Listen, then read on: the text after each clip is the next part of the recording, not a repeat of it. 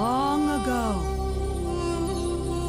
the world was ruled by spells and monsters. Your move! Your move!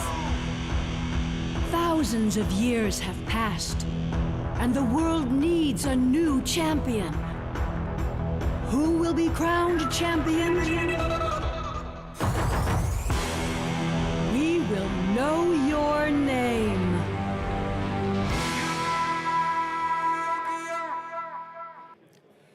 Hello and welcome, duelists from around the world, to the Yu-Gi-Oh! Championship Series Richmond. I am your host, Steve Kangas, and it is my honor to welcome you to Day 2 here in Richmond, Virginia, where duelists are coming together all over the planet to celebrate what Yu-Gi-Oh! Means to us. I think to a lot of us competitive players, Yu-Gi-Oh! More is just like an event, a tournament, a competition. I also used to think that way, but recently I've been kind of changing my mind. I've been taking the game less competitive than before, but in exchange I get to enjoy the YCS, the WCQ more as an event than just a tournament. So Yu-Gi-Oh! To me now is just like, kind of like just say the friends we met on the way. It's just like a gathering of me meeting old people, new people, everyone who I want to, and then we do still get to communicate in the form of just playing against each other in tournaments. So I guess that's Yu-Gi-Oh! To me. It's just a way to meet new people, and I do enjoy it. Yu-Gi-Oh! To me, as a mother of someone that's played Yu-Gi-Oh! Now for a few years as a Dragon Duelist, has been a great opportunity for me to spend a lot of time with him and really actually bond over something that he's very passionate about. It's a great community. I love to travel around and meet so many other Yu-Gi-Oh! Players. They really love the game. They're very passionate. They really are a true community. They have supported my son in his journey as a Dragon Duelist. So yeah, I think Yu-Gi-Oh! Has been a great opportunity for him, and I've really loved being a part of it. Yu-Gi-Oh! Means that I get to work with my best friend and travel with my best friend all the time, and we just get to explore the country together. To me, Yu-Gi-Oh! Is friendships, good times, and just hard work. Man, what Yu-Gi-Oh! Means to me, it means everything. It means going to your locals, right? Playing the tournament, playing with your friends, and then being there, meeting the people that you're going to spend the rest of your life with. You're not going to know it, but these are the friends that you're going to have lifelong connections with.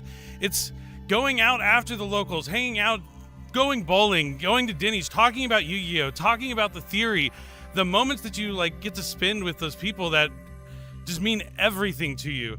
It's sitting down before a tournament starts, sleeving your deck up with your friends at the table across from you, discussing about how nervous you are for round one, maybe the tech that you have in your deck that's going to catch everyone off guard. It's the moments in the tournament when you're playing, when you make that key play that wins you the game, or when you're on stage and you're in front of all your friends and you get to hoist the trophy up and you're the champion for the weekend. Those are some experiences that I personally got to experience, but it's the memories. Yu-Gi-Oh! Is about the memories that it creates and the lifelong journey that it can put you on. It means everything. Yu-Gi-Oh! Is the best game, and my life would not be the same without it. I love Yu-Gi-Oh! And welcome back. And it's great to hear from all those different duelists. Yu-Gi-Oh! Means a lot of things to a lot of different people. But I got to ask you, Joe, what does Yu-Gi-Oh! Mean to you? Oh, I don't know if you have enough time for me to really give a full answer to that question. I'm being just completely honest. I mean, from certainly the competition, the friendship. I've been to people's weddings, people who had stopped playing that I'd kept in touch with, traveled hours across the country. Again, like I just mentioned, to attend weddings, celebrated, the birth of new children with people, texted them. It's the connection, the community, certainly the competition, the intellectual curiosity of what the game, the endless possibilities, the travel. It's truly an endless list of things. I could spend an hour getting more in depth on each of those individual examples. But how about for you? Community, it's all the same things and more. It's all these different duelists that I've met, duelists I haven't met yet that feel like a friend that you've known your entire life, and you sit down across from, even if you don't speak the same language, you know what you're doing. You can share that moment. It's touching. It's touching. Sorry, guys, this has been a long road to get here, right? 300 YCSs, and it's just an incredible time. But we are here for 6 more rounds of Swiss, so why don't we talk about what we've got coming up, because there's so much of the format left today. So we already completed 6 Swiss rounds yesterday. Those are 50 minutes each, best 2 out of 3. We're here now in day 2, where we're going to have 6 additional Swiss rounds, also 50 minutes before we cut to a top 8, which is untimed. Then our finals, also untimed, all of which will today be best 2 out of 3. Certainly good stuff, too. We also have the Genesys tournament as well, so there's going to be plenty of dueling action throughout the day. And if you're joining us from some of the other streams, it's good to see you, too. And if not, maybe you're just watching on the VOD, but it's going to be a great time either way. There's also some great prizes that our duelists are competing for, and you didn't get through the list. Let me see if I can do my best. In the first place prize pool alone, an ultra-rare YCS prize card, another Verstradius, an exclusive 300 YCS trophy, a Steam Deck OLED, a Steam code for YCS, Yu-Gi-Oh! Early Days collection, the 300 YCS Premium Messenger Bag, Metal Dice Set, Sleeves, Game Mat, a Yu-Gi-Oh! X King Ice Millennium Ring Necklace, and it is gorgeous. A giant card of the Winner's Choice awarded at the next WCQ this summer, and an invite to and VIP status at the next WCQ. Woo! Now I know why you didn't read that last time. I got stuck at that Millennium the necklace after having seen it. Just how beautiful it is. Well, speaking of beautiful, man, look at that trophy. There is nothing like that. And there is that gorgeous Millennium Ring necklace from King Ice. Great cards, too. Man, Card Trooper and Effect Veiler, of course, Stratios, historic, but not as historic as taking that trophy home.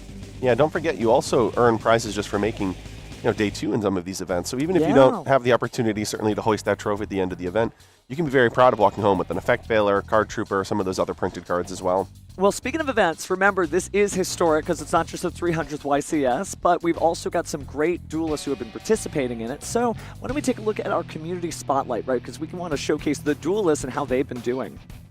Absolutely. So we actually have players in both of the events here. So we have Nicholas Ma, who is 5-2 in Genesys. Jeff Jones, who's also 5-2 in Genesys. We have Edwin, who we actually noted in a feature match yesterday, 7-0 in the Genesys tournament. Pac, who is in the feature match area also at the end of yesterday, who's 7-2 in our YCS. And then Ruben, who's also 7-2. And then on the other side here, we have Adichia at 6-3 from Plano, Texas, still rocking it out. Kamal Crooks Valdez is at 7-2. Lucas Sacco at 8-1, still in contention, of course, as well as Jesse Cotton, all in the YCS, and Charlie Futch with 6-3. So a lot of very famous duelists. And speaking of duelists, why don't we take a look at the duelists to watch? The ones we picked out, how are they doing? So Billy's selection, Ruben, as we just noted, is 7-2.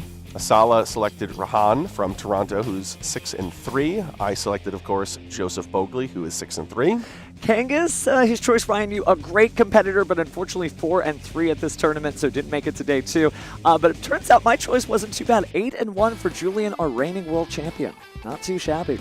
No, not too bad. I mean, if you have to pick anybody, defaulting to the reigning world champion is probably a good heuristic. Well, it wasn't just because he was the world champion. It was also the fact that he's such a new duelist, right? And it kind of shows you and highlights the fact that you can jump into this game at any point in your life and find yourself at the top tables, maybe hoisting a trophy of your own.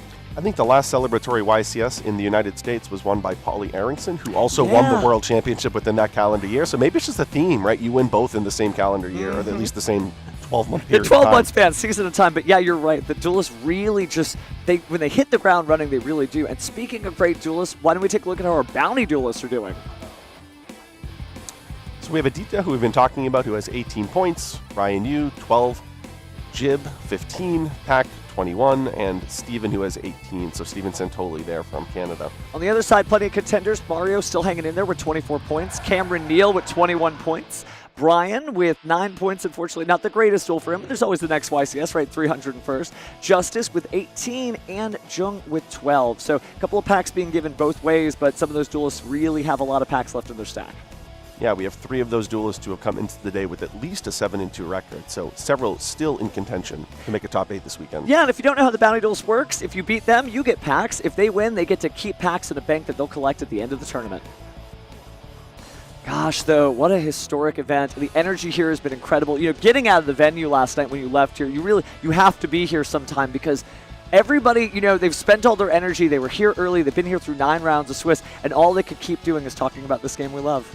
And there are still 6 rounds of Swiss left, so we have really another marathon today after the marathon yesterday. So the stamina that the duelist will need to have in order to not only get through that first day, but to continue success into day 2. It's really one of the most prominent aspects of a tournament of this length. Well, are you ready to start a tournament of this length? What was that? Are you ready to start a tournament of this length? Oh, yes. I think they're actually ready on the stage, so might as well jump right into it. Let's go. Up first in the blue chair from Saratoga Springs, New York. Shout out to his OTS Zombie Planet and his friends supporting him today, Ronald Deutsch. And his opponent today in the red chair from Pittsburgh, Pennsylvania. Shout out his OTS store, Green Tree Sports Cards, Timothy Dahl. Duelists are already on stage, so let's throw it back to the casters for game number 1. All right, so this is going to be another good one. And as the format starts to take shape, I don't think anyone expected Radiant Typhoon Malice. We certainly have seen Alba's Dracotail before, but it is going to be really interesting to see how these duelists manage to get through each other's decks. And I think that is the theme of this format. It feels like everybody's bringing 2 decks to the table at a time. Yeah, what's interesting is looking at the Malice strategy. I actually think the Radiant Typhoon cards are going to be coming out of his side deck.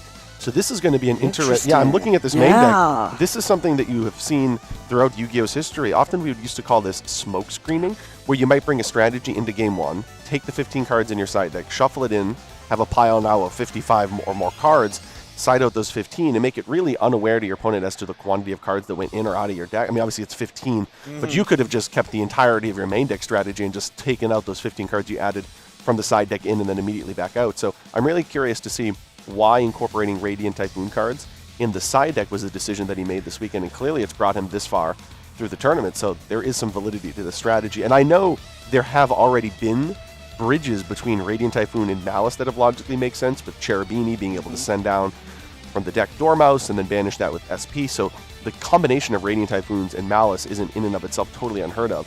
This particular strategy, though, is really taking me by surprise. Yeah, I love a good smokescreen. We haven't seen that as much where duelists do just shuffle both strategies into their deck, and it is kind of funny to take out the 15 cards and, well, maybe didn't side deck anything out at all. But taking a look on the flip side here for Ronald's deck, he's also got something that's a little bit more tried and true, at least for this weekend. People were predicting that Dracotail with the sprinkling of the branded strategy was going to make it, and it's a pretty standard lineup, but standard's not bad. It's reliable. Nope, this is really what you would anticipate seeing. It's playing the array of hand interactions that I would anticipate. Looking through the numbers, a lot of these Dracotails, I think a lot of players this weekend settled on some of these numbers. One interesting caveat with this particular matchup is the Dracotail cards themselves weren't really weak in any overly meaningful way against the Bestials. You incorporate the branded cards, though, that is inherently a new weakness. Well, let's find out if that weakness will be exploited as Ronald rolls the dice. And Timothy goes too. Looks like Ronald is going to go first. And there's the handshake. It's time to duel as we begin the 10th round of this tournament. Oof. Standby. In standby phase, activate More Charming Perulia. More Charming Perulia resolves. So Perulia resolves, looks like that was in draw phase or standby phase, presumably. Usually you do it in standby phase. Start by activating Rahu Dracotail. All right, so going right into the Dracotails here. Not going to special summon anything from the hand just yet. Resolving Malulu. So he's going to send Malulu from his hand, Lucius from his deck. Summon Arthalion. So now Arthalion's going to come down, add one of them back. Arthalion then, of course, he's going to be able to set 2 spell traps from his deck. Malulu to set and negate, and Lucius. It's almost like we didn't lose the other 2 Malulus, right? You always have access to it with Rahu Dracotail. So we're going to get a copy of Ketu that he'll be able to activate this turn. Setting Kitu and setting Flame. And getting Flame. Choosing not to negate with Malulu. Choosing not to negate with Malulu. I really appreciate, even if something is seemingly obvious, stating it. Yep. But as the quest continues here, looks like we're going to go ahead and fish out of the graveyard here. Our Dracotail Lucius, and immediately activating it. I think we're going to maybe fuse off the Fuwalos in hand there. It's not really doing a whole lot, so going to add the pan. Let's find out if Ronald agrees with me here. Activate 5 mana. Oh, we're going to find Mina? We're not going to... Okay, of course. So here comes Femina. Where's the fusion? Oh, no. Okay, it's just more Dracotail names in the graveyard. Not a bad idea. And there's Secretarion. Yeah, he needed the 5 mana because the Ketchy's not able to... Of course, since he doesn't control a monster. But now he's gotten Secretary and Dragon down. That's certainly one of the pivotal cards in this format, especially in so many of the Dracotail mirror matches.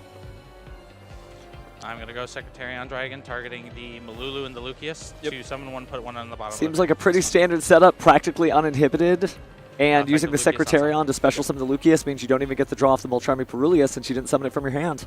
Yep, and now that Lucius that had been sent to the graveyard previously for a fusion summon has never actually resolved its true effect when summoned, so now he's able to add a 5 mana for follow-up, and honestly, interruption more likely, quite frankly, on Timothy's turn. I love how Secretarian Dragon can basically inherently be almost a win condition in and of itself with its lockout effect, but also just adds to your board going forward. Sometimes cards do one or the other. They extend or they act as an end piece that locks your opponent out. This truly does both. So even in matchups where you're not going to be dealing with dragons and spellcasters, it often is an end piece on your field, even if you're not getting that additional bonus because of the ability to recycle cards from the graveyard, one into the deck, one to the field. But it's also a good card when you're going quote-unquote blind first, because you don't know if you're going to be facing any dragons or spellcasters, but we're not here as we see backup Adagnister normal summoned. I'll say, considering both of these players are 9-0 this weekend, it's probably likely that they're aware of what each other are playing. Well, we certainly know how these strategies resolve as we see card add to the hand, a discard there of the Malice P. Dormouse, and now we are likely link summing for Lingaribo.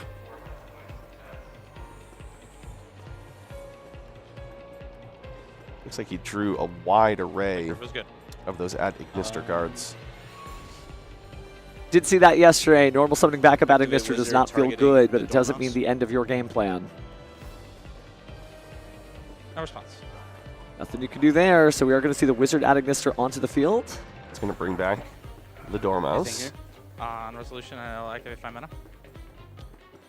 So now in this point of resolution, we have 5 mana. Get rid of that Fualos, and it looks like an Urgula. Thalion, targeting these 2 to bounce to your hand, and chainlink 2 Urgula to set. Not a bad move considering that Timothy already used his normal summon. You said target these 2? Yep.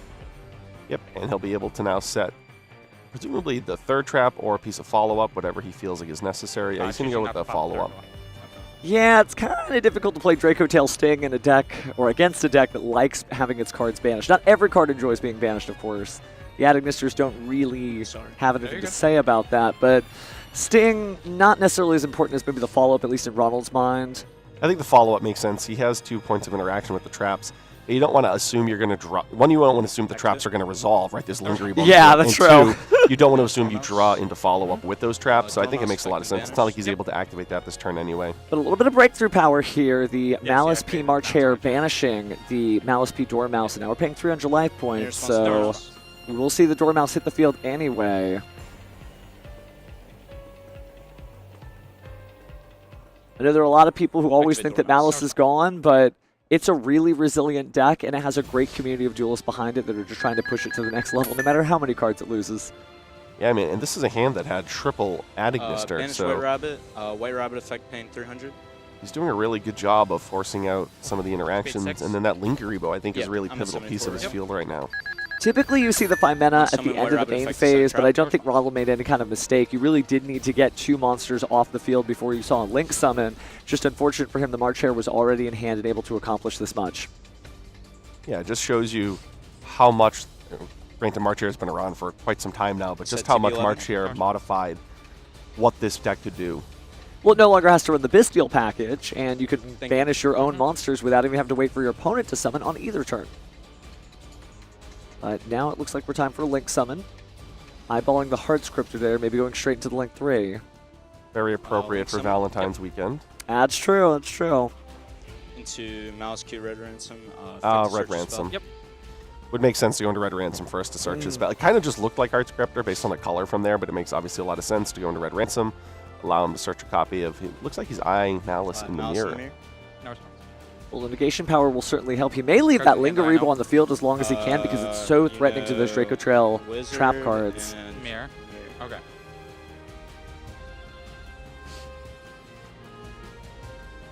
Definitely a different tempo to today's event. Yesterday, a lot of energy, a lot of duelists in the room, but now we're just getting down to the last competitors in the tournament. 256 people still here, but only 8 will make the top 8. Yeah, you can correct me if I'm wrong, but most of our public events start, I think, close to 10 o'clock. Usually not so much at 9 o'clock, so these might be the only duelists in the room right now playing. That's true on the first day, but I believe they open up public events pretty much immediately once they get here because, you know, there's a lot of duelists who are here and maybe they didn't make their dream of making day 2, but they could still win some fabulous prizes. Oh, fantastic. Here we have activate Axis Code Talker. Talker's effect. I'll banish Red Ransom and I'll pop the Flame. Effective Red Ransom paying 900. He may be just going in for it right now, actually. Yeah, you don't really need White Binder follow-up if your intention is to win with summon Axis and then Code I'll Talker, banish which from is my something deck. that this deck and many of the cyberspace strategies are still able to do. Malice P Chessy Cat. Yep. Chessy Cat effect paying 300 to summon back. I think it's really evident. I'm going to make the assumption that Timothy played Malice quite a bit in some of the months leading up to this event, even after the restrictions and after the banning of White Binder, because he's playing very flawlessly, kind of understood with this field to prioritize Axis Code Talker. I imagine he's already done the math ahead of time with some of these plays, so. Certainly knows the ins and outs of this deck. And it is a deck that you have to play a lot in order to figure out all of the different combo lines you have, because your opponent is going to try to stop you at some point, so you just got to know what the backup plan is. But for Malice, the backup plan is just playing the deck more. Now we got the draw too, though. I did see Amel Charmy, kind of useless at the moment, but still hanging in there. He did get a Bestial, though, which could be banished valuable. Dark, right? Correct. That was the banish off of access code? Yeah, I'm yeah, talking yeah. about attributes, yes. Oh, yeah, that's an important thing right there. You're talking about what has been banished. That Red Ransom on the field is on the field because it was banished via the Axis Code Talker. So it is important to keep track of the attributes of the Link monsters, because Axis Code doesn't need to do its entirety of its effect all at once. It can be scattered out throughout the turn as you need. So it's important to keep track of the attributes that have been utilized. Definitely a great ace monster, if I do say so myself, but not the only linchpin to the strategy. There's still a lot of distance we could go as we go ahead and banish 3. I think he's just revealing the cards I see, that okay. Yeah. Just for knowledge. Yeah. Can I see your grave real quick? Having White Binder flashbacks. A little bit, yeah. Quick check to make sure there's nothing in the graveyard, which is an important thing to note. I will. So again, take a look at both graveyards here, trying to figure out what the next move is. Timothy, maybe you're overwhelmed with the range of options he has because he has plenty of cards there. Enter. Looks like we're going to enter battle phase. 21 into 15. You don't have the field spell. Oh. It's this is the one that swaps. Okay. Little clarification there that we're getting our power boost from Red Ransom. Should be 600, I think. As it is ransoming your attack and defense stats. 100. It is, so, yeah. it's a I mean, 29. sometimes Secretarian can have 1,500 attack. Oh, but yeah, that would take a lot of banished So cards. It would be at 14. Certainly so would. 700 14. damage. Yep, 700. So I don't think we're going to close the duel out here, so Ronald's going to have to find a way to get back into the game, and maybe he will be able to do so if he's able to really push the limit of this newer version of the strategy, right? Relying on some of the Fall in the White cards, but we'll see if Fall in the White Dragon appears, or if he's just going to have to, well, shuffle things up for game 2. How much is he? I think there's a possibility that in main phase 2 we're going to see Link summoning 27? such that a non-dark monster gets into the graveyard to destroy the set Rahu with Axis Code Talker, because we know that that follow-up is there. 1 into Arth for 600? Yeah, 29 into 25. Or 29, yeah, so 400. That is like something 23. common to both of these decks. Both of these phase decks 2? almost play with their hands revealed. Thinking. They search so many cards, they set cards that are revealed as they're setting them, whether it is with the Draco Tail lineup of FX or with the Malice P White Rabbit. So it's kind of an open book test. Yeah. Yes. Oh, I am seeing some big Link monsters. I think you're definitely right. As Timothy takes a look at that extra deck. Link summon into Malice Q Hearts Cryptor. Yep. There's the Heart Scriptor. Activate Cryptor, targeting Malice in the Mirror, shuffle back and non-target banish. Yeah, I guess this is another way of accomplishing this. Are you using like play priority, or because I would like to activate? Oh yeah. That's a trigger, so you trigger that first. Trigger. So Chain Link 1 is going to be out Tholian. Good Ronald to catch that because it is a trigger effect. But Chain Link 2 should go ahead and be Timothy's banishment there. Yep, so one way or another, that Rahu was not going to remain there on the field, so it was a priority. Clearly, he wasn't able to maybe navigate another Link attribute. Well, with no cards in the spell and trap zone and no cards in the hand, Ronald is relying on the top of the deck to save him from this. Can I know cards in hand first? Wizard, Double March Air. That's it? Yep. Okay. And you know this is TB11. Yep. All right, Destiny draw. Ooh, I think I just saw an Ash Blossom Enjoy Spring. Yeah, that's not going to do it. Checks the graveyard, I guess, for an Urgula for Hope. Mayface. Yep. gonna go Urgla, target the Lucas. And that'll get it started if it resolves, but we're resolution. going to have to find out as Urgla goes to the bottom of the deck for now. Yeah, that's Activate March Hare. good for now, but now we're going to have the March Hare. That's going to banish the Red Ransom. Summon. Effective Red Ransom paying 900. Just good, solid gameplay, but Summon it'll be interesting to see if banish. Ronald can actually bring this all the way back. He's not at the precipice of losing this game, but anything getting stopped means he's just sitting on 3,000 attackers with 2,500 defense. So now we see Red Ransom, White Rabbit hits the field. Now that's likely going to set. White Rabbit on summon. Yeah, and then on summon effects. So TPO7. TPO7. Which can be activated this turn. It's getting a little difficult for Ronald. I'll activate Fallen White in hand. Oh, it was Fallen the White, actually. It did look like an Ash Blossom and Joyous Spring, but I guess the lighting was off there. We couldn't tell. So I talked about this earlier. Maybe Fallen of the White Dragon is enough to get you back in here. So we send Ecclesia and the Dark Dragon to the graveyard, and we special summon the new Fallen of Albaz. As I mentioned, though, one of the inherent weaknesses of incorporating the branded package is Bystials, which didn't line up particularly well against Draco Tails, are potentially something that you're going to be able to actually use as a form of interaction from Timothy's side. Yeah, the only dark really in the deck would be Dracotail Mululu, and the only light would be Dracotail Frixel, but adding a bunch of light and darks to your deck almost enables your opponent's plays if they have any Bystials, and we know they're in there somewhere, Timothy. I think he has a Magnamut in hand, so it is, as we just mentioned, totally plausible. Target the Secretarion. Chin Magnamut target. Oh, there it is. I was going to target this. Ecclesia? Yeah. That's fine. No response. So now we see effect on Ecclesia summon Bandage. Now the Magnamut activates. That's okay. Poor Dark Dragon. That's not the Dark Dragon she was looking for. You're 5K? 47. 47? It is funny, years after the branded first were introduced and sort of that lore, that Bystials still Hey, shut them down. It's part of the plot. This is a canon event. But now Ronald going into the deck, going to go ahead and summon Fallen of Albaz. Maybe the right fusion can get him out of this as he discards a Dracotail Lachias. Yeah, it'll be interesting to see maybe potentially Mirror Jade options. But I think the MTPO7, problem right? Here, yeah. The problem here is that if Fallen of Albaz isn't on the field, then it's not going to be resolving. So to clue in some viewers, remember that Fallen of Albaz does fusion summon cards on the field, but it does include this card, Fallen of Albaz, and by using MTPO7, you're going to add a Malice card from your deck to your hand, and if you control a Link 3 Malice monster, you are, of course, going to be able to banish a card without targeting. So there's no fusion, so Ronald cleans up his cards, and we are going to game 2. Yep, it looked like that was enough. I do appreciate Ronald there pushing a little bit and trying. It seemed like in the middle of the turn that Timothy was a surefire going to win, but there was a little bit more play there.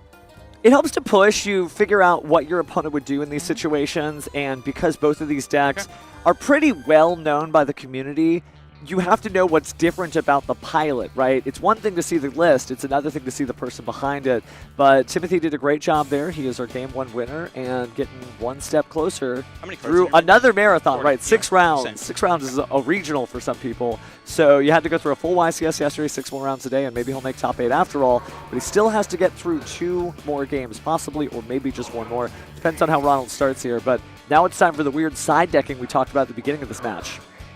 Yeah, it looks like he actually just took a handful of Psi frames, both Delta, Gamma, and obviously Driver, certainly, and not so much the Radiant Typhoon cards, but it is possible that there's still some coming in. I couldn't exactly see every card in that pile. I feel like those would make more sense going first anyway, though, because they just add more consistency of accessing Dormouse through Cherubini. So I could understand keeping them in the side deck here, going second in game 2.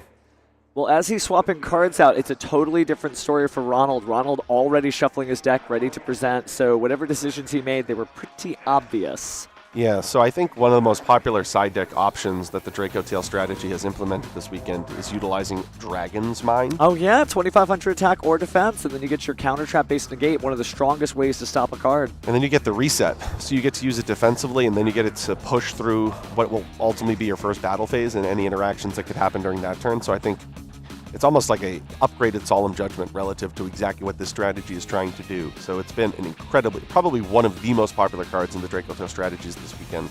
Definitely a card that I feel was overlooked by the player base, but as time goes on, people look at their cards like, oh, that does say 2,500. Let me include that. In the Genesys tournament, there is a Duelist doing really well with for Genesys Vanquish Soul. And I was like, all that for Heavy Borger? But then I started to think, oh, you've got Fires, you've got Urts, okay. So the creativity of Duelist continues to impress, but we'll see if these Dragon's Mines, if they did enter Ronald's deck, prove to be useful. And it is a great choice, right? You're going to go first. Even one copy of the card would be huge in terms of what your field would look like when you pass over to Timothy. Yeah, like I mentioned, it's really the fact that it serves two roles, which is stopping an effect on that first of the opponent's turn, and then the ability to reset it and then protect your first battle phase. It's the dual factor there that Dragon's Mind accomplishes that I think makes it a guaranteed inclusion here going first in game 2. It's also a trap card too, so you're able to set it during your opponent's end phase as well, so that's live during your own turn if you're trying to push. Or similarly, you can set it during your own turn if you meet those conditions, right? Because again, paying 2,500 doesn't feel bad. But speaking of life points, it's time to get into game 2 here. Friendly handshake, these duelists are still, they're trying to win. They're not trying to be mean to one another, so great sportsmanship on display. Stand by. Yep. Mayface. Yep. So looks like we're going to see a copy of Branded Fusion. What's interesting here is Timothy has a copy of Ash Blossom. I'm not... All right. Yeah, well, there it is. He's going to. I think you could argue that Ash Blossom can be held this format, but... Not if you got down this impulse. That's totally fair. Didn't see the impulse. That totally changes it. Oh, it totally changes it. Ronald is just stopped dead cold. Looks like in the hand I see Fallen of the White, perhaps? No. Ash Blossom Majora's Spring, so we'll see what he's able to do here. Yeah, he's got Effect Veiler, Ash Blossom, and Fallen of Aldaz. So this probably is going to be met by one of the hand interactions that he has. Copy of Ash Blossom. No response. 2 in hand? 2 in hand. Is it enough? Yeah, is this one of... TB11, yeah. Banishing Malice, P Chessy Cat. No response.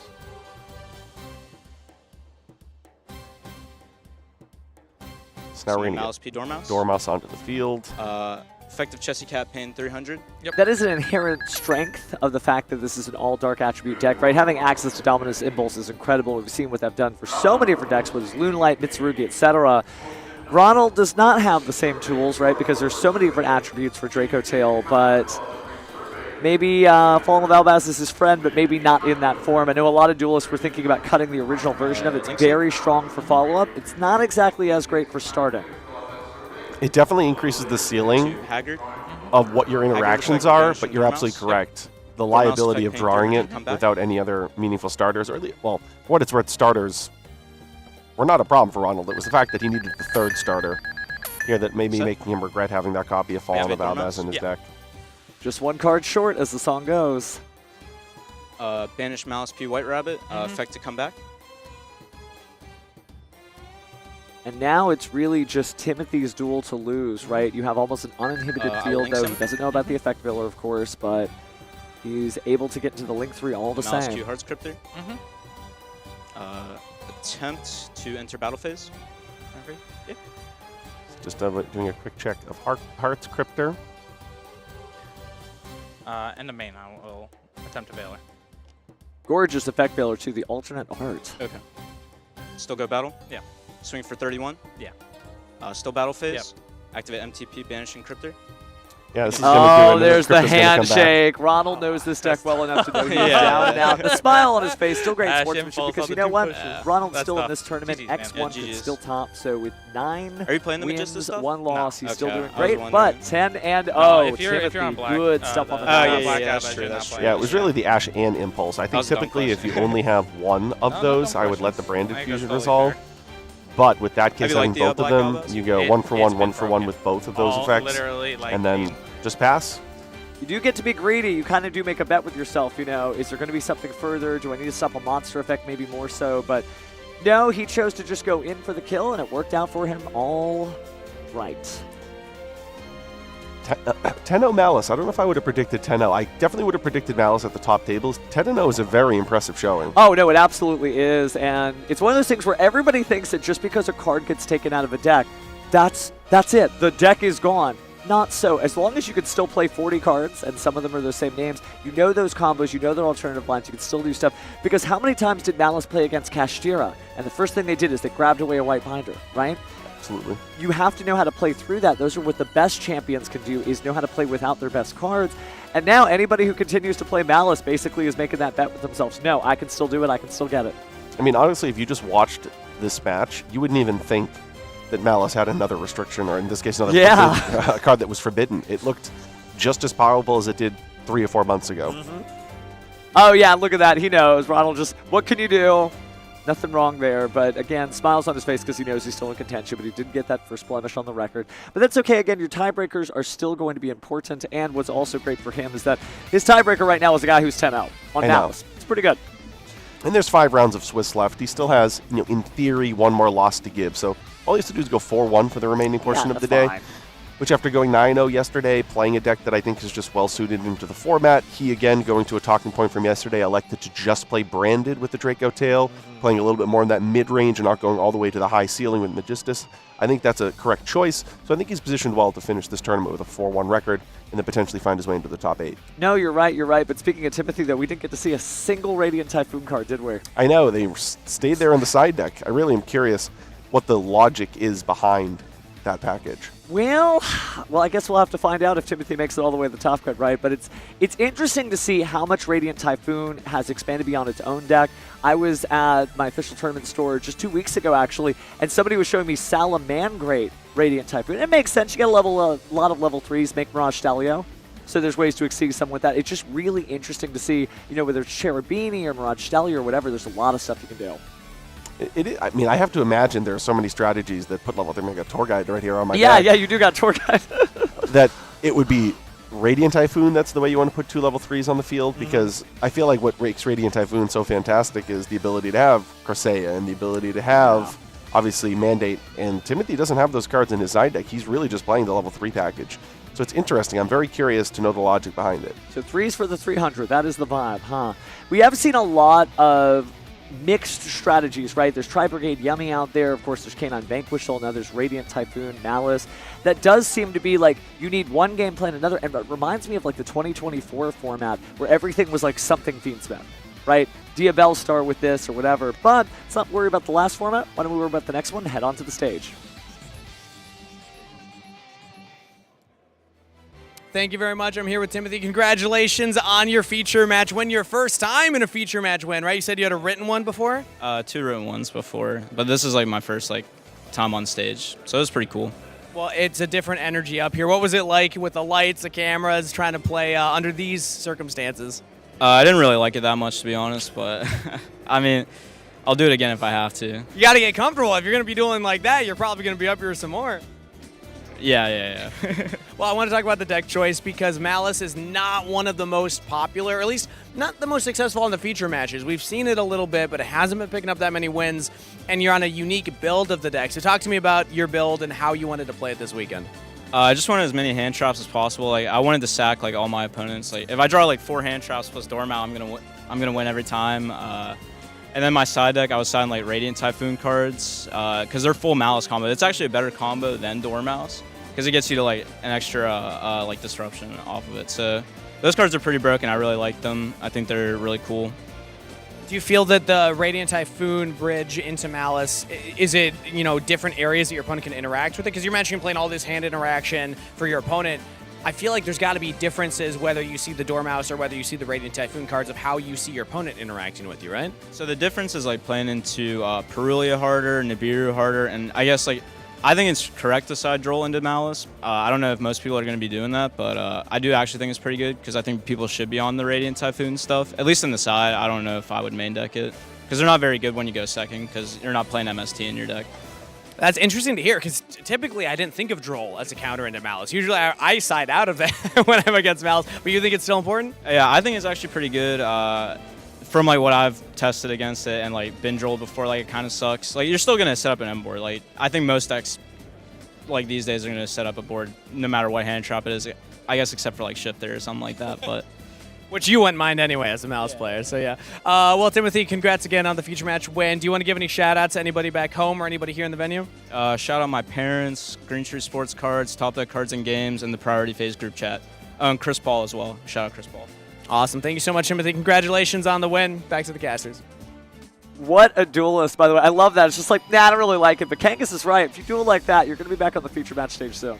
Yeah, and it's better to get a round 10 feature match, get that feeling of the bright lights out of the way, and not have that first feeling be perhaps in the top 8. That is true. There are some duelists who their very first experience being on that stage is showing up to the top 8, and you're like, oh my goodness. It's actually a better feel duelist, right? It's private.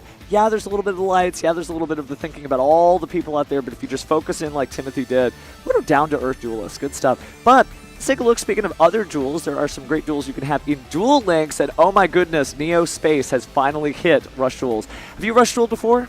I cannot say I have. Oh, you're missing out because, oh my goodness. Yeah, maybe these cards seem not threatening, but I gotta say, Neo's really good in Duel Links right now, but also they made a full Diane Keto deck. Gaining 1,000 life points never felt that good. It's her in different stages in her life, and it is literally one of the top decks of the format. Our format in Rush Duels looks cute, innocent, but it is deadly and maybe the most brutal form of dueling than ever before. I promise you, man. That is an iconic card, so I do appreciate that. But there's a lot of good stuff left in really just the entire dueling economy when you think about it, right? You've got Duel Links doing so many cool nostalgic cards, where the Gradius was also just added too in that same pack. But there's also all the really neat stuff you've got for Master Duel. And speaking of bonus duels, you want to take a look at another feature match? I think they're in Game 3, so let's take a look. Yeah.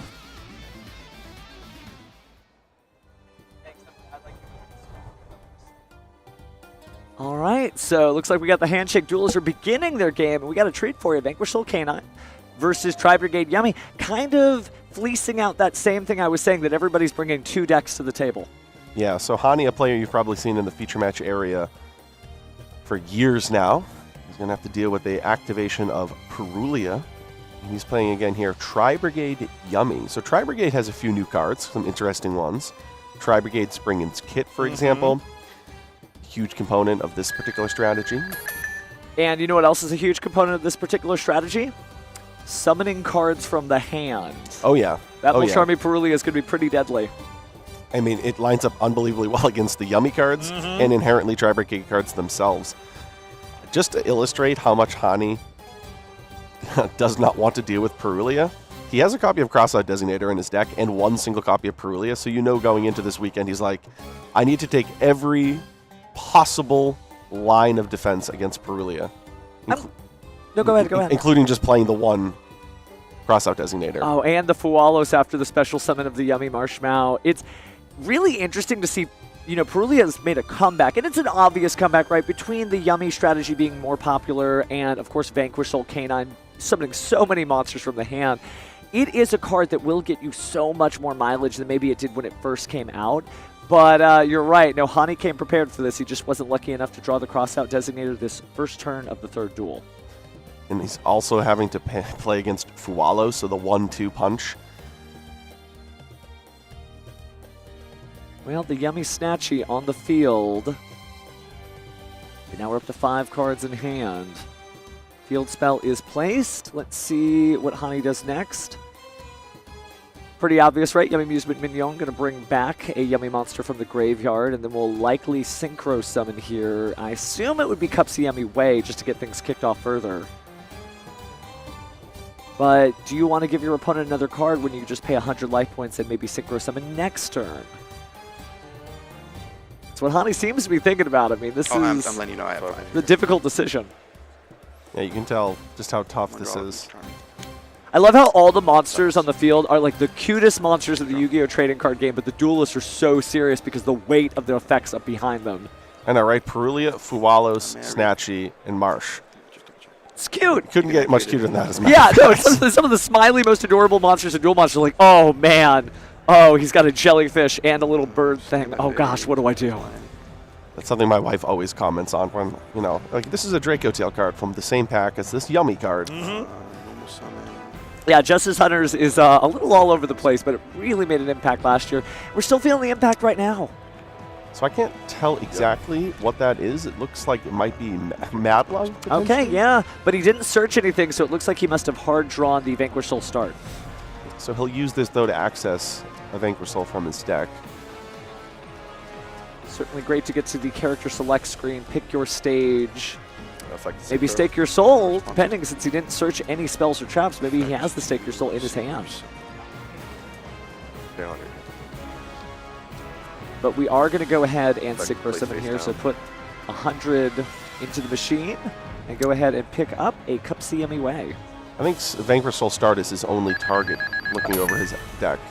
No, I think that's actually Cookie Yummy Way, excuse me. So we might be trying to flip face down the Vanquish Soul monster, try to avoid some sort of tag out there from either the Heavy Borger, Caesar Valius, even Rock of the Vanquisher. Yep, that would make sense. No response. Okay. Yeah, so it puts the Mad Love face down. So it was a cookie. I think Hani has to feel pretty happy about these first two first two gameplays from Omar. They're amongst the least threatening. And wow, look at this. Hani's actually going to be able to cold. Wow. Get the turn back to him. There's this thing with Hani where whenever he sits up in his chair, you know he feels good. This is something that you've noticed about the way he's played from whether it's Snake Eyes or Sky Striker decks. You can tell that turn went flawlessly for him. Now, he's won YCS championships before, the Team YCS in 2024, but you're right, it is that kind of like gamer mentality. It's like, oh, no, I got to sit up and we got to do this one. Speaking of doing this one, we are going to link summon or synchro summon again. Let's see. I also appreciate just his pace of play once he gets into the groove. Seemed kind of stunned, but I think he made the right call, just playing conservatively, not giving his opponent too many cards. Omar obviously doing what he can, but definitely telegraphed the fact that he really didn't have that much to start any combos. When you normal summon Dr. Madlove, and then you activate Vanquish Soul Start, I mean, you obviously have nothing left in the deck if you didn't surge. But speaking of searches, Cupsy Yummy Way is going to go ahead and add, looks like Cookie Yummy. And I think that might have been another Cookie Yummy. It flips first, and then it would be able to reveal. A little bit of a glare there, so I can't tell. Sorry, chat. But most of the Yummies, functionally speaking, are going to have very similar effects. And honestly, he can access whichever ones he wants for the most part at this point. Are you saying that cookies, lollipops, and Slurpees are all the same? Oh, definitely not. But cookies trump the other two by a considerable margin. I mean, they do have the Sugar Crash effect, right? Minus 1,000 or Destroy. But speaking of parfaits, perfect monster here. Cupsy Yummy hit the field. We're going to go ahead and search out another yummy piece of the combo. Looks like Yummy Surprise being added to the hand there. Such an amazing card, right? Depending on the circumstances, whether you want to clear your opponent's field, maybe you want to special summon Yummy Marshmallow and then grab back your Yummy Surprise, use another effect later. Yeah, the release of Marshmallow totally changed the functionality of that card.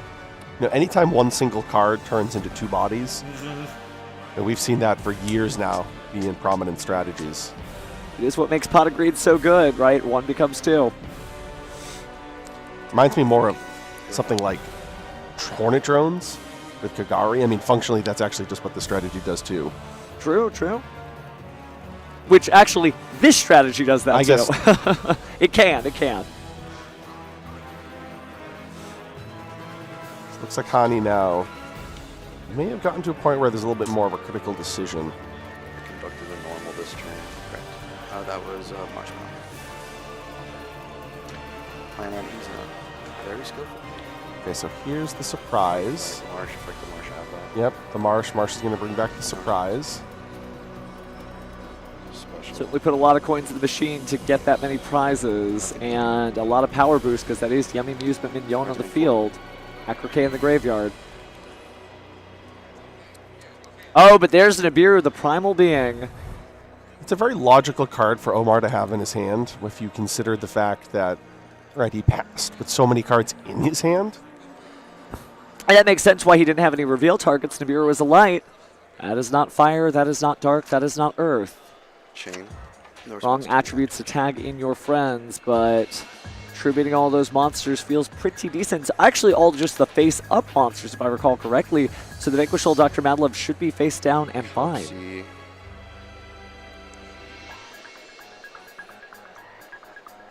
Marsh. So it looks like he's chaining the surprise in order to bounce both the Soul Start and the face-down Madlove. There's a lot of reasons to do that. Obviously, you can get additional combo extension if you can keep hold on to your At a Yummies. steady pace. Why would you? I thought it was. Oh, I guess what I say doesn't matter. Sorry about that. Doesn't matter. I would like to appeal it, but I don't know. Like, I feel like I was thinking on a reasonable, like, yeah, honestly, because I feel like I was thinking on a reasonable spot. So little interaction here with the judges. We might take a brief little pause here, which is okay. But thinking about the tempo of the match, it's going to be kind of difficult to keep playing because you've used up many of your card effects in the combo so far. And these were the bounce back. Yeah. I don't think it actually matters where I put the token. I guess I'll put it here. So we're just going to put the token right in front of the extra monster zone. In attack position. No, defense. Okay. Defense position. I was about to say attack position. I was like, oh, does he know something I don't know? He just forgot to say it. Two small things back, but it should just be these three, right? So it's got.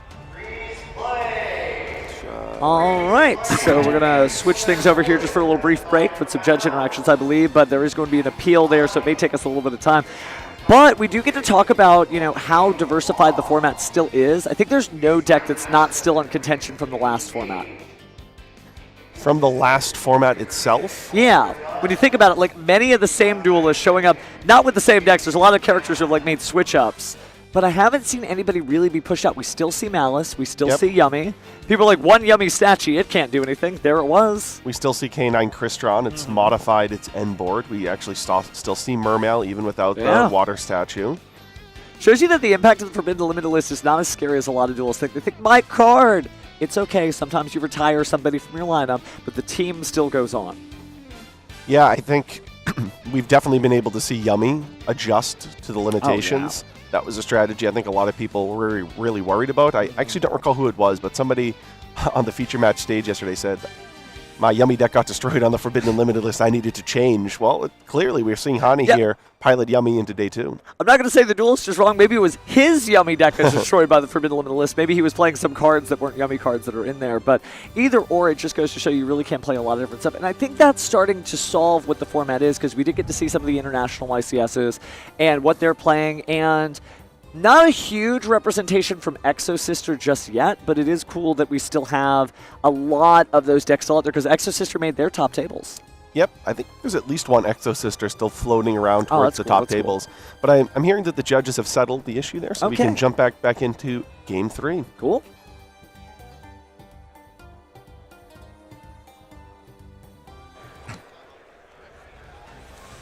All right, so looks like everything is back to normal here. 15 minutes and 27 seconds left on the clock, and we did get a little bit further into the turn here as apparently the Radiant Typhoon monsters make an appearance. Yeah, so there's a small Swen and Eldon package here in Hani's deck in combination with 3 Radiant Typhoon Chant, right? So now that's able to put 2 beasts. I call them the Tri-Beast variations. The Tri-Brigade, haha. Yeah, we haven't seen the Tri-Brigade cards. We're going to see them here, but the Tri-Beast, Beast, Beast Warrior, and Wing Beasts. But it's a really reliable way to put 2 on the field, and now we can see Farragut. And it looks like the slow play penalty was upheld, so if the timer seems like it's been modified, you do get a 3-minute extension when that happens. Remember, it's not a big deal. It's just a warning as long as it is your first warning. Afterwards, it could be upgraded, but it was not upgraded here. Speaking of upgrades, though, man, Tri-Brigade definitely got an upgrade with those new cards. Yeah, now we see the classic Tri-Brigade kit. Hani probably feels, honestly, pretty great that Nibiru has already been activated. I don't think Omar really had much of a decision, but Hani's now going to play unaffected by a future Nibiru, which I think some of the Tri-Brigade variants that have existed over time, if they weren't able to put up Apollosa early enough, were afraid of Nibiru. Then obviously Apollosa being banned, that's changed quite a while ago. But it looks like here we have double Dragon Lords, which was part of the original Tri-Brigade end board from many years ago. And is that Mauser there? It's kind of hard for us to tell, but it does look like it's Mauser, the new Tri-Brigade Link monster. You're right about the Ancient Warriors. It's so wild to see it, because I never would ever see that monster and say, Beast Warrior, that's what they are. But it's a great inclusion in any of those decks, whether it is, Fire Fist, or, again, just there's a lot of Beast Warrior decks. Even Lunalight can make use out of that card. But that's basically threatening at any point to be able to return a card from the field to the hand, and perhaps that Nibiru the Primal Being in defense mode is not going to defend Omar's life points that much longer. We see a Nerval sent to the graveyard. We see the brand new Tri-Brigade's kit sent to the graveyard. Dump another Fractile, and a new Chain Link. And then a Fractile sent to the graveyard, so that was the combination of Mauser and the kit itself that was used to link off to make the Mauser. So good to see Fractal with other Tri-Brigade So monsters. I've special gotten chain so link one, used to chain seeing link it as two just an extra extender for And Luna then Light, you but this is dump where it off belongs Off with of its Mauser fellow and Kid, Tri-Brigades. I dumped 3 cards. Okay, so okay, yeah, Mauser and Kid. Okay, yeah. So now there are 2 chains here. The Nerval is ahead. going to allow him to search a copy Boom, that. of, it looks like, I would assume here. Fractal. If I were to Anything guess, I on couldn't see summon? exactly. But then the Tri-Brigade's kit will now, or Spriggan's kit will summon back the Nerval from the graveyard. Certainly plenty of monsters on the field, plenty of materials. Looks like Omar might have an interruption, though. Good. It's a copy of Azuna. Okay. Been sitting on that for quite a while. We have summoned multiple monsters from the extra deck, so I wonder if it's Typhon. Maybe we'll go into Nash Knight. Can't be light, but there's still a lot of other options. Perfect. So now in an open game state, he activates the effect of Nerval. I'll attempt it. Cool. And now here comes out Azuna. Anything? Hani asks Omar if he has anything. Nothing in the open games. Alright, I'm going to go ahead and synchro now. And then I'm going to use the effect now. To The Reborn 2. Yep. Thinking here.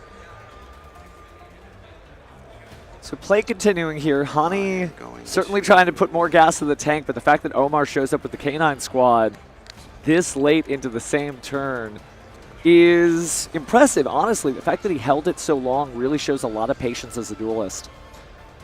So looks like he got Lollipoo on the field, and now he's determining what he wants to special summon. I'll attempt a bow. Well, 2 yummy monsters with their effects negated. I mean, they're all practically the same. You're chaining It is met, though, with Ghost Bells. Took a little while to make that determination, and then Hani looks like he's chaining Lollipoo. His opponent activated a card effect, which will now allow him to special summon 2 yummy monsters from the graveyard anyway. So I guess functionally it has basically the same outcome. He just doesn't have the Lollipoo on the field. So Cookie and Cookie services here as we have Cookie Yummy Way and Cookie Yummy, and that was summoned off a Synchro monster. Use the effect of Cookie to pop the Azuna. Going for the Isna there. Makes sense, right? You don't want to fall into any surprises with the Lupus. He's going to go and chain the Lupus anyway. And now he's going to be able to use the Dragon Lord. Yeah. Oh, and getting rid of a beast from his hand there. Good looking out. Man, I just misplaced. Yep, so he had that checked there with the Dragon Lord, the ability to return the other level 5 to the hand, or in this case to the banish pile. Search MST. This was it left the field. That shouldn't matter, honestly. Now Hani's activating a copy of Radiant Typhoon Chant, searching out a copy of Mystical Space Typhoon. I just love the idea of there being one copy of Mystical Space Typhoon in Hani's deck. That is definitely a 20-year blast from the past. Oh, yeah. Just one MST. You want to talk about shakeups on a Forbidden Limitless when Mystical Space Typhoon went to 1. You're like, but how am I going to destroy spells and traps? How am I going to destroy my Mirage of Nightmare? Attack for Yes, 26. yes. Attack for 2,000. 46. And then attack for 1,800. Yep. So 2,000, 4,600, and 1,800. So we'll have the life points added up in just a moment here. But that Mystical Space Typhoon is live, is important. We know the Vanquish Soul start is in the hand because it was returned with the Yummy Surprise. So the Mystical Space Typhoon, I mean, that is getting real work. Yeah, I think we know that there's still the Mad Love with no targets in the deck, plus the Soul, as you just mentioned, which is checked by the Mystical Space Typhoon.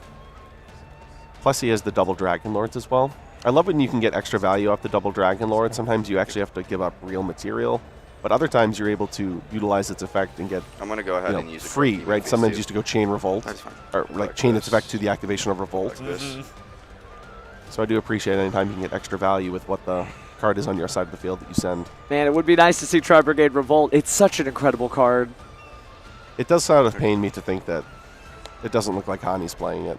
I know, it's an incredible card that you just can't make space for. There are too many good cards in Yu-Gi-Oh! How do you choose? That's your go, bro. Yeah, I guess in today's Yu-Gi-Oh! People just side it if they are going to play it.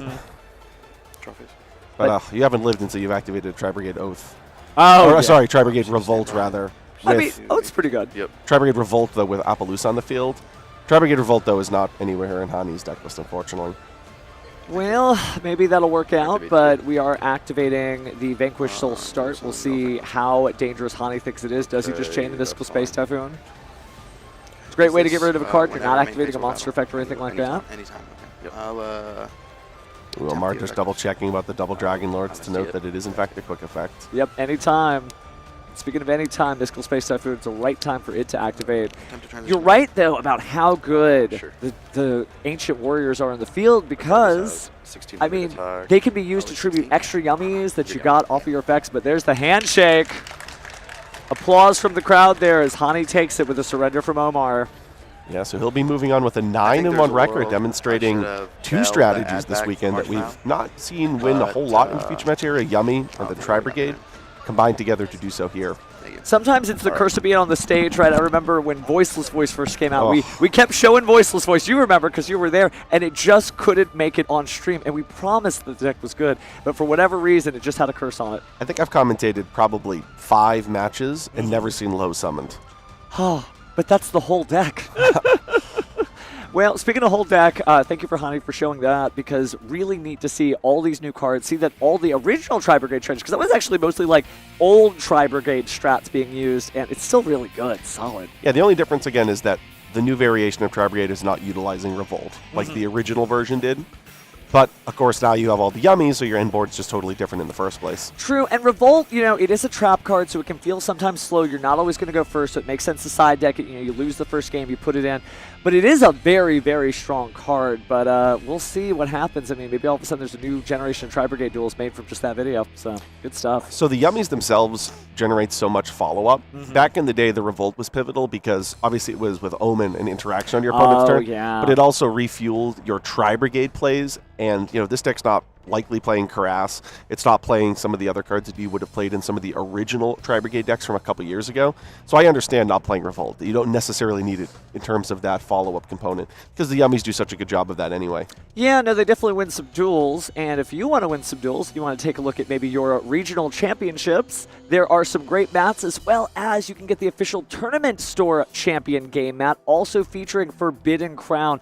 Forbidden Crown, a really pivotal card we've seen, but on March 7th and March 8th, take a look at your official tournament store. They'll be celebrating, and that mat could be yours, first place. It's beautiful, man.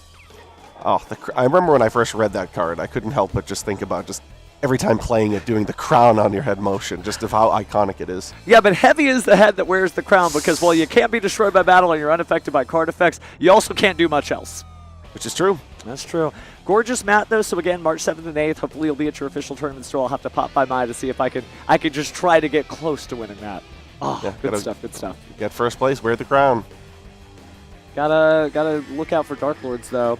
But speaking of Dark Lords, you know, we did get to see that there were some Dark Lords in the tournament. I feel like that might be the one deck that didn't really fully blossom this weekend, right? Exo Sister showed up. You know, we have seen some Rescue Ace here and there, but man, those Dark Lords are kind of mysteriously gone. I know Jeff Jones is 5-2 with a Dark Lord strategy in the Proto-Genesys YCS, so I wouldn't necessarily end the Dark Lord conversation just yet. There's a chance that he sneaks in to their top 8. So you're saying I might eat my words in the finals when we end up seeing Dark Lord maybe on the very first place? Well, he started 4-1 but finished 5-2, so he's going to have to turn things back around. But if any duelist can do it, it's definitely Jeff Jones. He has notorious success with some of those under-the-radar strategies. Well, and if any deck can do it, you know, the points list, it's not too mean on the Dark Lord cards nor the Forbidden cards. I think it's just like 10 points per crown.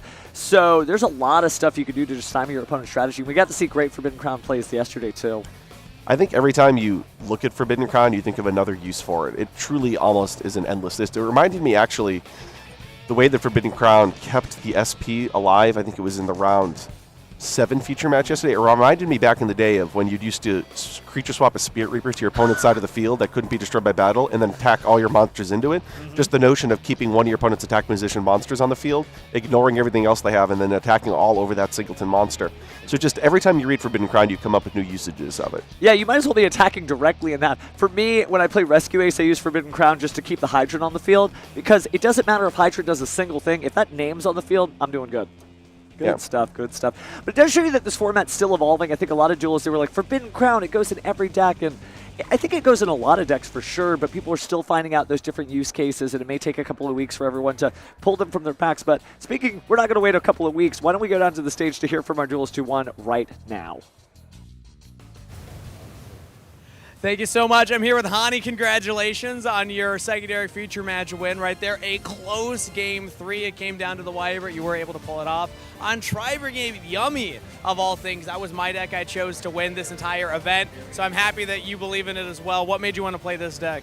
Honestly, I just thought it was a good meta call. People were really sleeping on the deck. Once Snatchy got hit to 1, everyone just was like, this deck's done, but I just continued playing it. I figured out things with the Radiant stuff, with the Tri stuff, like the deck all just gets together, it all works together, so I think it's really good. Plays a lot of non-engine, hand traps, that's what wins the game, so.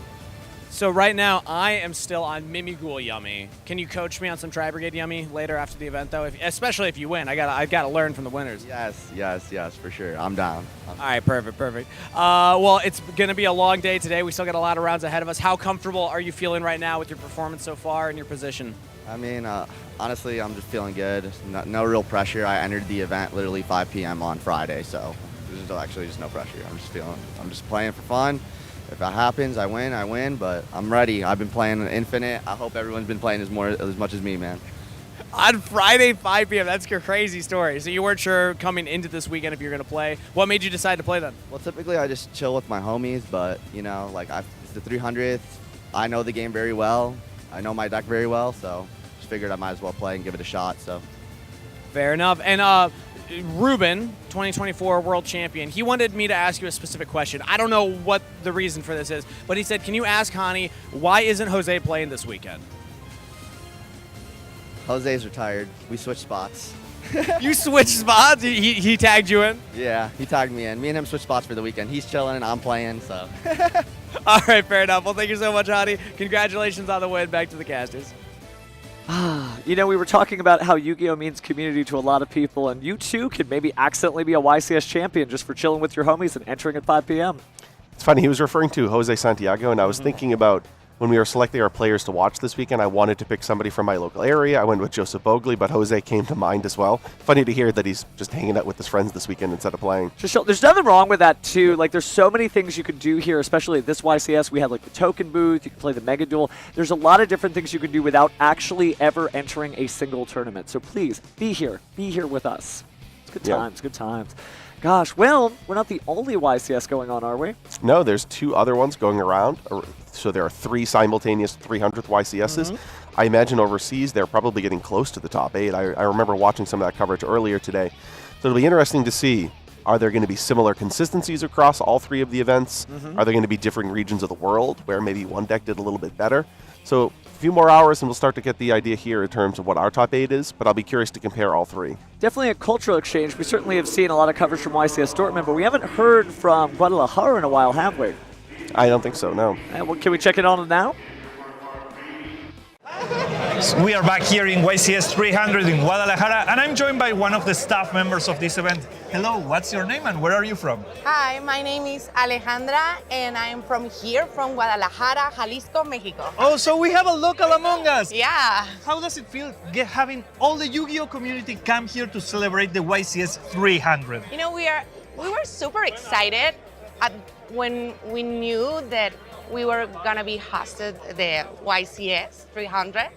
And right now that we are here, we feel more excited than before because we see like people from all around Latin America, from Chile, Brazil, Peru, Costa Rica, and it's so excited to share with them the game, our hobby, the food, everything. We're so happy to host this. I really hope people are having as much fun as you seem to be having. Yeah, I'm having so much fun. I hope everyone is having fun. I hope you win your match, and I hope you're having a really, really good time here in Guadalajara, Mexico, and at this YCS 300. So that's the spirit, guys. Thank you, and back to you guys in Richmond. And Maximiliano rocking that suit, by the way, with the blue fresh. But it's also good to hear from everybody down in Guadalajara, Mexico. I think they had about 1,200 plus players there, so it's good to see that Yu-Gi-Oh! Is doing well around the world. Yeah, 1,200 there. We're well over 2,000 here. I don't know how many are in Dortmund, but I imagine it has to be.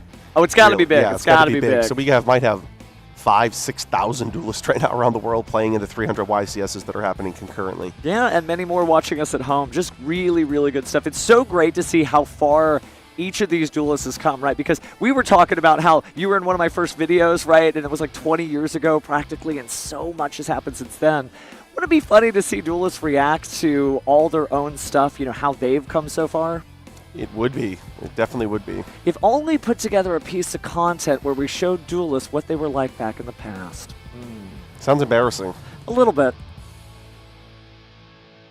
What's up, Duelists? Steve Kangas at the 300th YCS. I printed out a bunch of old pictures of some of the Duelists here. Let's see how many signatures I can get. We caught Ruben. Let's go. Excuse me, Ruben, big fan. Can I get your autograph? Yeah, of course. Here, there you go. Can you sign that for me?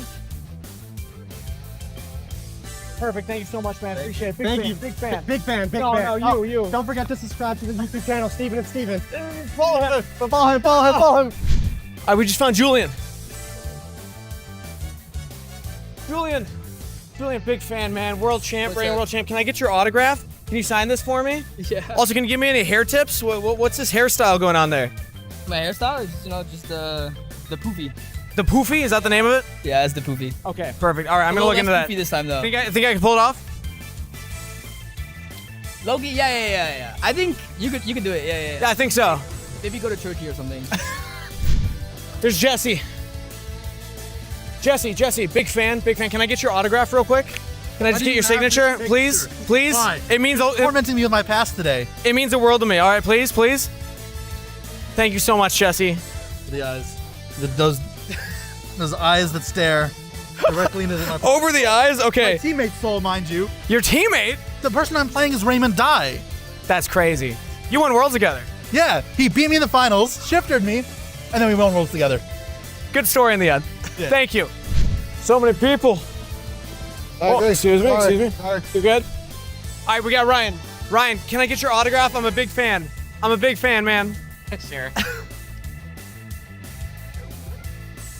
I got it. Do you remember this moment? Drawing 2 dark holes off Desires. This was 2 dark holes off Desire? Like this moment? Yeah.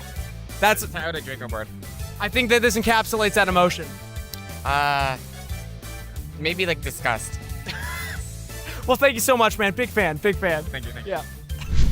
We found Jerome. Jerome, big fan. I love what you're doing with Genesys. Can I get your signature? On this thing? Yes, on this. Sure, I guess. Thank you so much. Here's the Sharpie.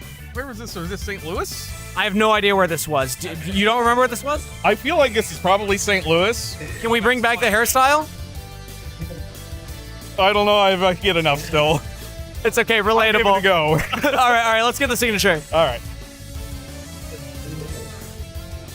How about down here? That works. Perfect. Here was this? 2007? Let's pretend 2007, yeah. 2007 through 2026. Like that. Thank you so much, Jerome. Absolutely. Big fan. Take 6,000. We found Jeff.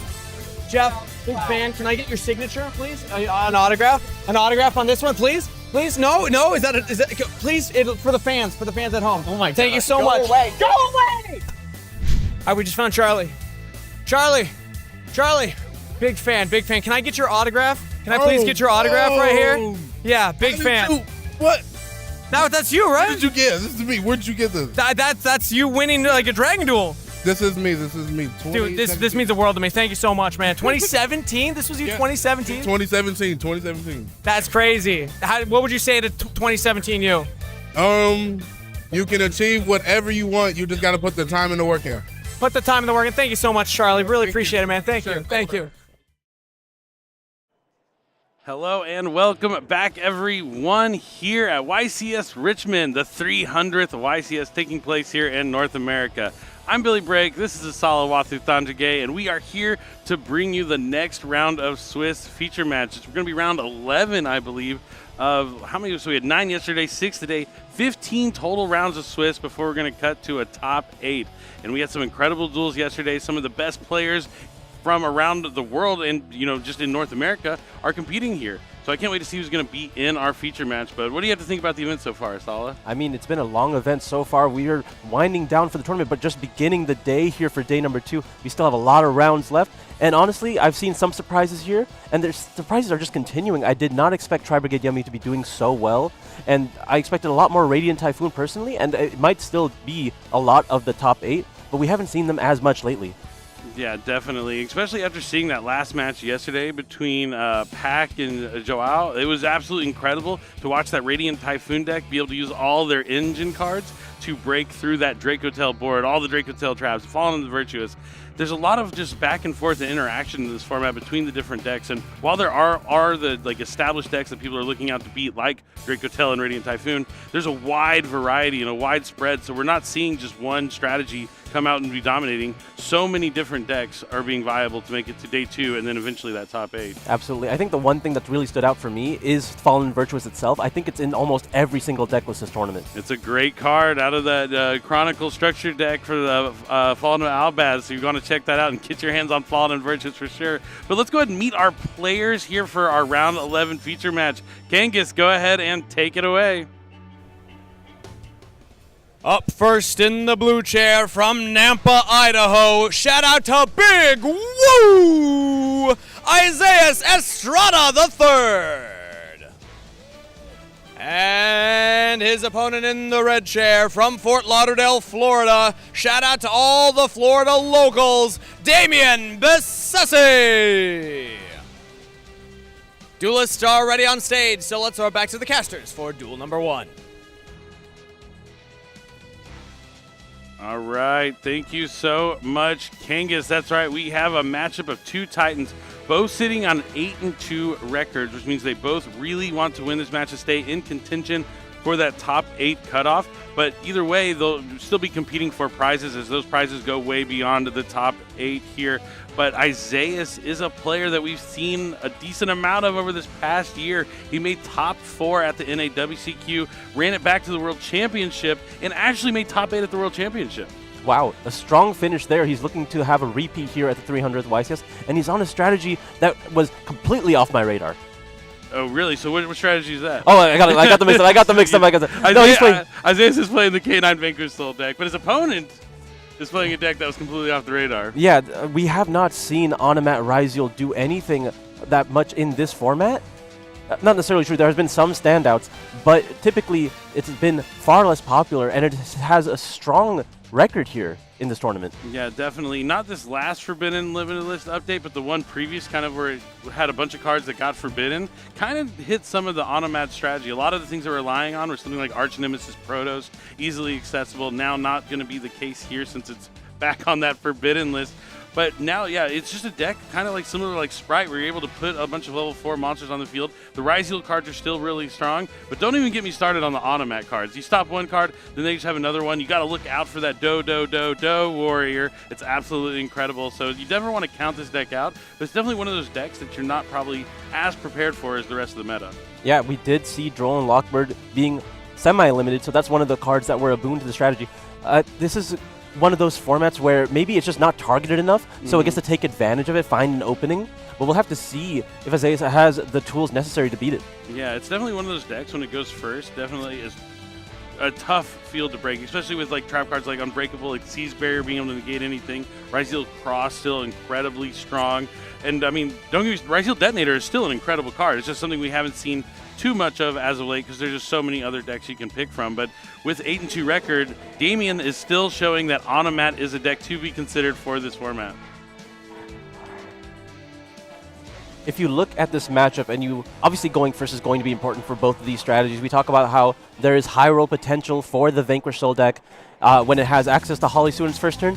Typically, you wouldn't count that as happening anymore because it is now limited to 1, but we have seen it happen even just round 1 of the 300th here. Oh yeah, remember that round 1 when we got to see the Dimension Shifter Stake Your Soul 1 game. The next one is Dimension Shifter Holly Sue. Absolutely incredible. Just because the card's limited doesn't mean you're not going to draw it. And now we are ready. It's going to be game 1, round 11, YCS Richmond. Speaking of an 11, YCS just rolled an 11. 6. And that's I'll start. Is that a 6 or an 11? It looks like a 6. A Okay. 6. So Isaias is going to win the first part of the duel, being able to go first, which is what he doesn't know that he really needed to win the die roll, but having this opportunity definitely sets him up in a better position to win as opposed to going second against a deck like Anamat Ryzeal. We'll see how he opts to start. I see some powerful spell cards in his hand, but it looks like we're going to be starting with the normal summon of Rosin. It's going to be met by an Ash Blossom and Joyous Spring right off the bat here. Anything else? No. It doesn't seem like it's going to be too concerning. I think we're going to be following up with Pot of Prosperity. We'll see if he goes for 6 or for 3. Now, is Pot of Prosperity a common card you see in a lot of Vanquish Soul K9 decks? Absolutely. It is. It's like a staple, because the one thing the deck struggles with is like the consistency, right? And that kind of bridge that gap. It's a lot of moving pieces, and you definitely want to see the Rosins. You want to see the if you can find access to Holly Suit, that's really important. But just as long as you get to those Vanquish Soul names, that's how you get everything else going. And obviously, in situations like this, where sometimes the Rosin doesn't need to resolve as long as you already have the other pieces. But if you don't, this could completely end your turn. But now, looking at the top 6 cards, you have every other option available. And since the Ash Blossom was used, all these K9 cards are absolutely incredible on top of everything else. He has, his pick of Holly Sue or any K9 card he wants, but he looks like he's eyeing the Holly Sue. And that is what he's going to select off that Pot of Prosperity. The rest of the cards will return to the bottom of the deck. No draws this turn, which does matter for Vanquish Soul because of Heavy Borger. All right, so I see his hand. He's got Stake Your Soul. He has a Lupus, a Holly Sue, and a Lantern. So he's going to be opting to go ahead and link summon Rock of the Vanquisher to add the Rosin back to the hand. He can special summon the Holly Sue if he chooses to by revealing that Rosin. Looks like that's what he's going to do. And now he's going to be able to reveal a Fire and a Dark to summon from the deck. Fire Dark. In fact, where we're going. You can resolve. Ash Blossom is already used here, trying to cut off the engine early, but unfortunately, if you have another way to keep going, it's just really hard. I mean, Vanquish Soul in general, just really hard to stop. Yeah, you just kind of have to hope your first interaction will slow them down and they have no more room to play, but that Pot of Prosperity really kept Isaias in this game. So it looks like Dr. Madlove is going to be the special summon here from the deck from Vanquish Soul Holly Sue. Yeah, choosing to leave his options open with the Stake Your Soul. Stake Your Soul could have done this already by revealing the Lantern, but we're just going to opt to use Holly Sue to see what interruptions Damien uses. Now we have access to Start. Start can get you another name here. Start, target Sue. We're going to target the Sue, so you can add any non-Earth. Maybe a Jiaolong here? I'll grab Jiaolong. Yep, there's going to be that Jiaolong. Now we're going to be activating that Stake Your Soul. Revealing the Jiaolong, we can go ahead and summon. Is that going to be another Rosin? Oh no, another Jiaolong. Guess he's want the level 5 monsters on the field so he can access the K9 half of the deck. And now we're going to use the Jiaolong, revealing 2 fires to go ahead and just add another card here.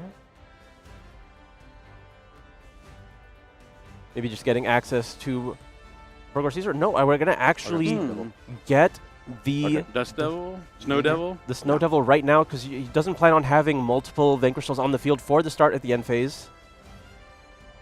Or at least is prepared to have that option be removed. Yeah. All right, so he's going to activate Lupus Effect, the special summon from the hand, since the monster effect from the hand was used by Damien. It's kind of cool that Lupus can summon from the hand or graveyard. We're going to leave the Holly Sue on the field, use the Jiaolong and the Lupus here to make an untargetable, I assume, Ripper. Yeah, you got to remember that Lupus provides the targeting protection. I can tell you from personal experience at locals, that can easily slip your mind. I think one of the more powerful interactions this deck has is making that untargetable Typhon with the Lupus.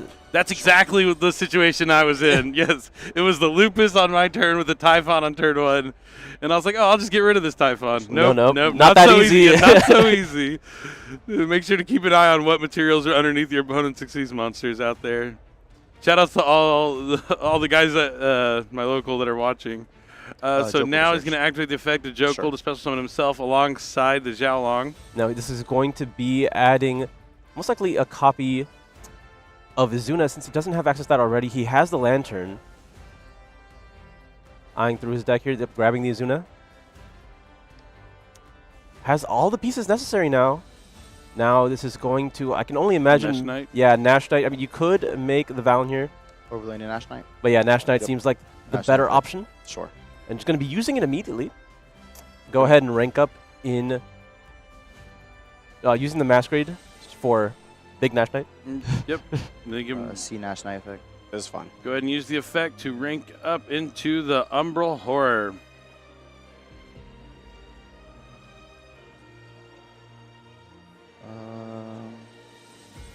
So, couldn't ask for much of a better start here if you're playing Canine Vanquish Soul. This is pretty much the bread and butter. Now, the Ripper, I didn't catch it. I assume also set the Force Release because Ash was used on the opponent's turn? There are 2 sets there, so I can only assume. Yep. I'd imagine so. He could have already had it in his hand also. All right, now Damien is going to draw for his turn. Yeah, so this is interesting. He did end up having 2 Vanquish Soul monsters on the field, so he could have accessed the start that way, or the Caesar Valius. Or it's a Snow Devil, so like he didn't have to search the Snow Devil outright, but he just wanted to play around any way that this could have been removed. He did already have access to Ripper, so he was pretty insulated from Nibiru. But now he just doesn't have the Caesar yet, but he does have the attributes necessary as long as Holisu remains on the field.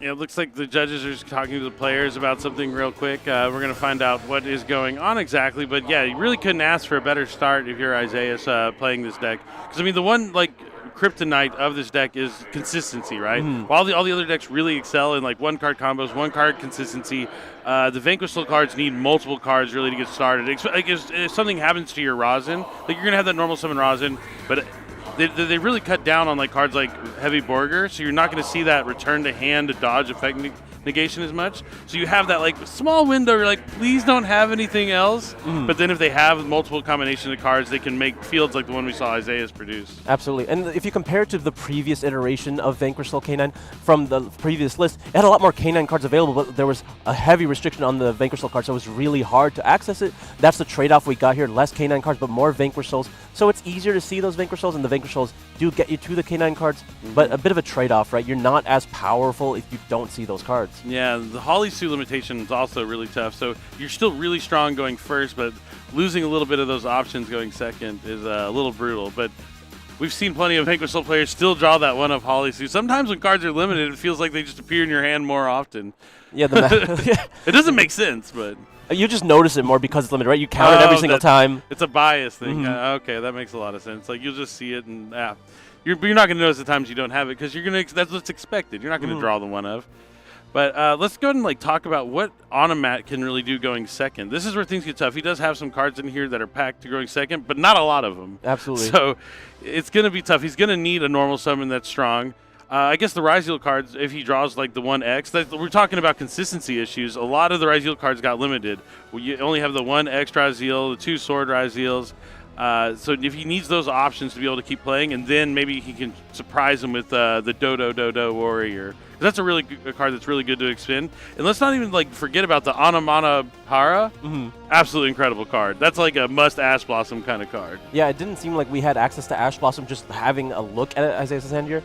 Now, I think the one thing that Onomat Ryzeal has going for it is almost an infinite amount of bodies if every card is allowed to resolve. Now, the board from Vanquish Soul is mostly removal, right? Okay. Not a lot of cards that actually negate besides the Ripper, but Ripper negates monster effects in the hand and graveyard? Or Ripper? I think it's, yeah, monster effect in the hand. Well, let's go ahead and pull it up to make sure. It's at least the hand for sure. Yeah. But I assume it's the K9 like recipe. Yeah, so it just doesn't interact with the monster effects on the field, so there's not a whole lot of ways to stop the Ryzeal cards from just getting out more and more. And so if you have the removal, but all the cards replace themselves, you might just not...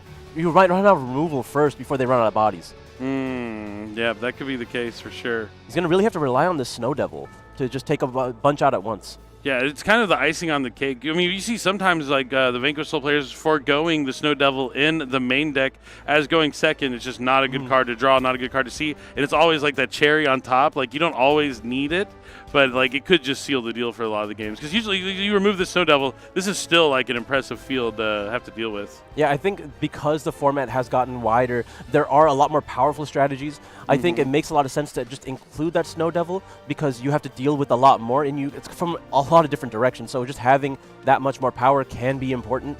It is the Hander Graveyard. Yeah. I was fairly certain because I remember there was a reason I always made Arthalion Chainlink 3 against that matchup specifically. Oh, so you get because you never do that. Yeah. Historically, you don't want Arthalion to be the last thing on the chain because then you get Ghost Belt or something like that. But against the Ripper, very necessary. Yeah. Since it can't stop the ones on the field. Okay, that makes a lot of sense. I do think, like what you mentioned earlier, that limited copy of X-Ryzeal is going to be a really important card here. Not necessarily a card you have to see in your opening hand because everything searches it eventually. But once you find that X-Ryzeal, it's going to deal with multiple cards at once. It's going to take out a lot of interaction, which is what X-Ryzeal is famously good for. Yeah, and even though it is limited to one, being able to have cards like 7th Tachyon, especially against the Vanquish Soul deck, they put up monster negates, right? They have the Snow Devil that can destroy all your cards, but there's not anything that like can really negate a spell card or something like that. So you actually have some more ways to access that X-Ryzeal, but that's always like the key card going second for Ryzeal for sure. Being able to just special summon, send down the aggregator, force out the interaction early, because you also have to stop that X-Ryzeal from searching because it's just a snowball effect. You're going to get some more level 4 monsters, more rank 4 monsters, and as soon as Detonator hits the field, things can get a little hairy. Especially Detonator will be really important for all the destruction effects that the Vanquish Soul deck has access to. But we're going to be really trying to pay attention to when he uses his Force Release. Force Release could be very timely here. Yeah, I'm trying to like just watch it. Yeah, we're going to get an update here pretty soon about what's happening. There's definitely some movement, but we'll let you know as soon as we hear something about this round feature match. Yeah, we'll get an update. It definitely has something to do with.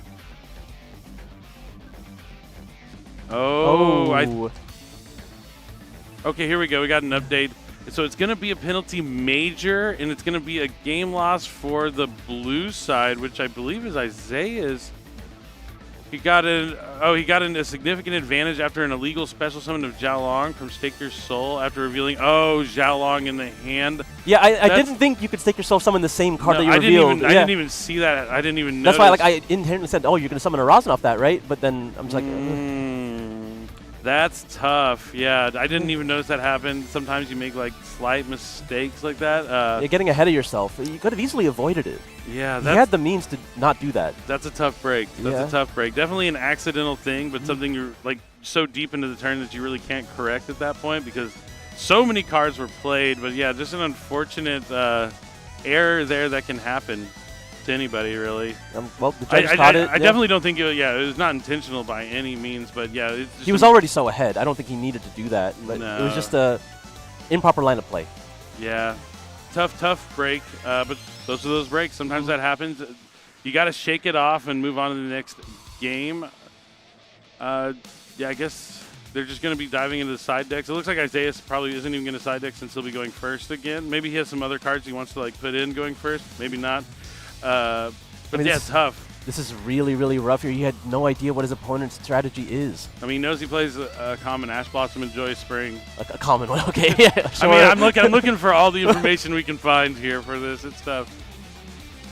I mean, now. But the biggest thing is not to tilt after something like that happens, because that can be really like upsetting. Like you're in a really good position. You went first. Your opponent really wasn't able to stop you, but unfortunately, so you got to pay attention to those little lines of text sometimes on the restrictions of cards. Yeah, same attribute, different name on Stake Your Soul. Now he's going to be more careful this game for sure. Damien now has access to the knowledge of his opponent's strategy, has better tools post side. You assume that at least having prepared for this matchup. Yeah, he knows what he's playing against, has a little bit of advantage there for sure, but he still has to go second. Yeah. I can only assume. Yeah, I mean, I'm assuming Isaiah is going first. He won't make that mistake again. But sometimes you just have falter just a little bit, and you got to learn from your mistakes and look to the future. We can't go back. We can only go forward. Forward into game 2 we go. As the players are just getting ready here, waiting for the go-ahead.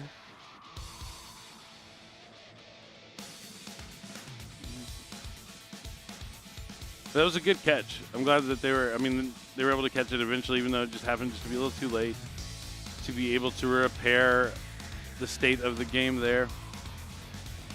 All right, it's time to duel. Game number 2 of our 11th round of Swiss. Will Isaias be able to recover from that slight misstep that cost him that game? He needs to not tilt. That is the hardest thing, is the mental aspect of this. Like, it has to feel bad. You gotta be mad at yourself just like a little bit. Like, man, I know I can't do that. Like, oh, what was I thinking? But you have to shake it off because you still have 2 games of Yu-Gi-Oh! To play here in this round. I mean, he's been in many high-level tournaments before. We talked about his success already in the previous season. So he's been in this setting at least a few times, so he knows how to handle the situation. All right. All right, Isaiah, you have Stake Your Soul again. You Stake Your Soul Dimension Shifter, so that's like the Wombo combo. I mean, a little unfortunate into this match. I mean, against the Onomat cards are not too bad, but against the Ryzeal cards, still solid. They're okay. It really limits X Ryzeal. Yeah, X Ryzeal, Sure. you can't like reattach Change other it. materials and stuff Sure. like that. Like, it's definitely troublesome. Wait, this is a combo we have seen multiple times now. Surprisingly. Mad Love is going to activate here. We'll see if it resolves. Dr. Mad Love effect. It's going to be met with an Imperm infinite target Mad impermanence. Love. Is there anything to dodge? Chain Heavy Borger target. There is a Heavy Borger. He has the Heavy Borger, which a lot of times is a one of.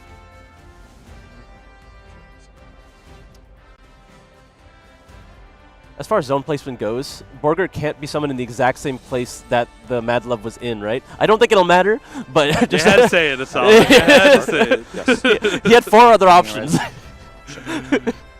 But it's okay. It won't stay out there for long, I don't Active think. start. But either way, it doesn't impact the game. Start Vanquish Soul Start is No going to response. be the next card up here, added off that Mad Love. Going to target the Heavy Borger so we can add Rosin. a monster of a different attribute. Vanquish Soul Rosin to the hand. Now I imagine he's just going to go ahead and normal summon that. Rosin effect. No response. This is going to resolve, maybe adding a copy of Holisu. I'll add Holisu. Yep. Limited, but not out of reach. You might go back in. I'll do it at the end. Unless you draw off Borger. Yep, very reasonable. Not wasting any time shuffling here. All right, now he's really I'll thinking attempt through to his go next to plays. my end phase. Can I? I'm gonna resolve start first. That is fine. Oh. Seth's We're no going to double. use... End phase? Yeah, can I just read it Yeah, real quick? just going Oh, yeah, straight go to end phase. I mean, because he's under shifter, he Only doesn't 'cause have I to only commit know too Holisu. much. He wants Right. to hold the Holisu in hand. Interestingly, not going for Ripper here. The shifter is actually hurting the Izuna in his hand too, just a little bit. I mean, maybe he just feels like he has enough interruption with this. On resolution, activate Borger to go in Mad Love to draw. You may. Okay, then during the end phase, he's going to Heavy Borger to draw a card by revealing a Dark Monster. Draw. Do you have any quick effects? Draws another I do. copy I of do not. Imperm. Not really I'll activate Heavy useful Borger against to the go in Mad Love. interruptions Thank that you. Isaias has. I mean, you could Imperm this Heavy Borger just to stop the draw. mean, I think it's worth it. It could be if you need everything else you have to resolve. I mean, if you're trying to end the game this turn, I don't think Imperm's going to do much else. Yeah, that's what I'm thinking. Unless you try to go after the Rosin on the field, but you know he has Holisu in hand. It's very easy for him to summon another one. Yeah, I think I would be trying to hope he just could cut him off from having the right attributes for Holisu. You can see that he's clearly thinking about it. Yeah. It's definitely a consideration. And it looks like he's going to go for it. I mean, it's extremely low impact, but it's like the opportunity cost of it. Is it worth it? Yeah, as soon as you play a Yeah, card, don't then target. Impermanence is not going to be useful anymore. Yep. Might as well. Stand by, man. You wouldn't. I mean, Yu-Gi-Oh! That's all about. Like, one card can change everything a lot of the time. Yeah. All right. Bonefire. Now, we see this be a little bit of an issue for Damien. He has a Drone Luck Bird in his hand, but this means Isaias can't activate his either because of the shifter. Ice Ryzeal being added with the Bonfire.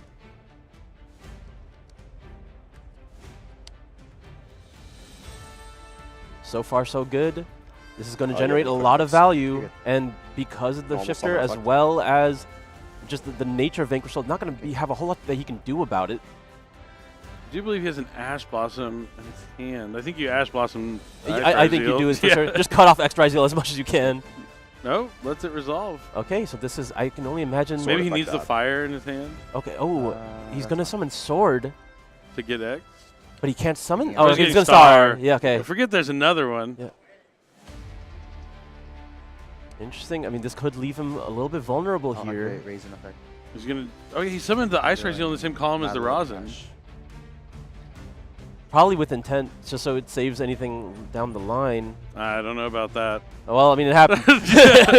I don't. That's what we see why he held the Ash Blossom, because he needed to use the attribute for the fire to destroy the ice. I don't think that was on purpose. I think that might have been just a... Like, the center monster zone is the one you, like, gravitate toward to summon your monsters to the most. Well, now for me, it's, like, the far left. Like, furthest away from the area where I'm doing things is where I, like, try and place my monsters. Like, if I don't need them, they go way over here on the side. They just get them out of the way. Yeah. Well, now Damien's going to have to look for how he can extend. Okay, looks like we're going to be revealing for Gaga. I think this is the Zubaba. No, this is Gambara Knight. Oh, Gambara, that's right. Okay. And now he can summon itself and another one of the Animats from the hand if he wants to, but at least himself. No, it's fine. Anything here. Thinking. Yeah. Green hand? Yeah. And imagine one of these monsters is going to get destroyed. Really especially when you know Star Ryzeal is in the hand, you want to be able to cut off and Xyz summon as much as you can. Unless you actually just let the Xyz monster be summoned and then go after it. Yeah. Because this is not threatening Detonator, but it is threatening Exton. Yeah, I think the Exciton you have to keep in mind for sure. Holly Sue is going to be special summoned. Now we're going to see the Holly Sue effect to reveal a dark and a fire. Good. So that's going to let him special summon from the deck. He's already used Rosin's destruction effect. But he can use Rosin to grab a copy of Caesar, and then Caesar can go after it. Very true. And then it's a lot of monsters to have to deal with. Vanquish will start, can protect them once. And he still has that Snow Devil set as well, waiting for the best time to capitalize on that. Yeah, forcing some investment for Damien here. The big part for me of not getting X'd off the Ice Ryzeal is because you can't summon X from hand. Because of the shifter? Yeah. Raisin targeting... Right, you called it. Rosin adds the Caesar values. Targeting heavy border. Imagine the Caesar has to... Oh, you're missing the Dark, it seems, so he's going to go after the Borger. Caesar effect revealing... This is going to reveal Mad Love, Ash Blossom, and Azuna. I just had to see if you had the Earth. Okay. And that's going to be it for game number 2. Isaias is going to clean up. Not the strongest board, but enough interaction. The shifter really cutting off some of the ways to extend from the Automat Ryzeal deck. And he's able to take it while still having some more disruptions face down as well. Yeah, he did have more in the tank there. We saw Damien mention that he was just waiting to see if he had an Earth in hand. He could have just bounced the Holly Sue at any time, but he had all the options available. Yeah, he was definitely ready for whatever Damien was going to throw at him here, so he's able to bounce back after that game loss in game number 1 to try and even this match out. But now we get to see where Damien's Automat deck can do going first. I mean, that's when it's the most like frightful, right? It can do pretty much anything. You have the entire rank 4 pool available. Yeah, you're fine. And again, the biggest issue dealing with this deck is just almost infinite summons. They just keep coming. You can't really try to stop it early unless you have something along the lines of Droll and Lockbird to cut them all off at once. You can threaten a Mulcharmy, so at least if they want to continue pushing, they're just giving you all the cards as well. And eventually with a Mulcharmy, you can find Holly Sue, right? It's one copy, but if you see it, you can do a lot of damage. Yeah, I mean, that's also the reason why I like the Mulcharmies in decks like Draco Tails. Like, not only are you drawing cards, chances are you're going to draw into a fine minute and have plenty of monsters to fusion with. Vanquish Soul the same kind of way with ways to interact and summon from your hand. Even drawing into some of those K9 cards potentially off of Mulcharmy. But I think you touched on it, the key card against the Automat deck, Droll and Lockbird. If you hit it on a timely part, it can really shut down the entire turn. Because you can leave them just making maybe a Ryzeal Detonator. Maybe they'll still be able to use Star Ryzeal to set Ryzeal Cross as well. That's a monster negating some destructions, but not the end of the world. But even the Ryzeal Detonator probably it lines up pretty well into the Vanquish Soul cards. Yeah, definitely. Not only being able to destroy on every activation, but being able to protect your cards from being destroyed as well. Most of the effects from the Vanquish Soul strategy do destroy. There are some options outside of that, but they're a little bit harder to use. Now, the one thing that I want to mention here is because of the K9 cards. Now, typically, Ryzeal doesn't have that many effects that activate in the hand or graveyard because they just summon themselves. They don't activate, right? Right. And you don't have to activate the card that you send off X Ryzeal. But the Automat cards, if you're sending anything off that Dodo Warrior, there are going to be effects that activate. So you can use the Azuna here. And Lupus, I don't think, as far as the rank 5s go, that you need to use them, but just having a Typhon that you get to summon on their turn to start your plays and be able to avoid the detonator completely. Yeah, it's really solid. We'll see if that comes up in this match. Yeah, being able to summon Typhon like on your opponent's first turn is really interesting. I always had to take a second look. I'm like, okay, I know that Typhon requires my opponent to summon 2 or more monsters for the extra deck on the previous turn, but it also says during this turn, just in case you happen to be able to XC summon on your opponent's turn. Or I guess during your own turn, they could summon twice from the extra deck as well, especially if they're playing a deck like Yummy or something. Is it not like also that. cumulative? So if they summon once on their turn, once on your turn, now it's on? I don't know. I don't think so. I think it says I know it says during this turn or the opponent's last turn if they summon 2 or more monsters. I don't think it's cumulative between the turns, but 2 times in each one of the turns would work. I think. Well, either way, I think It's either still deck strong. it's going to summon plenty of times. Yep. So it's game number 3. Damien's gonna get to start things off. Draw phase, pass priority. And all right, I see some trap cards. Stand by main. Yeah. And I think I see a Do warrior. I mean, that's not good. Oh no, that's everything you want to see. Summon ice. Oh, he's going to be starting with Ice Ryzeal. Is he going to Ash Blossom this? He didn't last time because he needed the fire, but do things change this time? Sometimes you have to take the gamble that they don't have enough ways to push. We're going to use that Ice Ryzeal, or Ash out on that Ice Ryzeal. I have no response. It's going to resolve.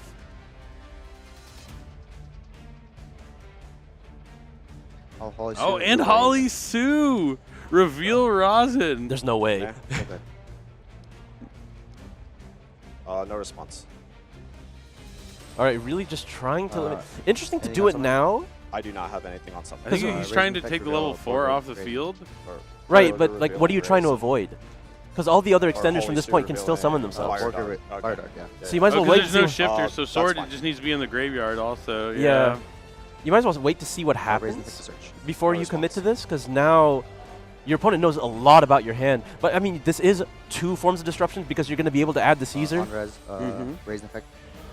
And now that is exactly what happened, revealing Rosin and Heavy Borger for the Rosin effect to destroy the Ice Ryzeal. I mean, this is about as much as you can ask for when you're the Vanquish Soul player.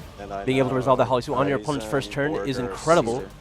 Especially when your opponent has like Solemn Warning in their hand and you already have monsters on the field. Yeah, it makes trap cards so much worse when you already start with monsters. But I like Solemn Warning and Solemn Strike against Vanquish Soul normally, but here is the Do warrior. I mean, this is the punish, being able to summon that many more monsters, but will he be able to keep the bodies online here? Sends Onomat Takage to the graveyard. Onomat Takage comes back to the field. And now, are you just going to get rid of these monsters? Or are you going to wait to see what rank 4 he summons? I think you go after it. Just thinking. I mean, if you're doing it already, like if you thought to get rid of the Ice Ryzeal, you might as well commit to it. It's going to be Caesar return the Holly Sue. Nope, he's going to let him continue. See if he opts to go for Duo Drive here, or if he opts to go for something else. I mean, if he goes for Banshee. Infernal Flame Banshee, he's trying to access this is going to more threaten Ryzeal something. Cards, yeah. Now we're going to use a Caesar on the Holly Sue, get the Earth back in the hand. Banshee's an interesting summon. I mean, yeah, that's going to force it for sure. You're going to reveal the 3, get rid of the Banshee. But and he doesn't have any other playable cards. Yes, there's 3 trap cards in his hand. Why not Detonator? Oh, no. He cannot make Detonator. Oh, yeah, that was a 2 Ryzeal card. I promise you cannot make Detonator. Okay, I meant Duo Drive. I said Detonator, but I meant Duo Drive. Anything he summons was going to get destroyed. Yeah, it doesn't make a difference. Yeah. I mean, this is rough. His hand could not handle a Holly Sue. No, many hands can't. Yeah, that's brutal. That is brutal.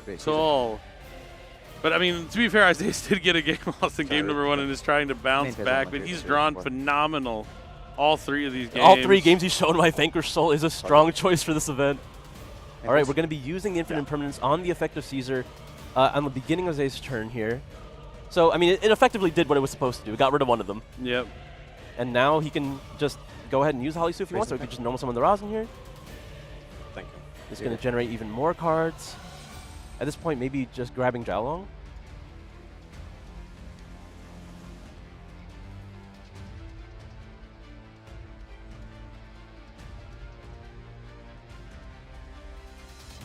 Or are we going to respond to the summon here? I think it's a little ill-advised.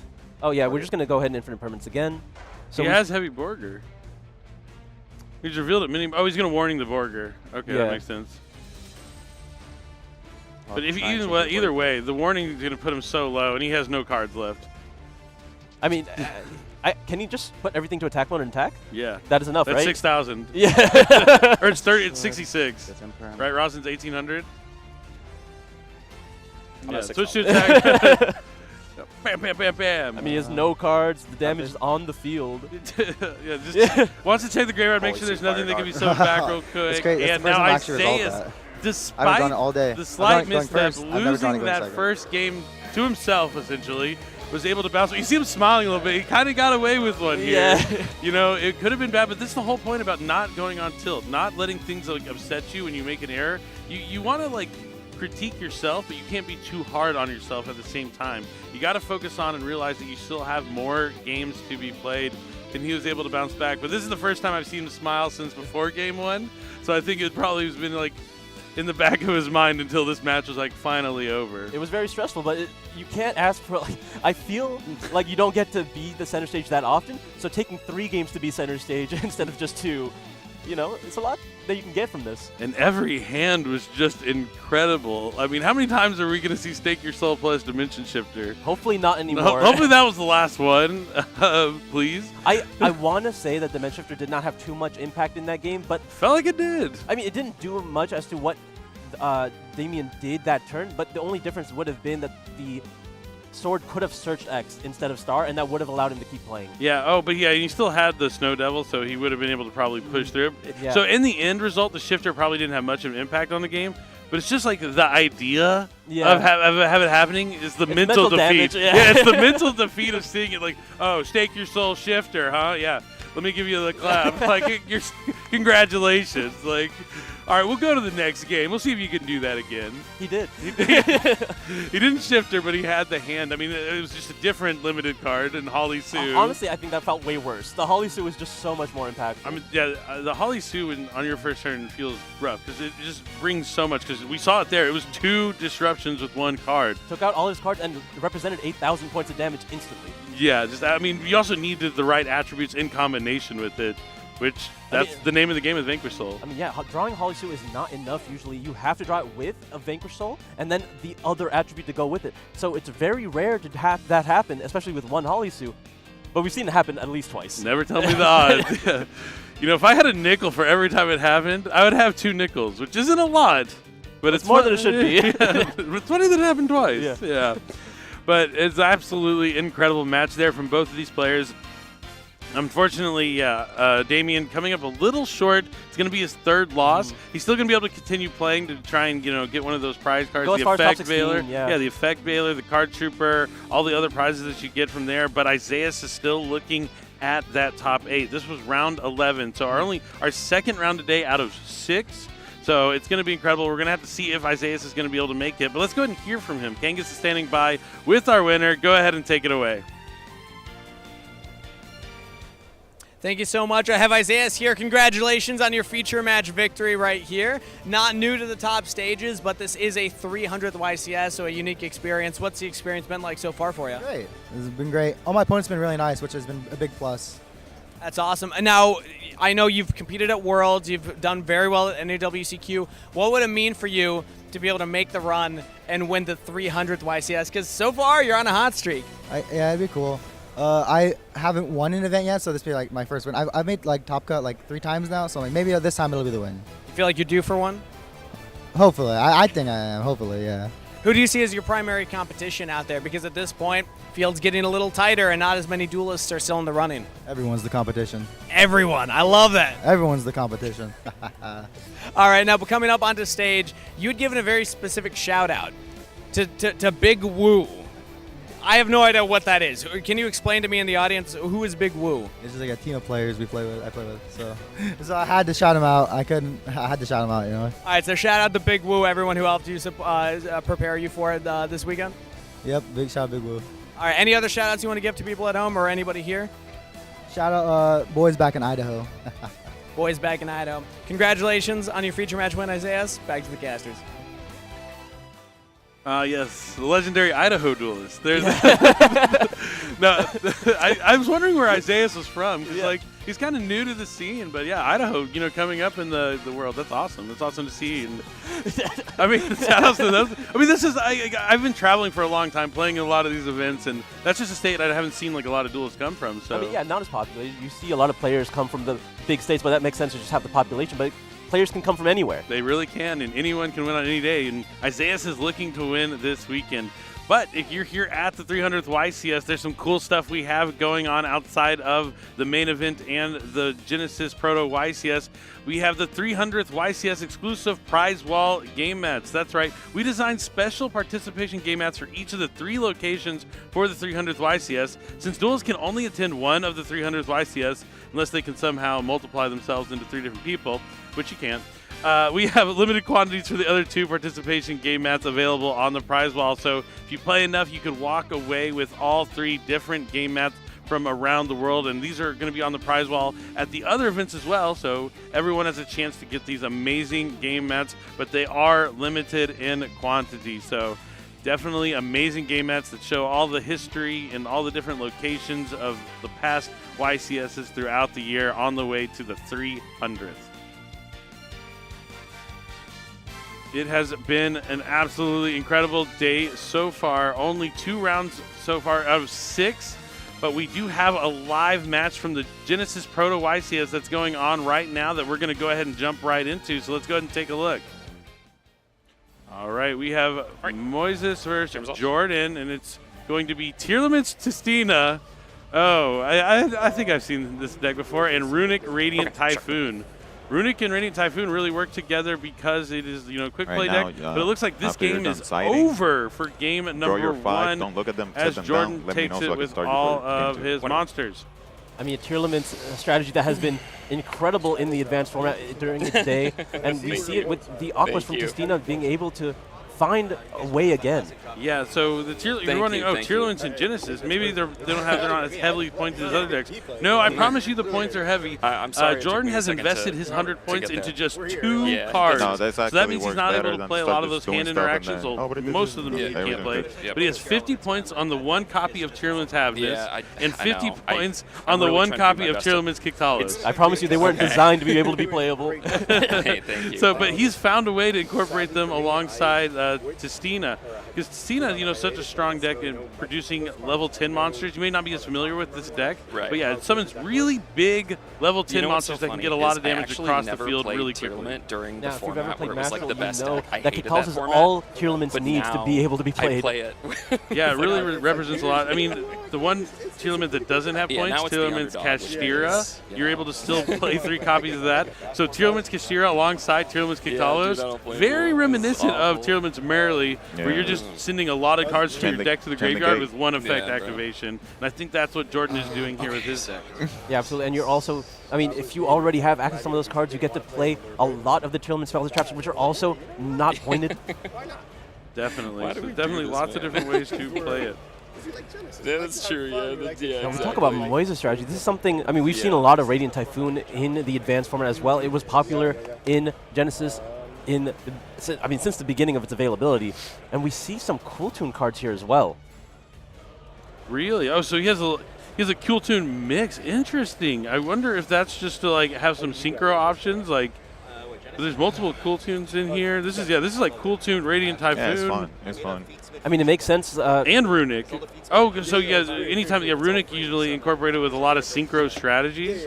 So being able to have more monsters, more tuners. Let's see where his points are invested. So he has 2 Sheena, Twin Tempest. So that's going to be 20 points for his deck. He has 2 Radiant Typhoon Eldom. That's another 14 points. 2 Radiant Typhoon Chant. That's 20 points. 3 Runic Tips. That's 30 points. And that's going to be all the points he has for his deck. Coming out to... I mean, he has a Totem Bird in his extra deck for a little bit more. 10 points. 10 points. Okay, I was like, because this is only 89. plus 10, so 99 points in the deck.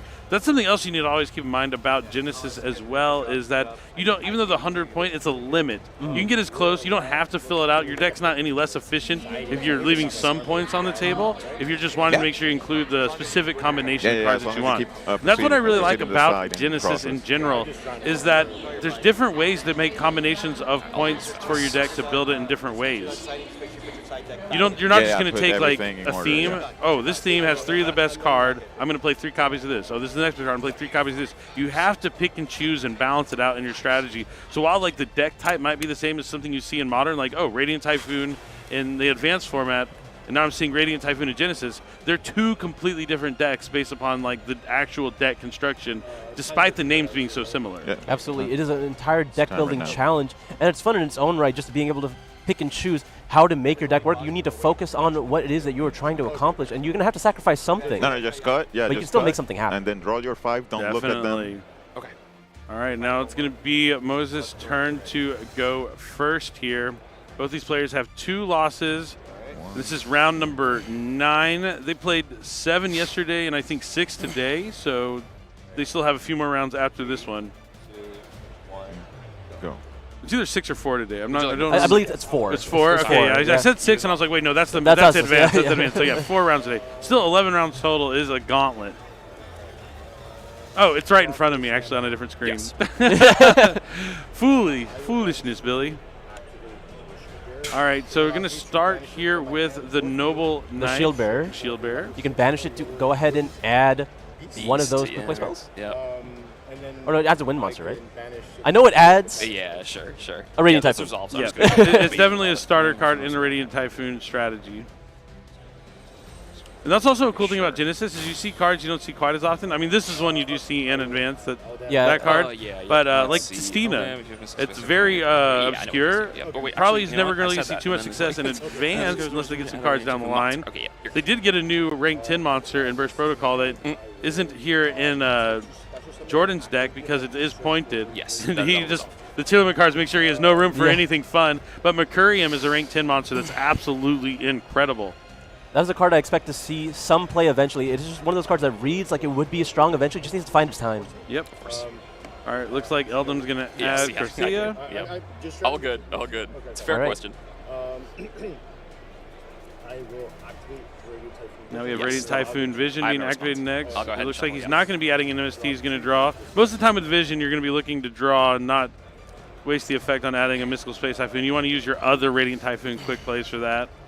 Makes a lot of sense with this strategy as well. You play all those runic cards, and we're going to be discarding a copy of Mystical Space Typhoon already. And now you can activate Crusea because a quick play spell was activated. Gets to add a Mystical Space Typhoon plus a Radiant Typhoon card. No response.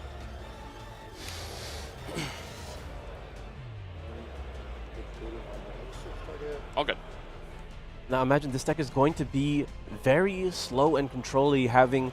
I mean, that's just the nature of Radiant Typhoon in general. Radiant Typhoon has a lot of damage output, but because Moise is playing those runic cards, it's going to stymie his ability to deal damage if he chooses to activate them, because a lot of the time you are using them defensively. You can't really use them proactively anymore because, again, even though runic effects have the ability to summon monsters, they summon the extra monster zone, so you can't do that here in Genesys. No response. Oh, that's right. So they're, I mentioned that they use it in Synchro decks, but yeah, they're mainly just being used for their actual effects here. The drawing, the destruction, the monster effect negation. The Chant is going to go ahead and add a copy of Magala. Yep. Of course. Yep. Magala is going to hit the field here. Synchro Overtake. All right, so he's going to be able to add a monster listed on a Synchro material from the extra deck. It looks like he's revealing one of the cool tunes. Yeah, okay. Yeah, we're going to see a lot of engines here. And this one has cool tune mix. Yep, okay, so you're special summoning mix. Okay. And he's going to chain Mystical Space Typhoon on his own Synchro Overtake. Just to be able to activate it, so now he's going to be able to summon something from a hand here. All right, I think he's summoning Cool Tune Mix onto the field. Yes. Now Magala is going to be able to summon something from the deck. Yes. And Mix is also going to be able to add a Cool Tune monster from the deck to the hand. And now the Cool Tunes allow you to synchro with materials from your hand. That is their trick, right? What a fun little deck you've made here. You just get locked into synchro tuners from the extra deck, I think, after this work. It was a monster effect. Okay, yes. Okay, yep. Okay, go ahead. Or somewhere down the line. I think it's synchros. And it looks like Magdala summoned a copy of Varun from the deck here. That is going to be able to negate a monster effect as well as destroy because Mystical Space Typhoon is in the graveyard. All right, so now we're going to see a synchro summon, not using the effect of synchro from hand, just using that tuner on the field, going to Excel Synchro Stardust Dragon. He can use the effect to bring back a tuner. Yes. Looks like we have some input here. So he brings back the cool tune mix. Over there. Just align it with the, not the deck, just there you go. There's another level 2 tuner here. A lot of, I mean, so far one interruption, but we'll see what this makes. Normally, I just see the Baron in front of me, but I assume that's too many points right now. See, this is where the dynamic of Genesys matters. Because Jordan decided to invest so much into 2 cards in his points, he doesn't have access to a lot of those hand interactions that's going to be able to stop this stuff from happening. But there are plenty of like field-breaking cards that are really affordable in Genesys. Ultimate Slayer is one that's really popular because it'll be able to deal with a couple cards and once, and there's some other really good ones as well. I know Kaijus are always been pretty popular also in Genesys. Yeah, I mean, in the history of the game, there have been so many removal tools that have been available, and you just kind of have to pick and choose which one fits the situation best. And there's always been a version of a card that's just better than another version of a card, and in Genesys, those other cards can see a spotlight. Yeah, that's the best part, is you get maybe see like similar strategies, but acting in a completely different way. Sorry, That looks like Cyber Slash Lady? Harpy Lady? Is it? Yeah, it might be. Is it in his extra deck? Let's see. Yeah, Cyber Slash Harpy Lady. Yes, that's fine.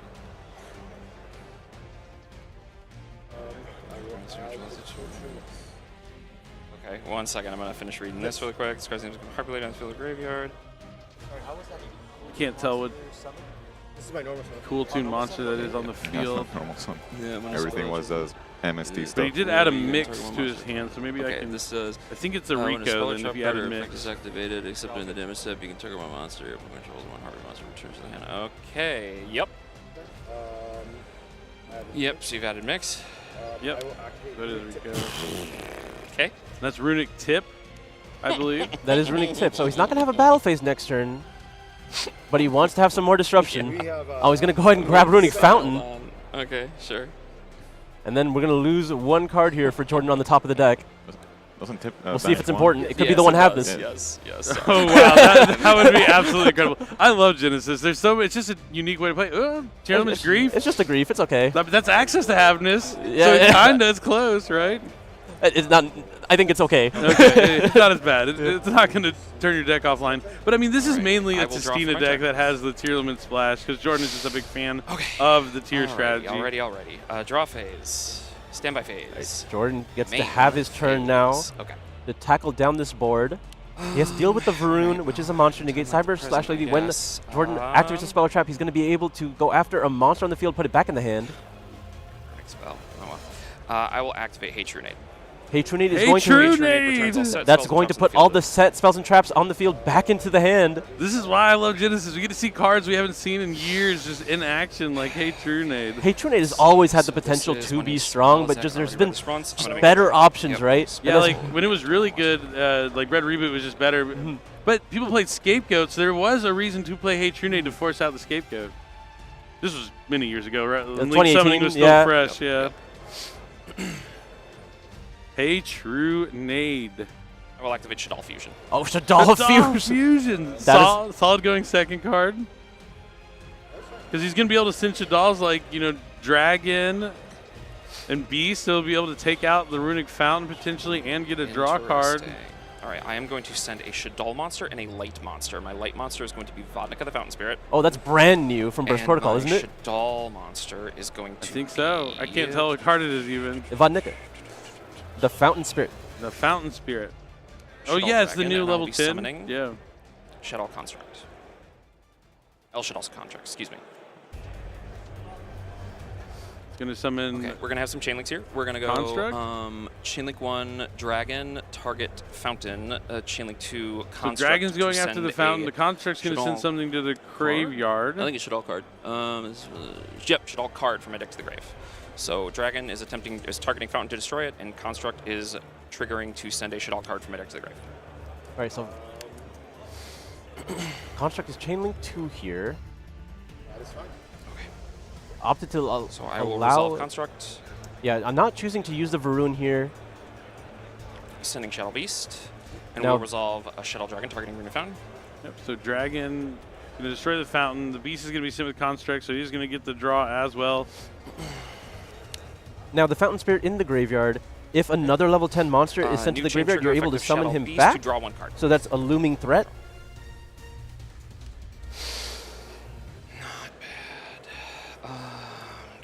All right, Jordan seems pretty happy with this draw. Do this. Let's go. I think, is that a Book of Lunar Eclipse in his hand? It might be. There's let's so many cool cards. Yeah, it probably is. There's so many cool cards you can use in Genesys. It's all about exploring the card Book of pool, Lunar the whole Eclipse. database. There's so many hidden gems you can find that once, like, the Discard more Casino for popular cost, cards all have points on them, targeting and you can really utilize that. So he's going to use the these Book two of to Lunar set Eclipse, them face down. discarding the Crystal God Tistina. That is going to be a level 10 monster in the grave. The Fountain Spirit can summon his way back to the field. To bounce it? For the first time. And then now the Cyber Yes, Slash that was Lady on. is going to go ahead and put the construct back on the extract And the because Lunar, felt. Yep, and the Lunar Eclipse forces that out and checks the Varun at the same time, putting it face down. Getting rid of a lot of Moises interruptions here. I mean, he did have to commit a Shadal Fusion to do this, but I really like what he's kind of demonstrating here from Genesys, because I was mentioning a lot of those interactions from the hand, Ash Blossom, Effect Veiler, Infinite Permanence, all have points, right? So he's invested all his points into the 2 cards for his main strategy, but there are so many good options at picking apart fields that he doesn't need it. He has the Shadal Fusion, the Book of Lunar Eclipse, Hey True Nade, all great, valuable, I like to call them So this is budget chain link 3 is what you're options, saying? free to add into your deck. There's so many things to explore. now Shadal Fusion has always been one of those strong breakers that players have played even in advanced format for many years. Yep. I'm surprised to see it not pointed. But and he's going to be chaining the Excel Synchron to summon Stardust Dragon from the extract here, and then immediately Synchro Summon using the other 2 monsters. Okay. Oh, I haven't seen this card in quite some time. Oh yeah, this one's really cool. Jurashin. I call him the Cursed Thunder God. We'll go with the second thing. But this card can act like a Heavy Storm or a Geki. It's just a board wipe. Just absolutely incredible card. Yes. So as you mentioned, okay, so this the game was no longer Fountain points. is Okay, so coming I am at back 8,000. to the field. All right, and that you gain how many each effect? 300? Okay, so you're at 83. For a second, I thought you were talking about the Runic Fountain. I'm like, how? No, the Fountain Spirit. I'm not going to try and tackle that one. I'm going to call it the Fountain Spirit. Yeah. That's fine with me. This has a quick effect to board wipe. Yes. Okay. All right. Yeah, I really like You the have how Cursed many Thunder God. It's an incredible card, a really incredible activate tool. Divine Domain Batasina. All right. Right, the Tessina field spell hits the board now. Yep, Divine Domain Almost up to Supreme Batsina. Seamer. They did not give us an easy Okay, job normal with these names. Aqua monster from the deck to the grave except Supreme Is this an Seamer. armed seahorse? And then during my end phase, I know that contribute this one. card, then target an Aqua monster That one's from the easy. graveyard That's when except send Havnus to the Supreme Seamer. graveyard. That's a tournament card. Yeah. So I'm activating the effect to send an Aqua from my deck to the grave. Oh, Supreme Seamare. Yeah. But he is an armed seahorse. He has a weapon. sending I'm just saying. Havnus. New chain, Havnus effect to fuse. The one Havnus and Havnus. Crystal God Tessina, which is a tier limits monster and an Aqua monster. I will fuse So he's going to for put Duelist back Kickoffs, and I will go ahead and the shuffle. Tessina God and the Havnus. And we're going to summon the I'm sorry? the only. Oh, yes, it was. Oh my goodness. So it'll put you at Eventually, 89. the Kikalos.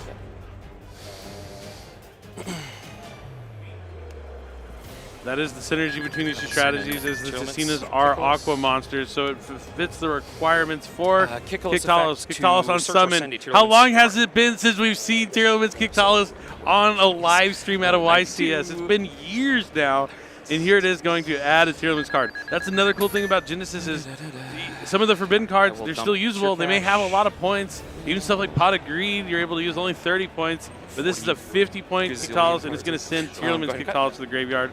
So we're going to see some cards from the top of the deck be sent as well. And he's just trying to fill his graveyard up. Activate Tier Cache. He's not going to be digging for like any other Tier Limits effects of Fusion Summon because he's already used the one-halfness that he has. Wow, just seeing Kictalis is just such a throwback. Looks like he sent 2 copies of Play of the Testina.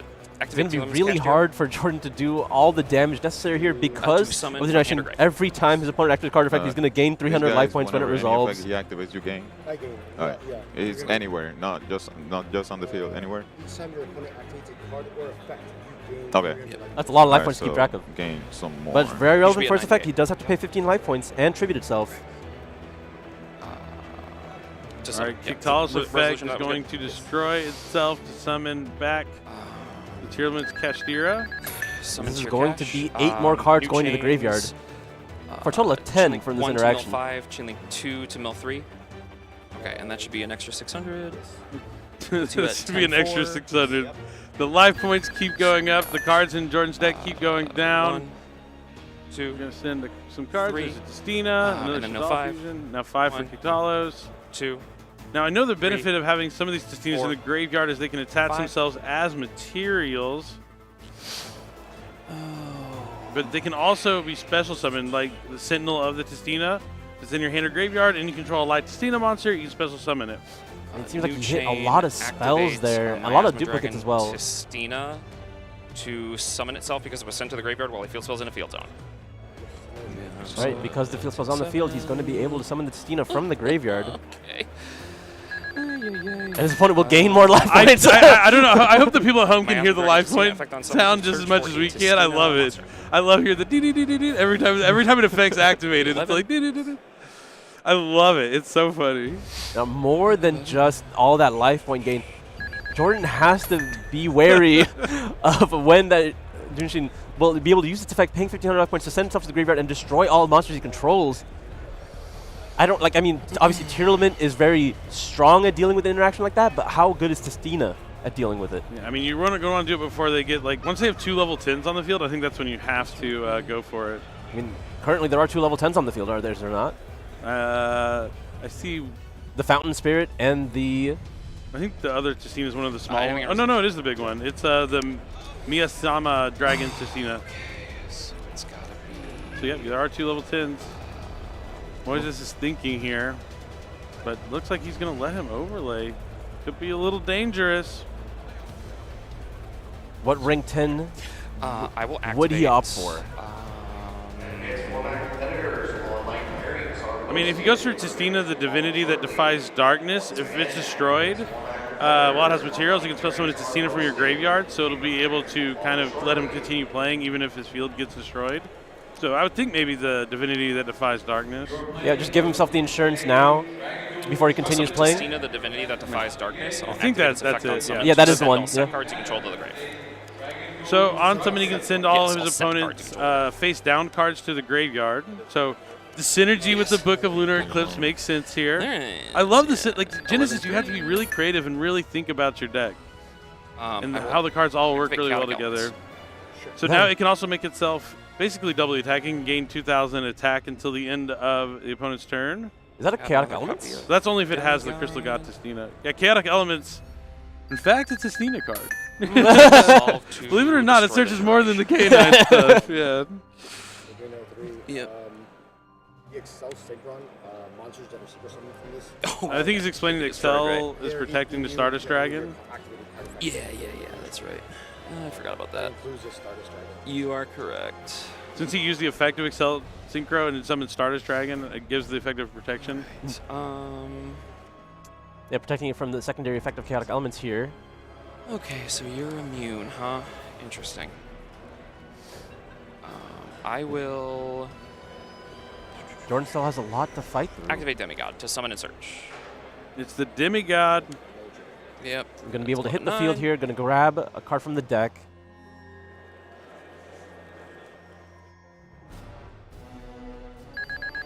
I will add Breath of the Testina. The life points just keep increasing with every action that Jordan makes.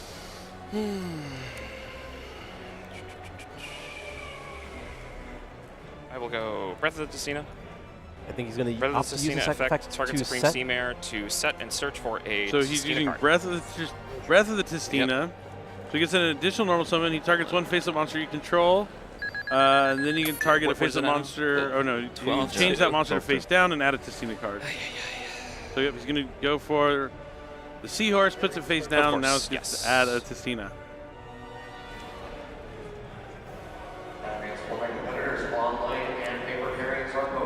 I believe, is that the Sentinel? I didn't see what he added. Online and paper pairings are posted. Please find your name and find your seat. The round will begin in less than 3 minutes. Tistina can put a lot of damage out pretty quickly. So it'll catch you off guard if you're not ready. 12,000's worth? I mean, okay, I'm not sure about that normal much summon damage. Sentinel, or additional normal Sentinel. Additional Sentinel normal will effect be used on the self-destroy. Sentinel of the Tistina? To destroy and search, yep. I gotta stop wasting time tracking life if you guys are tracking it. Now he's just going I to will get that search, Demigod back Tistina. into the hand. I believe that's what he had. Or maybe it was the Crystal I God. will move to I couldn't quite the see back. it was quick. I will go Divinity that defies darkness over Stardust Dragon. This All right, gains we're a entering thousand the battle attack from phase. I love the that. The dragon's Divinity effect, that as well defies as darkness, Tina's gain attack over 1,000 Stardust after Dragon. results That's such a good name. The attack over Stardust Dragon part? Yeah, that one. Destroy all face-ups, right? It's pay 15 and tribute itself.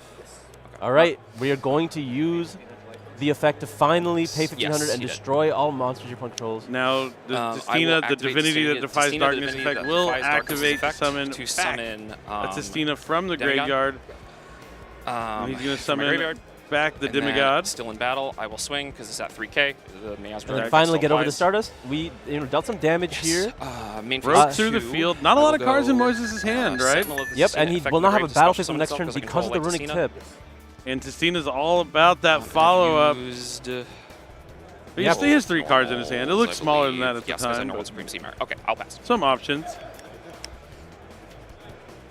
I believe there's at least one cool tool monster in there. 10-5, yeah, Thank you. 10-5. Thank you. Rico, yeah, I think.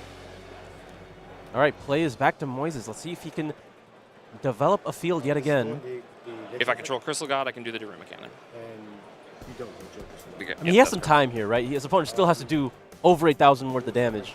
Yeah, so the Demigod during your opponent's turn has What's a quick the effect. You can change as many monsters your opponent controls as possible to face down defense position, and then you can send all face-up cards your opponent controls to the graveyard. So kind of a built-in Daruma Destructive Karma Cannon effect, and that's going to be enough, and Yeah, Jordan's again, going to... same thing. Shuffle. Wait, draw what the happened? 5, Did he don't look at them, let concede? me know. Wait, hold on. I'm not sure who conceded there. No, okay, it looks like Moises was able to take it away with that Clutch summon. I looked down for a second to read Demigod, and then I looked up, and it was over. All right, Jordan just wants to be able to go first here in game number 3. Huh. I mean, yeah, it didn't seem like he had enough. I mean, they already got to play all of game 1. I think they got to see a bit of each other's cards there. He knew what he was able to do and what he wasn't able to do. That was just such a long turn just to concede before your opponent played their turn. But, I mean, time is against both of them at this point, so it makes sense. But I believe because he didn't control the Crystal God for the effect of Demigod, right? Oh, does he have to control? Oh, if you control Crystal... I Yu-Gi-Oh! Read it. Yeah.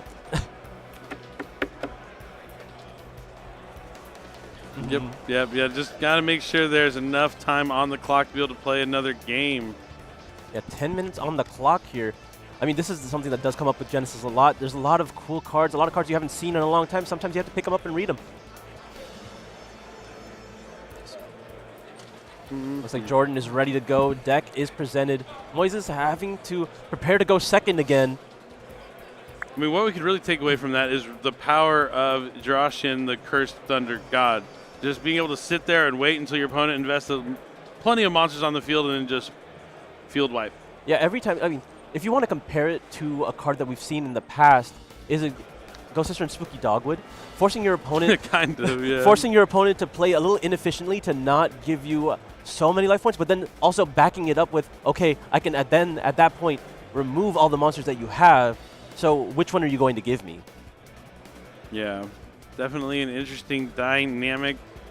Now going into the side decks, Jordan's going to get to go first here in game number 3. Moise is taking some time to shuffle here. I mean, there's a lot of moving parts in his deck. He doesn't want them to come together, but he has to be wary of that clock. 9 minutes should be plenty of time to finish this game. Yep. Jordan's stoic. He's ready to go. He has a game plan here. Now he knows more of what his opponent's cards do. And here's some extra cards. Oh, yes. Sorry. So you can go ahead and cut. And then you want them aligned? Yes, please. Yeah, okay. Yeah, draw the hands, don't look at them. Okay. Let us know. Draw heads, don't look. All right, let's see what this tier limit Tistina deck can do when it's not facing down a field. When we tuned in, it was the very end of game 1. He had very many monsters on his field as the game was ending, so I'm assuming that's what he's going to go for again here. Okay. I mean, it looked like he had ways to summon a lot of monsters in game 2 also. Yeah. Swarming the Good luck, field I'll go seems first. to be the name of the game here. Lots of advantage, lots of cards in the graveyard. Okay. Draw phase. We'll see if Stand he by. has the starters to Main. get it started. We're going to be starting with the Tistina field spell. I will activate Two Element Scream. Two Element Scream, fan favorite. Oh, that's a good one. Two Element Grief. Oh, that's the wombo combo right there. Yep, So special Chillman's send. Grief is going to special summon a tier monster, probably tier gonna monster be Havnus, Cashier, and then Havnus. send to the graveyard. I don't think you'd go for Summon Havnus, Havnus send here. would- Havnus. Oh, I guess you just straight into Havnus. Grief resolves. Havnus effective view. Oh, he has the materials in hand that he needs. Okay. Two Elements monster and an Aqua. Yeah, Grief's kind of just like a foolish burial with like an extra step. Yeah. The Havnus summoned to the field and then was sent to the graveyard. Now Kiktalos. Yeah. No, I did not. I was about to say. Yeah, I was about to say that. We're definitely. No, you're good. You're good. Make sure we don't run out of time. Yep, All right, you're just good. making sure the game state is preserved here. Okay. And now we can go All right. Chainlink 1 Kikalos, Chainlink 2 Sounds good. Scream. So I'm going to resolve, or we're going to activate Kit, Chainlink 1, Scream, Chainlink 2. Yep, just in case there was any points for something along the lines of Ash Blossom, you can protect yourself from that. Wait, he said Chainlink 2 Scream, right? Did he not? I didn't. I can't. My player audio is pretty low, so I didn't hear him. No. Well, I guess not. It makes more sense to do Chainlink 2 Kiktalos here because if you send, you're always going to send the tier cache, and now you have less chance of sending it And from the then top of Scream. your deck and more chance to send it to Cena card. Sure. Or Solic. Oh, the heartbeat. Oh, that was a fantastic 3. I didn't see the third one, but it was the Fountain Spirit. Oh, wow. So 3 cards that have effects. Heartbeat the gets back Solic is going to add a monster, And, so we can add the Havnus. Yeah, that's fine. That's the fine. Heartbeat's And going to then, add back the Solic to trap. search a monster. And then that level 10 is going to be weighted to be able to summon back from the graveyard. All right, Jordan. I see why you're playing tier limits. Grab Havnus. All right, now we'll see what happens from here on. We're going to have potentially 8 more cards going to the graveyard here. Once the Kikalos activates effect to summon back the Duelist I will activate Kikalos effect to summon from Hand or Grave. All right, so we're going to swap out the Kiktalos for your tier cache, and we're going to see 8 Effect cards to, go from the top activate of the deck effect, to the activate effect. graveyard. So Chainlink 1 to mill 5, Chainlink 2 to mill 3. Oh, did you cut? Yes. Yes, you did. Okay. Another Heartbeat. Agree. 3. And This is 1. rare. 2. That one summons back from the grave. 3. 4. 5. Oh, we got some options. Activate Miasma Dragon, Chainlink 1, Vodnica, Chainlink 2. Yep, so 2 level 10s onto Miasma the Dragon field effect to from search the for a graveyard. This is Tistina some monster. cool stuff. Anytime Kikalos resolves, you get a lot of cards out of it. That's a big frog. To get...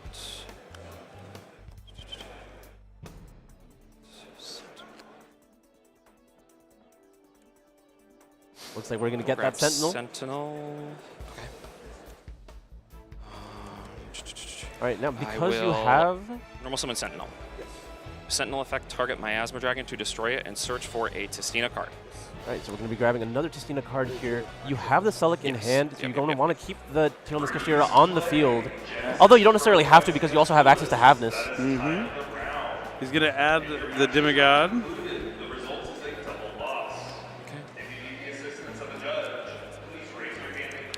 I believe the Demigod can special himself because he does control the field spell. Just an ordinary Demigod. That was a misplay. Oh well. I will activate Demigod to summon and search. Demigod's going to go ahead and summon himself, search a spell trap here. Play the Tistina. grabs play of the Testina. This is kind of like a Lunalight Perfume. Spell summons Testina from. We can do hand or graveyard. I will. Now we see from these Testina effects having the god on the field is relevant. To summon from hand or grave. So we want to see him get that on the field as soon as he can. Nope. Is there a Nibiru? Crusea, because a quick play spell was activated. Okay, why not? Might as well try and get a couple cards out of your deck. Be able to add a Mystical Space Typhoon plus a Radiant Typhoon card. I mean, starting with more cards is better than not.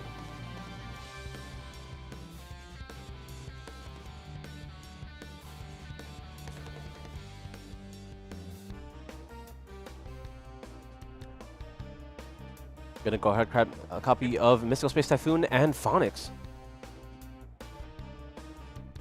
Not so often that you see the Phonics being added to hand there. Okay, I will overlay these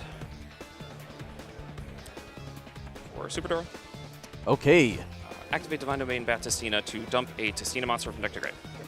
Do you summon a Choo-Choo? I will send Crystal God Testina.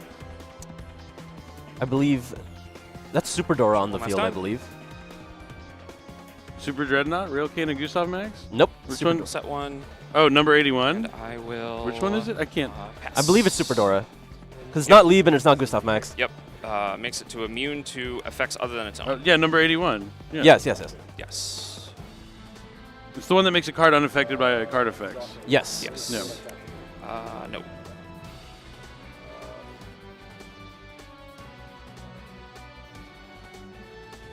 A very strong rank 10 monster. Name of the game here with Testina. Is he going to pass and then concede immediately again? I mean, we have some options with the Mystical Space Typhoon as well as the Phonics. Oh, it's going to be a Book of Eclipse, another very powerful quick play spell. Dora targeting itself. All right, so he's going to use number 81's effect to target itself, so it will stay face up. Now he's going to lose all his monsters. Sulik is no longer activatable at the moment, but Havness is still in the hand. Sure. And now, because a quick play spell was activated, you're going to be able to summon the Phonics from the field, from the hand to the field. That's going to be able to potentially threaten even more cards. Crusade goes face up, yes. Book of Eclipse is for both players. And now we're going to use Ascendance to add a copy of Mystical Space Typhoon.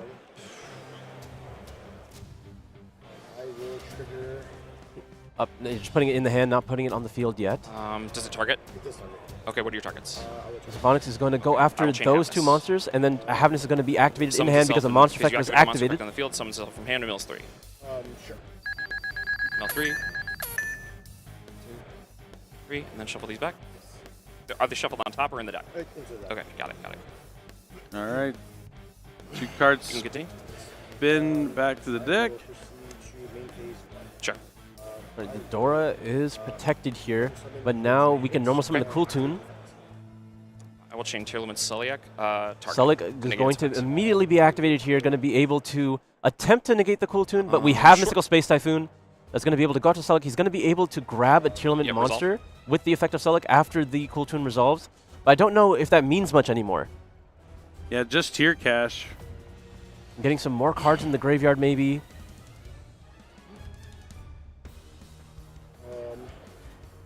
Any other triggers? Nope. All right, Moises has a minute to do the damage here. It's going to be synchroing from with the hand here with the Cool Tune effect. Cool Tune condition. Yeah. Whatever.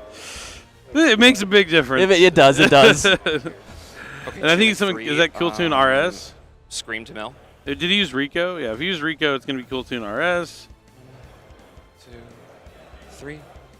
And then it's hard to you tell. did not target this, correct? No. I targeted the field card and the face down. Yep. And the face down was popped? Yes. Okay. So new triggers. We're going to go Field Spell Chainlink 1, Fallen of the Testina Chainlink 2. Okay. I will summon Demigod. Fallen Testina will summon Demigod and... God. Sure.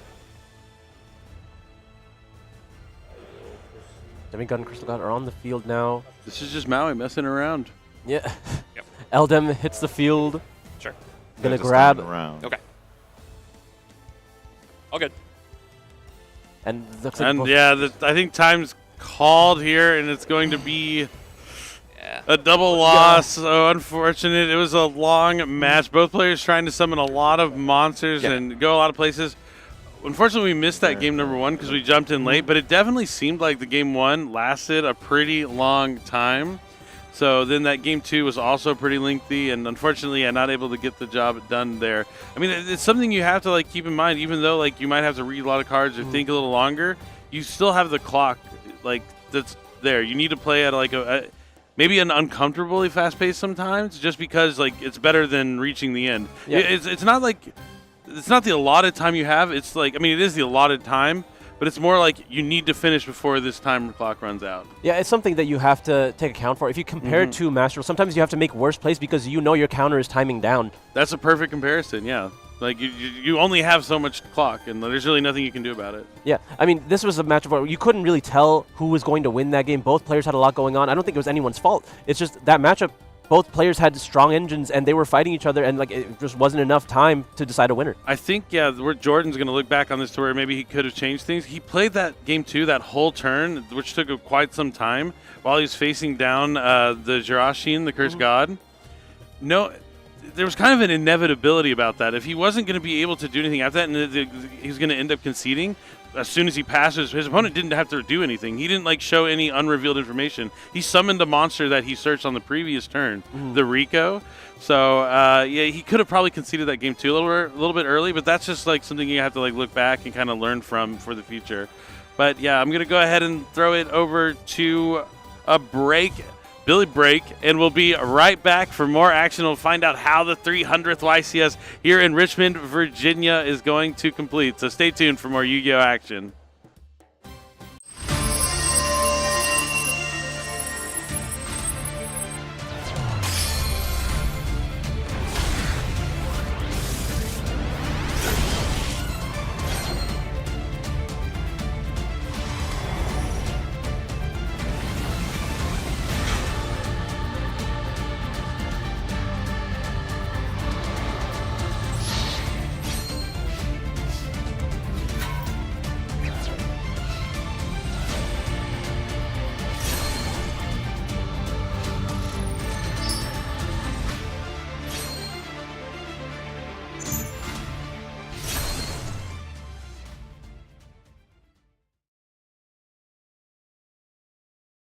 Sup, Duelists? Steve Kangas here at the 300th YCS in Richmond, Virginia. I got 5 cards with me. Let's see if you can guess them before anybody here. All right, I'm here with Armand. You have 60 seconds. Guess the card before chat. Go. Is it a monster? No. Is it a spell? Yes. Was it released after 2020? Yes. Was it released before 2023? No.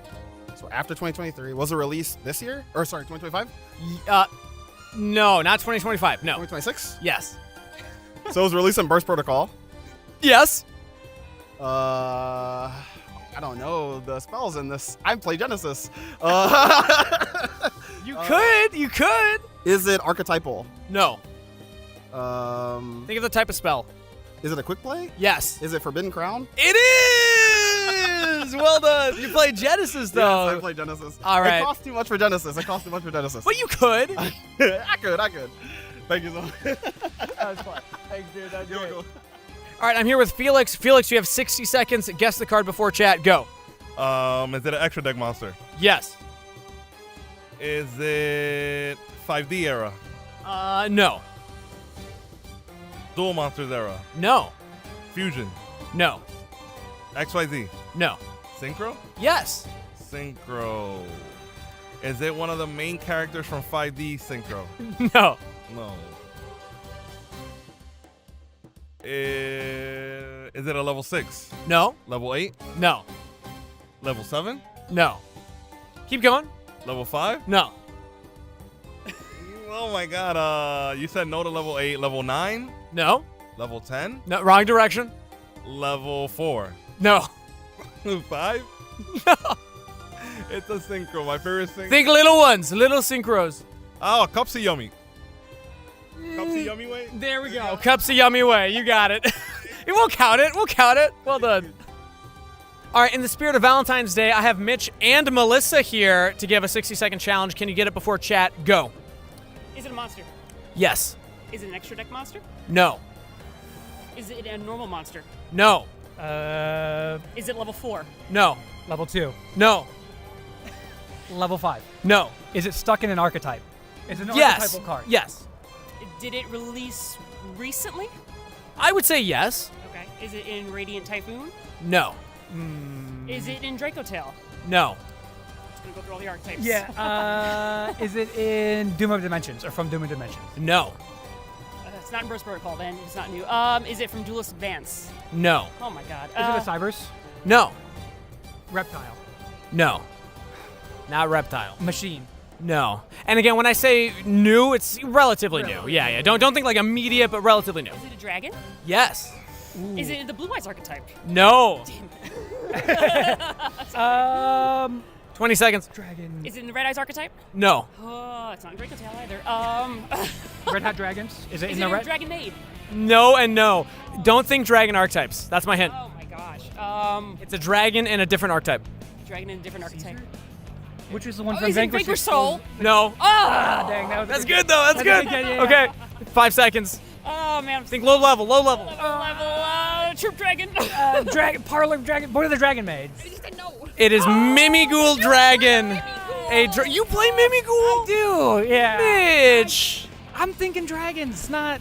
You know, that's This is the best card. It's the best card in the deck. This because he should have known it. I think so. All right. Well, hey, thanks for playing. Well, now we're getting divorced. All right, I'm here with Ivy. You have 60 seconds to guess the card before chat. Go. Is it a spell card? No. Is it a trap card? Yes. Is it a normal trap card? Yes. Was it released in the last 10 years? Yes. Was it released in the last 3 years? Yes. Is it a... Was it released in the last 2 years? Yes. Is it a Dominus card? Yes. Is it Dominus Purge? No. Is it Dominus Impulse? No. Is it Dominus Spiral? No. Technically, it is still one of these cards, but yeah.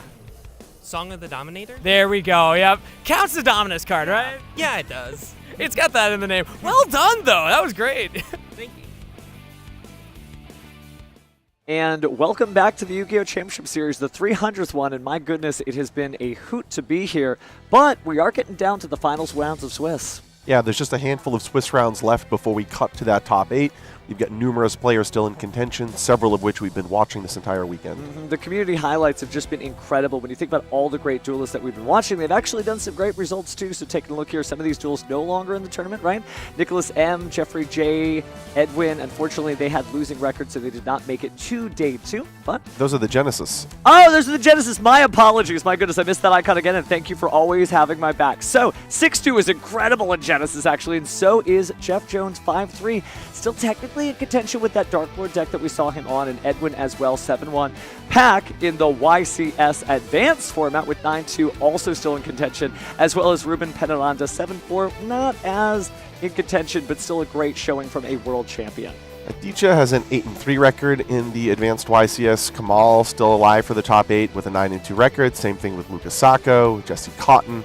And unfortunately for Charlie, he's there at 8-3, but playing for some fantastic prizes, even if he's not necessarily in contention for the top 8. Yeah, that's the thing. Even if you don't make the top 8, there is still prizing that goes down the bracket. So again, do not worry if you don't make that coveted spot in the Battle City top 8. You still have a lot of things that you are competing for. And it's also good practice. Where else are you going to play against some of the best of the best of the best duelists in the world? Yeah, I think that's one of the features now that we've changed to the top 8 elimination bracket. There's still a lot to do if you were to get top 16, top 32, plenty of prizing that goes very far down. So players will be going deep now into day 2, even if they know their chance at winning the event has been come to an end. The prizing still, though, at that point of the day can definitely motivate you to continue on playing. And it is good practice, right? We didn't get 300 YCSs out of nowhere. It does mean there's going to be a 301st, 302nd, 303rd, etc., all until we are great old men at the 500th YCS. Should I live that long? Jokes aside, though, it is incredible to see the gameplay, so why don't we go ahead and tune into the stage and get our game on. Up first in the blue chair from Chattanooga, Tennessee, in his first day 2 at a YCS, in his first feature match, shout out Chattanooga Yu-Gi-Oh!, James Ortiz!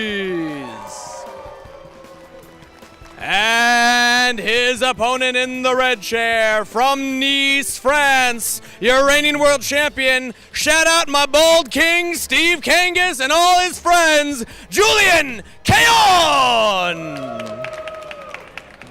Duelists are already on stage, so let's throw it back to the casters for game number 1.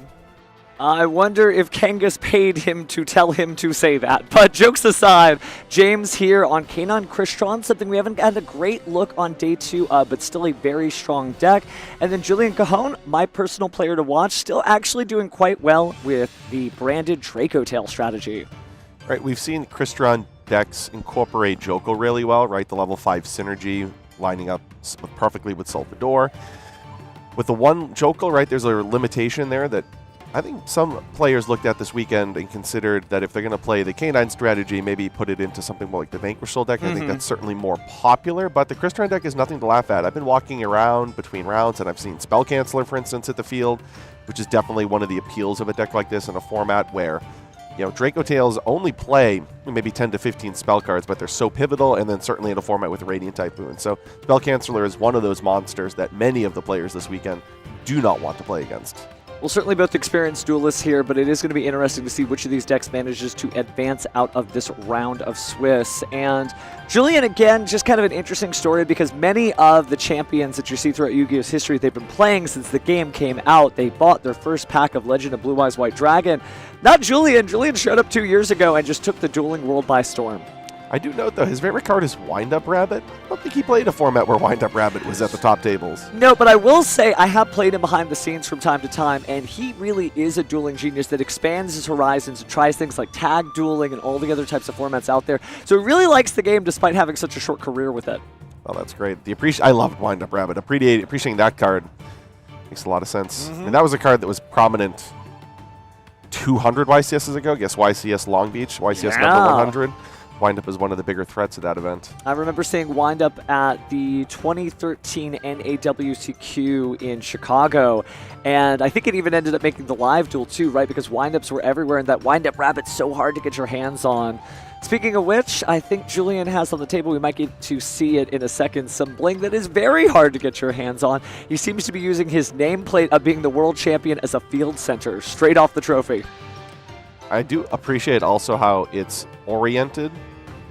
Oh, so the opponent can see it. Like, look who you're playing against. Man, that is some machismo. But there is no such thing as a world championship difference because we have seen many champions fall by the way on the featured match stage. We've seen world champions go against one another. You might get an aura buff, but it doesn't necessarily mean you will draw stronger cards.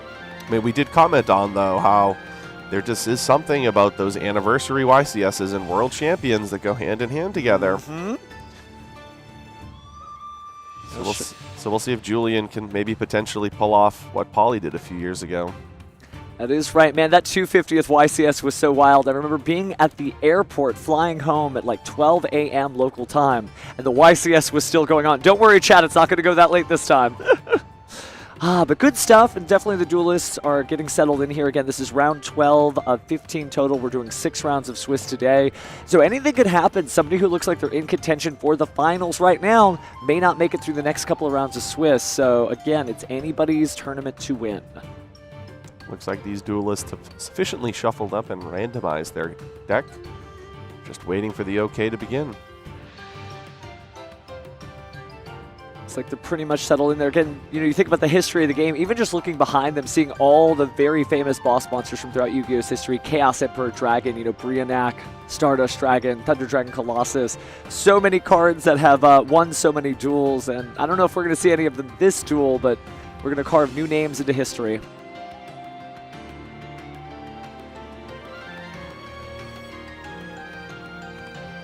Now, I know Julian's no stranger to the featured match stage, but I don't know as much about James. I think James mentioned this is his first Day 2 performance, so already a fantastic tournament for him. But he shouldn't be satisfied just making it to Day 2. He's X1 this deep into not just any YCS, one of the iconic anniversary events.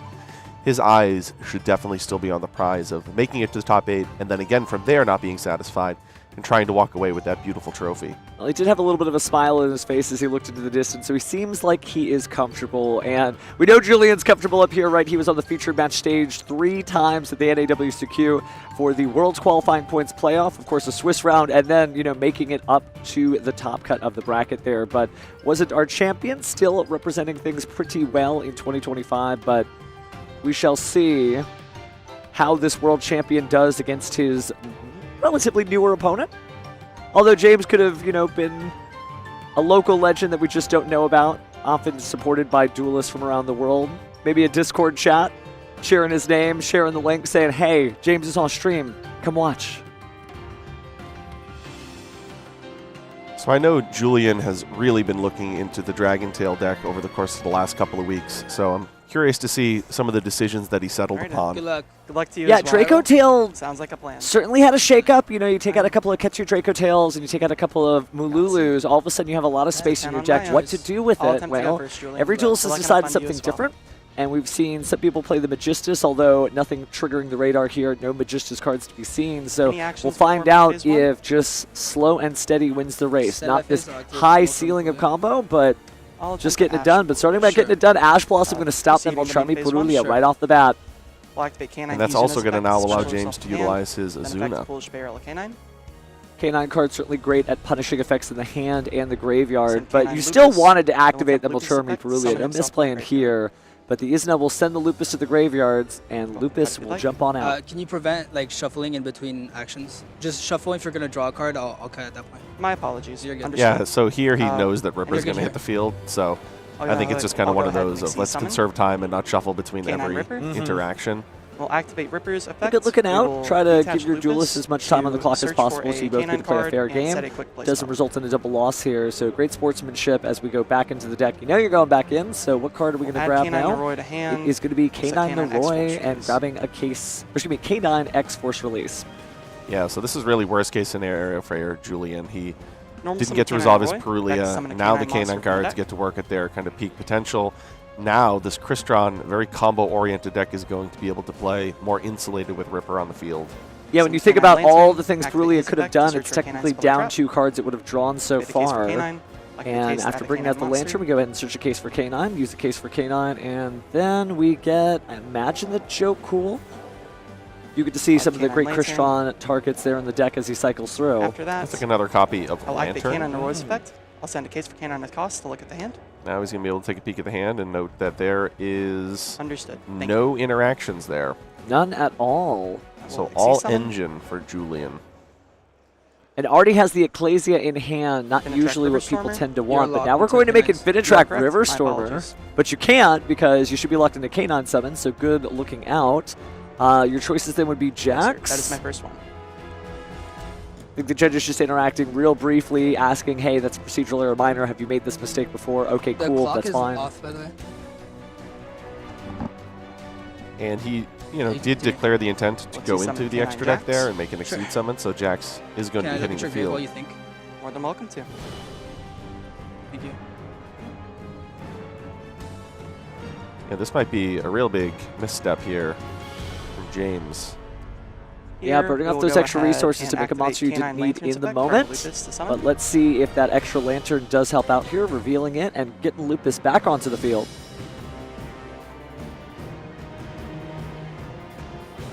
Strong start, but maybe not the direction he was hoping to go, but it looks like we're going to link these off for SP Little Knight. Like the Crystron inclusion, add a Crystron. Oh, and here comes the Crystrons. Yeah, so theoretically, even if it was improperly summoned, that River Stormer would have indicated to Julian that he was playing against the Crystron variation of deck. That's very specific to that. This inclusion itself, though, will also do that. And now we have Crystron Sulfidor hit the field. And, if you're familiar with this strategy, you're going to find those 2 1-ofs. Jasturvan and Smigger. Activate this friend's effect. It's true that the K9 Crystron, like the Crystron element to the deck has gotten smaller and smaller and smaller over the tournaments. It will activate Sulfafnir's effect. We'll discard so both of these have graveyard effects, depending on which one we're talking about. Smigger allows him to search out a spell. Jasturvan will allow him to search out a monster. We'll see the monster he chooses. It's going to be Tristaros. We'll then activate the graveyard effect of Crystron Smiger. And we got a tutor and non-tutor monster on the field. For a Crystron spell trap card. Smiger being banished, just like you said. Time to grab another K9 card, or excuse me, Crystron card. Search for Crystron Cluster. They're all friends here. Again, if you could just avoid shuffling your deck. Understood. Just no need. Synchro for Crystron Eleskeletus. There's Crystron Eleskeletus out of the extra deck. Banish the hand. The combos continue, and a great pace of play when you think about how many moves have been accomplished so far. Crystron Smiger and Crystron Cluster. Right. Me and Julian even emphasizing, Activate the graveyard try to effect of avoid Crystron shuffling when Tristaros. unnecessary, which is a Destroy very synchro on my board. healthy habit to be in. Look at your Right? table, you resolve. The shuffling in between interactions, in and of itself, when you have to shuffle the deck maybe more thoroughly later on after doing additional other searches, it is a way of saving 30, 40, 50 seconds. And with the possibility of double losses at this point of the tournament, neither player really wants that. Oh, yeah, and I did mention maybe there's no World Championship difference, but I think there is technically when you think about it. Julian, so used to those little cards that they put on top of their decks at the World Championship showing this deck hasn't been shuffled. Then at the end of the turn, or when you're going to draw a card, you go ahead and shuffle it just like James is doing now. So good looking out, great habits to pass on. We do have a field here that doesn't have Spell Canceller, but is utilizing the cluster, right? Crystron Cluster, interaction, the Infinity, Ripper itself, SP Little Knight. There's a whole lot here that Julian's going to have to try to play through. Cyber Dragon Infinity is certainly powerful, but that SP Little Knight being able to protect the cards equally good. So we're going to start off with Incredible Ecclesia the Virtuous, tribute for its special summon effects. Right, and he can special summon that because his opponent controls a monster, plenty of several monsters. K9 Ripper to negate two of those. Sure. Resolve Tristaros. So we're going to go ahead and negate the effect there, it appears, of the Moltrami Fawalas that was chained, and good looking out there from Julian. Trying to get the most, but now we're also going to go ahead and Synchro summon here. Yeah, it's very heads up there that he utilized the effect of his Ecclesia. All of a sudden now he has no field. The Tristaros gets activated in response. He then has the ability to activate the Wallows. Unfortunately, the Ripper is there, but it is a way of potentially getting Ripper out of the way. Yeah, but that FA Dawn Dragster being able to negate spells and traps, the same as the Cyber Dragon Infinity, we know that Julian's deck is really about activating spell cards once you get them, and unless he's got a Draco Tail Phimina that he's able to pull out here, it's going to be very difficult to get through. And even then, you still have SP Line and Cyber Dragon Infinity if you're not allergic to spells. No quick effects at resolution. So now we see here multiple copies of Ecclesia in Julian's deck. Gives you a lot of consistency, and it does sort of power up the Fallen and the Virtuous. You always have that secondary effect because you've got an Ecclesia monster nearby. But almost an embarrassment of riches there on James's side, but hasn't really activated too many of the effects, just saving it. No quick effects. Now we see the Phimina. Yeah, Lucius allows him to search Phimina, so Julian is putting up a little bit of a fight here. One would hope so. It'd be bad if it was the player to watch and then he didn't make it, but we are going to discard the Phimina. That's going to trigger, well, cause James to activate the effect of Cyber Dragon Infinity to negate it. Instead, we'll then Xyz summon here. Oh, wow. Wow. That's not a spell, that's not a trap, that's not a monster effect activating in the hand. And that plays around just about everything. Yeah, the SP Little Knight may be able to get some stuff done, but then the monsters are cleared off the field. Yep, it's going to get rid of the quick play. And FA Dawn Dragster to banish them until the end phase. It's going to get rid of the forced release. It's going to get rid of the cluster. Still exciting to see Exciton do so much, but why don't we chain Crystron Cluster here on James' side of the field? K9 Jax to destroy it and shuffle a Crystron from Graver banished into deck. And I'll chain K9 Force Release. And we're also going to use K9 X Forced Release. I'll summon a Werewolf, destroy the Exciton We'll bring out the Werewolf, destroy the Exciton Knight. Go ahead and target our K9 X Jax. Crystron Eleskeletus. So this is the cluster effect that's resolving here. Returning Eleskeletus there, and SP Little Knight's going to go ahead and banish that in the FA Dawn Dragster, preserving that spell and trap negate. So James mostly cleaning up shop on his own field like really, really well. So let's talk a little bit about, I think, a really important point. One of the conversations we had this weekend is, would you rather play branded Draco Tail or use the Magistus cards? And one of the points that we made yesterday is that if you go full combo, high ceiling, you're going to lose out on some extra deck cards. We just saw the value of Exciton Knight, with multiple copies of Incredible Ecclesia. So clearly Julian knew that I'm going to go a little bit lower ceiling in terms of what my full combo can do, because I want that utility in some of those games where things just get really, really clustered and really, really difficult to push through. Having a card like Exoton in his extra deck, I think, has really taken James by surprise. Oh, huge looking out there. And as he examines his own extra deck, I think about mine. And when you do play Branded Dracotail Magistus, you end up on weird numbers, right? You might do 2 Arthalion, 1 Gulamel, and it just feels so cramped as you get into later grind games after those cards get banished. But speaking of the extra deck, we did activate Rahu Dracotail. Looks like we're sending Urgula and another monster to the grave, so we will get Dracotail Arthalion. New chain. So our effects there. It looks like it was Malulu that was sent to the graveyard from the Rahu Dracotail as well. Chain 1, Artha. Arthalion's going to grab the Fallen of the White Dragon. Chain 2, Urgula. Chain 3, Malulu. That's not bad. This may be his ticket back into this game. Yeah, that's really impressive. The fact that he had Exciton Knight in his extra deck has completely changed the calculus, looking at how he had to play through that board, because as you were mentioning, he put the FA on the field, so which means he had even additional spell and trap negation.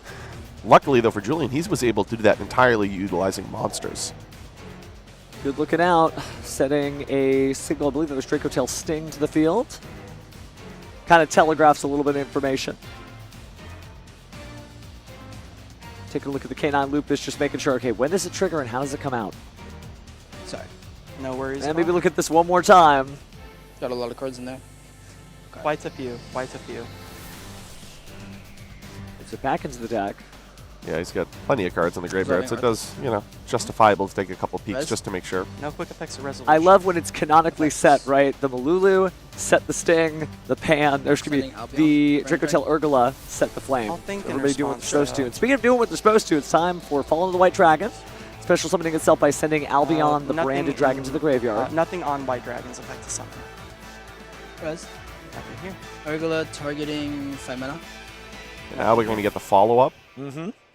Slash interaction on James's turn. This was really just a masterclass by Julian, showing you how to break through a board and do so without relying on spell cards. Yeah, especially for a deck that usually gets shut down when it doesn't have access to spell cards. Had a little trouble getting there, but there we go. We got the Urgula to the bottom of the deck. And grabbing the Phimena to the hand. Take a look at our set traps. Still have a couple of options. Leaving main phase is good. End phase.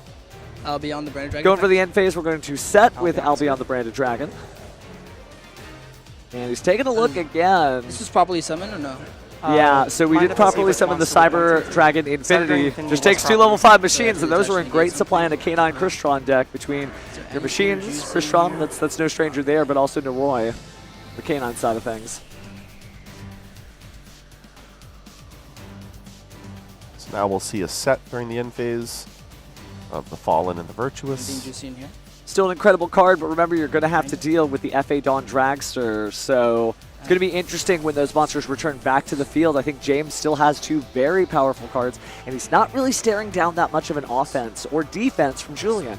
Obviously, Dracotail Sting is good and impressive against Canine Crystron because of how many different graveyard effects it has. But the Dawn Dragster, they've got to pick and choose. So he's going to just add it to his hand so that he can activate it.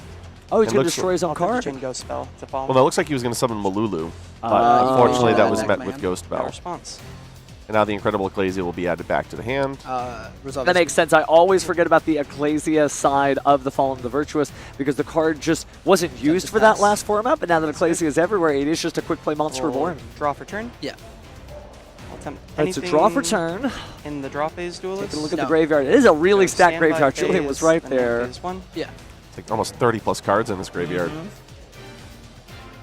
How many cards in hand? And he's on a 42 card list, so that also does mean, though, in a sense, he's burned through a lot of his options and a lot of his combo. As he's playing 2 ofs of some of those extra deck monsters, which I do not believe he would be wise to do so. I think we're going to have to see something completely new here. No, I think his extra deck is 15 one-ofs, I would imagine. Certainly very common in a deck like this, not so much on the fusion side of things. But it looks like we're going over a Butchami for Wallows. I think he has a Scrap Recycler in his hand. And Scrap Recycler could really get a lot done. But banish it for cost. You are going to have to worry about the Dracotail Sting down there. And then if you stop the Dracotail Sting with the FA Dawn Dragster, well, now you can't really do anything spell card-wise because of the Dracotail Flame set on Julian's side of the field.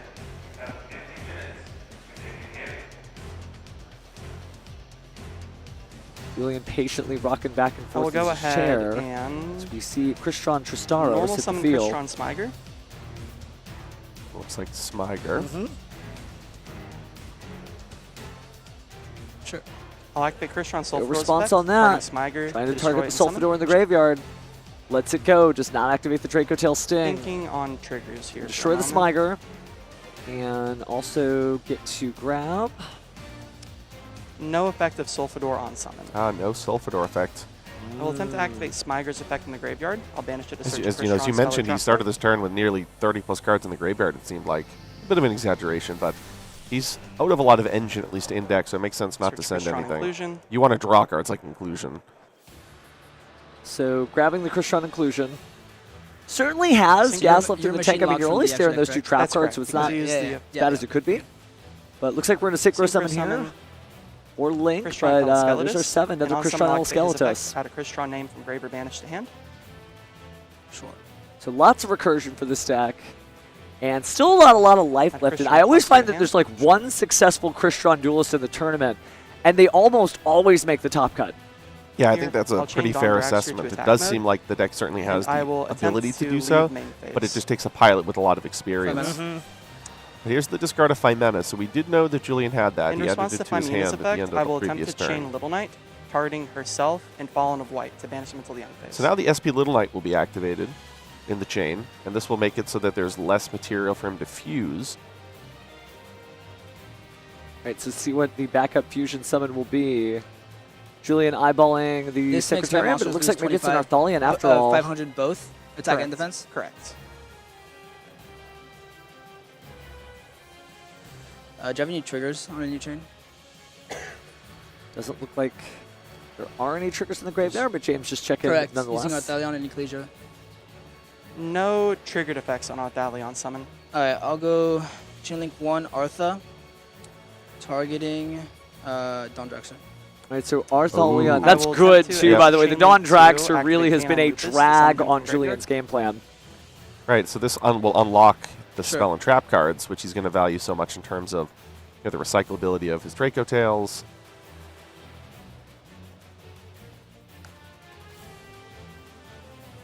And then Dawn Dragster will be returned to the Yep, extra so deck. now Dawn because Dragster goes Arthalion. back to the extra deck. You can continue. I'm just going to look at your grave while you continue. Which is almost not the worst thing, because if James ends up with a tuner And and how a many cards non-tuner again, he Four. can just Four. make the Dawn I know, Dragster. trapping And he's running out of options from the extra deck, Here, having I special will summon so many activate different cards this Crystron duel. Sulfafnir's effect. I'll discard Inclusion to summon himself and destroy a card I control. All right, so discarding the Crystron Inclusion. Go special summon a monster.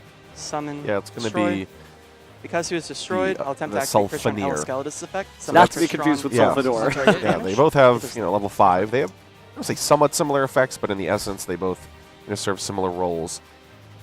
A Crystron card that has a similar effect to another Crystron card? You don't say. Certainly does take a duelist with a lot of Summon experience to appreciate the Crystron nuance of all Tristaris. these individual cards to be able to get to this situation. How many cards in Speaking extra? of situations, At this 5 point- plus 2 equals 7. We may be seeing that Dawn 8. Dragster show back Gotcha, up. thank you. Here, I'll go ahead They also and have the summon. ability to exceed summon with the 2 level Oh. 5s. For Chronomaly Ooh, we might go Vimana. into the Wow, Yes. Chronomalies. We're doing this. I'll go Vimana. ahead and attempt to end main phase. Let me read this real quick. Such a Everything powerful is at card. normal Yeah, stats. 2 material, Yes. detach, negate. And, machines are what it requires, but that is not hard to come by in this deck. Well, is it machines? Is it 2 machines? Because there was a Lupus that was used for this. Oh, that's right. That's right. It is a machine. It is Yeah. a machine. Gotcha. Yeah, you're good. I will attempt to move to battle phase. Sure. Julian, I'll declare all an caught attack up to with speed with Vimana the and card stacks. Arthalion. Sure. You have And anything again, before the damage there's no step? offense. You In read damage those step, cards when you get a I'll chance activate to Vimana's list. effect, targeting itself, and Canine Werewolf in the graveyard. The targeted monster on field will gain half of the target Sure. engraves effect. It will attach as material. So Vimana is gaining 33 divided by 2. That So it's should gonna have be 33? 1650 plus 23. That would be 3950. Yeah, so I'll take 950. Yep. So it So should put you at 950. 7050, I Across the believe. port bow there, Draco Tail Arthalion goes to the graveyard. Yeah, great communication, being very And then methodical I'll with attack the directly math. for Crystron Tristaris for 800. It's important. Tournament policy guidelines say you need to keep track of that math on paper. So it is interesting. I He will threatened that proceed spell and trap card to negate for much of the second main first, phase. let's say, turn and a half, and now he's threatening the monster negate. Mm-hmm. Correct. Switch gears, you I know, will you're set not one card as face worried down. about the Draco Tail Sting if you've just kind of used up everything from your graveyard while you had the Great Spell and Trap to my negate. end phase. That is FA Dawn Dragster, and it's still in the extra deck, so if we go to another turn this end duel, phase. James is just sitting on activate, powerful activate. effect after powerful Would you mind effect. if I have a look in the graveyard as well, Duelist? Thank you. And now we'll have Ecclesia returning back to his hand. Just the ability to constantly have monsters in hand for future Draco Tail I will summons, attempt but to chain Chronomaly Ecclesia in and of Mana. itself I will also being detach the threatening. materials to Really negate, impressive. Wow, the so threatening activation that he's of actually this electing to negate that effect. Wow. I don't think I've ever seen that happen, but we are going to go ahead and use the Draco Tail Sting, so one great graveyard disruption deserves another. So in No revenge, response. let's get rid of the Crystron I'm good to Inclusion go. and I the haven't Canine got one in my deck. Lupus. You shuffled. I believe so. Would I, Tell would you, I be allowed Ecclesia's to cut come a again? long way. I know Or- that's literally the plot of the animation, but I mean, if you want to, to okay. see her go from something that was a niche card used in Sword Soul to being this powerful, motivating strategy at the top tables is just such a cool glow up for that card. But SP Little Knight going to return Albaz and itself back to the field. Fualos, not a great draw. Nope. It's a Draco Tail material from the hand. This has to target an XYZ monster to gain attack. Target one face-up monster on the field and one Xyz monster or Chronomaly in my graveyard. So just clarifying the exact method of increasing the attack. Gotcha. Thank you. Do you have any It does quick gain the effects attack in the draw until phase, the end Duelist? phase. No. But In it the is a draw quick phase, I'll effect, so he activate would be able Vimana's to effect. activate it I'll here, target which would its- then allow I'll him to have target another monster negate. Certainly powerful. Canine Werewolf in itself. So now we're seeing a chain of the Fallen and the Virtuous. So that was the other card that he drew specifically off of Flame. So by sending I will Albion, this will attempt to destroy chain Vimana. I couldn't SP imagine Little Knight's you'd use effect. SP Little Knight to try to Will protect target it since it wouldn't have Vimana Xyz and materials. Fallen White to banish them until the end phase. Seems unlikely. But I think we did activate SP Little Knight to try to... Oh. Interesting. I'll attempt to chain Crystron Cluster, targeting the Fallen and the Virtuous to destroy it and shuffle a Crystron from graveyard banish. So trying to negate the spell to get the draw to put him in a better situation, but using the Crystron Cluster back to Sulfur destroy the Door. spell before it's negated to avoid the draw. And this will recycle one of his Crystrons. That's almost like a niche... Reminds me of the use case of double Cyclone against Draco Tail. That's a cool maneuver, and something you only get from just playing this deck over and over and over. I thought you did you not target your SP? I believe I targeted Vimana and Fallen of White. Okay. Sorry. I must have misheard, my bad. No trouble. So it does look like he elected only to go one with material on the that thing? Vimana. I There guess was, you're just and going to absorb yeah, something later, there maybe was, gain because I attack, hadn't and it resolved is the just a effect to attach body. the second.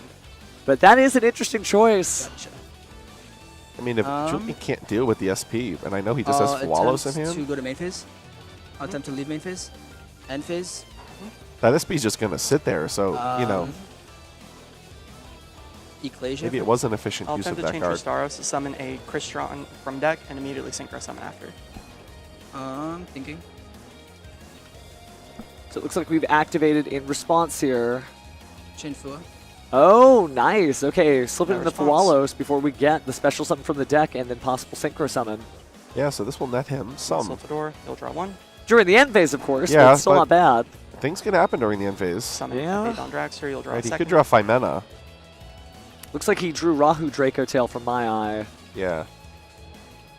So now I'd be concerned if you're a fan of Julian. I finally think his resources have been whittled down sufficiently enough. That might be the one thing chain. Julian doesn't have going I'll for him. use our Considering Diamond his Fist in the lightning fast career, response. he hasn't experienced, the dread of loss, right? chain, To I'll crest at the use top cut, to Albion almost effects. make it, and then have to just, go back and try response. again. But we do see the Ardelion hit the field.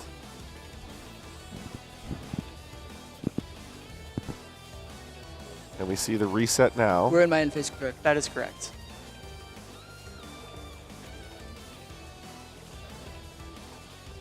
Searching the deck here, this is likely off of the Albion the Branded Dragon set, it appears. It is, and I think he's electing to go with follow-up as Mhm. opposed to more interaction I'll to get pass. that branded And fusion then in lastly, hand. I'll resolve Oh, yeah, Little Knight's resol- sorry. effect. You'll get Resolve. White Dragon, I'll get Vimana. So now White That was an Dragon comes attack, back, That is Vimana correct. comes back.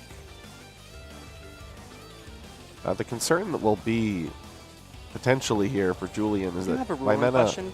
will be able to Since activate Chronomaly both Vimana on left the James' field turn, and but then then again on returned to the Julian's field, turn to get back Would to would having to it exceed be a legal materials. activation to activate Chronomaly Vimana's effect. Yeah, usually K9 Crystron has been a very explosive deck. Of course, it can grind like nobody's business and has been a terror of different formats for that purpose. But lately, it had been seen as more of a combo deck. But to watch it just go toe-to-toe with Branded Draco Tail in its newest form, it's actually a really cool duel, although I will say it has taken 20 minutes for this game one. Neither duelist sitting on their hands. They're trying to play as many card effects as they can, but that's quite a few card effects as we see from that stack graveyard on both sides. Sure. Yeah, as I mentioned, I feel like Crystron K9 is so well known for comboing on the first turn, ending on Spell Canceller in a swift game one. James has really elected just to try and, with cards like Cluster, really play the actual Crystron cards themselves The standby phase and do what you just mentioned, try to go into those longer grind games. And speaking of grind, using the Chronomaly Vimana to go ahead and grab the Cyber Dragon Infinity and attach it from the graveyard. Now we're getting back to those materials. Now we even have another monster negate, and then we have the FA Dawn Dragster. It's kind of closing in against Julian here. He's got so much follow-up. If Julian can survive long enough to get to his own turn, he's okay. If he's able to strategically play through both the Spell and Trap negate and the monster negate. There's only 25 minutes left. But Scrap Recycler may throw a wrench in the gears there. I will change FA Dawn Dragster to attack mode. I will proceed to battle phase. Start a battle phase. I'll activate Cluster's effect, carding Arthalion. Sure. Use Arthalion's going to get banished because that was one of the ones that came from the grave, I believe. And then, of course, the Crystron Eleskeletus recycled, so it can come back. So great grind game. Allowing you to recycle resources. That's actually one of the things that I think dramatically favors James right now. Julian has been running out of resources in terms of actually having names in his deck. 1600 next. I feel like every time I see Crystron, it's a different deck with the same cards. And then I will activate Chronomaly Vimana's effect. I will target itself. Just about how you play it, how you utilize that strategy. To gain 1650 attack and points. we're going to target an Exceeds monster, gain some attack points, attach material. Declare an attack with Chronomaly Vimana. That's game, right? And that is game, Julian says to himself. Just double checking. Do I have anything? Take a look at the graveyard. Is there anything you could do? Did I miss something? That's it. Shuffling his cards back. Julian has conceded game one. And James really showing same look, new angles. And Julian's really going to be put on the back foot. He's going to have to try to win 2 games in under 25 minutes. So you see him very quickly select out those Dragon Mines. If there is a path to winning very quickly, it's opening well, establishing a field. Obviously with the Dragon, and then utilizing, as I mentioned earlier, Dragon's Mind on James's turn, and then have it reset for Julian's turn so that he can use it to protect his first battle phase. Now he's got to close it out, but he knows how to move fast. I mean, look at those hands shuffle. And this is important for all duelists at home. 25 minutes seems like a lot of time, but if you have to complete 2 games in that amount of time, especially after a really grindy game that we just watched, it's important. You don't want to obviously experience a double loss at this stage of the tournament, so keep that in the back of your mind. James just shuffling to himself. Julian looked out to the crowd briefly and now is back to just getting the piles ready here, going as fast as he can, just keeping the pace of play moving. But what a duel. I mean, I don't know that I could have predicted any of that happening. Of course, if you're an enthusiast of both of these decks, that was certainly some fine play action for sure. But James just really slow and steady wins the race, grinding it out, attaching Xyz materials here and there, Synchro Summons and Synchro Recycling. And Scrap Recycler, I mean, he really is a machine. So not likely to see, any Spell Canceller combos certainly going second from James. So he's probably going to try to establish, those board breaking capabilities. The fact that K9 notoriously lines up pretty well with that. Rely potentially on some Charmies. And from his perspective, he's also incentivized to try and, kind of scope out Julian's opening turn. Because if you have to weigh this decision. Oh, wow, I know where you're going with this. Do you want to try and play another grind game here, where you think your ability to break Julian's board but also win relatively quickly is present, or would you rather try to go first in game 3 and side in something like Spell Canceller, which may actually win in the shortest amount of time possible? With about 25, now about 22 minutes remaining, it's important to weigh which of those 2 pathways is the most likely to actually lead to that second victory and avoid the double loss. I'll go first. Good luck. Well, tune in to find out as we enter game 2 of round 12 here at YCS Richmond. And we're starting off with Branded Fusion getting hit by Ash Blossom and Joyous Spring, a match made in heaven, but now Phymena is discarded. I'm not sure I love Branded Fusion being hit by Ash Blossom as much this weekend. I think I'd wait on some of the other cards in the Dragon Tail matchup. But Branded Fusion is the best quote-unquote bait for that imaginable. But here we have 5 mana, and we'll be able to search our deck for a copy of Rahu, double add back. So we'll have the 5 mana back and the Droll and Lockbird back. Now he's going to activate the Rahu. He's going to conduct a fusion summon, 5 mana from his hand, and now he'll be utilizing another card from his deck. And I'll be able to set at least 1, probably 2 differing Draco Tail trap cards. And good looking out on the side decking as you saw him scroll through his list of cards. I definitely saw at least 2 Dragon's Mind in the deck. Yeah, it's because one is in his hand. Oh, nice. So he went all out to try to prepare for this particular duel to shut his opponent down. And I think he is well on the way to do that. Yep, so he's got the Gulamel on the field. So now he'll set 2 Draco Tail traps with the Dragon's Mind and the Droll and Lockbird. I mean, this is, from Julian's perspective, just exactly what you want. An Ash Blossom that was really low impact. No response. And then the ability to establish a great field with Dragon's Mind. This is about one of the fastest ways that he could actually win. And we're going to go ahead and place the Urgula face down at the bottom of the deck. Just got to pick the deck up. There we go. And grab Femina back to the hand.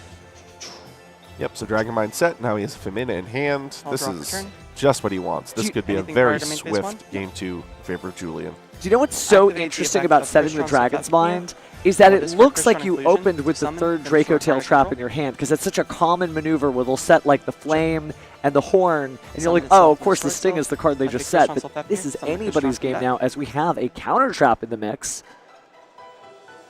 So we have Sulfador, Sulfador's effect. And now we have negated and Sulfador on the field. Here's the Dragon Mind, as we were just talking about, negating a monster effect. 2,500 is a sacred number for this card game. It looks like it's just the Tristaros. Tristaros. But unfortunately, without having access to the Draco Tail Horn, not able to get that off the field before the shenanigans begin, since it is an attack mode. But the Draco Tail Sting feels just as good. I'll attempt to Ash Draco Tail Sting. Oh, and the Ash Blossom and Joy Spring to stop that.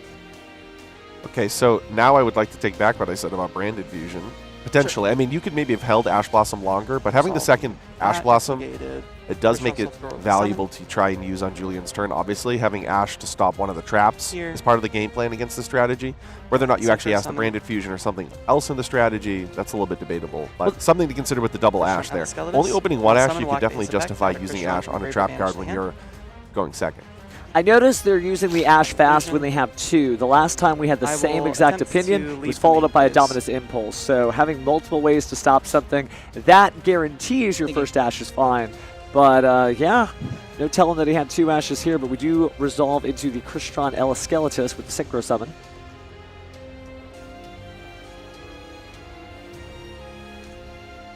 Julian's Inner Pharaoh trying to tell him what to do next, and it looks like Femina is the play. Fusion Summon, no response. I think we're fusing Droll and Lockbird and a Draco Tail Arthalion. So a Spellcaster and a Dragon, but no, it's just going to be another Draco Tail Arthalion. Yeah, just showing the usefulness of hand interactions, right? Why, for instance, does Infinite Impermanence not make its way into a lot of Branded Draco Tail decks? Well, that's the reason right there. Very often you just need, whether it's a Ghost Mortar, Effect Veiler, or Droll and Lockbird, another monster. It could be an Ojama Yellow. It would still fit the bill of being another monster. But look at that. A fast game. James immediately conceding, understanding what you understood, that there's not enough time to have a big grind game. So let's see how he side decks here as we're about to go into Game 3. Both players getting ready. And man, I have no idea. This is stressful to watch. Yeah, that was 4 minutes. That was a 4-minute game. Julian could not have drawn that up better. The Dragon's Mind, like I just mentioned, everything lined up just flawlessly there. So you'll see him side those out, put the Mulcharmies back in. He does need to be conscious, though. As I mentioned, the Crystron Canine deck notoriously has access to cards like Spell Canceller, so we need to be wary about that. We even saw the Infinite Track River Stormer, improperly placed on the field by James in Game 1.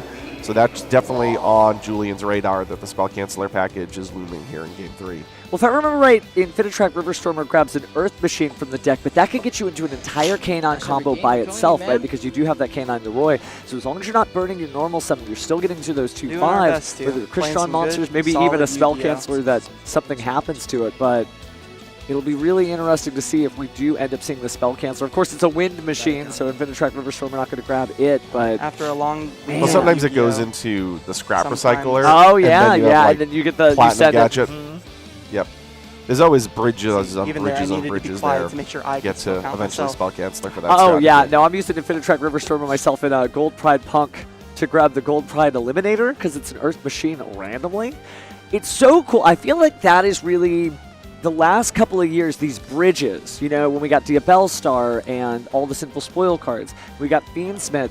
It's not just showing up with one strategy, it's two, and that does, since we are at the 3-inch with YCS, remind me of the good old days, Chaos Monarch, right? Every card you evaluated was like, oh, this card's bad. No, it's a light, dude. Oh, this card's incredible.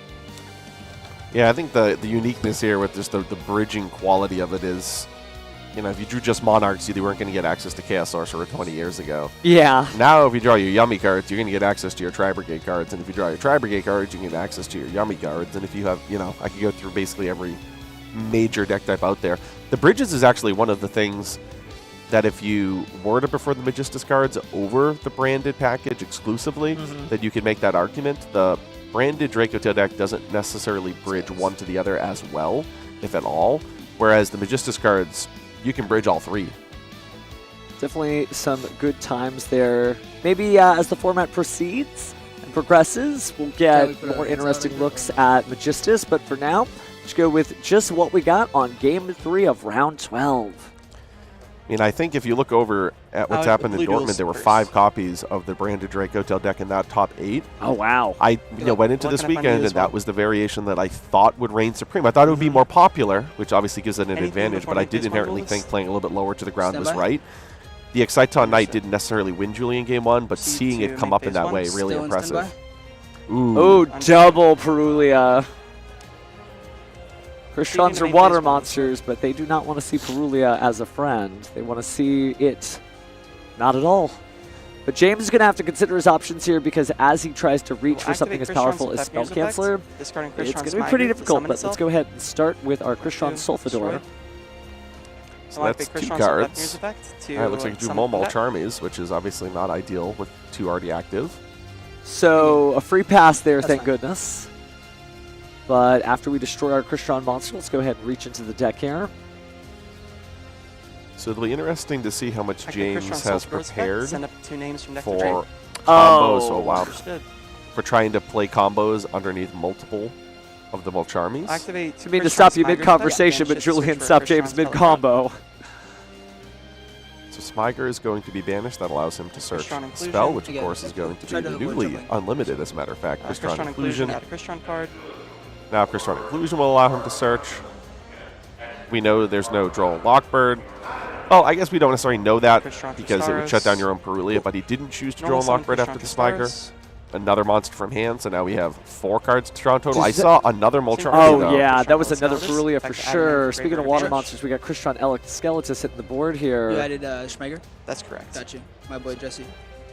We'll activate Tristar's effect. That's fine. Destroy Synchro. Summon 2 names. Pins and needles. Can you imagine drawing 4 cards and still not being happy with your hand? This is correct. Gotcha. Well, it depends on what the totality of his hand is. At least in a strategy like Dracotail, you could theoretically use Molcharmies for the purposes of fusion summoning. We saw a similar thing with the Droll and Lockbird in the previous game. Overlay. Sure. Yeah, but James is continuing onward, right? James has now established the 2 level 5s on the field, so now he's going to go to Nova, do Infinity. He's a little bit more isolated combo-wise. Krishtran Smiger. Wow, he's really just... we will activate... Just not care. You draw as many as you need. I'm going where I'm going. Now the question is here, can he avoid any more summons from his hand? Certainly, I think he might be able to do a fair amount of this. It depends on exactly where the combo ends. He might not be trying to do the Spell Canceller combo because that would require him to summon the Scrap Recycler from his hand. Again, one of them is Schmeiger. That is correct. I think as he sees that there was no Nibiru the Primal Being, he feels like this is the time to stop. And I'll draw for turn. He gave his opponent plenty of cards, but passes, and Julian's going to draw. Let's see what you do with a... Ooh, how would I count? 5, 6, 7 card hand? That's good. Yeah, so he would have drawn 4 cards there, and he used one of them, which was Ash Blossom. Oh, dear. So now we're going to see... is that the 3rd Perulia, and then obviously Fuwalo. So now we see Droplet negate the Infinity and the Vimena. So Julian's probably feeling really good, right? He's still got about 13 minutes left on the clock. 4.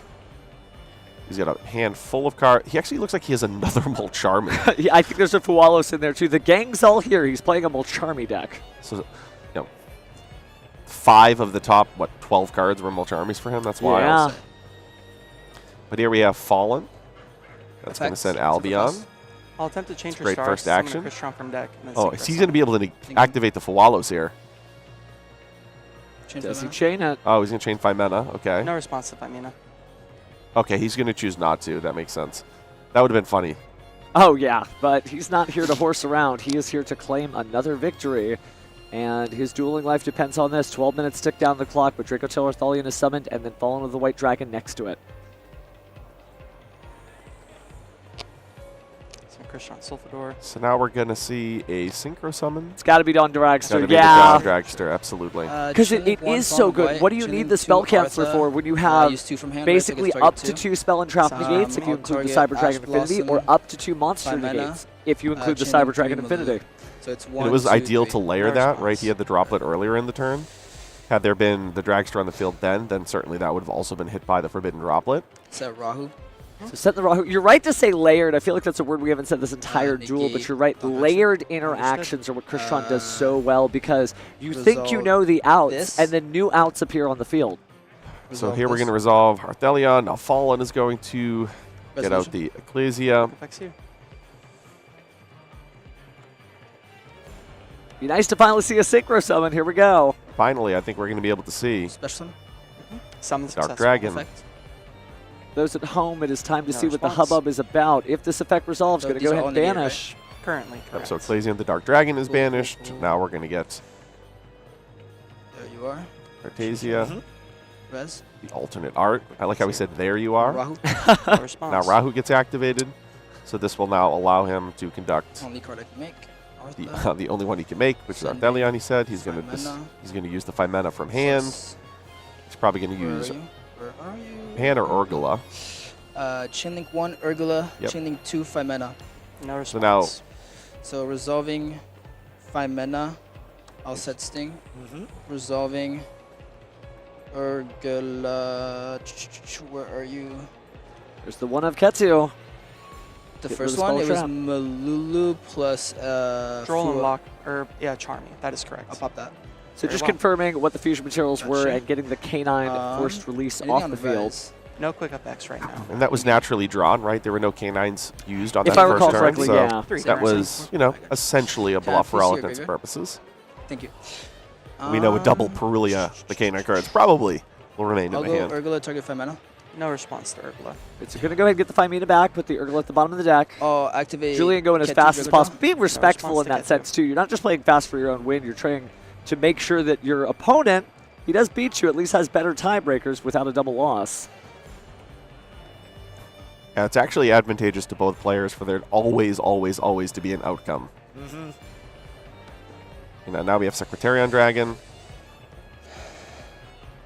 As we commented on earlier this weekend, Secretarian Dragon is so fantastic because obviously it has kind of a lockout effect in mirror match-like matchups, but it also in and of itself can progress your board. Speaking of progressing the board, you mentioned the canine monsters being kind of quiet, but here comes Canine Lupus storming the field. Which means the force release wasn't necessarily a bluff. Yeah. Oh, and we're doing it. Okay. Wow. Right, because if he needed to Zuna, but if he was able to put a canine on the field, he theoretically could have had that forced release. But now we have Typhon, right? This is the power of Lupus. Targeting. So how much attack does the Cyber Dragon Infinity have? Because it's natively 2100 and gets 200 for each material under it. And I count, what, 4? Or is that 3? I think that's 3, right? So 2700? It is under Droplet, which should be noted. Oh, as well. that's right, Droplet. So why worry anyway? No response. Which is a great reason to go ahead and burn the Canine Lupus, of course, to bring out the Typhon. Yep, so this is Secretarian that's resolving, and Arthelion goes back to the extra deck. Lugius hits the field. I think that was a hand that was added. This is how much That's attack? what I saw. It was at 1350? Yes, yeah, so 1350 attack. So I haven't used cart yet. Can cart make anything? It's still a lot of monsters to get through it. If any one of those survives, one of them alone is a threat to Julian's field. 8 minutes tick down. That has 2k those. Doing some math in his head. Julian maybe trying to close this out right now. Do I Okay. But how? He still has the Cartesia effect, and you actually heard him say, like, okay, I haven't used Cartesia yet. What do I have in the X? Take this. So battle phase, Arthelion attacks Typhoon. By mana down, that's fantastic. 1350, correct? That is Yeah, correct. he does want to get rid of that 450. Cyber Dragon Infinity, which means we've cleared out Should put me at 75. all of the meaningful interactions except the Dragster. End phase? Or main phase 2, end phase? This comes back. So Ecclesian the Dark Dragon back to the field. Albion. This is Gonna go ahead and use Albion's effect as well. So he's going to be able to add Fallen to my hand. No, add Fallen to hand. So he's going to actually activate the Fallen, and this is going to try to use this on Dragster here. So he's going to send Albalenatus. So now Albalenatus is going to resolve during the end phase, and now he's going to put the Branded Fusion into his hand as follow-up. And then he's going to get the Ecclesia. So this is really, draw for turn. really the masterclass of how to pilot Draco Tail. No, it really is. So let's see if K9 Crystron still has a chance. James, normal summon K9 Naroi. I'll chain Sting. Oh, but going for the Sting here. Trying to limit the options in the follow-up. So goodbye K9 Lupus. And goodbye K9 X-Force Release. Did go for a single Crystron card there. But recycling the Ketsu Draco Tail immediately. Withdraw, and it's a Droll and Lockbird. Wow. That's destiny. Some K9 So now we're going to see a Jokel. Do you have no quick effects? I have no quick effects here, Duelist. I imagine this is going to be Cartesia effects? Cartesia. Right, Chain he's Ecclesia? already has Cartesia on the field. We know he has 5 mana. So he also changed Cartesia, chained his Ecclesia, the Dark Dragon, so we have multiple effects in this chain. So Jade. we have Mirror Jade coming out through the Arthelion plus the Go ahead Fallen. and attempt to leave main phase.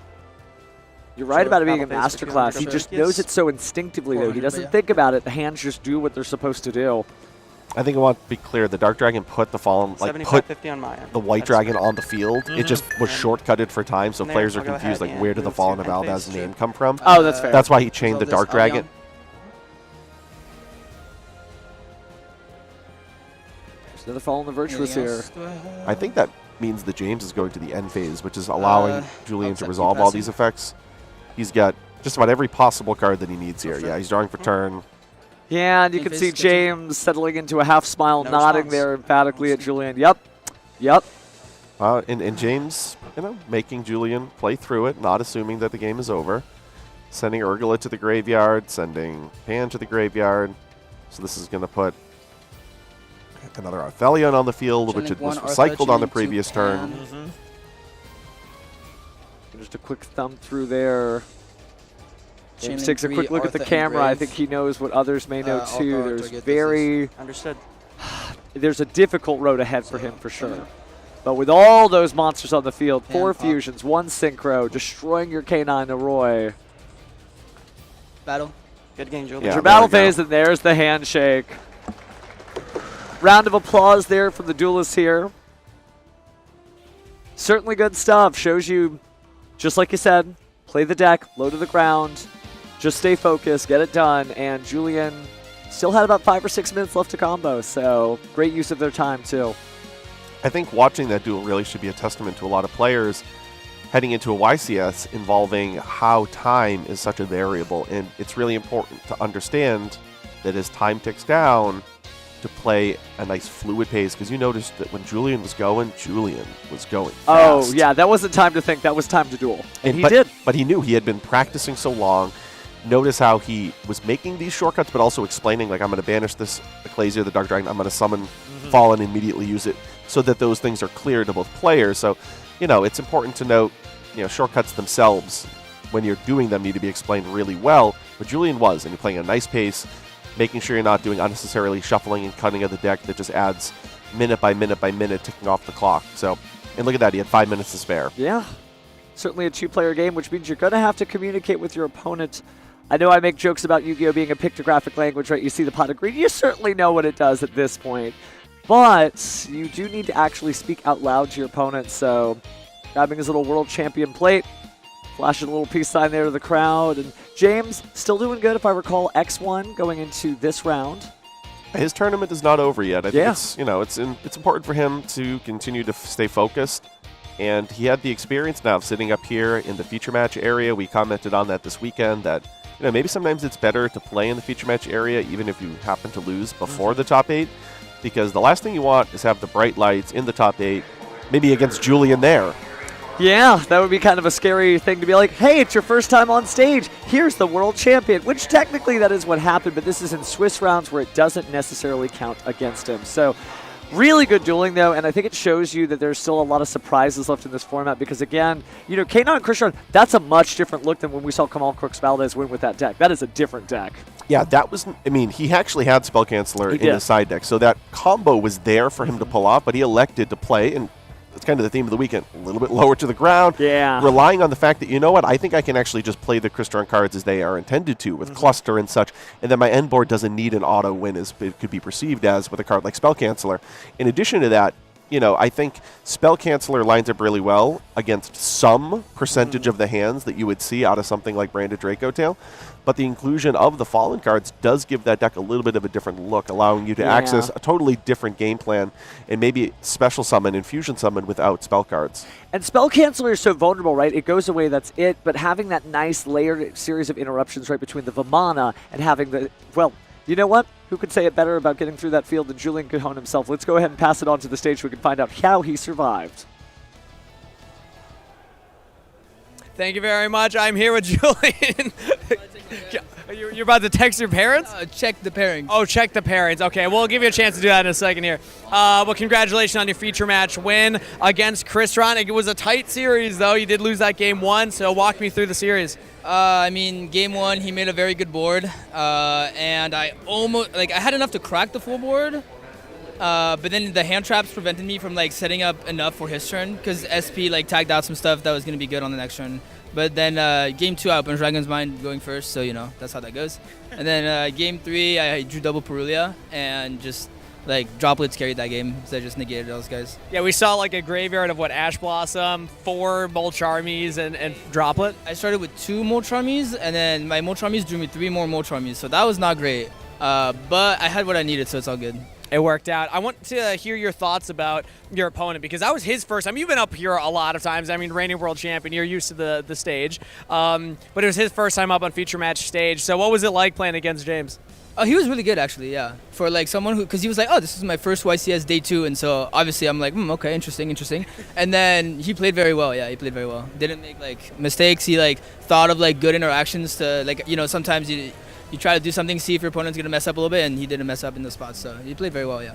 It was awesome seeing it. Well, I just heard that the pairings have been posted, so I'm going to let you get going, but before that, any final shout-outs? Shout out to Carter, shout out to Jesse, shout out to France.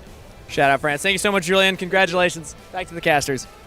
All right, vive la France, huh? Well, gotta say, really great dueling. Mad respect, by the way, to be yeah, my opponent was amazing. I tested the waters just a little to see who he was, but no, he did really good. I know exactly what he's talking about, too. You just test those waters? Do you know this interaction? Oh, you do. Okay, let's really suit up for a tough match ahead of us. Well, speaking of tough matches ahead of you, man, I've been playing a lot of Yu-Gi-Oh! Duel Links lately, and let me say, that game is not just anime Yu-Gi-Oh! Because that is Psychic and Punisher on the screen. The new mini-box Arc of the 7th gives us things like the Galaxy Eyes Tachyon Primal. It gives Rank Up Magic the 7th one. The skills are incredible. Silent Honor Arc. And Psychic and Punisher. But full Punk. The full Punk suite, except Punk Jam Fever is there. I've been playing this behind the scenes, and honestly, it feels so good. Gotta say, if I'm trying to get you into Duel Links, what deck do they need to put in this game to get you in? Believe it or not, I actually played Duel Links when it first came out for a while. I used to play the Hydro Get-On, I think it was Anti-Spell Arrows deck. Yeah. And then there was a period of time where I played a Cyber Dragon Fusion deck, because there was the effect that put the 3 Proto-Cybers on the field, and you'd play the Cybernetic card that let you use your graveyard with a bunch of Dekoichis and Cyber Phoenixes. Oh, yeah. So it was almost playing the old school Chimera Tech Overload combo, and you'd play Pair Cyclodroid. This was years ago, so I did play Duel Links for a little bit of time. Well, we'll get you back, because let me tell you, they've recently added the entire Fallen of Abaz suite. Everybody gets a free Red Eyes Dark Dragoon just for logging in for the current login campaign. It's got a beautiful animation, so there's a lot of TCG vibes in there, also with anime characters, so there's got to be a way we'll drag you in. Don't worry, Joe. It is You'll possible. be a Duel Links duelist. I was a Duel Links duelist. I'm not saying I could always come back. Things ebb and flow. Oh, my goodness. Well, speaking of ebb and flow, I think we are just getting ready for a break now, so why don't we go ahead and pass it on and maybe take a look at the Chronicles.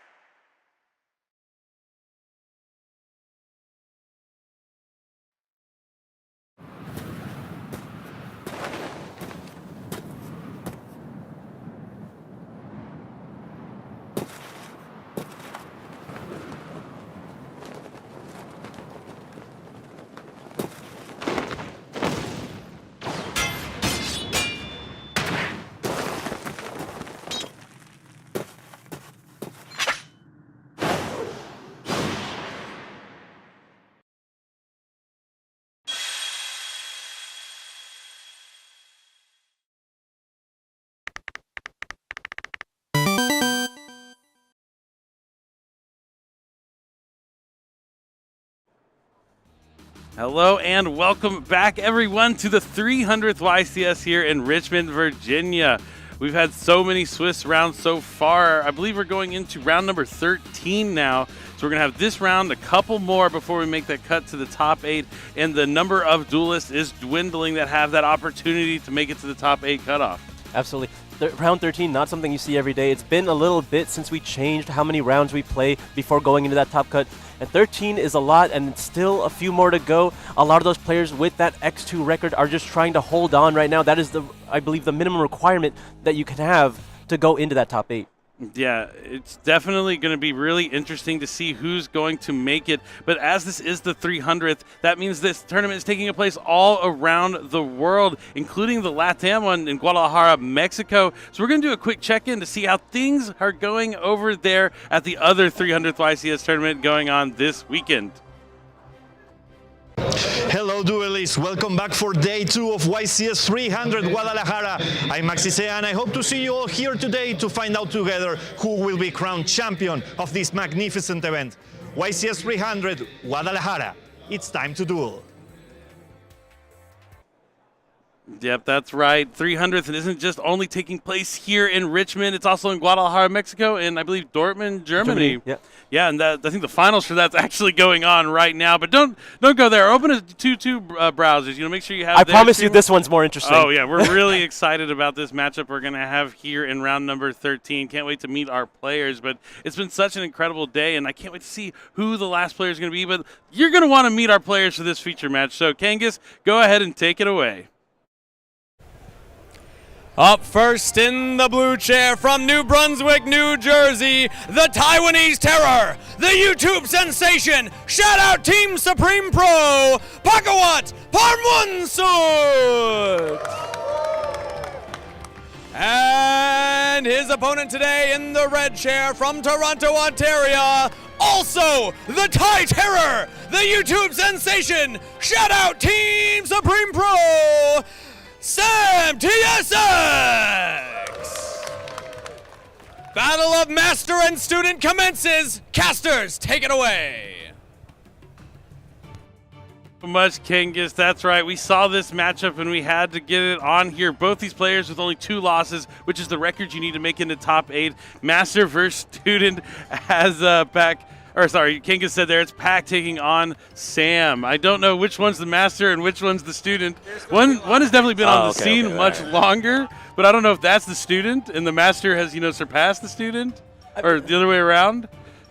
Sam has been around for quite some time, but once Pack got into it, once they started working together, that's when Sam started really shining here. I think Pack gave Sam the tools he needed to really come out as a star duelist. Yeah, these two players have played on a team together before in our Team YCS tournaments, making it all the way to the finals. So they're best buds. You see them wearing matching attire there.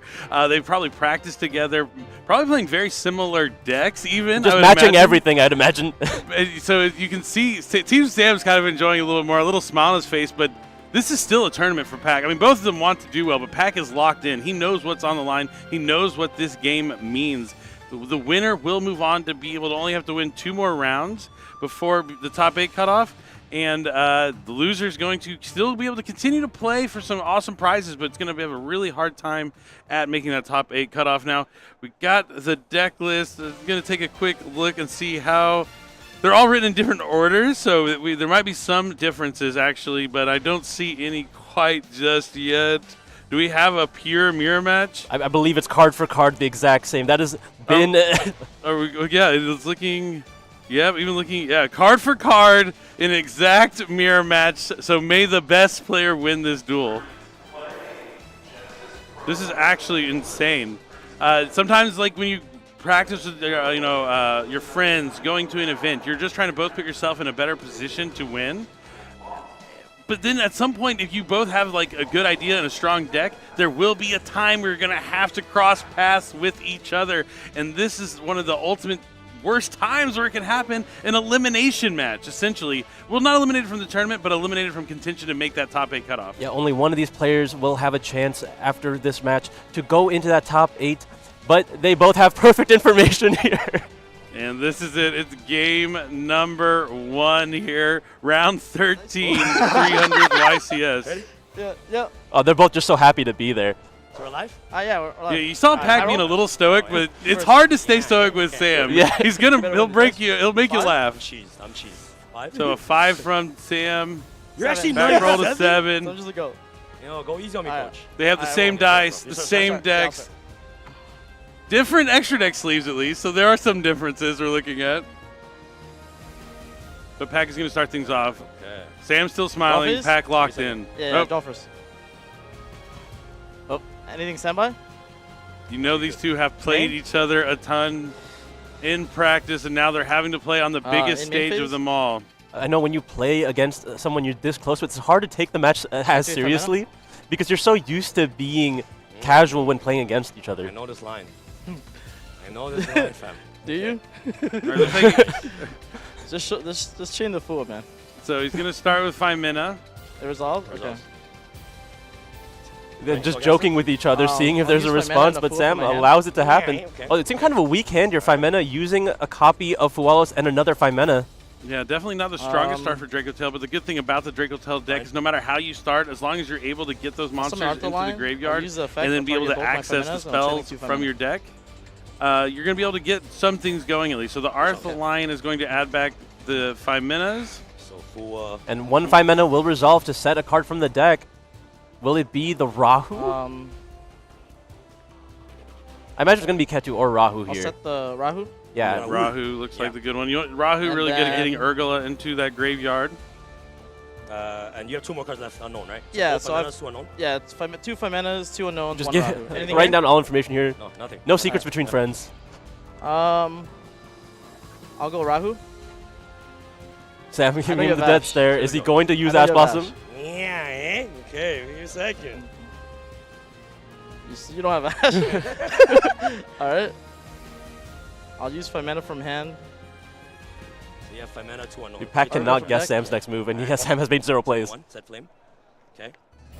So there is the Urgula online now, so it'll be able to add back a spellcaster from the graveyard. Gulamel is now on the field. Arthaline in the extra monster zone. Not going to be needing any sort of link summoning here in this fusion-based strategy. I just want you to know that I heard Sam's laugh like from the stage. That wasn't through my headset. I definitely heard that like in person through my headset from the stage. That's many yards away. You can see them having a good time. The Urgula does resolve and set the Ketu Draco Tail from the deck. Brand Infusion? Okay, there is a Brand Infusion to get more names in circulation. Look at Sam staring into the camera. No response. There hasn't been an Ash Blossom yet. If it wasn't on the Rahu, it's not going to be on the Brand Infusion. Team Sam's almost in tears here. Yeah. He hasn't even got to play a card yet, and he's just having too good of a time. He's about to just crack this wide open. Yeah, I'm going to crack it. I'm going to crack it right now. Okay. But this is what it's all about. This is kind of like Yugi versus Joey, right? Yeah. Like Sam's egging him on. Except maybe not as like dramatic. It's like the reverse. So. Dude, Pac is making all the plays, putting up all the pressure, and I feel like Sam is somehow making Pac sweat. Albion Fusion. Yeah. Okay, we're actually activating the effect of Albion to Fusion. Yep. All right, time to lock in and actually get serious about this. You can see the laughter, the smiles fading away. Pivotal point in the turn. He must have some sort of like effect negation or something he's thinking about here. Sam just wasn't prepared for Albion to be activated. Usually you just put the Spenta in the graveyard and you can go from the Magic's cards from there. I do. So clearly there's something that Pac is trying to do here that Sam wasn't prepared for. Wasn't in the lessons. Okay. Yeah. All right, Albion is going to resolve here.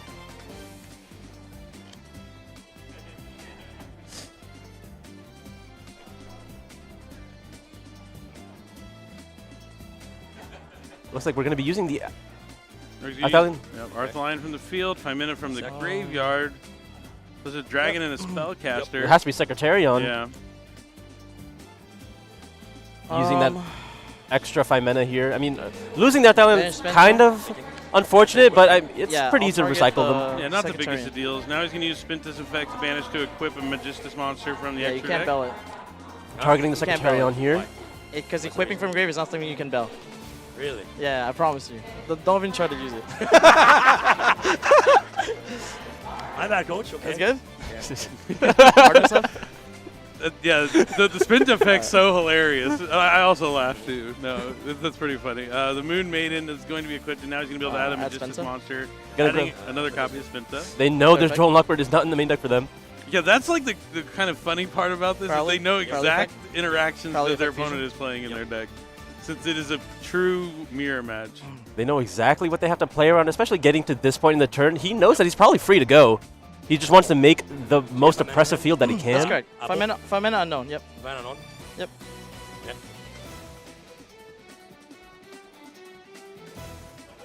Crowley resolved, fusing with the Albion. Ketsu. Now Ketu can be activate here. We knew that was set previously from the Urgala.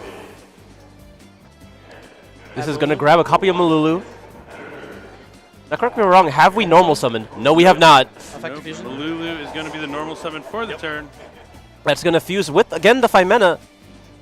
I mean, we knew that both 5 manas were in hand. It's going to go for just another copy of Arthalion here. Now the Malulu will be able to trigger in the graveyard, going to get at least one trap card online. That's going to be the Flame, most important card in the mirror match. And now we can use that Urgala if we haven't done so already.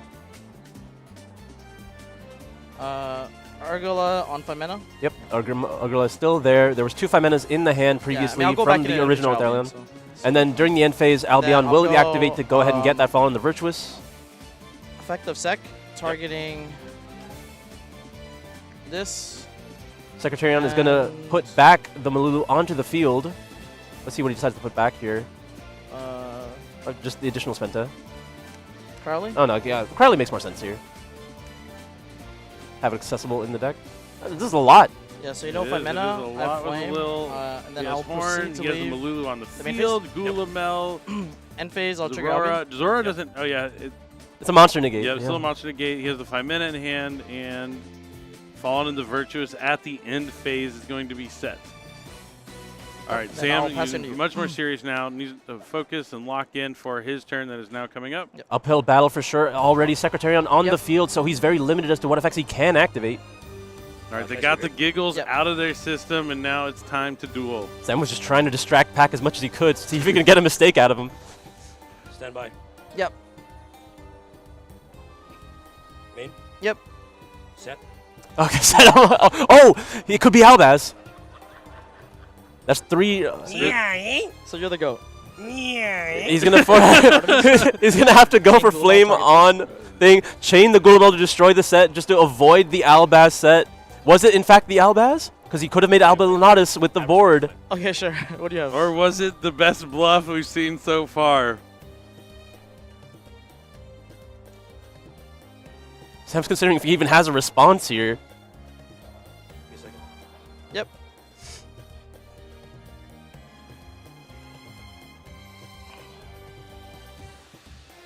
This is a pivotal part of the turn. I think he's trying to think about chaining to the Flame so the Gulamel can't activate, right? Well, I think he already activated the Gulamel. Oh, did he? Or maybe there was. It was too quick. Nope, it's not easy for sure. Yeah. Flame target Artemis. Yep. Yeah, it sounds like. Okay, no, he's considering. Okay, no, we are activating Bell to the Flame.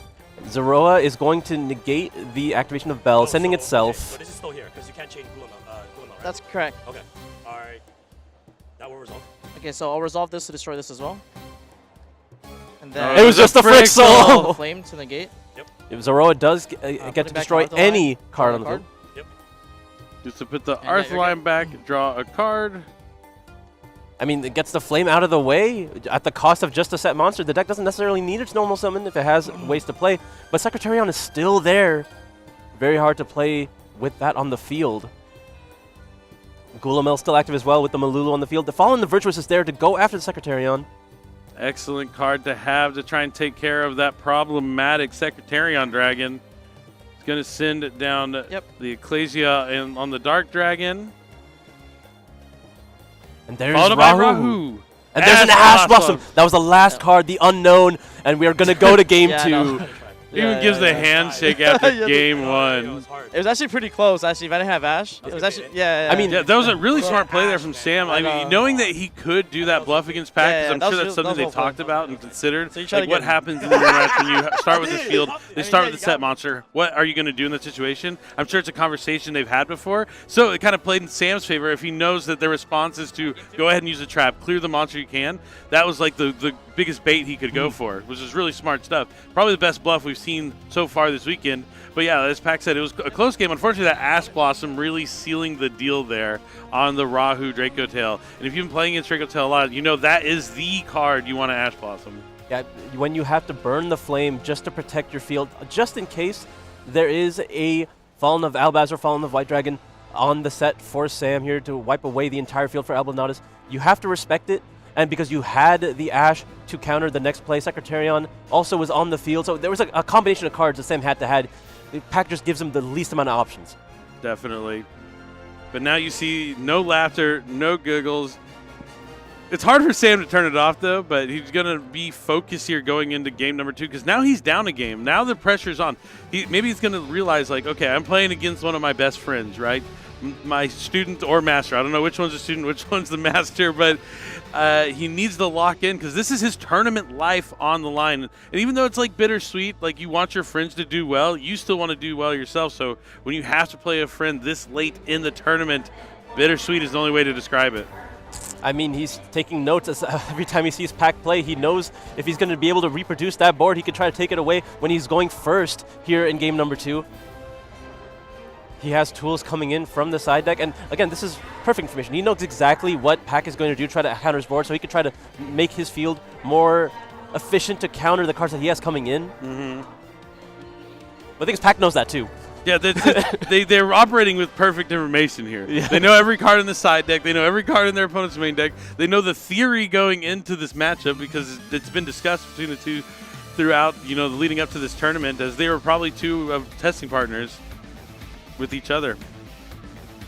But like looking at their side decks, like they just have a lot of pretty much like generic kind of cards that are good against a lot of strategies. Yeah, I mean, going into this tournament, you knew that you were going to play against a lot of Draco Tail, a lot of Radiant Typhoon, but there is still a lot of different options available. And as we've seen, there's just so many different strategies that have been doing well because it is a brand new format. Yeah, and I wonder if there's going to be like some mind games at play because we mentioned they do know what everyone's doing, what their theory was going into this event. But maybe doing the opposite of what you talked about before could catch your opponent/friend off guard. You can be like, oh, well, I know he's going to side this in because this is what we put in this matchup. Be like, oh, well, actually, no, I'm not. Like, for instance, we saw Pac side out all his Draco Tail traps in the feature match at the end of the day yesterday when he took his loss against Joao. That could be something Sam is going to know going into this. So maybe Pac's going to decide, maybe I'll keep them in so I'll catch him off guard because maybe Pac will know that the follow-up on Pac's turn is not so good.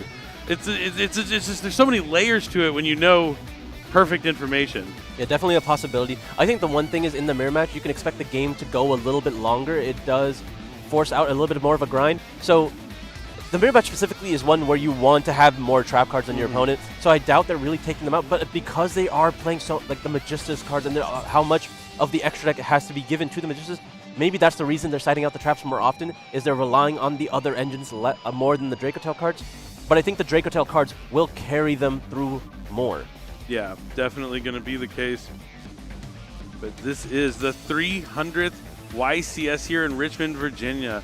We have Pac versus Sam, former teammates at the Team YCS in Las Vegas just a couple years ago, coming in second place and now facing off against each other. They were closer than brothers, and now they have to fight each other. And they're just going to have to put their faith in the heart of the cards. You said it, Billy. No matter what. No matter what, Asala. Let the games begin. No matter what. I forget Bell, but I was like, emotions like... That song still makes me tear up every time I hear about it. Just think about that. It's been you and me hanging out playing games. Two of a pair, now on opposite sides. Are you done? Something with honor we duel. I wish I wasn't done, but yeah, I guess I ran out of steam there on that one. But great song, music to duel by, yeah, for sure. And these are it's going to be an emotional match. We saw, happy emotions like in the first game, but now when someone is facing elimination here in game number 2, I mean, essentially elimination from top 8 contention, this is when it needs to get serious. This is when Sam needs to lock in. Of course, he giggles as soon as I say that. But it's good to, both players putting each other at ease, but it's game 2 of round 13 of YCS Richmond. I mean, there's no hard feelings either way. Both players can be happy for the other to move on.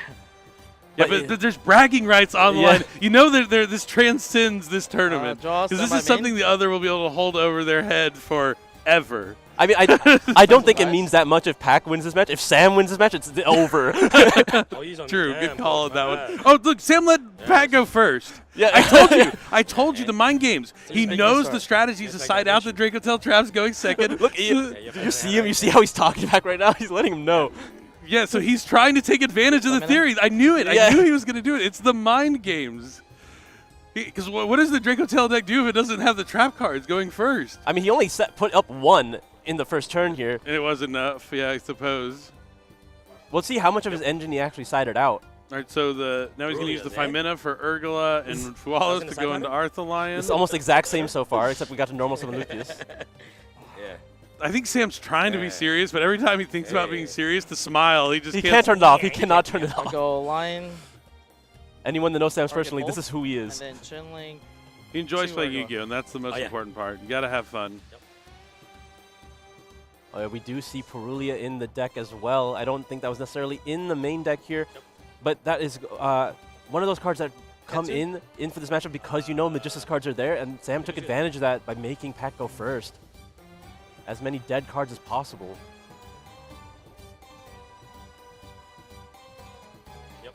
All right, so he's going to have Fimena, Urgula, and Malulu all in the hand. Urgula, Fimena.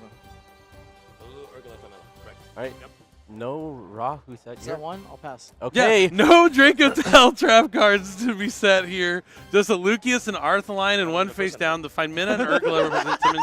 Interrupted. You see Sam, once again, I can just physically hear him, the thing. Because, even if he loses here, he at least knows he got him a little bit.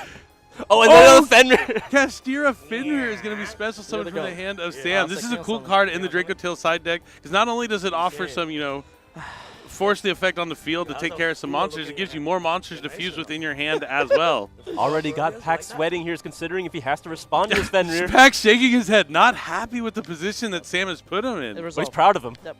I mean, yeah, you have to be. I'm proud. Not going to say I called it, but. And sometimes you have to be creative, especially if you feel like maybe the person you're playing against is a stronger caliber potentially. I'm not saying that Sam is bad at all. He's definitely an excellent duelist. I remember he's one of the best UBell players that we ever got to watch on stream during that format. So you have to give him his props. But you definitely respects Pac's play, so being able to have a chance to take advantage of their theory leading into the tournament is excellent. Both these players are very exceptional at being students of the game. Yes. Yeah, it was good. I hear a dog. I don't know if you guys could hear that. So now normal summoning Lucius here from Sam. See if there is a response from Pac. It doesn't seem like there will be. Oh, okay, my bad. Oh, no, I haven't. Oh, I can't do that. Oh, you can't tell your opponent that you don't have a card in your hand. On that turn. Revealing public information here. That's just how they're just used to playing like this with each other when they're practicing. Yeah. So in official tournaments, you can't do that as much. A lot of times, yeah, it's just in jest. Yeah, it was more of a joke, I think, than But they do have to remember they are playing in a YCS, not at home on the kitchen table. Lucas grabs Fimena here. Sam has to respect the one set to a certain degree. I think the most obvious one it could be is Fallen the Virtuous, because that's the card that's going to be in the deck no matter what. But I think Sam also knows the other cards. I mean, he knows it's perfect information. He knows what he also usually puts in over those Draco Tail traps. But I think Fallen the Virtuous is a good guess for sure. It could still be Flame, if you had to guess as well. But I think Brandon Fusion would get flamed, so it's good. And it's going to resolve. I mean, I think an Urgula comes down just to check here. Looks like Sam's choice to go second is paying off here. I mean, there's still plenty of interaction from Pack. He has the 5 mana. He has, I mean, I know the trap card that set, but I won't spoil it just yet. But Urgula is going to force it right away. He's going to summon an Albion, the Branded Dragon probably. Oh, no. Can't use that with Urgula. Oh, he's using the fire. Oh, it's a dragon, so Avalanatus. Chain And yeah, it's infinite permanence, and he's going to chain it to the Kashira Fenrir. That's all right. Not the end of the world there. You get your value, and now Urgula can resolve. I mean, it is a weaker fusion monster of the ones that you could have summoned here. Have to be careful with that column now. Definitely. If I know Sam, that is a mistake he might make.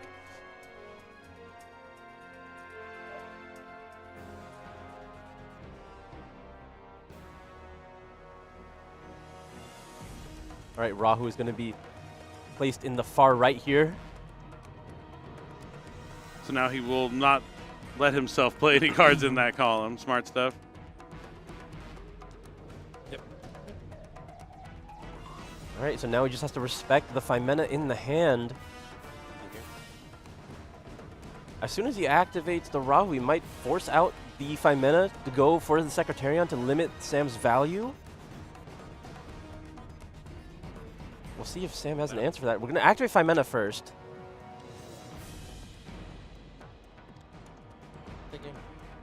And this is a situation where Pack might be forced to do something. He's definitely considering his options.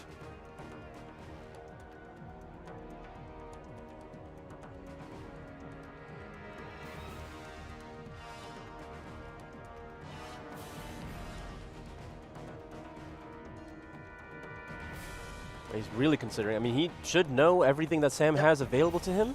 It's going to resolve. Now, I imagine he will likely use the Lucas on the field.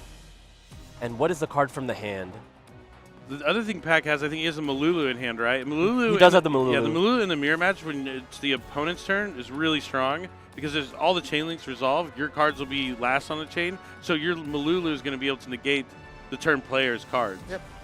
In the same chain link, which is pretty nice. Imagine that is what he would have wanted to do here. It looks like it's another copy of Lucius as well as the Fenrir in hand. So not as valuable as you would like it to be. Only one of these Luciuses will be able to activate. But Lion will likely try to add back the 5 mana and the White Dragon. He's going to go after the Arth Lion. Okay, interesting. Yeah, going for the 5 mana as the 5 mana and the Arth Lion. Lucas will go ahead and set a card as well. We still have Rahu face down. You have 2 in hand, right? 2 in hand, yeah. Yep, that's good. Lets it resolve. The Pack having no responses here. He's hanging on to his interruptions as long as he can. I mean, it makes a lot of sense. The more information you get from Sam, the more you can understand where you need to respond. Yeah, set first, yep. Okay, just resolving in order here. Yeah, Imprim's there. Yep. Yeah, Sam making sure to check where the Imprim was activated. He's not going to allow it to happen. Thinking here. Cards in hand. You have 5 mana in hand, right? Yes. All right, thank you. Thinking.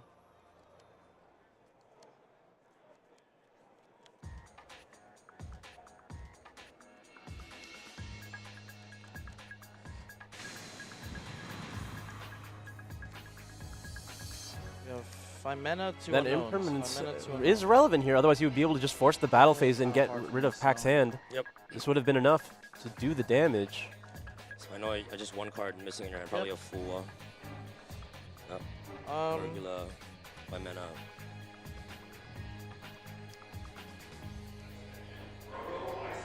Five mana? Okay, looks like we're finally activating the 5 mana here. Yep. No response from Sam. He's going to use Malulu and Urgula. So this is why Sam set 2 Rahus, because he knew that Pack has the Urgula. But he's going to go into the Chaos Dragon, so it's going to take out one of those Rahus, and the Urgula's going to be able to take care of the other one. Chilling 2, Urgula chilling 3 move. Sure. The Chaos Star Source Dragon. Yep, because there was 1 Dark Dragon used for the summon, he's able to go after 1 card And the Urgula will go after the other Rahu here. Setting a couple of Rahus for himself with sorry, the effects. Double Rahu. Double Rahu? Yeah, and then pop this. With this, right? Yeah. Okay, so Sam out of fusion spells there.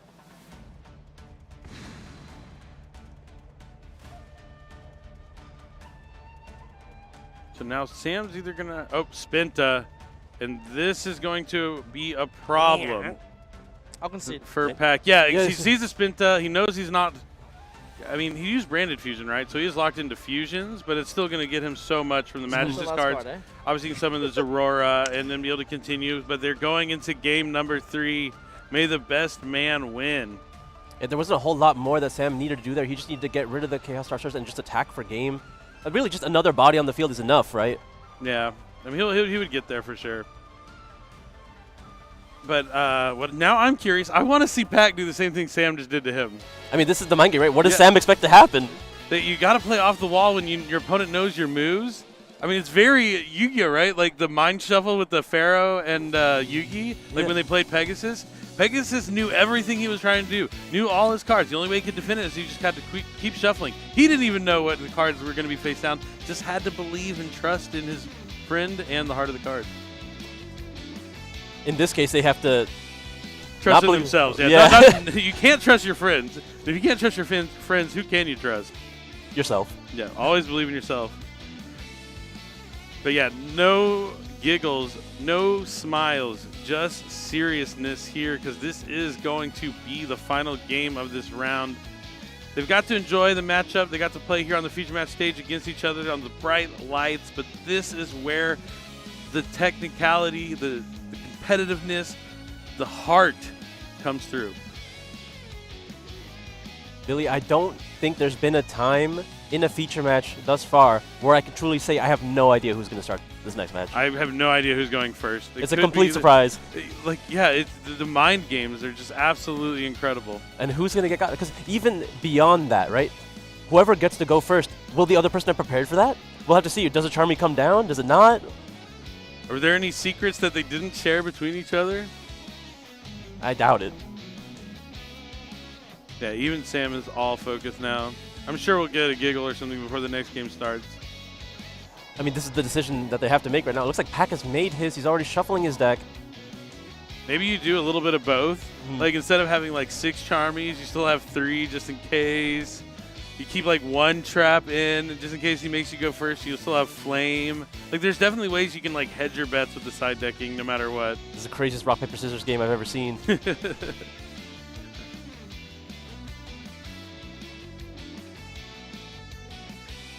Pac being stoic now, just really contemplating his decision. Yeah, there's only 2 more rounds of Swiss after this before the top 8 cutoff, so both players really, really want to win this round. I mean, Pac knows which decision he's going to make. Sam is the one that's guessing, so he's taking his time side decking here.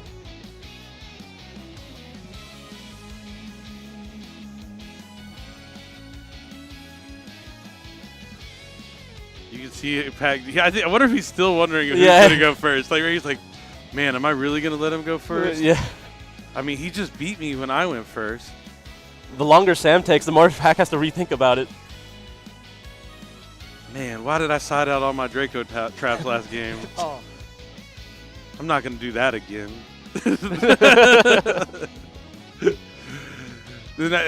Steve Sam would probably be more like, oh, I got this.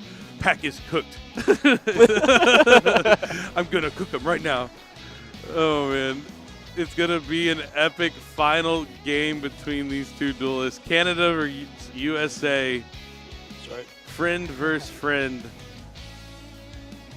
One final game here before one of these players can move on. It's called it. I told you he was going to laugh before the game started. Is it live? He could be focused, but right you know your true self. As soon as they make eye contact, it's over.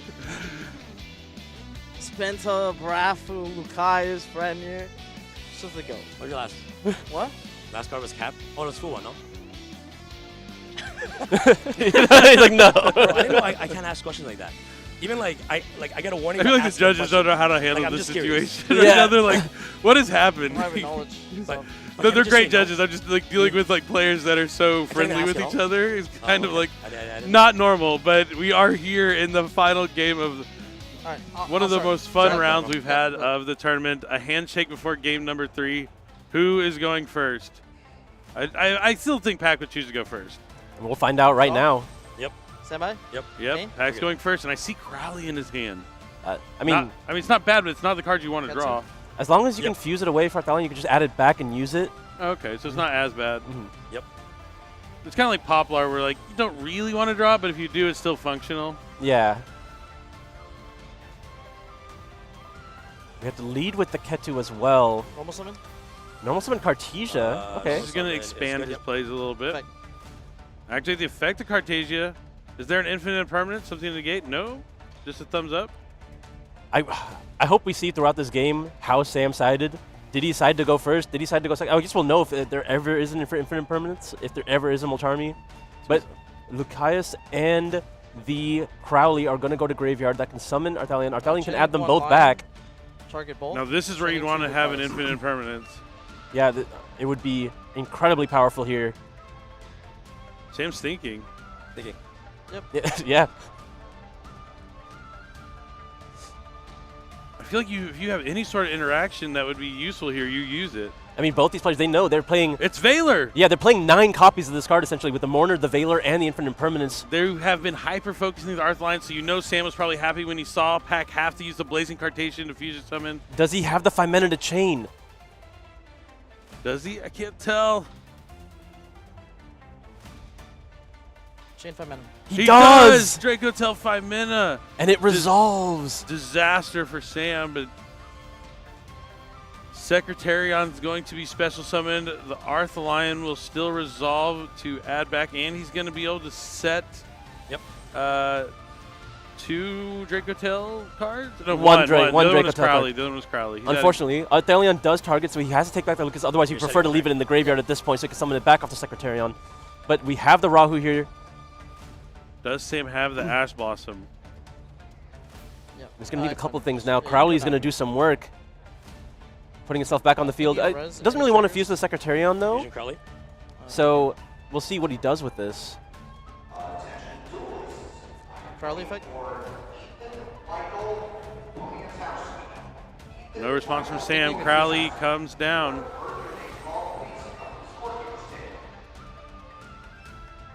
Will he use it? It would having the 5 mana there was strong, but it changes your play drastically. Right. Yeah, like, what can you really make? Yep. I will. I'm going to use Effect Fusion. Sure. He's going to activate the Crowley here. He's going to use the Secretarion. This will go ahead. Zorora. Just going for Zoro again. Arthalion can come back from the graveyard because 2 monsters were sent to the graveyard.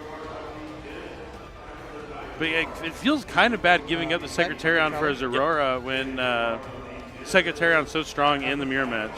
But it wasn't really doing anything at this point, and they played more copies of Secretarion. So now you can... Okay, that makes sense. If you play 2. Yeah, I think 2 is becoming more and more standard with how the builds have been running lately. All right, the Rahu's going to send the Lucius from the hand, the Urgula from the deck. Only the Urgula will be able to activate here. We can summon Glumel. Yeah, we haven't used Fallen, so we are not locked into 8s yet. Yep.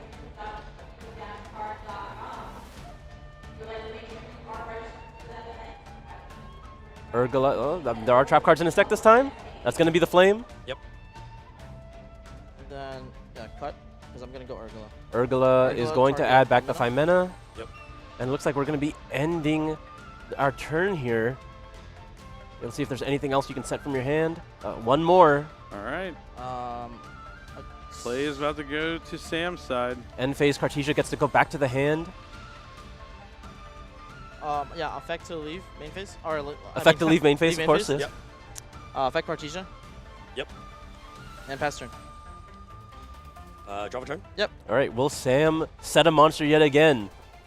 It doesn't do that much right now. Oh, I wouldn't really respect it. Stand by. Yep. Main. I mean, he has some tools. Yep. He definitely has good cards. Fenrir is going to be special summoned again. I love to see it. Sam was confident. He knew he would go second. I'm not a big fan of the cashier cards, except for cashier Fenrir. The other ones, not so much. But Fenrir, that's just a good Yu-Gi-Oh card. It's good. Does a lot for very little. Doesn't really need anyone else. Going to use the effect of Fenrir to try and add another copy of itself from the deck to the hand.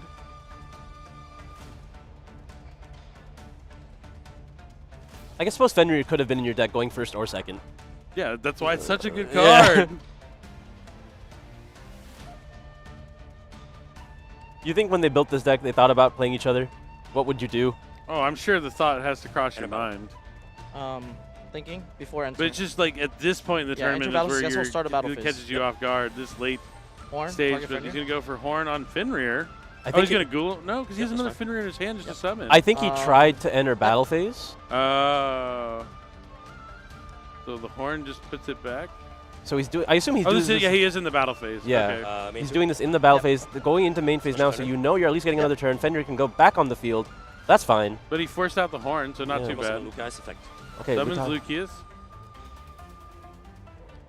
Now that could. I feel like that's okay. We're not going to be using the Zoro here, but Zoro could have easily negated that and then destroyed the Fenrir. Getting a little 2-for-1.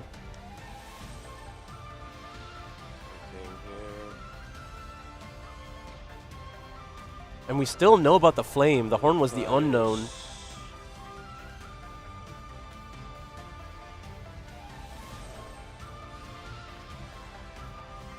There's the Flame, the Gulamel, the Monster Negate from the Zorora and Phimena. Phimena in hand with Cartesia in hand. I do not believe there's another known Draco Tail.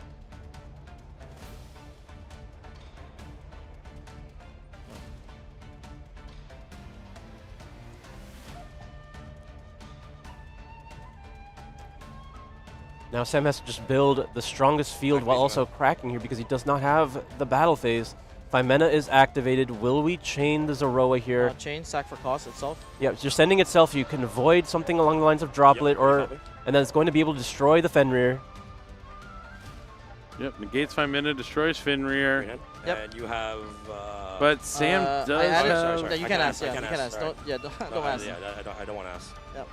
Oh yeah, he can't ask for any information that's still in the hand because it's not public anymore. He has to deal with the flame now as well.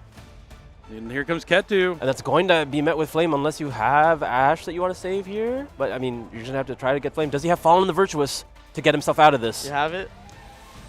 I see 3 monsters in his hand. I see Pan, Urgula, Fenrir, Urgula, Phimena, and Pack is going to take down Team Sam after an epic match. Sam catching Pack off guard there in game number 2 by letting him go first, using their strategy that they devised going into this tournament against him. Just absolutely incredible. But like I said, a bittersweet matchup. Like Sam may be going to his 3rd loss, so it's going to be pretty tough for him to make top 8. I don't know if one might sneak in there potentially. It is, but yeah, you see, that face literally reads bittersweet. Yeah. but now the pressure's on Pack because you just had to beat your friend, kind of eliminate him from a chance at top cut. The pressure's on you. You have to make it worth it. You have to take it all the way. Now you're not just playing for yourself. You're playing for your friend that you eliminated. You are carrying his well. And unfortunately, I did really love watching that. But now I feel like a lot of other players got to watch it too, and they know what they're doing. How many other people are going to make Pack go first? Yeah, it could catch him off guard, so he may have to adapt his strategy now on the fly, potentially. I mean, if they watched the feature match at the end of the day yesterday, they could have probably got that indication, because we could kind of see from the play that the traps were sided out, because he just never said any, despite having plenty of opportunity. We don't know how much he could have made with his end board still, because you don't know how many of the Magistus cards are still in his deck. There's still other engines there, but we saw his board was fairly weak with just Draco Tail cards, so he's probably siding out a good amount of cards there. But I think to be in the position to make him go first, that means you lost game 1. I think Pack's okay with that. Yeah, definitely.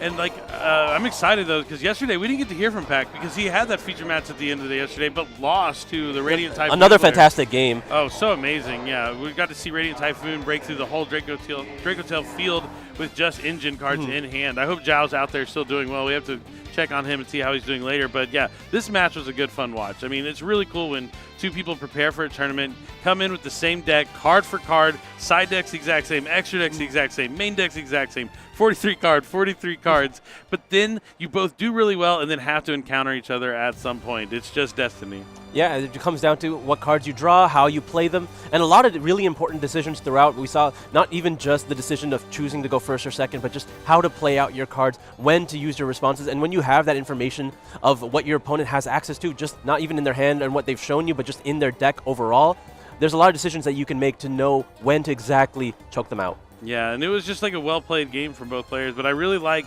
the effect dealer on the Arth Lion. The Blazing Cartesia's already on the field, already spent its effect, so he knows he's not going to be able to dodge the effect dealer with that. You just have to put your opponent on, you better have it, on that fine mana to take it off the field, and he did, in fact, have it. And unfortunately for Sam, that hand just, while it had good tools in it, it had the Ketu, it had the Fenrir, it had too many of the Draco Tail monsters that just don't do anything on their own. Absolutely. The Urgula just doesn't fuse. He didn't have the Lulu. He didn't have the Blazing Cartesia. He didn't have a Rahu. He just didn't have the ways to fusion summon. That is one of the problems that Draco Tail has had throughout its entire history. It kind of lives and dies by how often it can fusion summon, and it's gotten a bunch of new ways to be able to do so, but it's just one of those situations where you have to find them.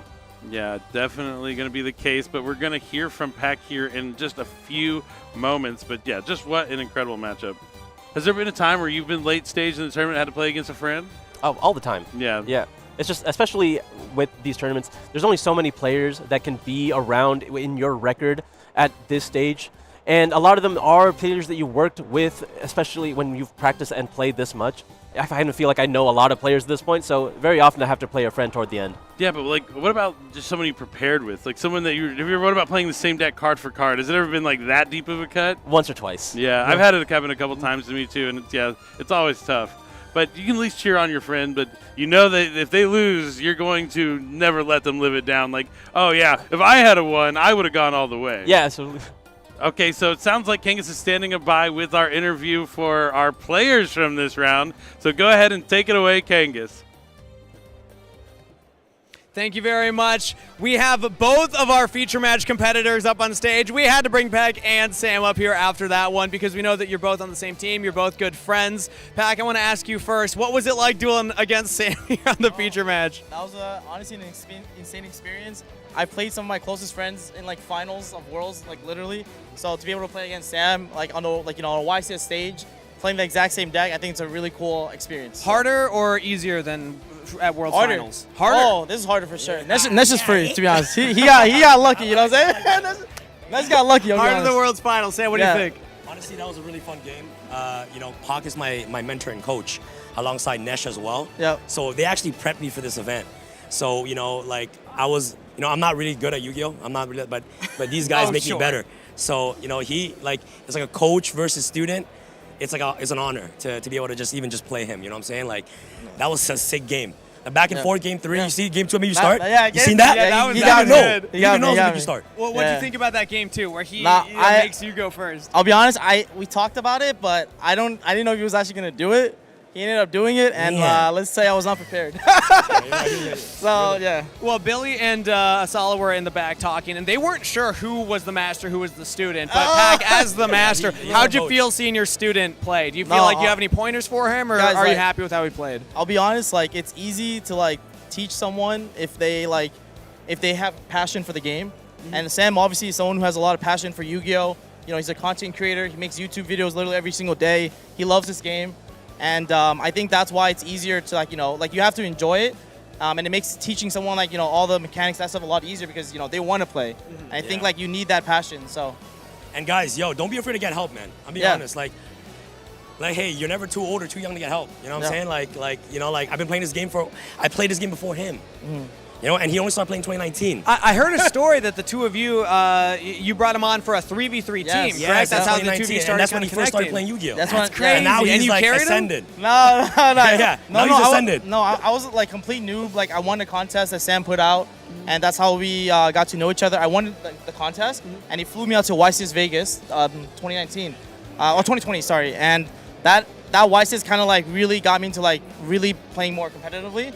So, like I said, I wouldn't be here without this guy right here. Man. So the student becomes the master. Yeah, Thank you. All right. Any shout-outs? I'm going to give both of you a chance, Pack. Any shout-outs that you want to give to anybody here or at Shout out home? my family. Shout out Supreme Pro. And shout out to everyone who supports me. I love everyone who comes up and say hi. I appreciate all of you guys. It does mean the world to me, so thank you for that. Shout out to Konami, man. You guys are putting such an amazing event. I love this setup. This is insane.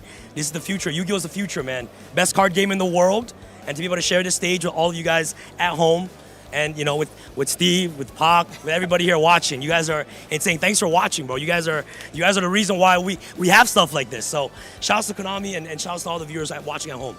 That's the correct mentality. Shout out everybody watching. You're the reason that we put this all together. Thank you so much, Pac. Thank you so much, Sam. Congratulations on the win, and thank you for this interview. Back to the casters.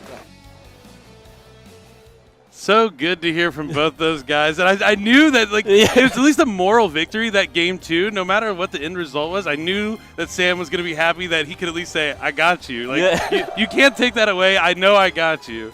Absolutely. I love hearing from them. Hearing the coaching mentality. Sam has always been ready to learn, and that is the biggest way to improve, is when you have to be ready to accept information and become better. Yeah, it's all about listening. You don't have all the answers, I promise you. The more minds that work together, there's more different results, more different things you can see. And speaking of more things that you can see, we have some awesome stuff coming up very soon for Master Duel, and that's going to be the 4th anniversary that's going to be coming up soon, and it's going to be the 4th anniversary celebration. You're going to be able to cheer on your team, but it's either going to be hashtag Team SP Little Night, hashtag Team IP Masquerena. We're going to be able to tune into streams from the Holo Live members, Bijou, Crony, Panthera, they're all on Team IP Masquerena. I'm just using the short parts of their names. Fuamoko, Calliope, and Ravencroft on Team SP Little Knight, and they're going to be training right now for their matchup. So share your team's hashtag on X to help them secure their victory, and tune in to the Yu-Gi-Oh! Digital Games on February 28th to see the finale live on Twitch and YouTube. You might see me there as well. But don't forget to claim all the in-game rewards too, including gems and 3 different 4th anniversary packs with guaranteed Royal Finish Ultra Rares in each pack. It's a big celebration, and every year you don't want to miss the celebration. This is the 4th one. You're going to be able to get some awesome stuff in-game, and we're going to have some awesome stuff outside of the game that you're going to be able to watch here at the end of February. But we're going to cut to a bonus feature matches you're going to be able to watch before we come back with more rounds of Swiss. Production is ready. Begin now. Good luck, man. Good luck. Stay my min. Normal summon Gold Leo effect. Sure.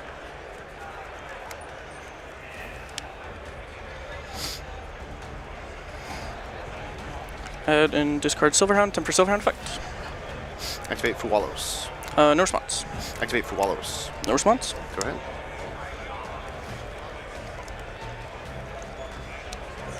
Summon Kaleido Trick. I'll draw twice. Yep. Thinking on summon? Mm-hmm. You're fine, you may continue. Kaleido Trick effect, sending for cost. Mm-hmm. Gold Leo effect, take a black sheep, add it back to hand. I'm thinking. Mm-hmm. Cards in hand is 4. 4. Activate Bestial Magnemate targeting Black Sheep. Yes. Activate Magnemate's effect to add a dragon during the end phase. Mm-hmm.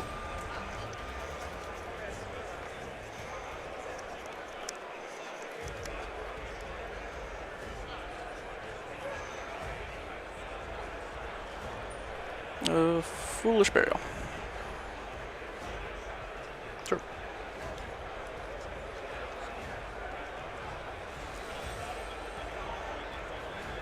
You'll learn effect, add a Lunalite Spell Trap. Sure.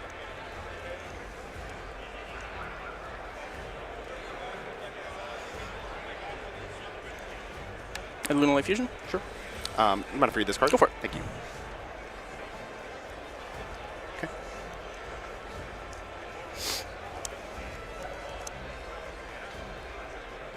Activate. Sure.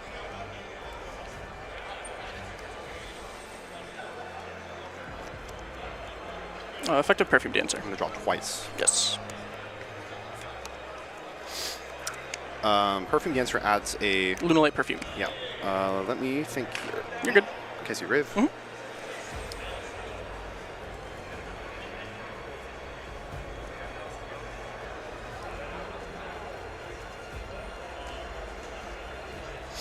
I'll use Ash Blossom. No response.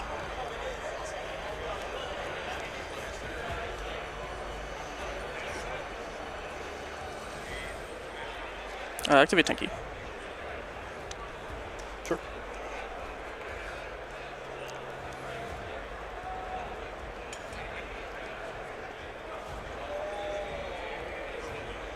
Lunalight Tiger. Sure.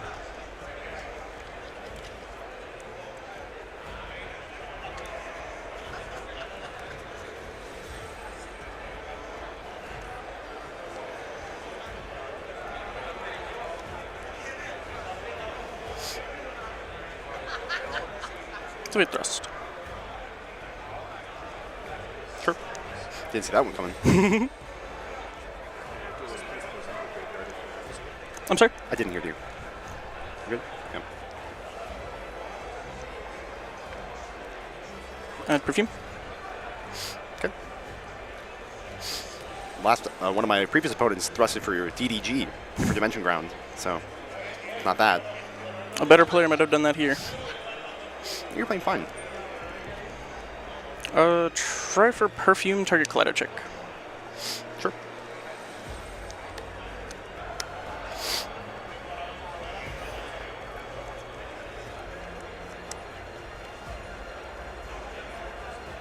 Effective Kaleido check, sending for cost.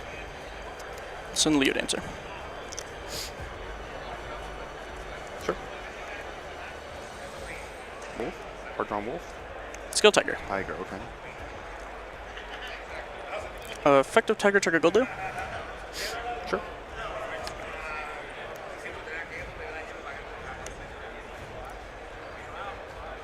Perfume Dancer, target Tiger. Yeah, so it'll return it to my hand, and then optional, I can summon a Lunalight monster from my hand. It's fine. Will you summon? No. Okay. Okay. Opening game state. Yeah, good. Listen, it's only fair if both of us get to see the top cards of our deck. I will draw twice. I'm thinking on the summon. I'll use Nibiru.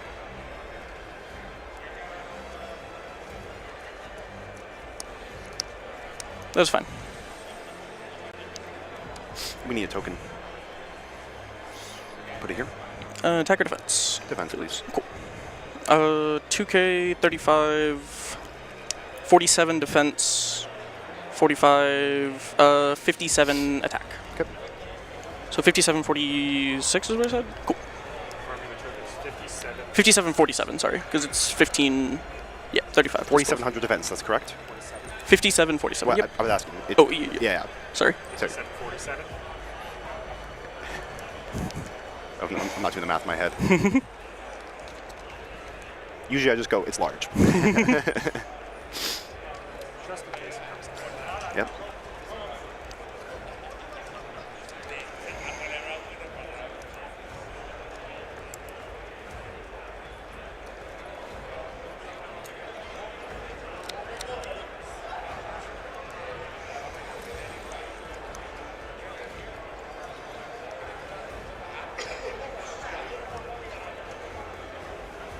Scale Tiger.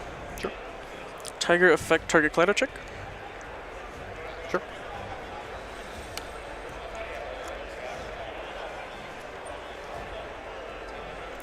Effective Kaleido check. Sending Leo Dancer. Sure.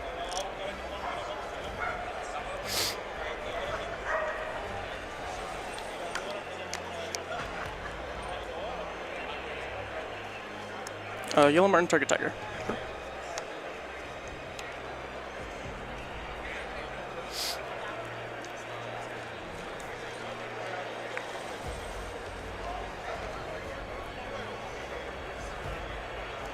Perfume effect, discarding Tiger. Sure.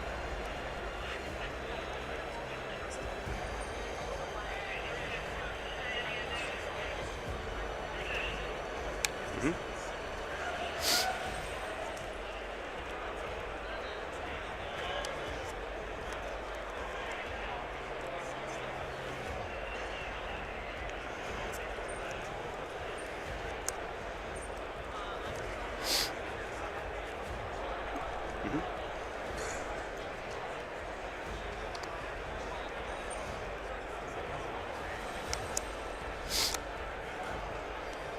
Swing crush heap. Drop twice. It's good. Time to look at your hand.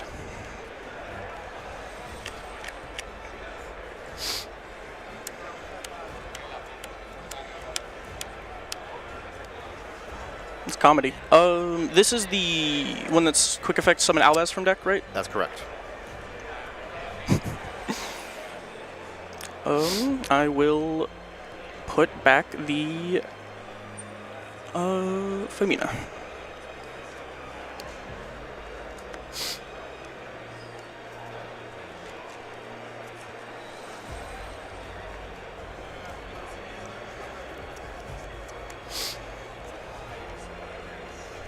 Skill Wolf. Think here.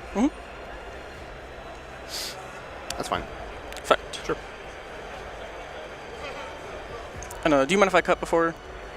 Cut? Yeah. Yeah. We will be using Magnum at the end phase, so. No, because you're about to draw. Oh, right, you're correct. Excuse me. You're good. You're good. Yeah. Perfect. I'm gonna put the Ketu right back in your hand. Ketu? You said 5 mana. Oh, 5 mana. Yeah. I'm sorry. I'm all over the place. Just make sure you put out the right card. Probably not, but you know. Never punished. What's that?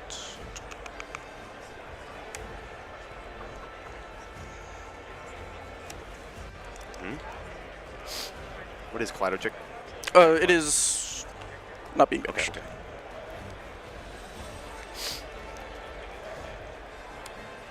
Draw twice. Trigger crush heap. Sure.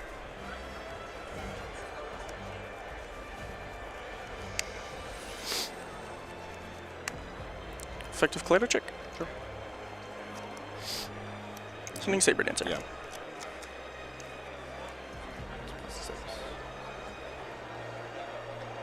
You'll never guess what comes next. Zaguska, there he is. He's so tired. He's exhausted. 1, 2, 3, 4, 5. You have how many in hand?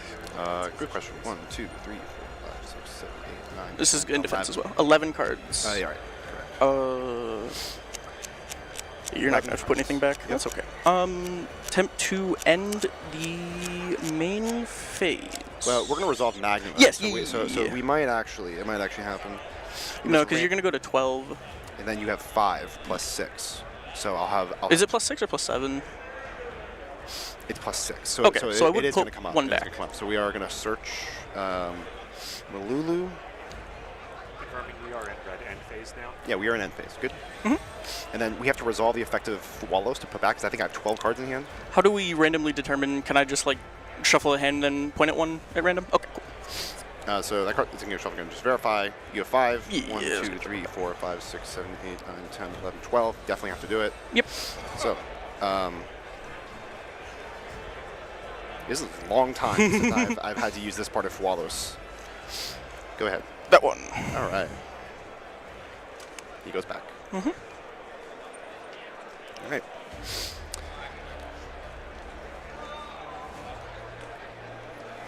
Okay. Ready to go? Okay. Standby phase, main phase. Yes, sir. All right. And the Magnum added Malulu, correct? Magnum? Magnet did add Malulu, that's correct. All right. Activate. This is such a complicated. Yeah, those were unfortunate fluid Let's rows. make sure we declare phases. Yes, so yes. In the draw phase, we'll just kick things off with a Fallen and the Virtuous. Oh. You had said you went to main phase. Oh, that's fine. I don't have anything that matters, so yeah.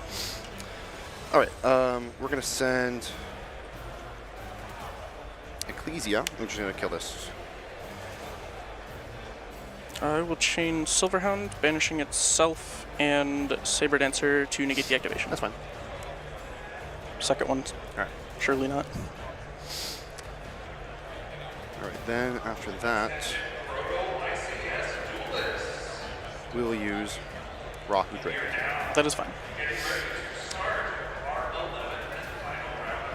We will use as material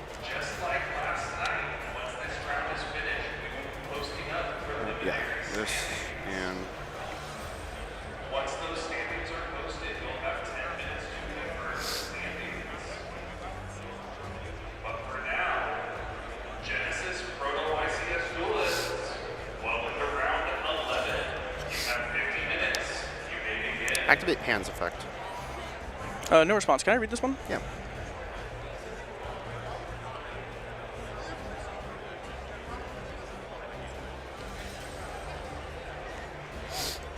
Cool. I'm destroying the Guska. Makes sense. You served well. Mm-hmm. All right, and now this thing is not negated. Correct. So we will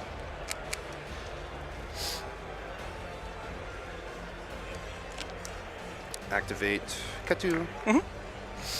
We're gonna search probably Lucius. Yeah, Lucius. Search Lucius, and then I'll perform a fusion summon using this Albaz and Nibiru for Titanic Lab. He is very big.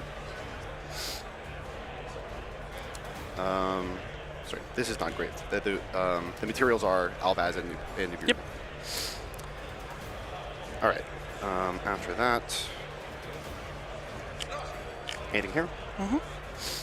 I'll use Shawless effect. Is that good? All right, we're gonna target these two, and we're gonna put this back in the deck. Yes.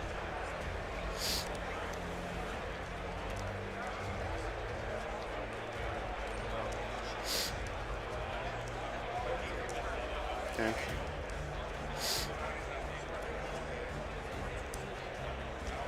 Normal summon Lucius, activate effect.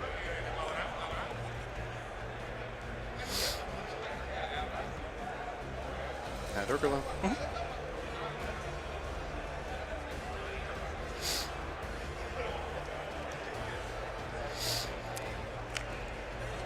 Go to battle phase. Okay, so he's at, it was 4 plus 11 is 15. He's at 4,000 attack points. Attack the Liger Dancer.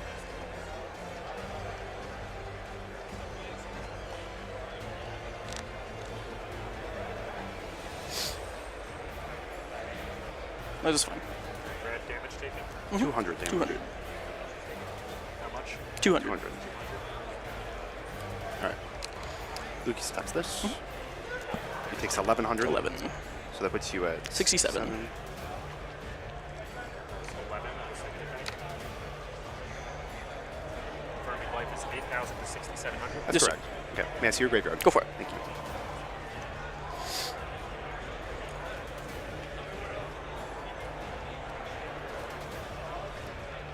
Main phase 2. We're gonna use 5 mana. Yep. We're gonna fuse away Urgula and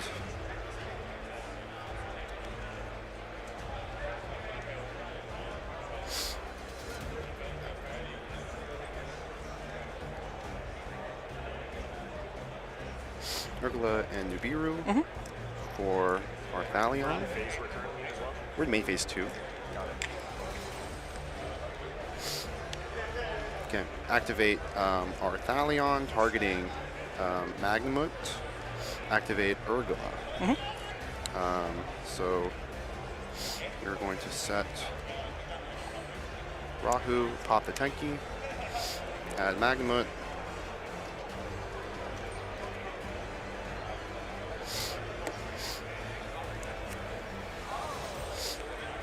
Please come on deck. I'll set a card.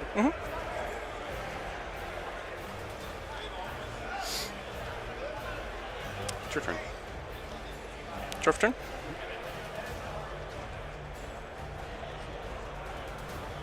You got him in. Yeah, good.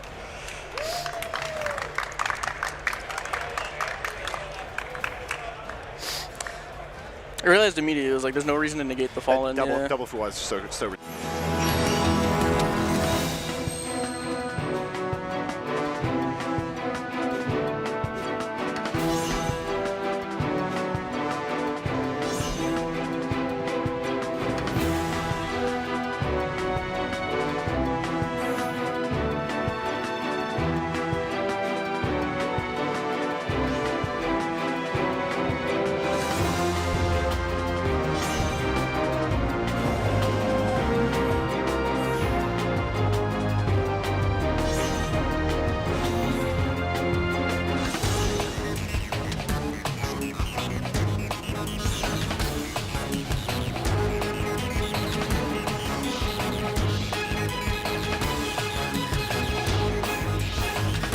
It's time to duel!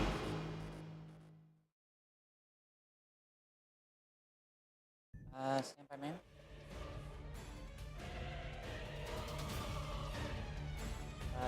White layer effect, sending green layer off. Link 1 foolish and changes to inactivate level inactivate that. Link 2 green layer, pitching red layer, draw. Yep. Draw.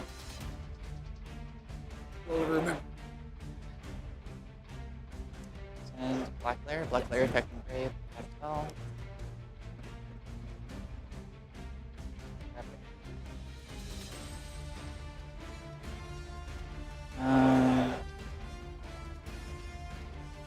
Oh, sorry. Red layer will trigger down the new chain to revive.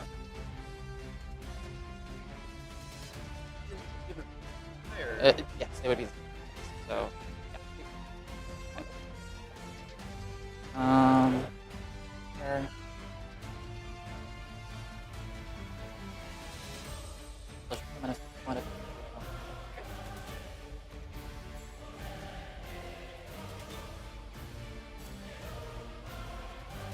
Yeah. Blue effect. Okay.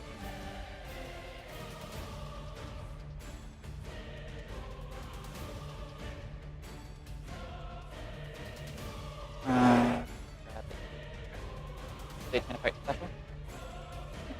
They can affect to itself. Back. Yep. Resolve. Yep.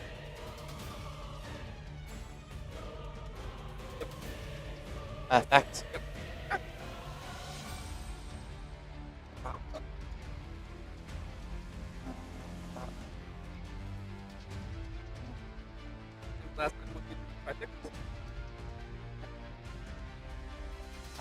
White layer effect to search. 1, 2 to overlay.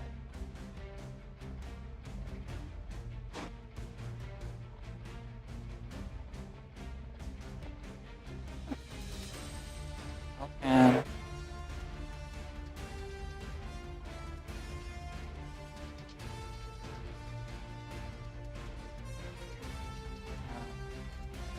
Alpine spike effect, vanish. Yep. Yep.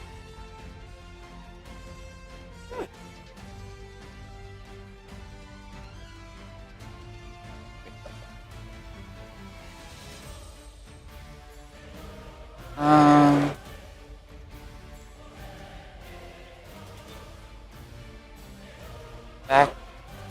Cross target. Back. Discredit for cost target. Yeah. Evo will trigger on a new chain. Banish 2 light beams from my grave. Light Grave, sorry. Yo, playing magical. Vanishing and vanishing. Yeah. Add 2 differently leveled for lower light fairies. There is less than an hour remaining.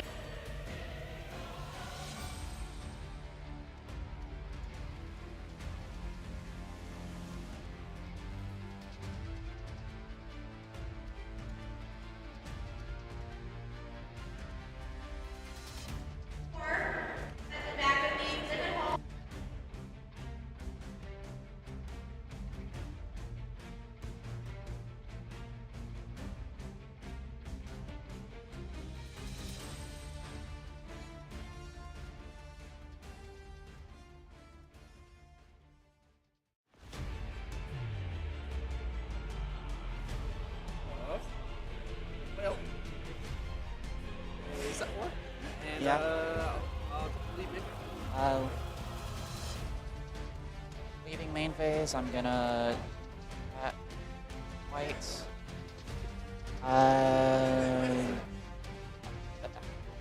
White layer effect in the grave.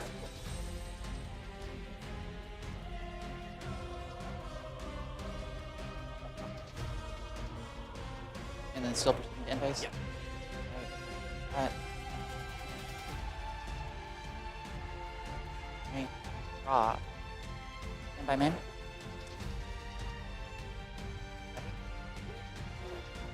Oh man, we'll go get 3. Yeah. That was almost ready. It was. I was like, I need to survive that turn and see if you put monsters down. Heavy. You guys are making it hard to keep a straight face. I heard you gasp.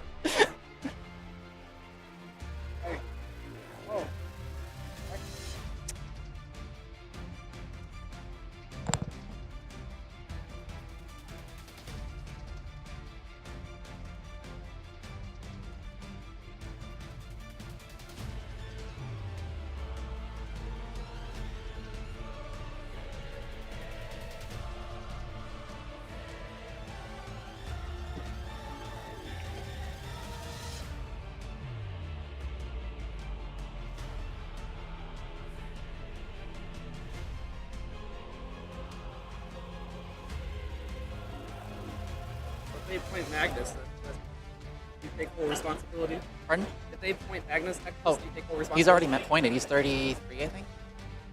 It's way too low, yeah. So like, Magnus and Zeus, my two main like playmakers, are like 50 points total. I have to press that. We're ready when you guys are. All right, time is.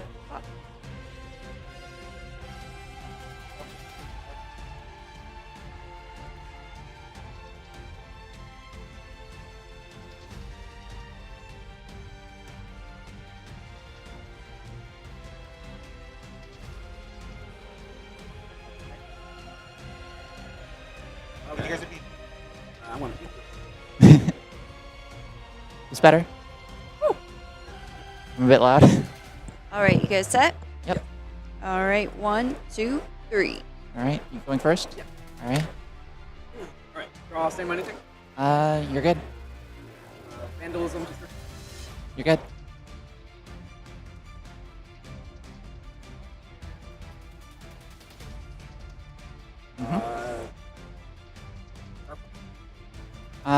No special stuff. And set a spell trap, correct? Just a spell. That is fine.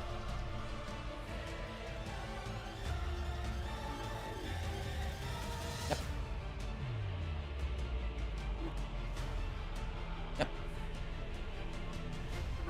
Yep. Yep. Main black there.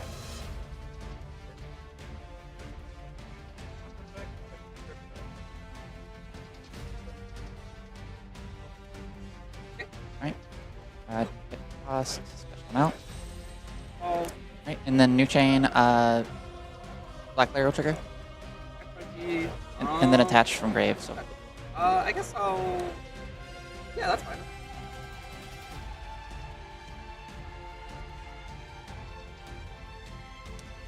And then on res of that, Okay. Grand Pulse. Yeah.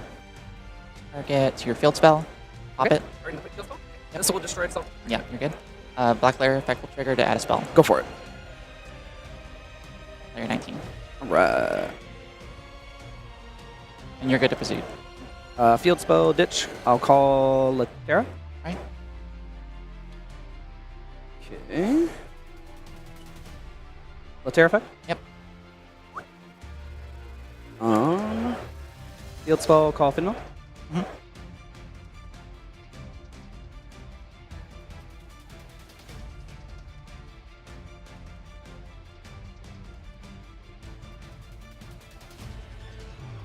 Minutes left in round, by the way. Okay. Perform owl effect fusion summon. That's good. Chorus. Go owl effect to search. Yep. We'll add the alteration. Alright. Of course. Basically, if I don't have a field spell, it places it. If I do, it's a Rhoda for anything. Alright. Activate it. Yep. I'll grab the trap. Go for it. 1 second. You're good to keep playing. Okay. I'll use that trap. I'm going to send it for the field spell to call the power pigeon. Right. YCS competitors, freeze play. That is time of the round. Your match has not Setting 2. Finmal effect to summon and draw one. Yep. You need assistance with a judge. Please raise your hand and call for a judge. If you have a time extension, that begins now. And then we'll go the Sanguine to set from deck. Yep. Conquistador. Mm-hmm. All right. Attempt to lead main phase. That is fine. Can you cut my deck as well because I searched? All right. Raw. Yeah. Thinking. Of course.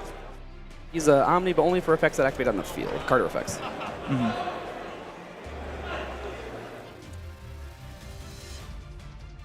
Ram Pulse. Target. This one. I'll have to chain it. Yep.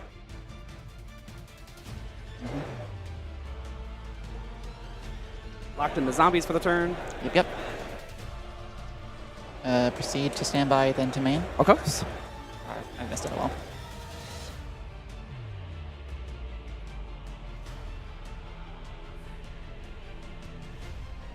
Heavy.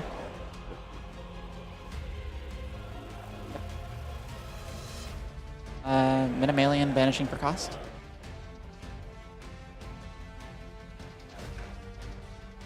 It's good. Minimalian banishing for cost. Also good.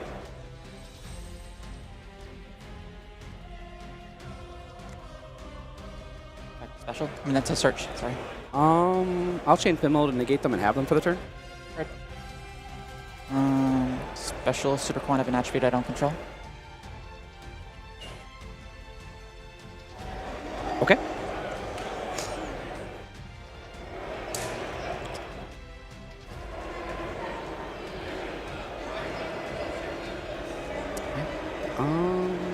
Okay.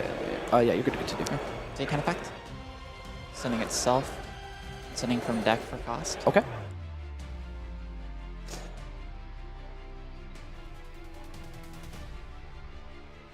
Sending Alphan Spike. Okay. Special out. Carry Alphan. Okay, on his summon? Yep.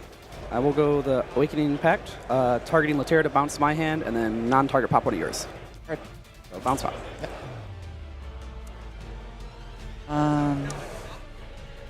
Ram Pulse effect to attach. I'll chain Cookie Store. Okay. I'll summon and pop him. Yep.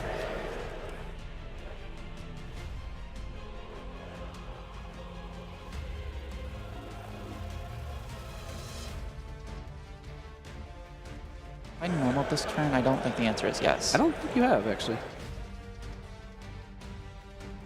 Normal? Normal's good. Great. Well, that was not meant to be my hand. That was meant to be in the grave. Oh, that okay. was my bad. My all right, bad. we're good. We're good. Set pass. Setting the pass. Okay. I was like, where did the Alphan come from? I would have been using it by now. And then end phase, I'll draw flare, pop it. All right. Draw turn. Yep. Stand by main. Yeah. Turn him into him. Yep. Go back. Yeah. Is that just 2K defense? Yep. Pretty big. Hopefully it's enough on board. I think that is enough. All right. Maybe. We'll see. Maybe. Math. Math. Yeah. Right. Let's go ahead. I guess go to battle. Yep. Kill. Yep. Facts. Target herself. Just recycle, right? Yeah. Yeah, that's all good. Layer 19 and target. Black layer. Okay. Right. Now for some bigger damage. Yeah. Do you draw off that or you just shuffle? Just shuffle. Okay. 28. Yep. Damage, which is on 52. That's lethal. 24, 18, yeah. Yeah. Right. GG's. GG's. Oh, woo! And the last card was a Solemn Judgment, basically. Fuck. Yeah. That was rough. That was rough. That's rough. No, I hella misplayed first game. I didn't know what to do against you. That's kind of what I was making on too. Likewise. Have that next go.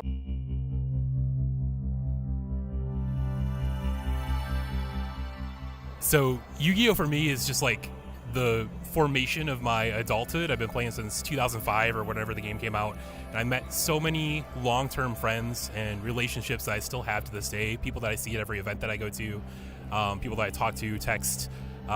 So I owe a lot of my friendships as an adult to Yu-Gi-Oh. All right, so what does Yu-Gi-Oh mean to me? So for the better part of my adult life, about 14 years, I've been playing this game, and from it I get competition, friendship, lifelong friendships I made along the way. And honestly, I wouldn't trade these events for anything. It really means a lot to me, whether it being seeing the same friends 6 times a year in every city across the country and world, or competition like playing at the highest level. It really has taught me like a lot of lessons, and I've really enjoyed every bit about it. Well, what it means to me is just this awesome space for people to get together, to get to know each other. There are people in here who I would never dreamed of becoming friends with or getting to know personally when I was little. I don't really like to play sports. I'm not the athletic kid at school. So during COVID lockdown, I got into Yu-Gi-Oh! With my dad, and we slowly progressed from there. I mean, my first nationals in 2022, I topped, and then from there it kind of just took off, and I'm friends with a lot of people that are really nice and are amazing. So it's just this great space for people to get together. Yu-Gi-Oh! Is a bond between friends, a great time to travel to events, enjoy time with friends. It's really overall the experience. I'd love to share it with my friends. It's just a great experience to me. So to me, Yu-Gi-Oh! Is quite literally my entire life. I'm 23 years old now, and I've been playing since I was actually conscious with my older brother. Fun fact, it was actually a big part of the reason I learned how to read. So I could learn how to play Yu-Gi-Oh! With my brother, but I remember explicitly him saying if you want to play with me, you have to learn how to read. And so at 3 years old, I learned how to read to play with my brother. And this game is just so much to me because I've met a ton of lifelong friends, and I've had countless experiences that could never be replicated if I had never played this game. So it's quite literally everything to me.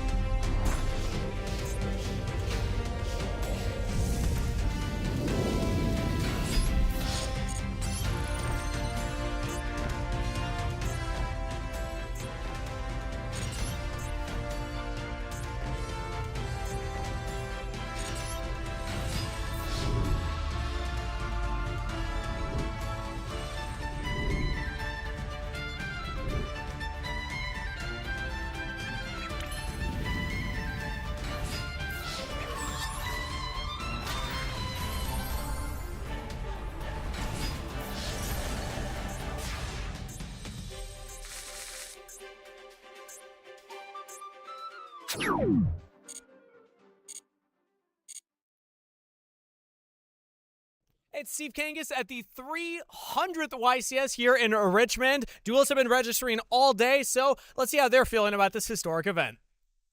All right, I'm here with Tony for the 300th YCS. How's your weekend going so far? I'm great, man. I'm blessed. I'm see another day, and I'm ready to play some Yu-Gi-Oh, man. Let's do it, bro. Yeah, are you itching? It's a day before the main event starts. Are you playing in one of the main events? Yeah, I'm playing the main event. Which one, Genesys or Advanced? Advanced. Advanced, okay. What made you want to play in Advanced? I'm just used to playing advanced tournaments. I'm not as familiar with the Genesys format as much.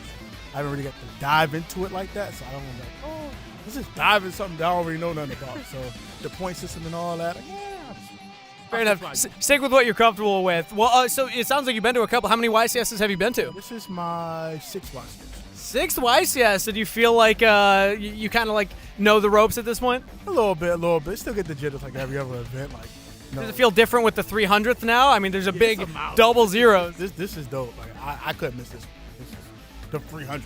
I've never been to a milestone one. So this is fun. I can't wait. Milestone ones are always super exciting, and I've been asking everybody this, and you've been to a couple YCSs. What's your favorite YCS memory so far? So this was YCS Raleigh in 2024. This is round 3, and I played a Yu-Gi tuber I watched a lot. I shot the Super Saiyan 18. I saw the table number. I was like, this name looks familiar. And I walked up. I said, I watch you. Oh shoot, that's crazy. I went to game 3. It was fun. He beat me. Yeah. I'm a little sick, but it is what it is. Bro, did you go onto their YouTube afterwards and comment, be like, hey, how was that guy you beat that round? Yeah. I'll have the comments like, yes. Are they here? Can we get a rematch? I hope so. He owed me one, I ain't gonna lie. All right, watch out for Tony. Thank you so much, man. Best of luck this weekend. All right, I'm here with Zed, correct? Yeah, we'll go with that one this time. We'll go with that one this time. We've interviewed you a couple times at the 300th, though. How you feeling being at this event this weekend? Really excited. I know some people playing Genesys. I know some people playing main. I'm personally playing main, and I'm feeling good. Well, they're technically both main events because this is the first time Genesys is running concurrently alongside Advanced, but how are you feeling about the Advanced format right now? The Advanced format, I think it's very interesting. There's a couple of decks that have come up and like certainly shifted around what everybody was playing before, as well as the ban list coming in, really changed everything up. It always is fun when it's a new format we're coming into. But you mentioned also Genesys as well. I want to talk about that. How many people do you know that are playing Genesys? I know maybe half a dozen about just close friends playing it. They really wanted to come over, and Genesys was they wanted that to be their entry instead of traditional Advanced. They just enjoy the format a little bit more, which I can respect. It's a really cool way for people to hop in and play however they want to play Yu-Gi-Oh! But there's also the public events, all kinds of things to do this weekend, but it is also the 300th YCS. And I know we've seen you at many YCSs before. You're kind of a regular now at this point. So what are some of your favorite memories at YCSs? My favorite memories at YCSs? Outside of talking with us, of course. Okay, yeah. Kangas is my favorite memory, but no, my favorite memory, it might not take place in the event hall, but the night before main event in the hotel lobby, everybody's playing cards. Everybody's trying to figure out just the final where everybody's locked into their deck list and now is just playing games as much as possible for the event. That's unmatched. The anticipation, the calm before the storm. See, for us on the broadcast side, it's Sunday night after because we have to watch you play Yu-Gi-Oh! All day, and we're we just want to play right now. So will you join us afterwards to keep playing, maybe in the hotel lobby? Of course. All right, perfect. Thank you so much, Zed. Best of luck this weekend. All right, I'm here with Leah at the 300th YCS. How's your weekend starting? It's going amazing. It's beautiful here. I love Richmond. The weather's great. It's going to get warmer also. I like the cold. Beautiful. It's beautiful. It's going to be 60 degrees tomorrow. I know, yeah. Be inside, of course. So are you going to be doing any of the main events, or are you doing public events this weekend? I'm going to be doing some public events. I'm hoping to hit some rivalry. Okay, I love the rivalry warlords. You just show up, they give you a deck, you get to play, right? What deck are you hoping for? Have you looked at the list for this weekend? I'm always hoping for Live Twin. But that's a fun one. We'll see. Okay, you haven't checked out any vendors, I have. Oh, I bought these the new deck box with the Karibo. It's so cool. Wait, I haven't seen this yet. May I take a look? Yeah. One of the vendors has it here. So why'd you pick the blue one? Oh, it's for my friend. She's blue. There's so many on the back. You got to collect them all. To get all 5 of them. That's the problem. I was looking at the Moki Moki. I think I'm going to get the Moki Moki. Oh, it's sold out already. They sold out. I went for them. I was getting all my girlfriends. The Moki Moki, the Rescue Cat, and then they sold out. And I was like, you got to get here early for the good stuff. Yeah, they put me to work right away, so I was doomed from the beginning there. We should give it to you for free. Oh, you know what? Actually, maybe. You should write a contract. I'm just saying. You're going on here? Do you want to represent my contract in the future? Yeah, I got some lawyers who can help you out. Yeah, I know you know a couple lawyers. Yeah. Maybe some judges. So 300 YCSs, we're celebrating a big milestone here for Yu-Gi-Oh! What are some of your favorite YCS memories? I think just meeting my friends for the first time in person. So I think Master Duel brought a lot of people together online, and that's how I started Yu-Gi-Oh! So being able to meet all of my friends that I had made for years on in person at my first YCS, which was at Richmond. My first one was the Richmond YCS a couple of years back, and just having fun playing some friendlies on the side was, I think, maybe the most fond memories I've had with Yu-Gi-Oh! In general. So that's poetic for you now that the 300th is back in Richmond. I'm so lucky. Well, hey, best of luck with the public events and Rivalry of Warlord. Thanks so much. All right, here I'm with John as you're about to sign up and register for the event. Are you doing main event or the Genesys? I'm doing the main event. Okay, so main event, advanced constructed. How are you feeling about the 300th YCS and competing here today? I'm feeling pretty good. I'm looking forward to the event. I'm excited to play. A lot of the cards in the format seem really fun to play with, and I'm looking forward to playing them. Do you, maybe this is too much, can you leak any of what you're playing? What do you think is going to be good this weekend? I think Branded Dragotail is going to be really good. I think Radiant Typhoon is going to be good. I think K9 VS is going to be really good. But I am playing Memento. I love the deck. It's a ton of fun. It's a great, fun deck, so I love it to death, so I'll be playing that. How long have you been playing that deck? Almost, it's coming up, what, 2 years? Okay. Whenever Creation King came out, so Nats of 24, I think. So how often are you at a table and your opponent has to just read every card that you play? I feel like that's a common thing for Memento players. Every single time. Every single time, they people struggle to know what a majority of the effects are. They know like the common ones, like the horse and then the Anguich, but most people don't know like the more niche ones. It's a fun deck. Here, pitch to the audience. Why should they learn how to play Memento? You should learn how to play it so that way when you play against it, you know what you're doing. So that way you don't misplay and then lose advantage in games that you should have won. I feel like you should be preaching the opposite as the player, but you know what? Fair enough. Yeah, no, I've won enough games that way. I'm looking forward to people knowing what the cards do. All right, well, best of luck this weekend, John. Thank you. All right, I'm here with Danny. Danny, the 300th YCS. How you feeling? Feeling great. Feeling great. It's really exciting, actually. I mean, it's a good year for Yu-Gi-Oh! It's a great year for Yu-Gi-Oh! Starting off strong. I see that you already got your mat and your packs. Which event did you sign up for? Are you doing Genesys or Advanced? I signed up for the YCS Genesys event. Okay, how you feeling about the event? Because this is the first time we're doing like an official YCS for it. I'm feeling great. I'm honestly just here for fun. I'm not trying to go crazy, but it's the first big Genesys event, so I'm just excited to be having fun with it. Can you leak your deck? Yeah, absolutely. I don't care. Everyone can know that I'm playing Art Mage. Art Mage? What made you want to do that one? I don't know. It's just a deck that's like super fun. I love all the new stuff for it. It's kind of the new like lore archetype for Yu-Gi-Oh! And I like following along all the silly things that Medius has to go through. He's going through a lot. He's going through a lot. He's got a tough life, doesn't he? He's just like a kid, just a student. Yeah, doomed eternity to try and save everyone through across all card boxes. So yeah, he's keeping us all safe, of course. It's the 300th YCS. I like asking people, what are some of your favorite YCS memories? Or if you can think of like one that stands out, because there's been a lot of YCSs at this point.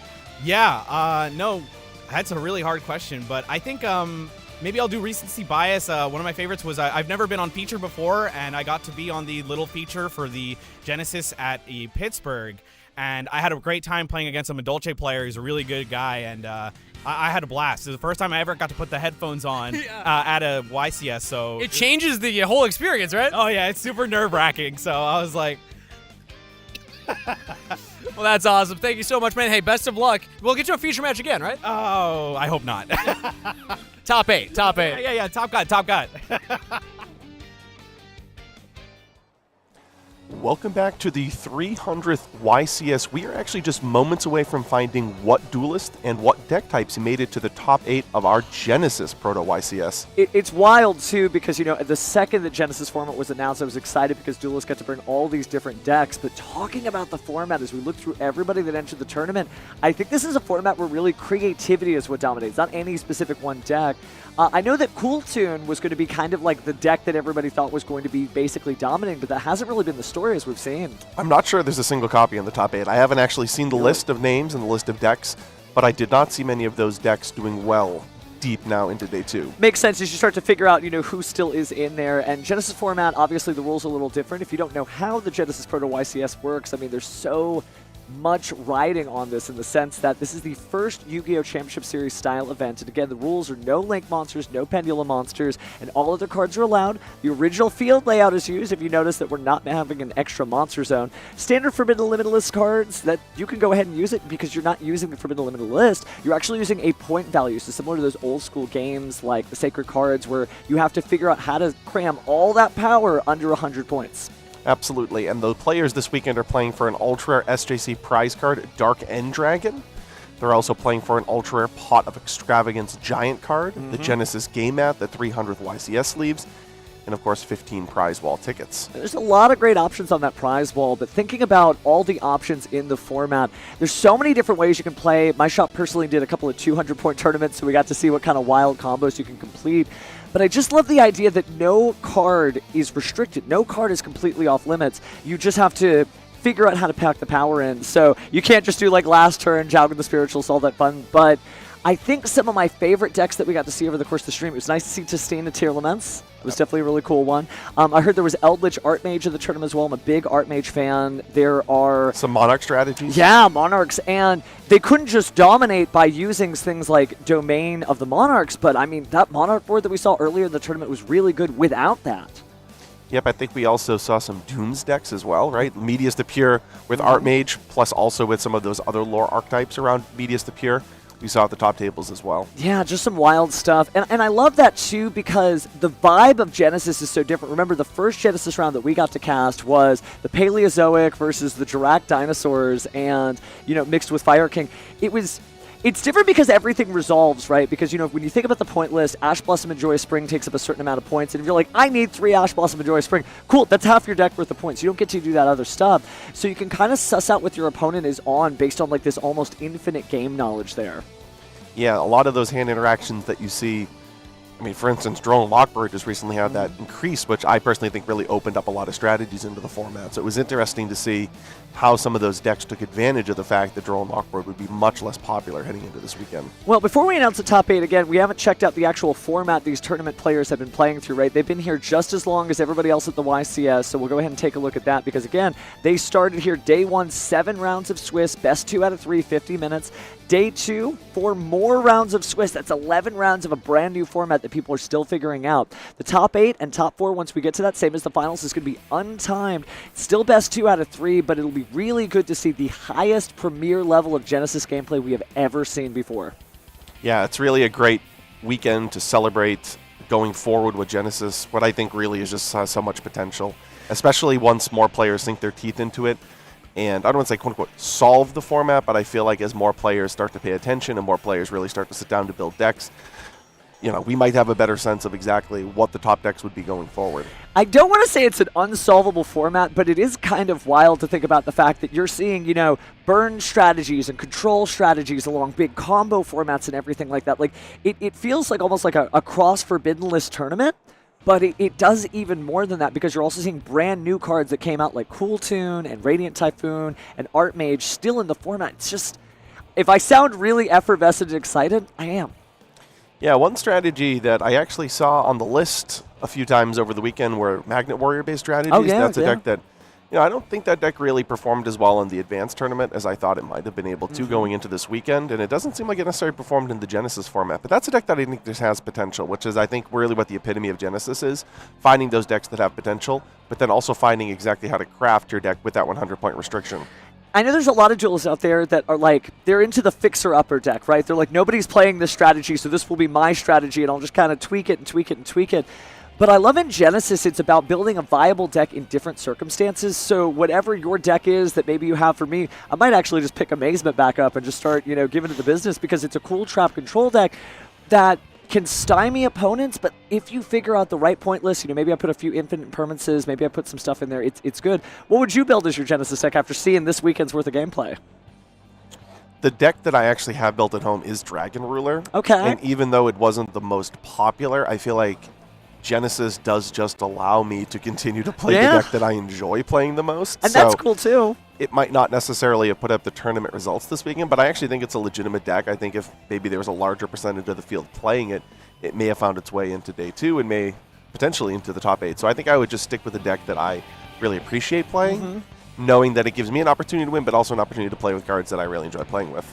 Yeah, I had my 200-point Dark Magician deck, but I think I'm going to tune up Gold Pride Punk. It actually showcased a lot of great gameplay throughout the tournament. There was a lot of people who were punks. I'm not saying that in a bad way, but this just in. Looks like we're going to go ahead and find out who our top 8 duelists are right now. All right. Proto-YCS Duelists. We have our top 8 after 11 rounds of Swiss. In first place with 30 points, Edwin Strom IV.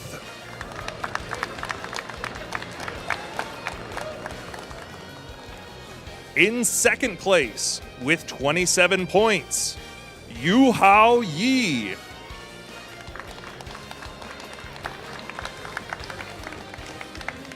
In third place with 27 points, Matthew Sevouche.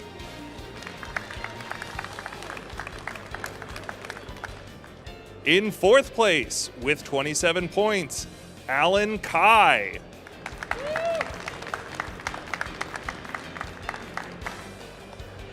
In fifth place with 27 points, Dwayne Howell Jr.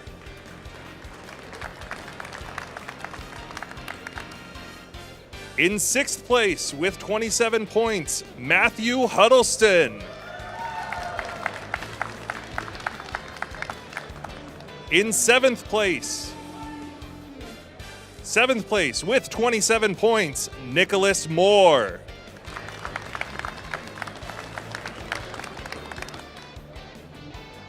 And in 8th place with 24 points,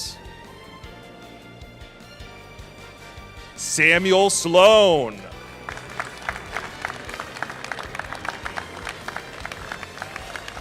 At this time, Genesys Proto-YCS Duelists, you have 10 minutes until standings are finalized.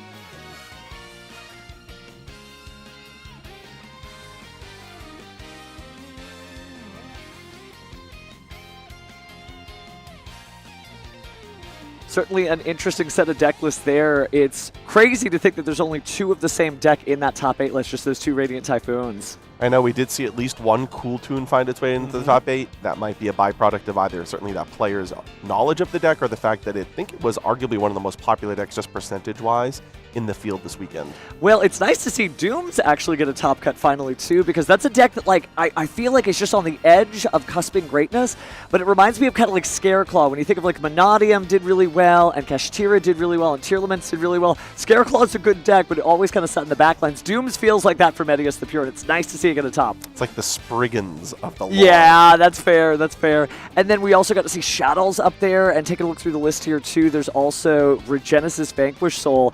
So that's cool when you think about it, because the Regenesis, you've got the Heavy Borger as your 2500, and for your Earths and Fires, you've got Regenesis Warrior and Regenesis Archfiend, so that's a really cool synergy. So a lot of creative deck building. People actually showcasing all the things we were just talking about a few moments ago.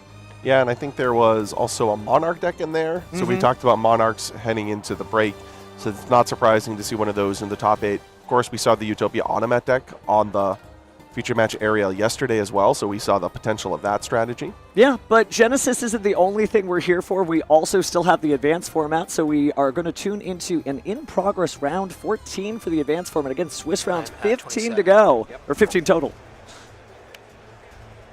So if we take a look here, we are in the middle of what looks like game 1. Trigger. Sure. Is that MTP? Sure.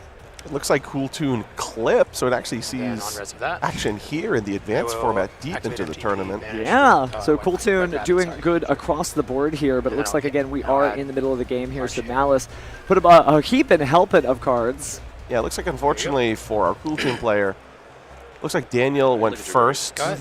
Established Terahertz, so he probably has a Spell and Trap Negate in his graveyard. I have to presume that, yep, there it is. Actually, as a matter of fact, Jerry's reading it. He has Red Ransom on the field, and it looks like Jerry actually had a collection of hand interactions. I see at least a Ghost Mourner in the graveyard. Wow, only a couple cards in his hand. Can I read? Yes. Well, So certainly Cool Tune known for all of its tuners. Like, you want to have as many of those interactions in your deck because they're actually food for your Synchro monsters. So Daniel's reading the field spell. If you're not familiar with the Cool Tune strategy, This one's basically a pseudo starter. It's a starter a large percentage of the time just because of how many tunings you have, but unlike a lot of the other field spells that have existed historically, it doesn't just automatically search. It will grant him an additional normal summon of a tuner monster. It'll boost specifically his Cool Tune Loudness War, but then the aspect of it that would allow him to start is he could tribute a tuner and then add to his hand or special summon the Cool Tune monster from his deck. Okay. But of course then you need a tuner already in order to do that. One of the main reasons this deck, as you mentioned, has all those hand interactions. We pause before we start. Yes, exactly. Okay, got it. Exactly that. So Daniel's the winner. But it does look like Daniel was able to mitigate that JJ Cool Tone, or yeah, the JJ We chatted Cool Tune. outside earlier. And as a result, With Jerry's Tyler. going to scoop up his cards, Yeah. dive into his side deck, and we'll be able to at least see a full game 2.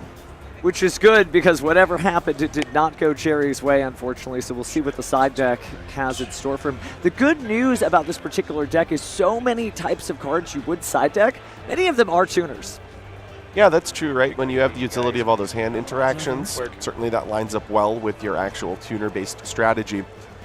I'm curious to see what exactly his end board is, right? We haven't seen Cool Tune in the feature match area, certainly not for the advanced format. I'm not sure we actually even had it in the feature match area for the Genesys I think event maybe either. once, Okay. but it's true that a lot of duelists haven't gotten a great look at this deck because, of course, there weren't any major stream tournaments between the release of Phantom Revenge and now. So you have to remember, like, we've got all the stuff we got to see at YCS Pittsburgh didn't include Phantom Revenge, so again, this is the first time we're going to see it on top of Burst Protocol, and Burst Protocol is so impactful for the format. But there's a lot of good-looking decks that came out of Phantom Revenge. We know last week, Heck of Hands Chimera won Oklahoma City's regional, and Cool Tune, I keep hearing people talking about it at local, so I think this is a fan-favorite strategy already. Yeah, I think people are well aware that in those, the sets where, for instance, Cool Tune was released, that the future usually holds a few more releases. So I think a lot of players acknowledge the power of a deck like Cool Tune and are just waiting for a few more pieces. But clearly, they're sufficient enough to make it pretty deep here into day 2. Yeah, definitely don't have to wait for the DLC content here. He went ahead and got started. I'm curious to see what the branded package does for this, but even if you're just trying to send Fallen of Albaz or Fallen the White Dragon to the graveyard, if you're using it with Branded Fusion and you need a light, think about how many great light tuners there are. Effect Veiler, Ghost Ogre, and trying to think of all the other ones there are too. There's just so many great choices. And it's not bad to open up all interactions in this deck. I mean, it literally wants to. As long as you get to at least one Cool Tune name, the rest of your hand is there to help you. So I don't have the deck list in front of me, but I have to imagine Jerry's playing just the Fallen and the Virtuous, which is what I think would give it the branded moniker, that's true, that's true. But, certainly we'll see what he's able to do. Daniel on the other side, though, bringing Malice. Again, this is something that we've been seeing here. We had a player that was 10-0 with Malice. I'm not sure how they've been able to do since then, but Malice, that deck that may be slightly under the radar. Imagine this universe here where, Malice has been hit enough times in the Forbidden Limited list that people take those Forbidden Lancias, those Artifact Lancias that had been a staple in the side deck for what seems like the last year, finally put them back into their binder where they keep all their hand interactions and potential side deck choices. Well, now all of a sudden, Daniel and several other players this weekend are finding a lot of success with Malice. I'm pretty sure Malice also found its way into the top 8 over Dortmund as well. Oh, you're right. You're right. Just one Malice deck. And, it's so funny you mentioned the fact that it was such a commonly played card. Just about 13 months ago at YCS Orlando 2025, the most commonly played card, not Ash Blossom and Joyous Spring, it was Artifact Lancia. So it may need to make that comeback. And we saw the K9 Crystron deck also doing well, which does do a lot of banishment. It may be Lancia's time once more. And as long as people are not going to be bringing it to the tournaments, Malice is going to continue with the limitations that exist to power through. I think they're really taking advantage of that. It's interesting. It's almost like if you sat down with a Malice player and told them, you could never summon Whitebinder, but you'll also never get Lancia at this tournament. Which would they pick? Fair trade. I'd take the never getting to run into my arch nemesis Artifact Lancia every single time. Absolutely. But here we go with the JJ Cool Tune. So again, this is, this can potentially open up a play. It depends on what he follows up with. All right, so it looks like this here is Cool Tune Clip, I believe is the one that is. Now, Cool Tune Clip is one that unfortunately doesn't replace itself. This is the one you actually may have just heard this Jerry say. It kind of serves as a hand interaction. It's probably one of the weaker ones. Yeah, you see here. So Jerry's going to be tributing that off to try and search his deck, potentially for Cool Tune Mix, maybe Cool Tune Rico, one of the ones that actually replaces itself on summon. Unfortunately, though, Daniel has Ash Blossom and Joyous Spring, and super unfortunate for Jerry. No. He just is going to place 2 cards to the Spell and Trap card zone. So if you don't know anything about Cool Tune, let me just give you a little bit of card text that's common to all of them. Every single Cool Tune main deck monster, when it is on the field and you're using it for a Synchro Summon, the other material for the Synchro Summon could be a tuner monster in the hand. So the deck building clicks in immediately. You start to think about Ash Blossom and Joyous Spring, Ghost Ogre and Snow Rabbit, Effect Veiler. But it doesn't mean that when you get stifled, you are dead in the water, because his hand likely is a bunch of hand interactions like that, because they're all tuner monsters. Then, similar kind of almost to like Draco Tails monsters, when they are used for synchro materials, they each have a unique effect. Some of them as powerful as Kashira Unicorn, actually, banishing cards from the extra deck, or destroying spells and traps, or getting rid of monsters. So there's a lot of different things they do. It's a really interesting deck to watch. It's a random banish, too, so it can be extra frustrating if it snipes the most vital card.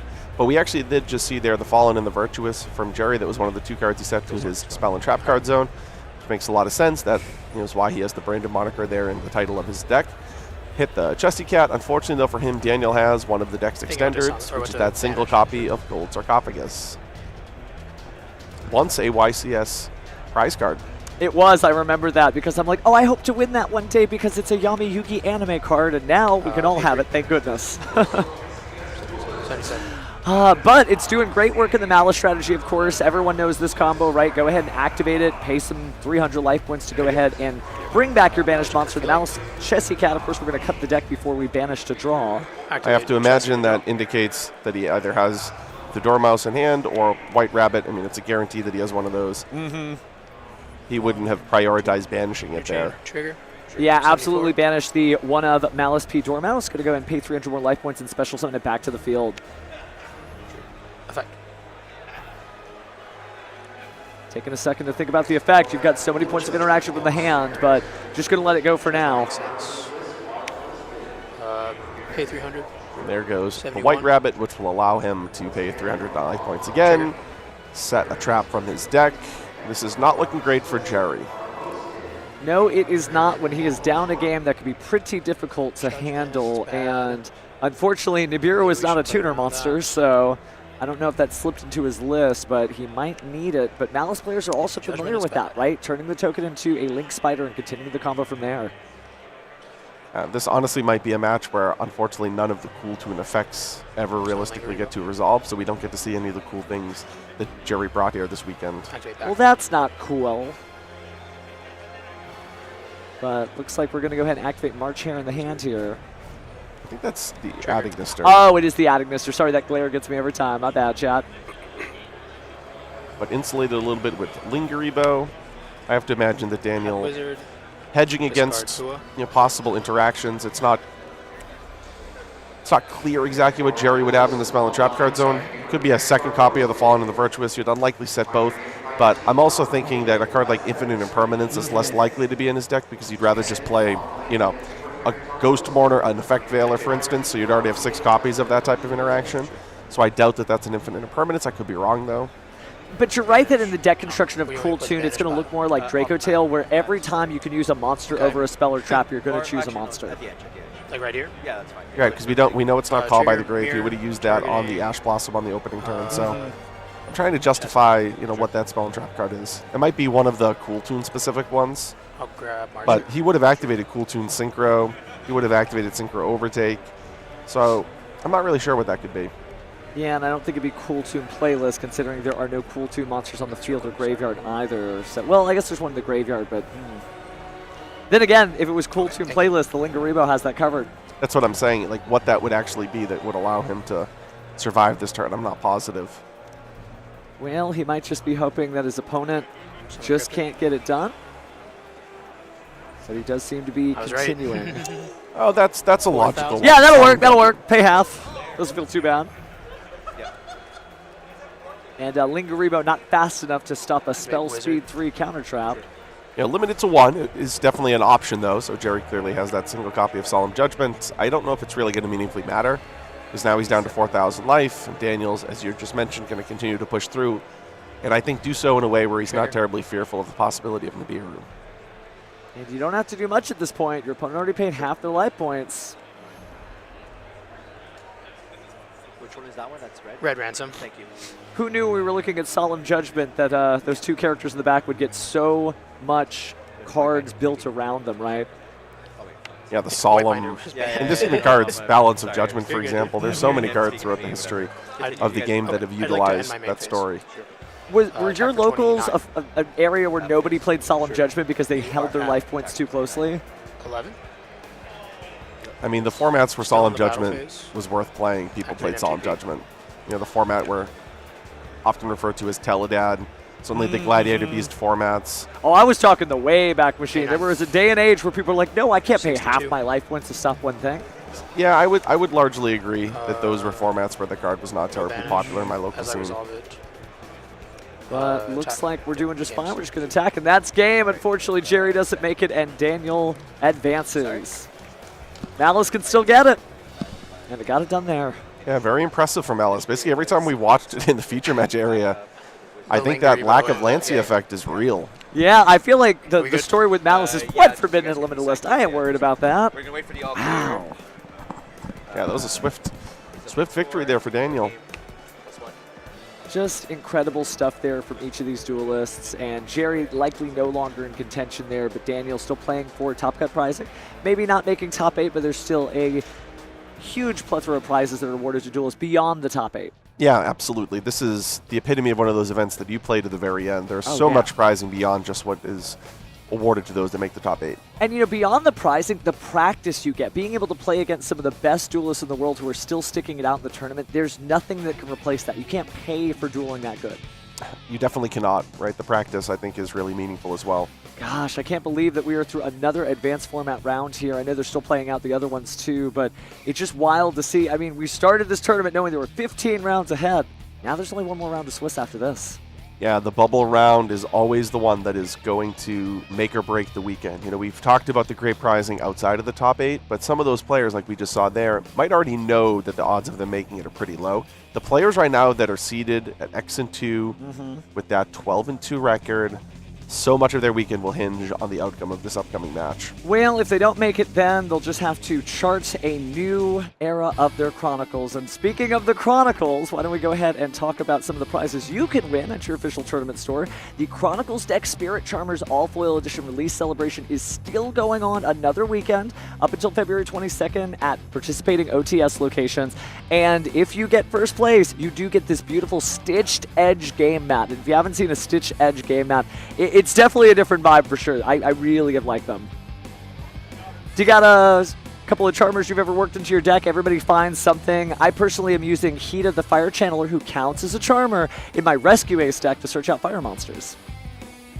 Well, I think just the extra deck Charmers are the ones that are the most popular. Yeah, that's fair, right? that's fair. Like Dark the Dark Charmer, Gloomy, and that sort of stuff. Hita the Fire Charmer, Ablaze, Stealing Ash Blossoms. Yeah, that's a tournament staple for sure. So this weekend it's Wind that's probably the most popular in the Radiant Typhoon strategy. That's a deck that can actually realistically feature it.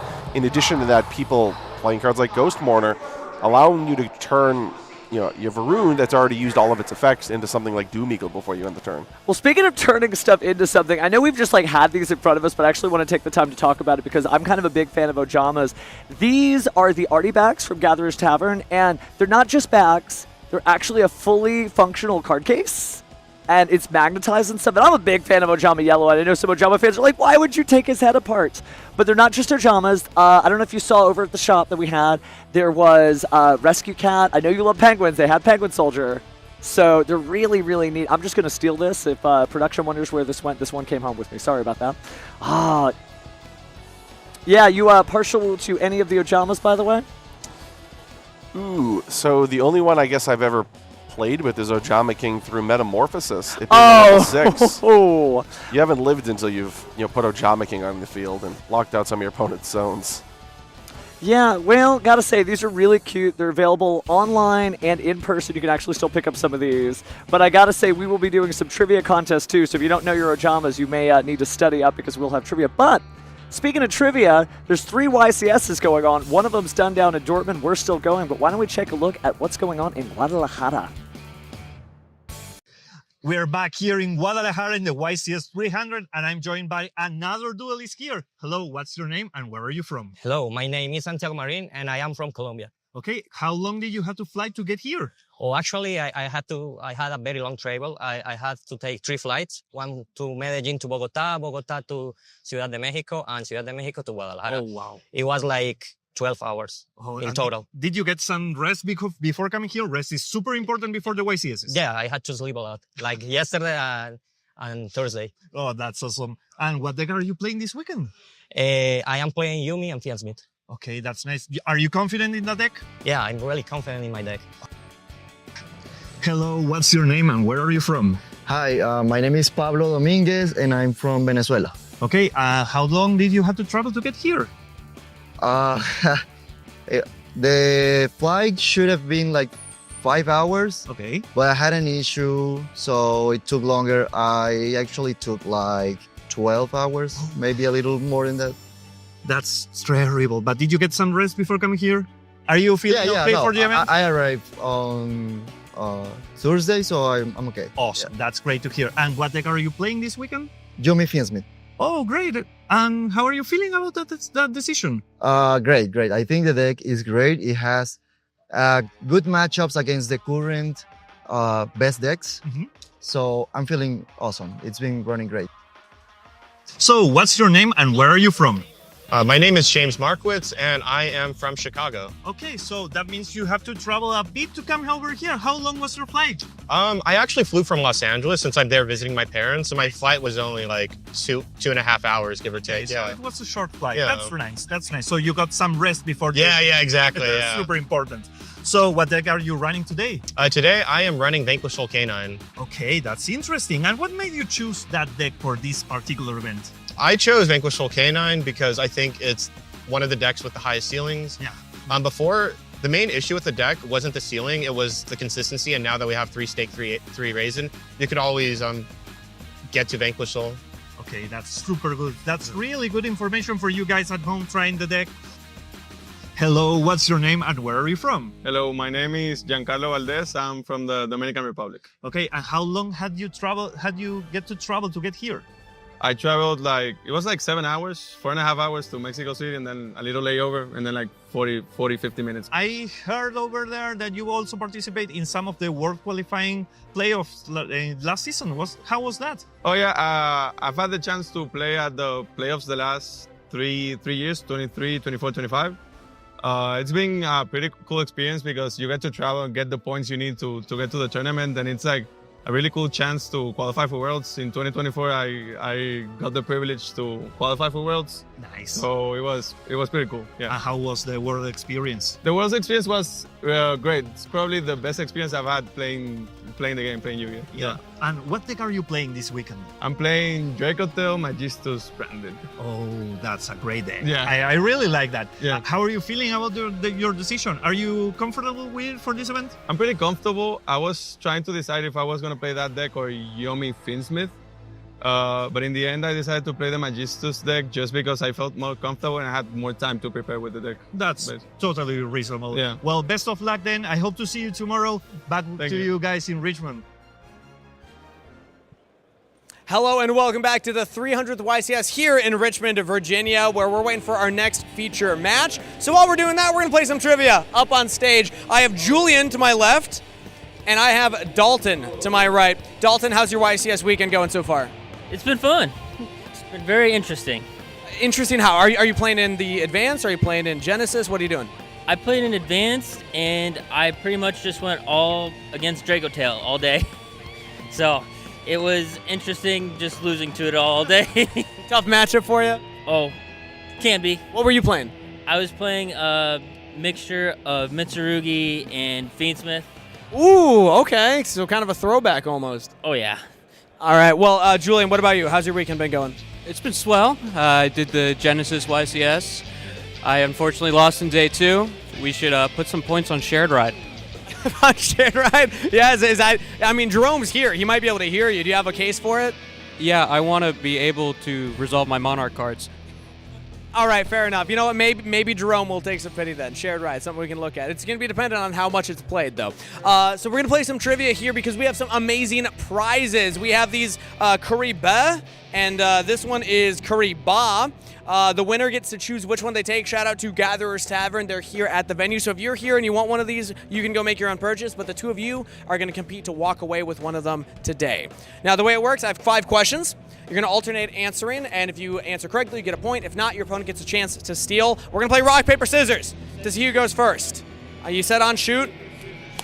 Oh, that was on shoot. I'm going to say that was a rock. Yep, and you got it. Dalton, you have first question. And remember, whoever gets more points wins and walks home with one of these Gatherers Taverns card cases. Question number 1. You can activate Droll and Lockbird when your opponent does what? Adds a card. You have to the full effect? Okay. Adds a card from deck to hand. That is correct. From main deck to hand, but I'll give it to you. So that's 1 point over there for Dalton. There we go. We're warming up. Hey, okay, nice. I like it. Good sportsmanship. Question number 2. What level is Nibiru the Primal Being? 11. 11. That is correct. All right, you two know your hand interactions. Let's go. Question number 3, Dalton. This one gets a little harder. What 3 monster attributes can you not activate for the rest of the duel if you use Dominus Impulse from your hand? I'm going to say light. Is it fire and earth?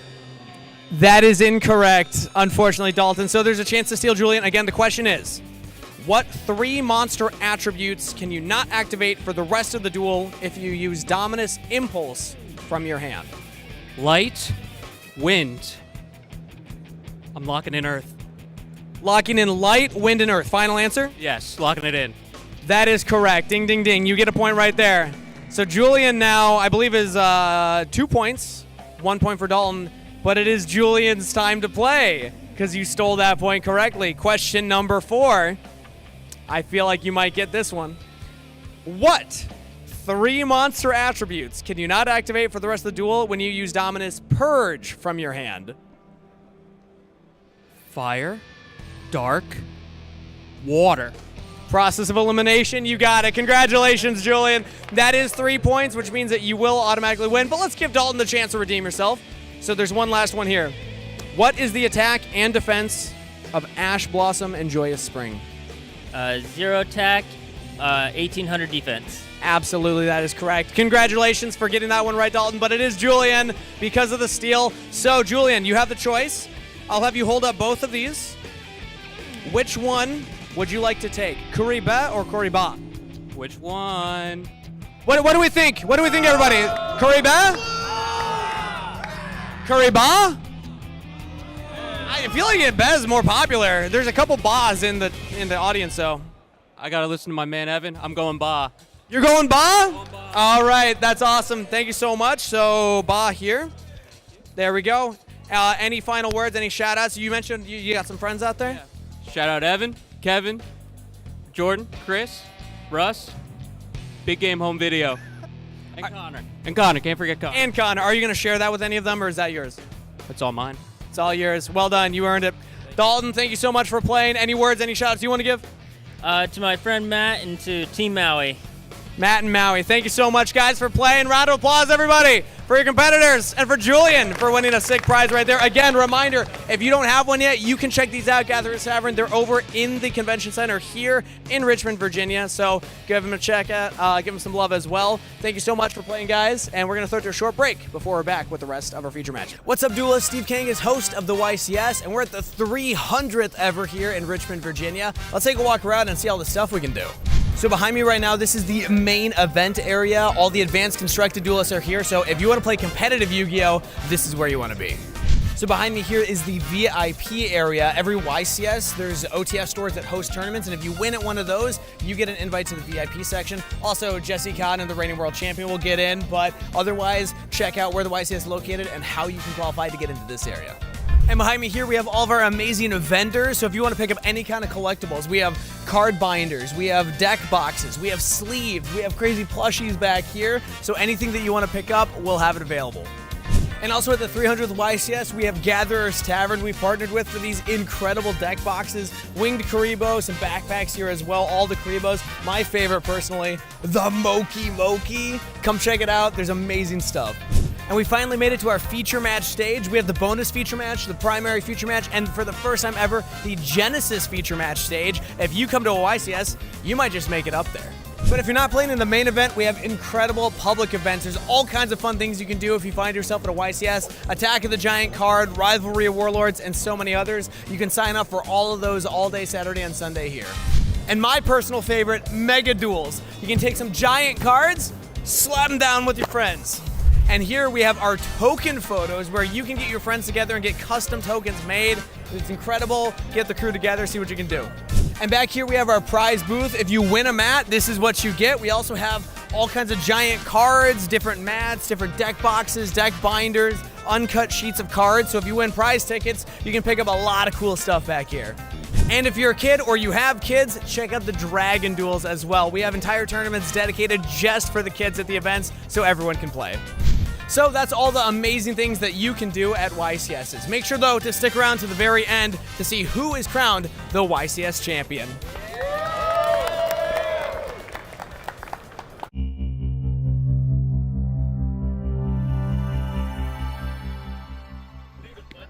So to me, Yu-Gi-Oh means competition.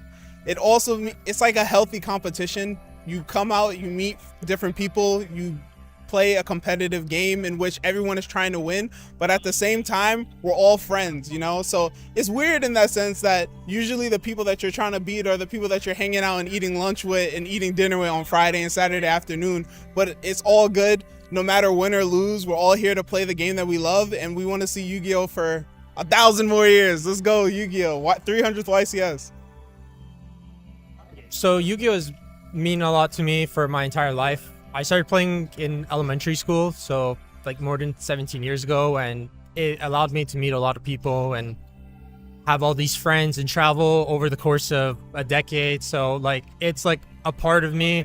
It will always be a part of me. Eventually I will retire, probably just play more Master Duel, but like the friends I made along the way and the experiences I had, it's something I'm always gonna have for the rest of my life.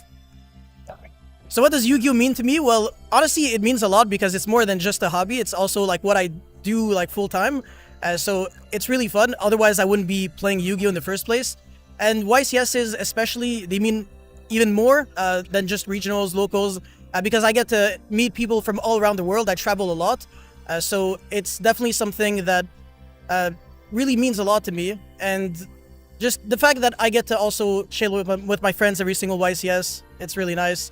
And I also like the other formats as well. Genesys is a great game. I wish more people were aware of like all the other ways to play Yu-Gi-Oh! And yeah, you should definitely consider treating like Yu-Gi-Oh! As more than just a game and also as a lifestyle, because that's what I do, and honestly, it's been working out for years and years, and I'm not seeing myself quit anytime soon, so yeah, Yu-Gi-Oh! Is the best.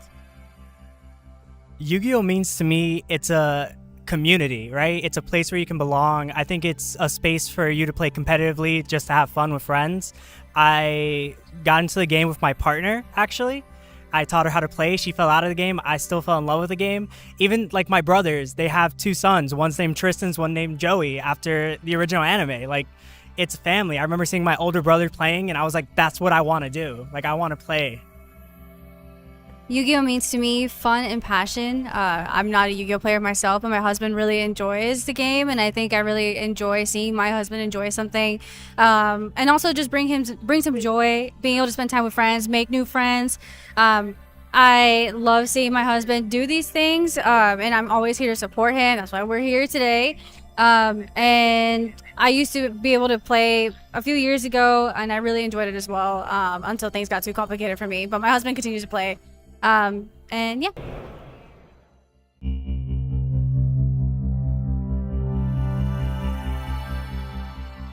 So usually, I think to a lot of us competitive player, Yu-Gi-Oh! More is just like an event, a tournament, a competition. I also used to think that way, but recently I've been kind of changing my mind. I've been taking the game less competitive than before, but in exchange, I get to enjoy the YCS the WCQ more as an event than just a tournament. So Yu-Gi-Oh to me now is just like, kind of like just say the friends we met on the way. It's just like a gathering of me meeting old people, new people, everyone who I want to, and then we do still get to communicate in the form of just playing against each other in tournaments. So I guess that's Yu-Gi-Oh to me. It's just a way to meet new people, and then I do enjoy it. Yu-Gi-Oh to me, as a mother of someone that's played Yu-Gi-Oh now for a few years as a Dragon Duelist, has been a great opportunity for me to spend a lot of time with him and really actually bond over something that he's very passionate about. It's a great community. I love to travel around and meet so many other Yu-Gi-Oh players. They really love their game. They're very passionate. They really are a true community. They have supported my son in his journey as a Dragon Duelist. So yeah, I think Yu-Gi-Oh has been a great opportunity for him, and I really love being a part of it. Yu-Gi-Oh means that I get to work with my best friend and travel with my best friend all the time, and we just get to explore the country together. To me, Yu-Gi-Oh is friendships, good times, and just hard work.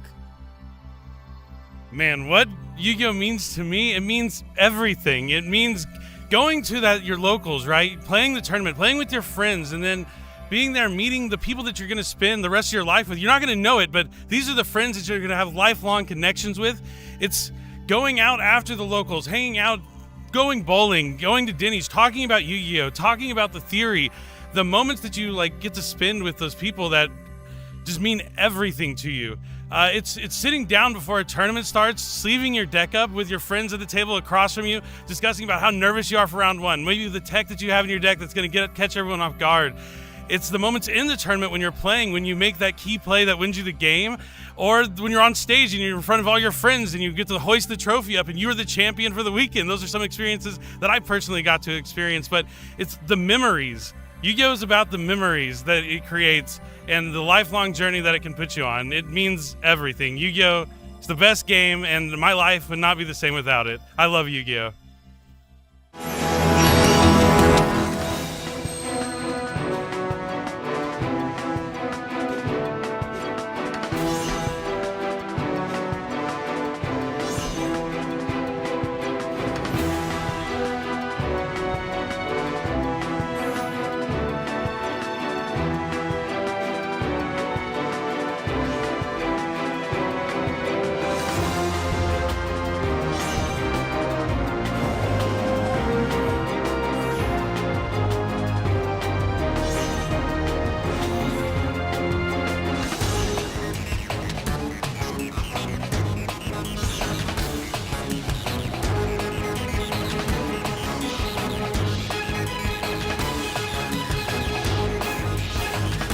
It's time to duel!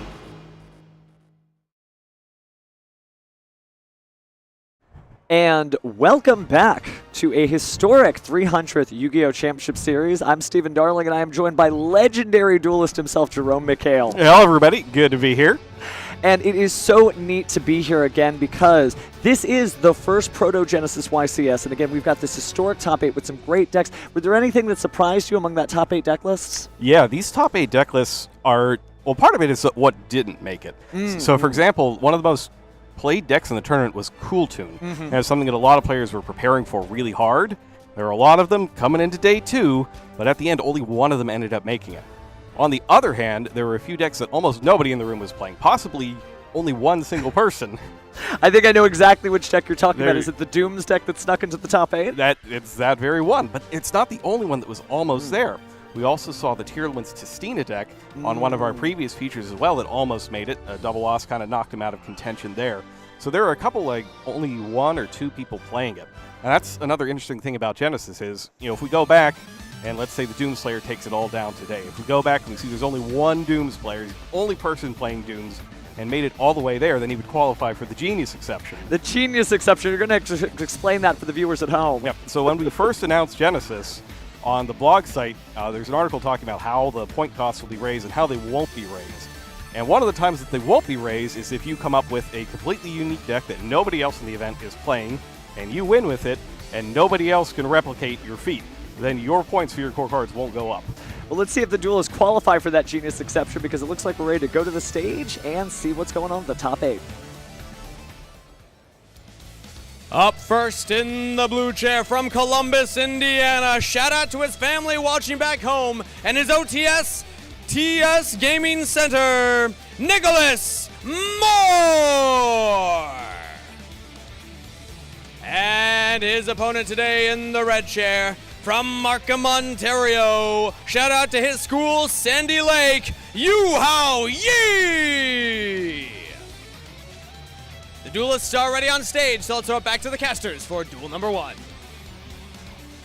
All right, this is going to be an exciting matchup. You see, you have the Dooms on the blue corner versus Cool Toon in the red corner. It's Xyz versus Synchro in the Battle of Mechanics. Yeah, and it's also the underdog versus what everybody thought was going to be the primary competitor there, because I think I have never seen Doom's cards ever hit the field in competitive play, and here's Nicholas making it to the top 8 of this historic event against something that everybody thought it would be a flood of just an all Cool Toon top 8. Not so, just the one Duelist here, and both of these coming into the top 8 with a 9-2 record. It's a great top 8, too. We got Monarchs, we got some of the older stocks like the Regenesis, Vanquish Soul deck. It's a great top 8. We have 7 different decks out of the top 8.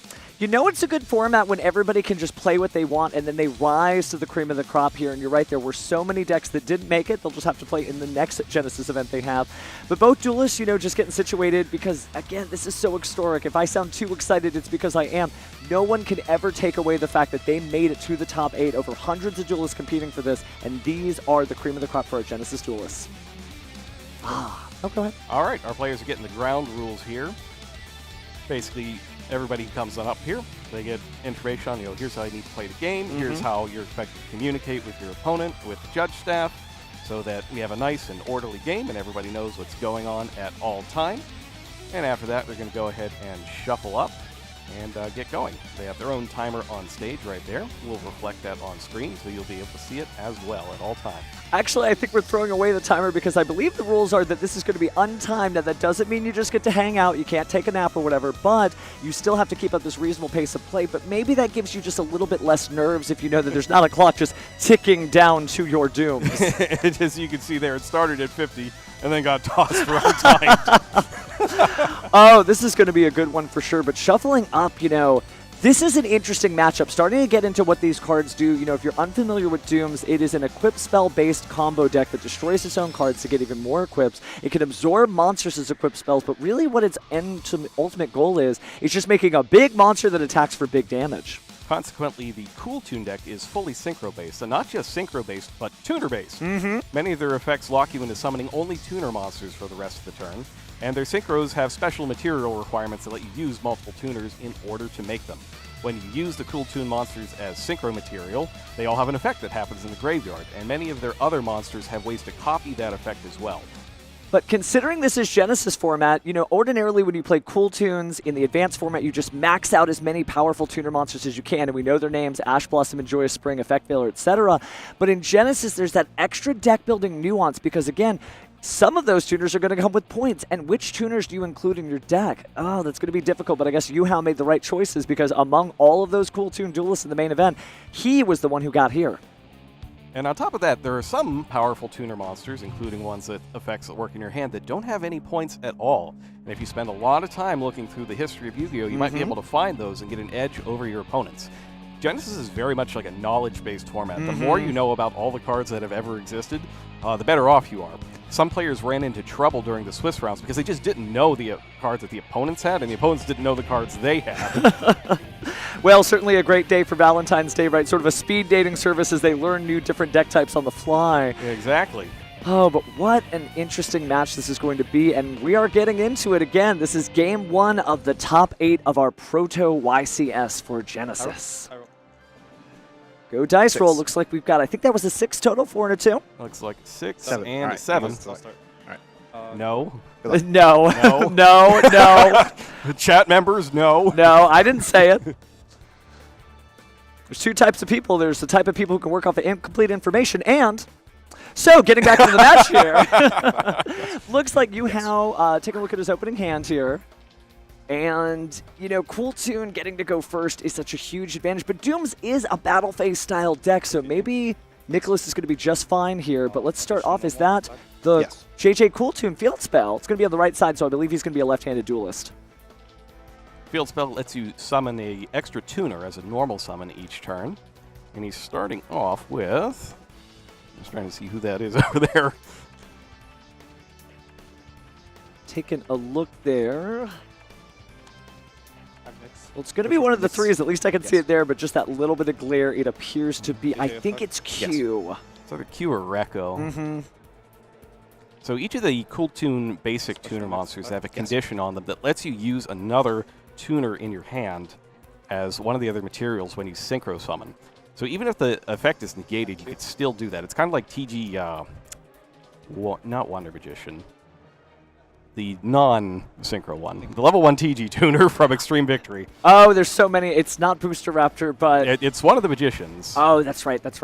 But we could get lost in that conversation all day, focusing on the gameplay at hand. Looks like Yu-Hao, considering his options here, you know, when you do synchro summon using a tuner from your hand, you have to kind of think about which one you're going to get rid of. But since he has that additional summon, he's going to go ahead and summon now and search out of his deck another tuner here. Yes. Oh, and that's the one that everybody's been talking about. Red Nova. Red Nova. A lot of duelists trying to find a copy of this card, and if you hear somebody ask for it, you can just ask them, are you on Cool Tune? It's okay if you're on Cool Tune. So Red Nova, again, if a level 8 or higher Dragon Synchro monster's on the field, you could special summon it. Not so here, but of course they were just using the field spell for that additional normal summon. You can only summon it once per turn that way, but if it's sent to the graveyard for a Synchro summon that uses 2 or more tuner monsters material, you get to special summon a Fire Fiend monster from the deck in defense position. That's exactly what happened just now. And you see the Synchro Summon effect now. Taking a look at the top of your opponent's deck, you can activate the top 2 cards. This is for Q. Mm-hmm. Oh, I'm sorry. That's going to be a difficult effect to resolve in Genesys when you think about how many different decks you're looking at. You're like, I don't know what either of these do. This one seems scary enough. I'll banish that. And it looks like the banishment's going to be Drastea there. Well, that's a tough one. That's an important card for the Dooms deck. The only natural level 8 monster they have to be able to shift over into Drastea. And looking at the deck list, it may be difficult for him to make those high levels again unless he's got more Drastea under the hood. But we do have Cool Tune Trackmaker. It's nice to see some fun synchro monsters hitting the board again. Trackmaker again, you know, if this card on the field be used to synchro material again, it's got that same condition the other monsters have, so you can get to Loudness War using a tuner monster from your hand as those other materials. But if special summon, you get to add another Cool Tune card from your deck to your hand. But I think you may have done too much, because now we got Nibiru the Primal Being. He's well over the limit there as he summons Infernoid. Is that Infernoid Decatron? I think so, yeah. And Decatron is a tuner monster, It's another fire tuner. Oh, and it's a Fiend monster too, so that must have been what he got off the Hypernova. So considering his options here, does he want to activate any quick effects? Yu-Hao considering. But it looks like he may be chaining something. Did he spend his points on any cross-side designators? No, actually. Thinking about it. Looks like that's going to be, is that Cool Tune Synchro? It is, it is. So, Cool Tune Synchro. Going to go ahead and add a Cool Tune card from his deck to his hand, except a Cool Tune Synchro monster. And it kind of works like Ketu Draco Tail. If you're a Draco Tail fan, you're immediately after the effect resolves going to Synchro Summon a Tuner Synchro monster. So I guess the play here effectively is to put a Synchro monster that doesn't mind going to the graveyard, let it get tributed by Nibiru, but then activate that effect for an additional extension. But he's considering, I mean, those hands show that he is trying to figure this out on the fly. Let's take a look at the deck first. I mean, at worst, you're getting any Cool Tune card from your deck to your hand except another Cool Tune Synchro. You don't necessarily have to use that secondary effect, because it is immediately after this effect. You can Synchro Summon. So verifying here to see what kind of effects he may be able to activate off of the Trackmaker going to the graveyard. You know, if the special summon card is special summon, you did get to add another Cool Tune, but there doesn't seem to be any graveyard-based effects except when it's sent to the graveyard as a synchro material. Yeah, he's going to go ahead and do that. Looks like he's making Loudness War there. So Loudness War will go by the wayside. Certainly a heads-up play there. It does allow him to return a card that his opponent controls to the hand since it was sent to the graveyard by a material. Do you put the Nibiru back in the opponent's hand? Decatron and Vix. Yeah, So I don't know that I do what is that. Yeah, that So token is not going to be as big. Decatron, Loudness 4, and for example, yeah, has so 0 600 attack. attack. Decatron's not And very then, big. So that token, 5,000 not for- huge. Yes. Certainly kind of new flagged chain, I down by the will fact that Nicholas put it in use- attack mode there. Oh, so we'll have to send for Decatron one moment. And Your, now we're Debbie, going to he was resolve already- the is already effect sent? Yes. of Sorry, that should be on top. Decatron as well. So all this is happening And basically then, in a new chain chain to the mix will destroy Decatron's Nibiru. effect. Is going to destroy Nibiru. That's probably the safer bet, I would say. But a lot of strategy showcased so far. You have, to a degree, giving up a lot of information, but definitely maximizing his resources. yes. And the fact that you can Yes. even include Get the things drop like return? Inferno Yes. and Decatron, Drop return? you know, copying the effect, getting the destruction, that's Stand by great. main. But it looks like play is actually going to pass over to I would Nicholas, who start draws by a card normal for turn. summoning. That's if you can very, summon. very good for the Yeah, Dooms main deck. phase. Okay, so No I'll start by tuners normal on the summoning field right now. Meteor Secure. So barring Activate anything the really effect. spicy from the hand, it looks like Nicholas is going to have run of the field. Well, speaking of spice, Maybe. Medius Yeah, go Pure ahead. joins the fray, able to either add or special summon a Doom, or excuse me, a Power Patron monster. Getting ahead of myself, but Power Patron's Dooms is likely going to be the choice here. Medius having a good year. Okay. No, it's going to keep on getting I'll better activate for him as his Doomsy story Change. goes on, or maybe not. Like, it's not going very well for him right now, getting converted into a robot man. Yeah, that's fair. I guess it's a good year for the people playing his cards, but maybe not a good school year for him at all. It's a little rough. So jumping into the Dooms here, we are going to go ahead and chain a little destruction effect here. I believe that's going to be Doom's Change, and that was released in Burst Protocol, so taking advantage of the new unpointed cards here, destroying a Doom's card in the hand, deck, or face-up field, except Doom's Change, of course. And that could trigger off any of these effects. If you're trying to keep track at home and you're maybe not familiar with this deck, it destroy almost Aura. has an Unchained vibe to it, right? Destroying I'll to activate gain the effect of advantage Doom and make new C7 Aura. plays. Now, the Maydays, by the way, was negated by Ash Blossom and Joyous Spring. And that's one of the interesting things about Genesys is that once you start seeing cards your opponent plays, you can start counting up the points in your head to see what they don't have. And so Ash Blossom burning up 15 points off the bat. It's true, the one thing I no love response. Okay. about the Genesys format is, you know, it's not that everything resolves, but it feels like everything Oh, so resolves, Doomsy because if Raiders? your May I opponent read? has Yeah, go something to stop you, they did just burn a heap and help of points, 15 in this case. The basic engine of the Cool Tune deck takes about 30 right now. So you've got about 70 to spend on other cards. If you play one Ash Blossom, it's easy to assume that you play 3 Ash Blossom. Yeah, that's a pretty good card. I'd say the 45 points that you're spending on that is well spent. So if you're Nicholas right here, you probably know about 75 of the points that have been spent in this deck. But if you're staring down a Doom stack, I mean, where do you even begin? Well, he's taking a very long look there. Thinking. Okay. Just making sure, I believe he set Doom's Raiders there. It was, in fact, Doom's Raiders, which is another one of those cards that lets you go ahead and get more Going to cards activate after destroying things. To do what? You don't say. To We'll special see if he summon gets to himself flip and it elect up, the and it looks synchro like for he's life. going to go ahead and special summon Sure. here. Are we going to try to quick synchro? Like the synchro? Yeah, we are. 3+2? Yep. So 3 plus 2 is 5, last I checked. Have you normal summoned this turn? Yes. And he has, in fact, almost some Medius there. Good check after a quick check. So his choices are Remix and RS. We'll see which of the two he picks. Now this is Clip. Clip's graveyard effect when sent as a synchro material is to banish a random face-down card from your opponent's extra deck. So even if the actual play that Yuhao makes on the field here isn't enough to stop him, he might just snipe something out of the extra deck temporarily. Takes a random card from your extra deck. Actually, not Banishes temporarily. it. It's permanent. Oh no, that could spell dooms for the Dooms player, unfortunately. Nicholas, if he loses something like Drastea, or he loses perhaps Jupiter, Power Patron Destruction, that could also be pretty rough.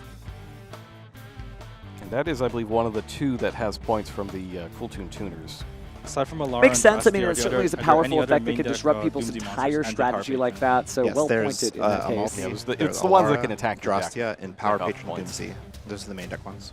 Not quite attacking can I the get moon, a, but certainly a similar neuron vibe there, piece? hitting the pinpoint to the strategy and changing the tide of this duel. But it looks like I getting a just little wanna bit of read all the information Doomsday from the cards, please. judges.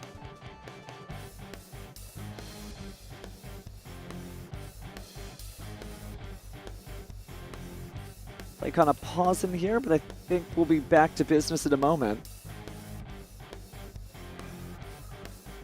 Yeah, it does feel nice to be on time. You don't have to watch that clock.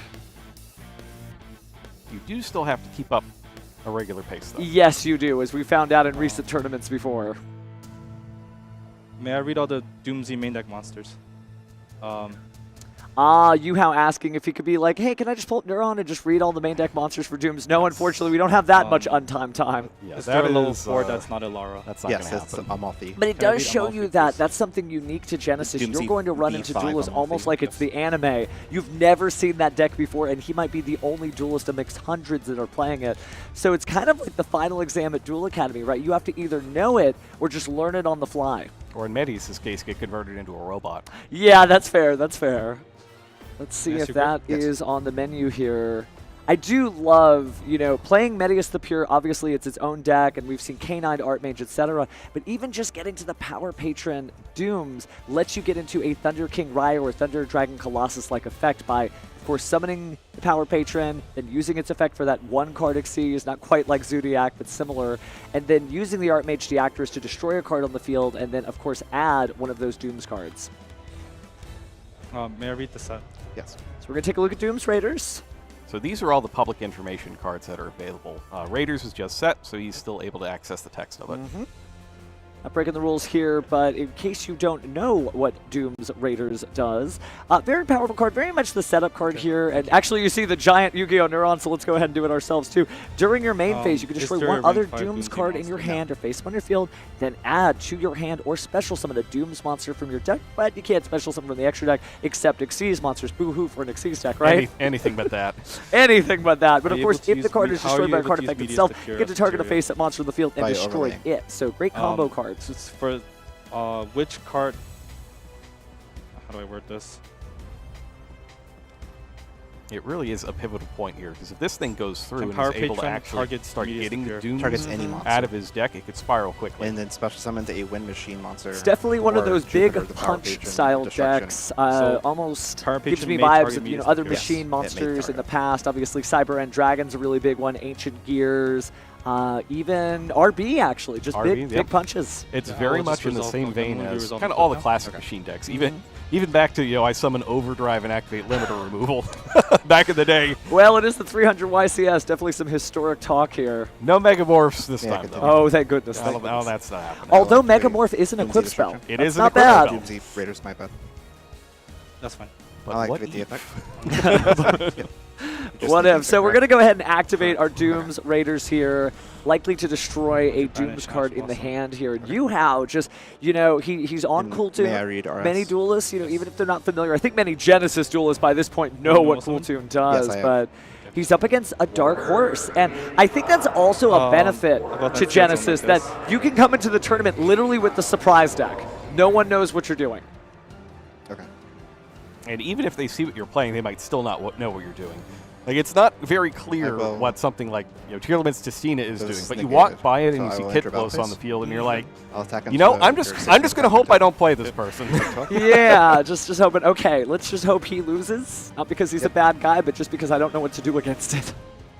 But strength of schedule is a thing, too. I wonder if that's just going to be like, as the Genesys tournaments progress, it's like, I would have been top 8 if I didn't fight that Water Duelist. One in hand, correct? One in hand. It's always a thing. Like, there's so many decks that are viable in Genesys that there's some amount of just matchup variance. And that's really exciting from a viewer perspective. Yeah, because you get to see anything. Anything can happen. And speaking of which, now we're going to use the Cosmic Cyclone on the JJ Cool Tune. So we are not going to the spot tonight. We're going to banish that for now. Yes, Cosmic Cyclone. Noise complaint. Close down. Then I will proceed to end. Call the fire department. Get the rescue aces over here. Put a stop to the loudness war now. Well, with K9 and rescue ace jokes aside, it looks like Yuhao goes ahead and draws a card here. And that kind of flags it. If this is actually now over to Yuhao, that means that Nicholas didn't have any Dooms cards to destroy. It did. He went and attacked over the token, and that's it. So a little bit of damage there, leaving his opponent at 6,800. But Nicholas seeming a little concerned here. Yuhao, okay, let's check what this Dooms Raiders does again. Not anything really meaningful on my turn. Enter battle? Yes. So entering battle, let's go ahead and just crash. This monster is I have 0 tuners. 3, 4, 5, 6, counting up the tuner monsters to get the attack point settled. 18. It's pretty big. You'll be taking... So battle of who 29. has the bigger 29? monster. Right. But Medius the Pure getting stopped in his tracks now. How much? The good news for fans of Doom, or 21. really just fans of Medius the Pure, is that all he needs is a monster in his hand, right? Okay, Draw a okay, monster, and you'll be able to reset Medius the Pure and try to do its effect again. It's a next turn thing. 4,100 life points remaining for Nicholas here. Cards in hand 2. Yep. Alright, stand by main. Yep. And he gets the turn back. I'll activate the effects of Doom Z Raiders. Thinking. All right, we're going to use Doom's Raiders. We got ourselves a Doom card, so what are we going to destroy now? And he may be checking here if it's an all or nothing thing. Like if he has another Ash Blossom, for instance, does he still have to destroy the card? Often in the Yu-Gi-Oh! Trading card game, you don't typically destroy for cost. It's very rare. Sometimes you're an Unchained card, though. Oh, that is true. That is true. Thinking. Thinking, Yuhao says, as he examines all the tuners in his graveyard, he probably has something planned, but I guess we'll have to see once he reveals his strat.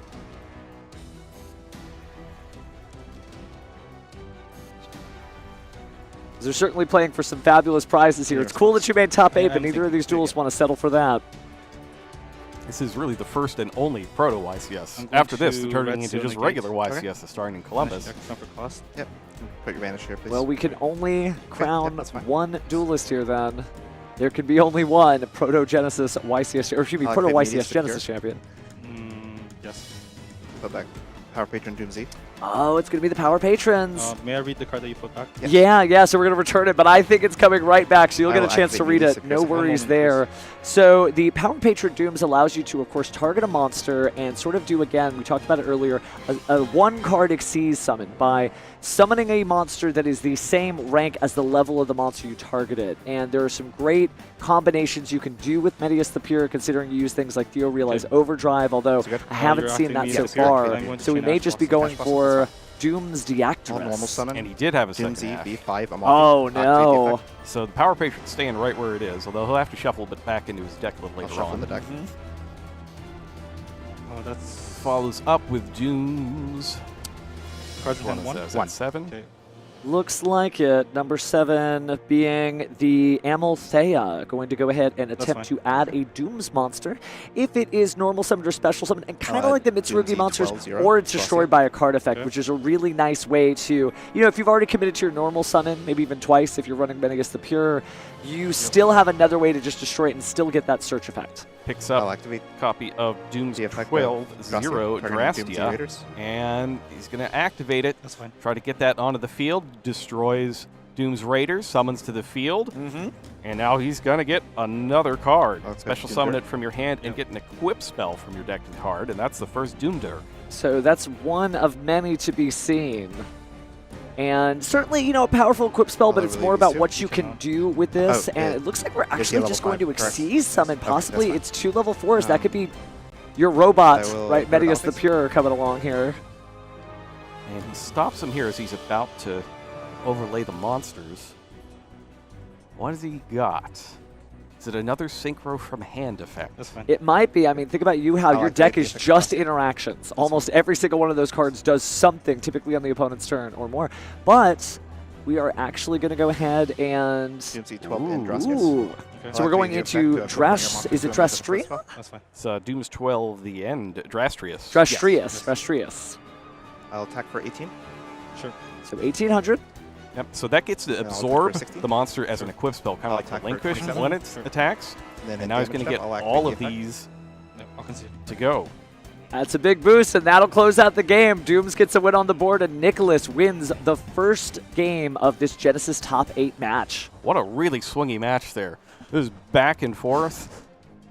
Man, just game 1, it was pretty darn good. It was, and I think they're feeling each other out too, certainly to a degree. Nicholas, he's almost not quite frowning to himself, but he's like, okay, I made it out alive. Good, because he likely was playing against a lot of cool tune strategy. But on the flip side, Yuhao just kind of learning what he's up against. What are the choke points? What is it that I'm trying to stop? This is definitely a match neither of these duelists will forget, but only one gets to advance to the top 4. And we've seen some important cards from both of them here. We've seen the Ash Blossoms on both sides. We've seen Nibiru as well on Nicholas's side as well. So both players need to keep in mind which of these cards they've seen from their opponent this time around. And Nibiru the Primal being, kind of a controversial choice among certain Genesys duelists because not every deck summons 5 cards, so you're spending points on something that may never happen. but it definitely served Nicholas well there. And that Nibiru in particular is one that you can have real swingy matchups on. Like sometimes we're running into Cool Tune, and sometimes you got Monarchs. On the other hand, by a card effect, I can target. Yeah, that's at least it's on brand. You are tributing, but you may never get to actually tribute. And even for a moment, he's taken a second just reading through the cards. There are additional conversations amongst the duelists. Just like, what do your decks do? Well, here's what's up. and we did actually, come to think of it, we did see a Monarch get hit by Nibiru. We did, we did. Matches. So maybe it's not that bad. Yu-Gi-Oh! Certainly has changed after 300 YCSs, because if I remember, the first YCS equivalent event was Chaos Monarch. And so to go all the way here, yeah, it was unfortunately 22 years ago, 2004, Gen Con SoCal. Oh, I'm crumbling to dust just thinking about it. Okay, don't worry, you're still alive yet. But so are our duelists here, both still in contention to make it out. Yuhao could clearly just devastate his opponent because, you know, Doom still has to get to some kind of combination of cards that works. And there's a version of this where if he gets stymied again, just like he did from Yuhao's Ash Blossoms, he may not live long enough to survive to another game. But on the other hand, if Yuhao doesn't have 2 Ash Blossoms, that game ends a lot sooner. It does, it does. And are you really going to count on having Ash 2 turns in a row? No, well, I mean, we've seen it actually a lot in this tournament. That has been the story of the advanced format tournament. Draw the 1-ups. Just get good. But here we are at the 300th Yu-Gi-Oh! Championship Series. Again, we've also got our upcoming top 8 for advanced format. I know there's a lot of duelists wondering what's going to win. You definitely called it right, by the way, as we heard about the winner of YCS Dortmund. It was K9 Vanquish Soul. K9 Vanquish Soul. So we'll see if maybe you get a double fecta, maybe you get a super fecta, right? Trifecta if Guadalajara comes out the same way too. That's got to be really unlikely, right, though? Yeah, but that's Yu-Gi-Oh! That's exactly. That's why it's not going to happen. Oh, my We'll see, though. We'll see. It's anybody's game here, but Yuhao putting the side deck away here. Just going to store that for later if I get to a game 3. And now duelists are just getting ready to present their decks, cut, and get ready to duel. I'll go first. Okay. Yes. Now this is interesting. Is there any version of this, if we go to a game 3 and Nicholas loses this duel, that you as the Dooms player make your opponent go first? Because you want to make big punches. I think it's possible. I think you might roll the dice on getting them to side deck incorrectly, because a lot of the Genesys side decks are very much built, these are my cards for going first, these are my cards for going second. And if you do it specifically that way with no regard for matchup, you leave yourself open to making a mistake and getting got like this. Well, we'll see if that comes up at all, but right now Duelist drawing for their next game. Standby. Main? Yes. Okay, so we get to the main phase. And we'll summon Q. So we're going to summon Cool Tune Q. Thinking. Now this is going to be interesting, you know, when Q is sent to the graveyard as a synchro summon, of course you get to excavate those 2 cards, banish 1, put 1 on the bottom of the top of the deck. But if you don't really know how the Dooms combo works, is it a bad card or a good card? And has he even seen the combo? Like, he took 8,000 damage, but did he actually see what the deck does? Well, we did get another tuner to the field here. Very weird to see Herald of the Orange Light defense mode. That's good information. If you know your opponent is on the Heralds, you know whether or not you have to think about it. So here's the excavation. Your choices are Ash Blossom and Joy Springer, Nibiru, the Primal Being. At least that's an easy quiz. Yeah, that's a pretty easy one. Oh, put the Nibiru on top and get rid of the Ash Blossom. So Cool Tune Track Maker, spinning a new mix for us here, and the Infernoid Decatron also out as well. Again, just so many weird monsters. You're like, oh yeah, that is a tuner. JJ, New Chain Decatron. Yes. So going to go ahead and add another card for the mix here. This time getting rid of an Infernoid here. And it's going to be his Devati. So you only need to tribute monsters with levels that add up, right? So you could actually see that in this match. Yeah, you actually really could. My goodness. A couple of cards in hand. You know, Nicholas maybe on another Nibiru in the hands. He seems like he's got something up his sleeve, but not in the Bandit Keith way, of course. We got cameras trained on that. We know. We'll know if it happens. At Synchro Overtake. Oh, wow, but we're going to go ahead and add the Synchro Overtake from the deck to the hand. Duelist Genesys gets any Synchro, in quotes, card to the hand. Definitely a good one, and I believe recently reprinted in Phantom Revenge to help this deck out specifically. I'm going to... It's good to see it. Great access, and Yuhao put into good use in just a moment here. About to summon a Name Tuner. Synchro Overtake, revealing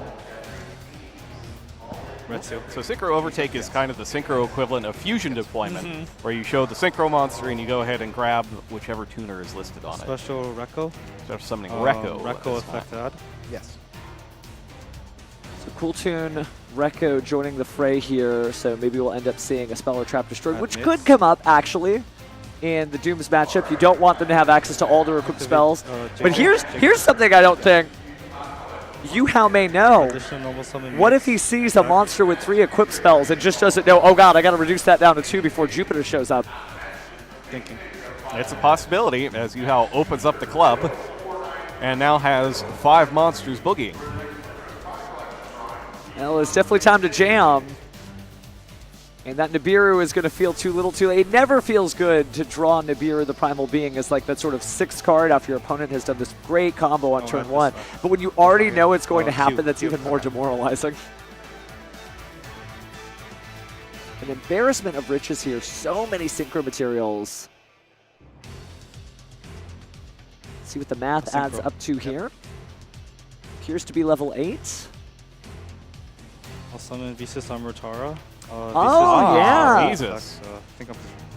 Certainly another look into a past format, but it only requires tuners and tuners. No order.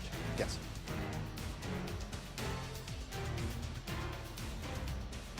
Certainly a great way to free up some space on the field, put out a great defensive monster, and get some monsters to the graveyard for those additional searches. Looks like he was eyeballing the Cool Tune Playlist trap card.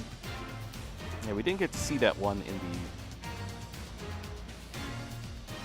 the last game. No, we did not, but I think Yuhao feeling a little bit more confident in this duel, getting to go first, getting to do everything he wants to do. Oh, wait a minute, that's Vanadium refraining. Oh, it is. That's right, because Visas Amrutara on summon does get you a Vanadium card, so that's perfect because you've got plenty of Synchro monsters.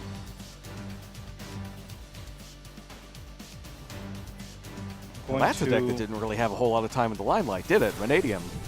It really did, and I always wanted to see people play like the 60-card Cram, right? The Tearlaments, the Kashtira, the Vanadium, the Scareclaw. Some of that showed up in some of the Vanadium lists, I think, about 3 years ago today in this very venue.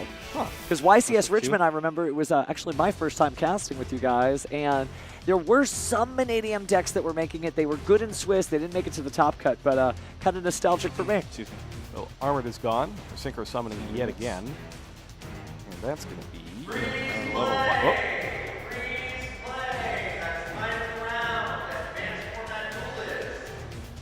Is that 1? Is that 2? Is that RS? I think it should be, because it is a 5. 4. Yeah, 5 you make with Rekko. And he did have the other Nibiru. Oh my goodness. He did have it. I thought he had some. The way he was shuffling those cards in his hand, it was like he was anticipating doing it, but... Goes ahead and tributes off.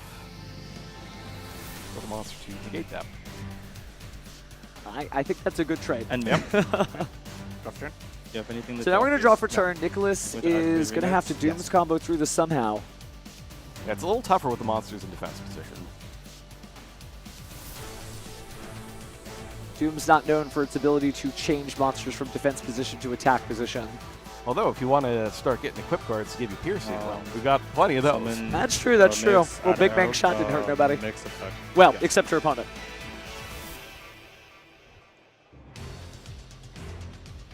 So, tripping off here. Taking a resolution. That is a fairy monster, correct? That is a fairy monster. Okay. Taking a resolution. Okay. Thinking on resolution here, Yuhao has another move up his sleeve. I note that he was asking, is this a fairy monster? Is that a fairy monster? Because he saw that Herald of the Orange Light. You do want to know if your opponent has the ability to stop your monsters at a moment's notice, so good looking out. Yes. Main phase? Yes. I will special summon Genesys the Sea Turtle Kaiju. Oh, let's Gamma Seal. Kaiju stomps on down, wrecking the city, and there goes the monster. Go to your mix. Yep. Sure. And that's tributed immediately. And the Kaiju's handed over. I'll activate via Realize. Theo realize. Nice. So we're going to go ahead and send Medius the Pure to the graveyard. Now we get to do a little bit of the same trick that Yuhao did to Nicholas. Look at the top of the deck and decide what you're going to do with that next card. I don't get to see this card, correct? I do not believe so. So private knowledge. I don't even know if we're going to get to see it based on how Nicholas Root pulls it off the deck. This is the looking at the top part of the deck effect. That's fine.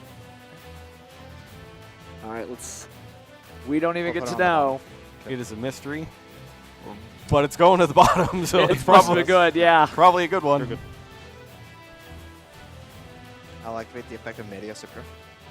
So now we're going to use the Medius the Pure in the graveyard, shuffle away a monster, and special summon it back to the field. And this could enable a lot of Dooms combos by itself. That's fine. Going to send back that Nibiru that we all knew and loved from its brief time being revealed on top of the deck. So we've seen quite a few Nibiru when you think about it. There was just 2 in this particular duel, another one in the previous one. Not activating. Shows you the impact of the card's still pretty good in Genesis. And it got I'll attempt to leave main phase. a raise Enter battle last time as well. It got up from 5 points to 6. Well, it has not stopped Duelists from including it in their deck. That's fine. I'll attack into Decatron. But now we're going to attack with Medius the Pure. Go ahead and get rid of the Infernoid Decatron. And not looking too bad, right? You got the Gamma Seal in the field. And it's normal summoning another. Second Medius. One to activate his effect. So Medius and Medius build the overlay network to make Dooms Deactorus. We still haven't seen it yet. But that is a rank 4 Xyz summon. Is it going to go through? Do we have Solemns out of the side I know deck? the last card in your hand based on the effects this turn. Or is there something waiting in the hand to negate it? Well, with the Cool Tune deck, you never know. Doomsday Break But Deactorus. there's the Dooms Deactorus. I will be activating his effect. I feel like against this deck, we're going for the trap card. You know, we've already had our battle phase. This feels like the appropriate time. And considering you did get rid of the Infernoid Decatron, you're looking out for quick effects that get rid of your spell and trap cards. So I do think he's going to go ahead and get the Power Patron Dooms and use that to get the Dooms Destruction trap card. Doom's Destruction prevents your opponent from adding cards to the main deck to hand, except by drawing them. And as you saw from Yuel's first turn there, the Cool Tune deck needs to search a lot. So finally slowing things down, almost the bouncer to the club, right? One at a time, one at a time. So on special summon, Doom Break Diacris will destroy a Doom's card in your hand or face up field, and then can destroy a monster. I'm going to on the activate field. Orange Light. Orange Light, okay. I'll activate the effect of Doomsday Break Deactorus in the graveyard. Oh, interesting. So I believe that Have you normal was summoned this turn? destroyed by a card effect there, but you still get the additional effects. Yes. Destroyed by card effect with a Doom's monster or Medius the purest material. You get to add an equipped spell from your deck I'm going to Ash to your Blossom. hand or Ash send it Blossom? to the graveyard, and that is going to draw the Ash Blossom. Oh, wow. So reducing resources, but not necessarily climbing into a win. I think all that hypothetical discussion we had about Game 3 may be coming true. Thinking in the end phase. Okay. We are going to Theo realize the Game 3. Do you need to cut my deck or no? I don't believe you went in. Don't know that we cut the deck there. Yes. We're going to go and draw to get to see what he had, but with only one card in hand and 2 set on the field. The Gamma Seal, not a tuner monster. Yes. Ooh, you got Full Tune Synchro. Thinking. Makes you wonder if he did include... You know, because that's the thing, you know, if you're playing Cool Tune and you know there's a format that is widely diversified and you might see things like Lava Golem and Kaiju, do you include sort of offbeat monsters in your extra deck that could sync off with those? Additional normal summon Q effect. Yes. So your Cool Tune Synchro? Yes, we are in the main space. Menacingly staring through that chain link fence. You're next. I'm going to summon Visas Amritara. Okay. Okay, so going into Visas Amritara. Yep. Just using a tuner on the field and tuner in the hand. Because we could do that. This deck's wild. Maker, chain link 2 Renova. I would take Seed. Okay. Oh, we're going to Game 3. That was enough for Nicholas. Yeah, that one, Yuao just dashed out of the gate and didn't look back at all. He even had the answer for the Nibiru there. He used his Cool Tune Q effect, take a look at their clip to look at the top 2 cards of the deck. Sees that there's nothing there, gives him the worst of the 2. And despite having Medius and Theo realize, he's just not able to get over the hump there, and we're going to a game 3. Well, we were talking about how it's a bad school year for Medius. Let's see what his final exam results are. But now we're 1-1. Curious to know how the other matches are going. But there were just so many great duelists in this tournament, and only 8 of them advanced. And then we're going to get down to top 4. Can't crown everyone a champion. It's just going to be one. So we've seen Yuhao go first twice. We have no idea what Nicholas's deck and strategy is going first. I imagine it's got to be the Doom's It's Break gotta be Deactus. that. Yeah, because that would be so detrimental. But the problem is, when you're facing a deck that's almost made up completely of points of interaction, you may get stymied twice, 3 times. This looks like we got to go for it, though. So why don't we take a brief look at what our players think about making the top 8, considering they're going to be side decking for a while. We've interviewed them, so we're going to cut to it now. My name is Jimmy E. I'm from Toronto, Ontario. I've casually played Yu-Gi-Oh! Since 2002, and I've competitively played since 2019. If I won the Proto-Genesys YCS, it would be proof of my dedication and time spent to perfecting this game and my passion for this game.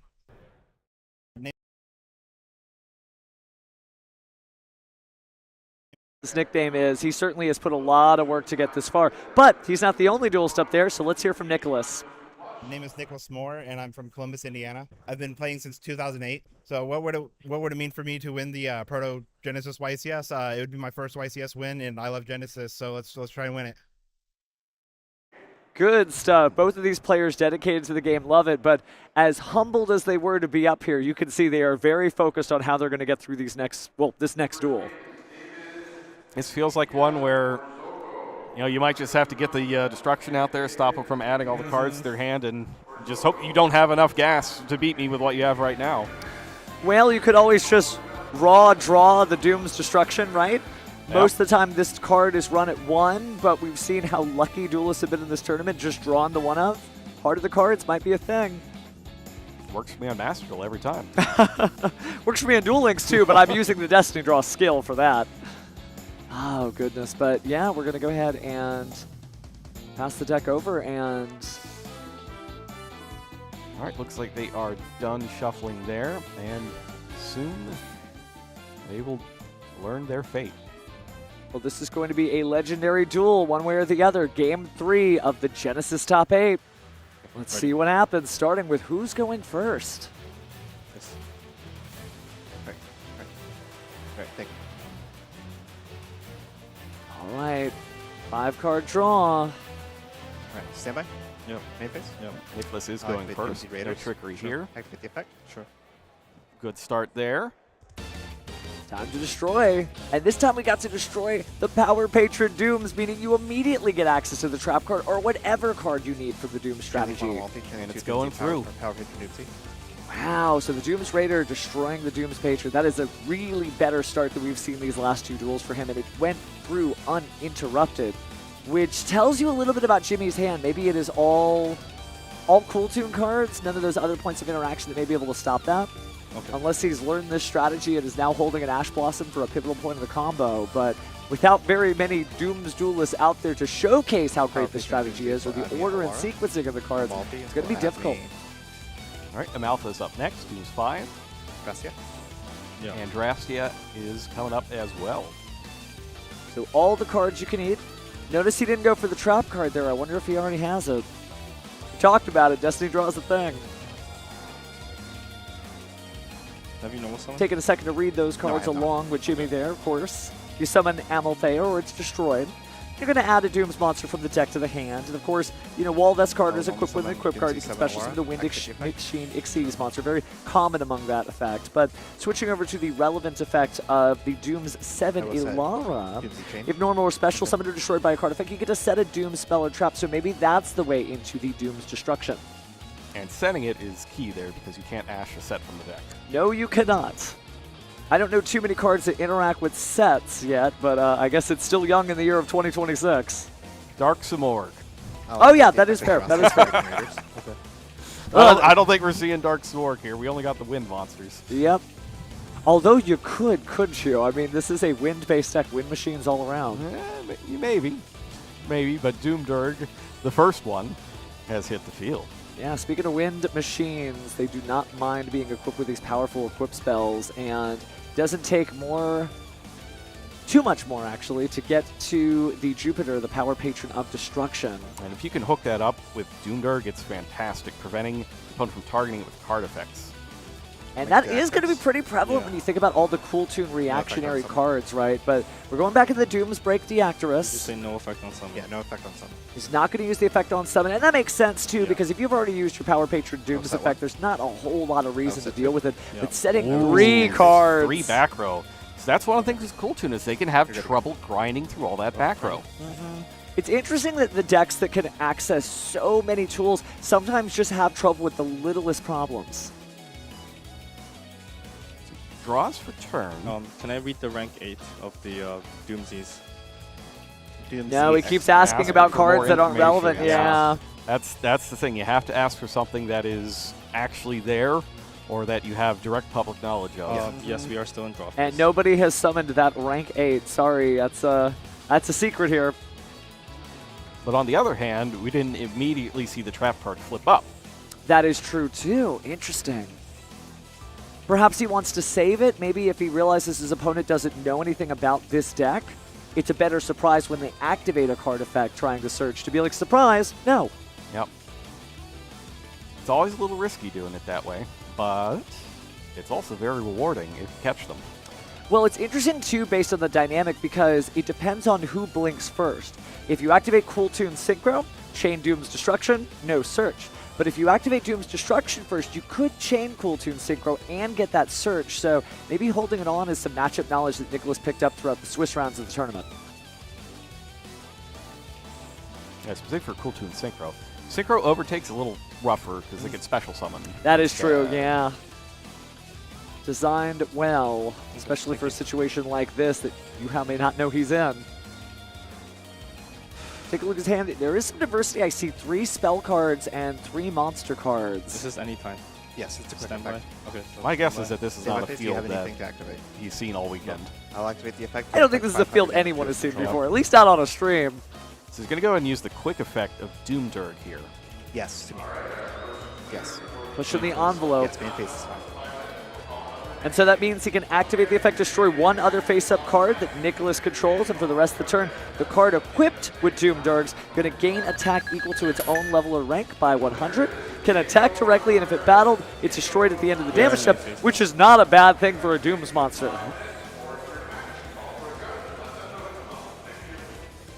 I'm assuming he's going to use it on the Deactorus here. Activate But JJ? first, yes. There. Oh. That's the JJ Cool Additional Tune. normal summon Q effect. And that one does what again? Summons a tuner from hand, deck, or graveyard. Summons a tuner. So thinking about what to do next I like here, that the Nicholas effect has a of lot of options. Going to go and activate the effect of Drastea. You now consider his options, but what do you do against Dooms? Oh, okay. You'd like that Cool Tune Q not to resolve, if yes. possible. Yeah, if you're saving Doom's Destruction, I feel like that's what you're holding out for. And it's just an interaction that's wholly dependent on matchup knowledge, which really is the thing in Yu-Gi-Oh!, especially in Genesis. I almost feel like the best way to prepare for a Genesis tournament is just open up Yu-Gi-Oh! Neuron and just start reading sets. Start going through the whole thing from the top down. There's been so many instances. Like, this is... So, like, Doom of Dimensions, for instance, has been a big set for Genesis in particular. Oh, yeah. Like, Radiant Typhoon got its start there in Genesis, and it's just now making it to Advanced. You could say it graduated to the Advanced format. Well, 2 of them made it to the top 8 here as well, so it's no slouch still in Genesis. But Dooms was another out of that set. So it looks like we may be taking a brief break for a judge interaction here. So certainly an incredible matchup so far, but it's going to take a while for us to figure out what happened and get a little bit of information on that. But this is still anyone's game. I'm still on pins and needles on the edge of my seat waiting to find out if that trap card is down there or what those face-down cards are. There's just so much unknown information in this game state. And both players are like, you could see all the gears going in their brains right now. Especially you, I was just like, oh man. He's probably kicking himself for not reading all the Dooms cards before the event started. But to be fair, nobody's really been playing or succeeding with it. They really haven't. I've seen a lot of different Doom strategies in the advanced format. I've seen like limited removal style strategies where just try to make a big monster and punch as hard as you can. We were joking behind the scenes about maybe using Benkei, right? Because that gives you a attack, attack, attack. Oh, you know what? Let me just go ahead and stack on top of this. But it's true that it's not an unexplored deck, but it's a deck that doesn't have just one solved strategy. It's a lot of custom combos that people are making so far. So I can tell you the most interesting way I've seen people play Dooms, because I go through all of the deck lists. It's long days, but I go through all of the deck lists that we get for Genesys, and the coolest version of Dooms I saw was the Adventure Dooms deck that uses the Adventurer cards and, what was it, Fateful Adventure, to get Draco back and the other Adventurer token equip spells. Oh, wow, because then you would have 3 equip spells on one thing. Now, how does that interact trying to make the Jupiter then? Is it just to get the equip spells out so you can go ahead and bring the equip spells out of the graveyard? It's just to get the spells in general. Okay, that makes sense. That makes sense. Yeah, so like the Draco back can equip to any monster you control. So you can equip it to one thing, put something on top of it, it'll go to the graveyard, and it'll come back on your Adventurer token. Okay, that makes sense. You're getting good mileage out of it, but also sort of meeting the conditions of your Dooms monsters. Exactly. It's an interesting setup, and it's one that, if you wanted to try, it's a little easier now that we've readjusted the points on the Adventurer cards. Oh, that's fair, that's fair. The whole engine, if you want to play Winged Griffin Rider, is 50 points overall, and it used to be spread out amongst all the different cards. But on the last adjustment, we switched it over so that all the points were on the powerful Omni-Negate generic card. But if you want to mess around with the token stuff and the equip spells, that's free. The joke always is when you talk about an unpopular deck, it's like, oh, that's for the 2 duelists in the room. But somewhere out there may be somebody watching this later and be like, that's me! I did that! The 2 Dooms duelists in the room. Of course, Nicholas and whoever it is we were just talking about.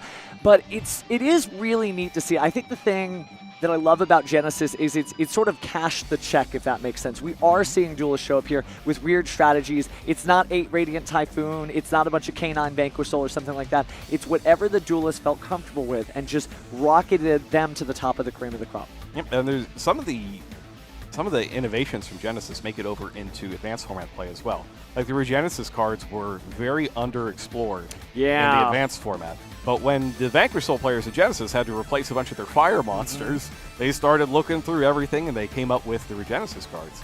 And the most successful version of Vanquish Soul since has been the Regenesis one, which is the only 3-loss person, or the 3-loss or 4-loss?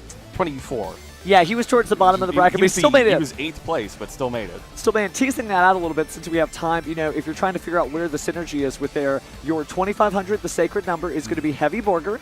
And good news for you, Regenesis Warrior, Fire Monsters, Regenesis Archfiend, Earth Monster, and you're also doing other reveals there anyway. So, you are stacking your hand with all the needed attributes pretty fast. And the nice part is, you could use the Warrior as a monster, right? Like, you can get, you use a... Oh, the quick play spell, is it? No, Birth is the trap. Yeah, you're thinking Regenesis Code, right? You get locked out of the extra deck. Yeah, so you Regenesis Code for the Archfiend, get the Warrior, summon the Warrior. Now you've got stuff to do during your opponent's turn, like tributing off the Warrior to bounce one of their cards, and then it'll come back in the end phase to your hand, and now you've got a fire in hand to reveal for everything else. Well, I don't want to cheer for any particular duelist, but it would be cool if we get to see that too advancing, because it just goes to show you there's so much untapped Yu-Gi-Oh, right? There's so many different cards that haven't seen. I wonder if he's running Regenesis Sage or Regenesis Dragon, because they're great cards, but that wind and water attribute can get kind of clunky in your hands. Sage we do actually see sometimes. As I said, I've looked through all of the deck lists. There's not many Sages out there, but there have been a few. I think that's worth the missed attribute in the same way that in the advanced format you see, Moltrami Fualos, Moltrami Perulia. Yes, it's a water. Yes, it's a wind. It's one of the best water or wind cards, respectively. Yeah. So, yeah, I could make room for Sage. Then we have the 2 Radiant Typhoon duelists, and we also, if I recall correctly, we had an Automat duelist as well, right? Yes. So the Automat duelist probably going without Do-Do-Do-Do-Do Warrior. It's very unlikely. Might have been one too many does. Gosh,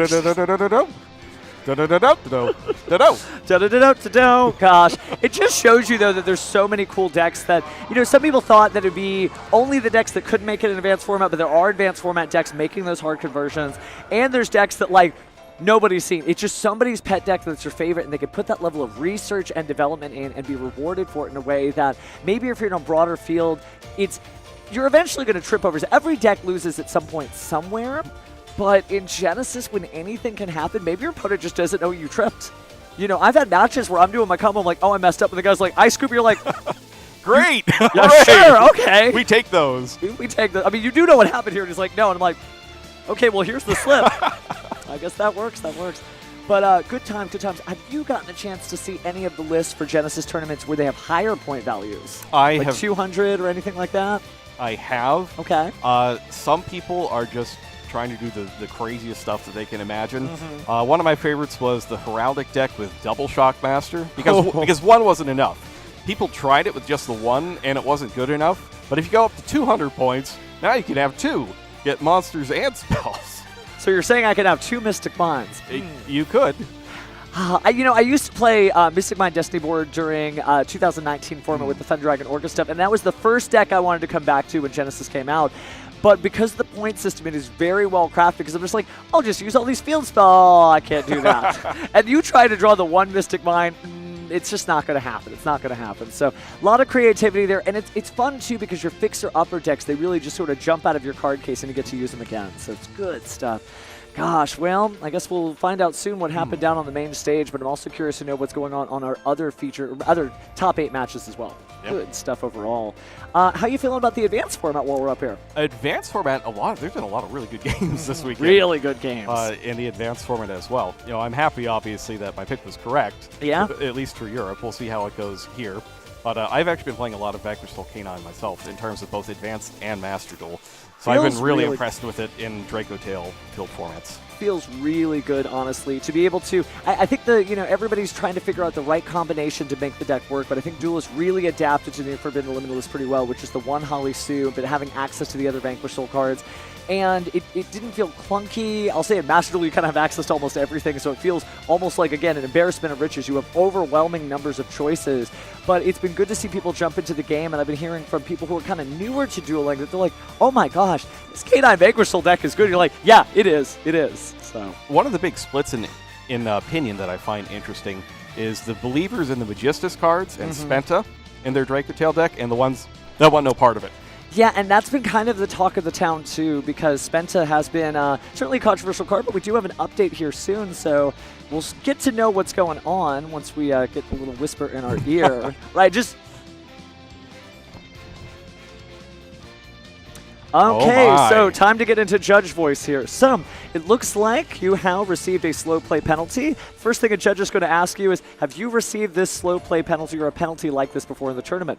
If the answer is yes, and you should be answering honestly yes, it can be upgraded at the discretion of the head judge. The head judge did upgrade it, so Nicholas is the winner of the match. And it is true, as we were watching that match, certainly it is overwhelming when you're in the Genesys top 8. There's so many cards out there, but you're still going to have to practice. So again, I recommend just cracking open Neuron and let's just read every set until we've got it all on lockdown. But again, Nicholas does advance, so Doom's in the top 4. I don't think I ever thought I'd ever say that in my life. Yep. Preparation is key here, and we saw that Nicholas was very prepared for his matchups. And pretty soon we're going to get a chance to hear directly from the man himself. Oh, that's going to be so cool because, again, Dooms, it's a strategy that I feel like nobody was talking about. And, every now and again there's like a sleeper hit, right? The deck comes out and then nobody plays it, and then finally it's like, oh, this is the best deck ever printed, right? But, Duelists, they have their own ways of finding out information or sharing it. Sometimes they're naysayers. They're like, no, I get that people are on this deck, but it's not worth it. But for Nicholas showing that, he's ahead of the curve. Yeah, he's ahead of the curve all of a sudden. But remember, we did talk about the genius exception. As you explained, as long as nobody else is playing Dooms and it doesn't flood the tournament scene, those point values are going to stay. So just keep that one under your hat for now. He does have to win, though. He does have to win. He got to win to get the genius exception. He's got 2 more. Ooh, wow, though. So that's really interesting. We still didn't get to see the bigger end of the combo, which means, technically speaking, if you're locked in and you're over on the other side of the top 8 and you're still dueling, you don't know what Doom's Destruction does. You don't know what Jupiter's got coming for you. Unless you've played against him. That is true. That is true. And I imagine that at least 1 or 2 of the other people in this top 8 have. Like, I'll bet he played Edwin. Oh, definitely. He almost certainly played Edwin, who's been around for all the Genesys stuff. He's won the very first Invitational, I think the second one as well. And he finished in first place this time as well. So if Nick wants to win, he's going to have to, to be the man, he's going to have to beat the man. He's got to beat him. But maybe you can because, again, so much of this contingent is based on what cards you draw. But speaking of which, let's go down to Nicholas and hear how it feels to advance. Thank you very much. I'm here with our feature match winner, Nicholas. Thank you so much for coming up and chatting with us after that match.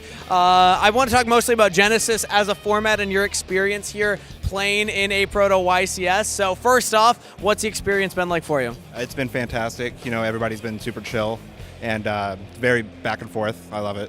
It's a new experience for many people having an event this size for Genesys. So what was preparation like for you? Because I feel like in a format like Genesys, the deck choice, there's a lot of thought that goes into it. Well, in my testing, I did 30 matches and I went 28-2. So it's very good testing. Against like a variety of different decks? Yes, just pretty much everything. That's crazy. Well, who was helping you test with all that? Just myself. You were just playing versus yourself? Well, no, I was just playing against random people, but it's just like there was no other input. It was just me. Just you in 30 different matches. That's awesome. So what about this deck then made you decide that you wanted to play it? Obviously, having success in that way will help, but what else about the strategy made you gravitate towards it? I love Xyz monsters. And Drastrius is really cool, so I just chose it by artwork, and it's working. All right. Well, hey, it's working out for you, and Dooms is now in the top 4. So how are you feeling? This is a high-pressure, situation you're going into. One more win, and you're in the finals. One more win after that, you get a lot of prizes. Oh yeah, I'm gonna win it. That's my goal. So let's just go. All right. Well, would you like to dedicate this run to anybody at home? Any shout-outs you want to give to either people at home watching or here in the venue? Yeah, I got the entire family watching. People in the in the group out there. Just everyone's rooting for me. It's my first time up here, so I want to win. All right, well, shout out to you. Shout out for the family supporting you at home. Thanks so much. Back to the casters. He wants to win, and I got to say, he's technically only 2 matches away from doing it. And got the right attitude. He really does, and it's so funny. He's like, yeah, I'm just playing by art and vibes, and it's working. That's awesome. But speaking of great duelists, we are about to find out who the top 8 are. Ooh, let's go. But we're going to take a break before that. Oh! But before we do, why don't we talk about what they're playing for and what all these day 2. I didn't mean to get you that excited. I know you want to know if your predictions are right. But let's talk about what some of these great duelists do get if they don't make the top 8. They are still going to get this wonderful prize pack, which will have a random card in it. And there's so many historic cards from throughout the YCS series. Do you have a favorite up there among everything on the screen? Oh, I love Dante. Dante is a good one. I gotta say, the anime fan of me definitely calls to the Blue Eyes White Dragon, but if you were going for the other cards, honestly, Wave High King Caesar, he really started off as an in-archetype card, but it's just had an amazing 2 years since the Fiendsmith lineup came out. So if I open in my packet, I got that, that's going right into the extra deck. Very nice, very nice. That Shadow Fusion's a really good one, too. It is. Both in Genesys format and sometimes in Advanced as well in these Draco Tail strategies. Yeah, no, it really is. And Pot of Desires has had some great times in and out of formats. Shining Sarcophagus strategies are starting to pop up again, too. And if you're running it with things like Grand Majuda Aza, that's a great card to have. And certainly, all of these cards look good no matter what deck you're playing. So good luck to any of our top cut that happens to get this day 2 pack. So it's going to be 32 prizing as well. You get Card Trooper. I remember when this is such an incredible card. I believe it was SJC 2008 when people were using Card Trooper machine duplication. That's a classic. Powerful stuff, yeah. And that made a lot of players just not want to play against it anymore.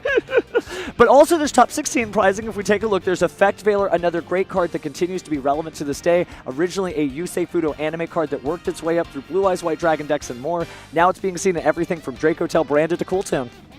It's a fantastic card, and that emblem looks pretty darn good over there in the corner. It really does, and it's so historic when you think about that. That's your card. That's your YCS stamp card. You earned it. You won it. Oh, my goodness. But I got to say, I know we're going to just be so excited to see what the top 8 is, but can you hold off for just a short break, Jerome? I guess. Okay, you heard him. We'll be back right after this. Sup, Duelist? Steve Kangas here at the 300th YCS in Richmond, Virginia. I got 5 cards with me. Let's see if you can guess them before anybody here. All right, I'm here with Armand. You have 60 seconds. Guess the card before chat. Go. Is it a monster? No. Is it a spell? Yes. Was it released after 2020? Yes. Was it released before 2023? No. So after 2023. Was it released this year? Or sorry, 2025? No, not 2025. No. 2026? Yes. So it was released in Burst Protocol? Yes. I don't know the spells in this. I've played Genesys. You could. Is it archetypal? No. Think of the type of spell. Is it a quick play? Yes. Is it Forbidden Crown? It is! Well done. You played Genesys, though. Yes, I played Genesys. All right. It cost too much for Genesys. But you could. I could. Thank you so much. That was fun. Thanks, dude. That was You're good. welcome. All right, I'm here with Felix. Felix, you have 60 seconds. Guess the card before chat. Go. Is it an extra deck monster? Yes. Is it 5D era? No. Dual Monsters era? No. Fusion? No. XYZ? No. Synchro? Yes. Synchro. Is it one of the main characters from 5D Synchro? No. No. Is it a level 6? No. Level 8? No. Level 7? No. Keep going. Level 5? No. Oh my god, you said no to level 8. Level 9? No. Level 10? No. Wrong direction. Level 4? No. 5? No. It's a synchro, my favorite synchro. Think little ones, little synchros. Oh, Cups of Yummy. Cups of Yummy way? There we go. Cups of Yummy way. You got it. It won't count it. We'll count it. Well done. All right, in the spirit of Valentine's Day, I have Mitch and Melissa here to give a 60-second challenge. Can you get it before chat? Go. Is it a monster? Yes. Is it an extra deck monster? No. Is it a normal monster? No. Is it level 4? No. Level 2. No. Level 5. No. Is it stuck in an archetype? Is it an Yes. archetypal card? Yes. Did it release recently? I would say yes. Okay. Is it in Radiant Typhoon? No. Is it in Draco Tail? No. It's gonna go through all the archetypes. Yeah. Is it in Doom of Dimensions or from Doom of Dimensions? No. It's not in Burst Protocol then, if it's not new. Is it from Duelist Advance? No. Oh my god. Is it a Cybers? No. Reptile? No. Not reptile. Machine? No. And again, when I say new, it's relatively new. Yeah. Don't think like immediate, but relatively new. Is it a dragon? Yes. Is it the Blue Eyes archetype? No. 20 seconds. Dragon. Is it in the Red Eyes archetype? No. Oh, it's not in Draco Tail either. Red Hat Dragons? Is it Is in it the in red? Dragon Maid? No and no. Don't think dragon archetypes. That's my hint. Oh my gosh. It's a dragon and a different archetype. Dragon in a different archetype. Which is the one Oh, from is it Vanquish? Vanquish Soul? No. Ah, dang, that was That's good though. That's good. Yeah. Okay. 5 seconds. Oh man. Think low level. Low level. Troop Dragon. Dragon, Parlor Dragon. What are the Dragon Maids? It is Mimighoul Dragon. You play Mimighoul? I do. Yeah. Mitch. I'm thinking dragons, not. You know that's a This is the best card. It's the best card in the love deck. this because he should have known it. I think so. All right. Well, hey, thanks for playing. Well, now we're getting divorced. All right, I'm here with Ivy. You have 60 seconds to guess the card before chat. Go. Is it a spell card? No. Is it a trap card? Yes. Is it a normal trap card? Yes. Was it released in the last 10 years? Yes. Was it released in the last 3 years? Yes. Is it a... Was it released in the last 2 years? Yes. Is it a Dominus card? Yes. Is it Dominus Purge? No. Is it Dominus Impulse? No. Is it Dominus Spiral? No. Technically, it is still one of these cards, but yeah. Song of the Dominator? There we go. Yep. Counts the Dominus card, right? Yeah, it does. It's got that in the name. Well done, though. That was great. Thank you.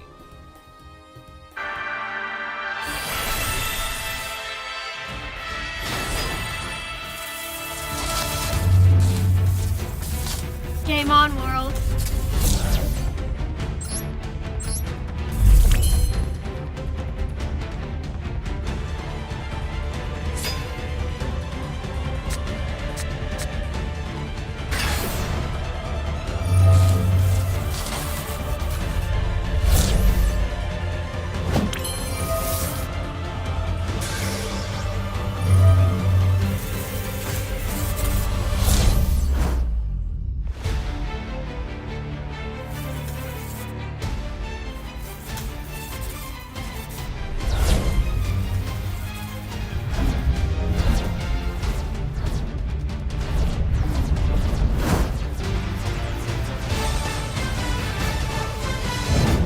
another game, world?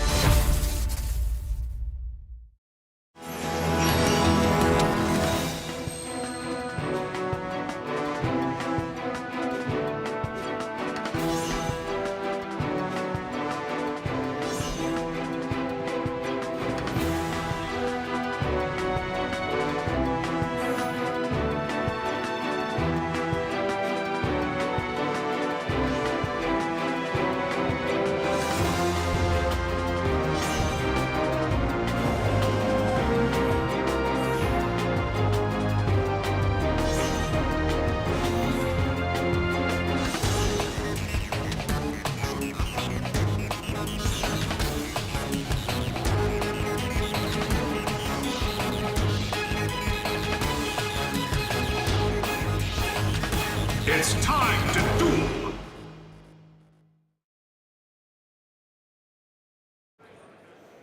Hello and welcome back, everybody, to Richmond, Virginia for the 300th YCS. Duelists behind me are waiting for the top 8 of advanced format. So without further ado, let's throw it up to head judge Josh.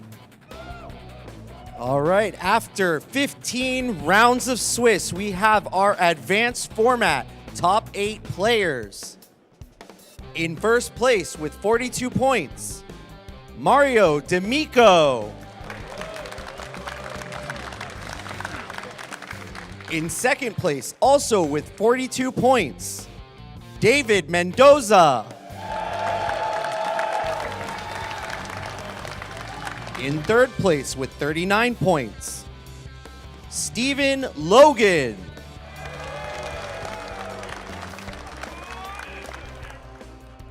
In fourth place with 39 points, Steven Gleason.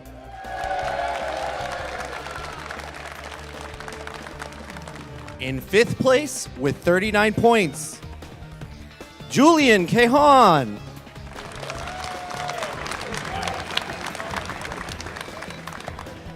In sixth place with 39 points, Giovanni Morales.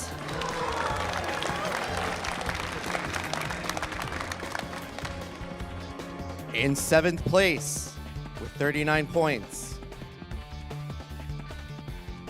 Kamal Crooks Valdez.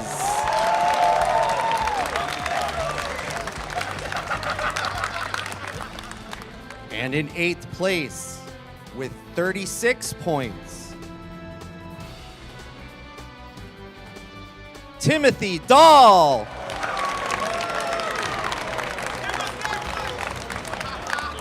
At this time, preliminary standings will be posted. You'll have 10 minutes to confirm these standings and bring any discrepancies up to our attention.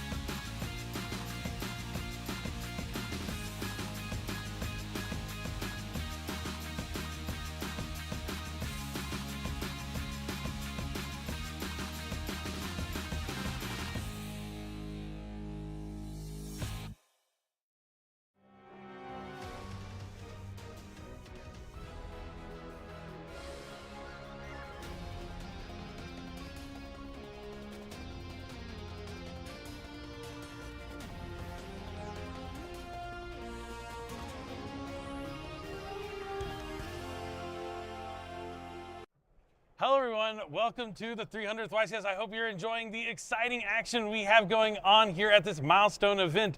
Right here before it started, I got to sit down with our last YCS champion, 2024 NAWCQ champion, Aditya. Thanks for joining me here this weekend. How are you doing? Good, how are you? Thanks for having me. Oh, I'm doing great. It's awesome to have a player of your caliber here, and then we get to hear from you and talk about it. So let's, jump right into the interview. So first question, you won the NAWCQ in 2024. That was an epic moment. Then you made it back to the finals the next year where you were almost able to take it down again. So you've been to the World Championship, you've won the NAWCQ, but then you finally won a YCS in Pittsburgh at the end of last year. Tell me about the differences between winning a YCS and then winning something like the NAWCQ and what that meant to you.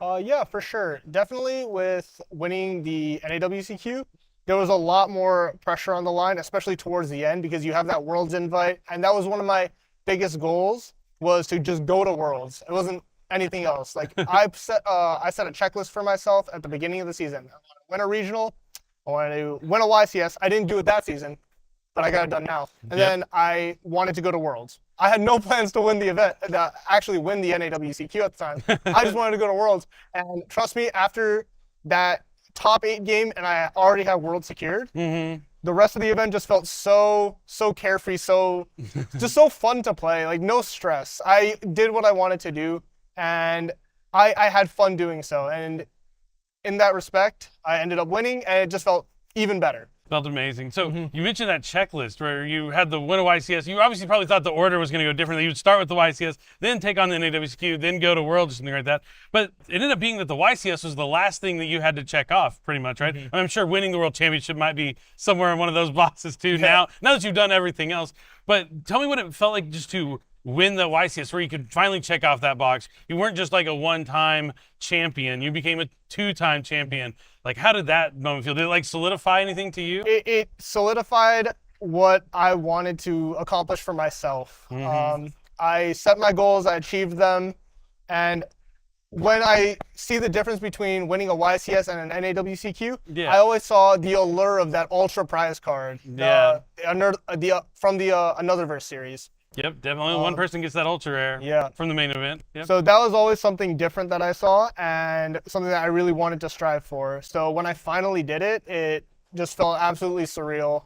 And you had all your friends there cheering you on. I know personally for me, I was like, I commentated obviously, but I was so happy to congratulate you because I get to watch from the commentary perspective and watch you over the past couple of years dominate event after event, and to see you finally get that, it was such an epic moment for me too. So I was happy to be there to congratulate you at the steps there. So yeah, it was definitely an incredible accomplishment to add to your repertoire of amazing Yu-Gi-Oh feats that you've already done in such a short period of time. So you're a veteran duelist, obviously now at this point. You've achieved the highest level. But going into the tournaments, how do you feel? Do you still get nervous, excited, scared?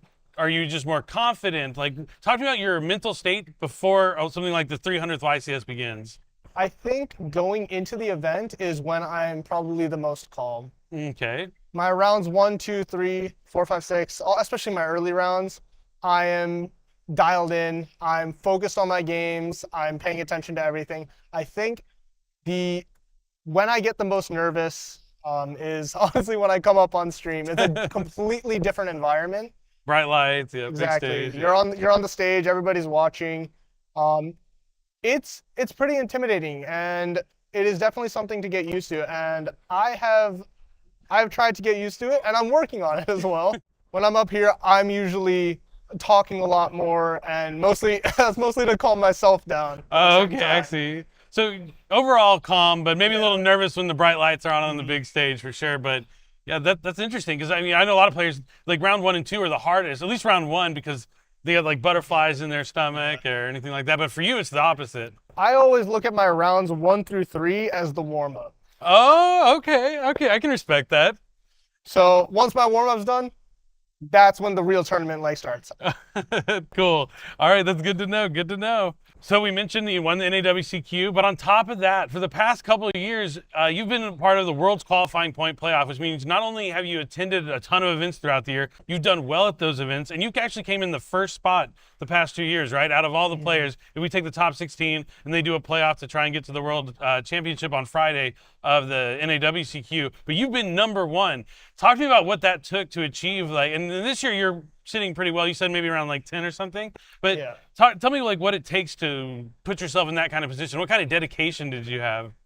Honestly, a big part of it is going to a lot of events, going to a lot of regionals, going to YCSs, and another part is doing well at those. So you can go to every event and just play and play and play, but you need to do well, you need to prepare, you need to go with the intention that you're going to win every single one. Granted, it may not happen, but eventually it will, right? Yep, keep at it, yep. I think the biggest part for me was I was not going to events for the points specifically. Oh, okay. I wanted to go to events because I wanted to play the game. I wanted to play the game at a high level because that's what I love. Nice. So in the end, it just became love for the game. And somehow I ended up first in points for 2 years in a row.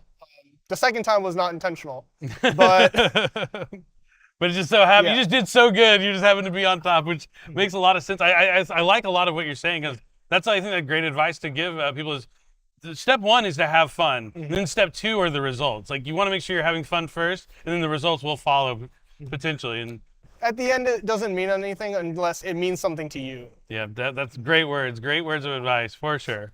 We're talking about, you've already won a YCS, you've won the NAWCQ, you've been on top of the points playoffs, but now we're here at a landmark event. This is the 300th YCS, happening all around the world. We got one here, we got one in EU, one in LATAM. What would it mean to you to become the 300th YCS champion?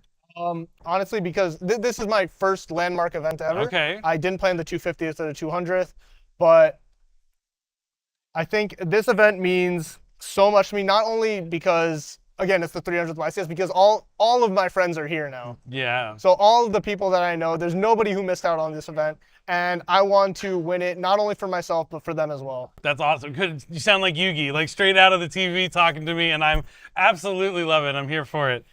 And then, yeah, we're just going to end with one question, and this is for all the people at home watching, who've been watching you for years now, looking up to you, wondering how you do it. What advice do you have for all the players? I mean, I feel like there's a lot of advice they can get from your answer so far, but anything else that you want to like say to people at home that might be thinking like, man, maybe I just don't have what it takes? Like, what would you say to them to inspire them to keep on going? I would just tell them, keep playing, keep finding new ways, keep your love for the game. If you're struggling at your local events, if you're struggling at your regionals, you're trying to improve, I think the biggest piece of advice I can give is that not everybody is going to play perfect. You are not going to play perfect everywhere. But what is important is not how you play in that moment, but how you recover after the fact.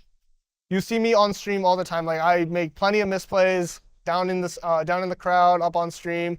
But what's important is not how you dwell on those mistakes, but how you recover from them. Yep. Yeah, a lot to learn from. I think that's excellent sage advice. DJ, it's been a pleasure talking to you. Thank you, everyone, for watching the 300th YCS. We have more exciting dueling action coming up, so you're not going to want to go anywhere. Stay tuned. Yeah. We're good? All right. Y'all are good to continue? And you're deciding to go. Yeah, I'll start. Okay. You never know. Good luck, man. Good luck. Stand by name.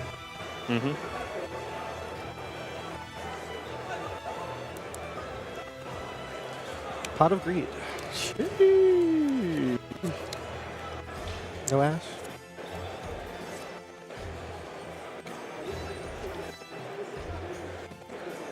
We'll go Revolt.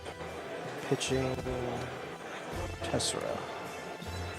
And it just discards to do what? Reveal 3, and then you choose one, and the rest go to grave. It's like Tenacity, but just discard anything. It's Painful Choice. Okay, cool. Cool. Erebus double Eidos. Erebus fine. Okay.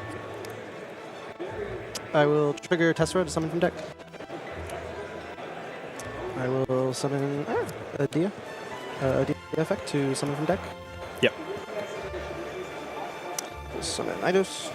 Eidos effects give me an additional normal summon this turn. Sure. Or additional tribute summon this turn. We will go Tenacity, revealing the Erebus.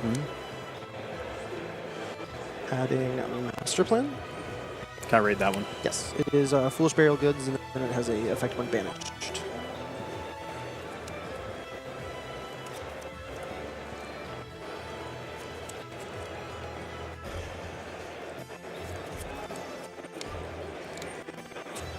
Okay. I will activate it. Yeah. Sending Pantheism. Where is Pantheism? Here it is. Pantheism effect? Yep. Revealing 3 copies of Strike of the Monarchs. The middle one, please. Okay, middle one. So true. I will use my additional tribute summon off of Eidos to summon Erebus. Yeah. And I will go Chainlink 1 Erebus, Chainlink 2 Eidos in Graveyard to summon itself, Chainlink 3 Adia to add a Banished Pantheism to my hand. Yeah. I will send 2. Send 1, 2. Effectively. All in, Jeffrey, please. All in, Jeffrey, please. Please come up to the main event stage. On a resolution, I'm going to trigger Eidos to add a Monarch. Thinking on the Can I read it? Yes. Just when it's summoned, right? Yeah.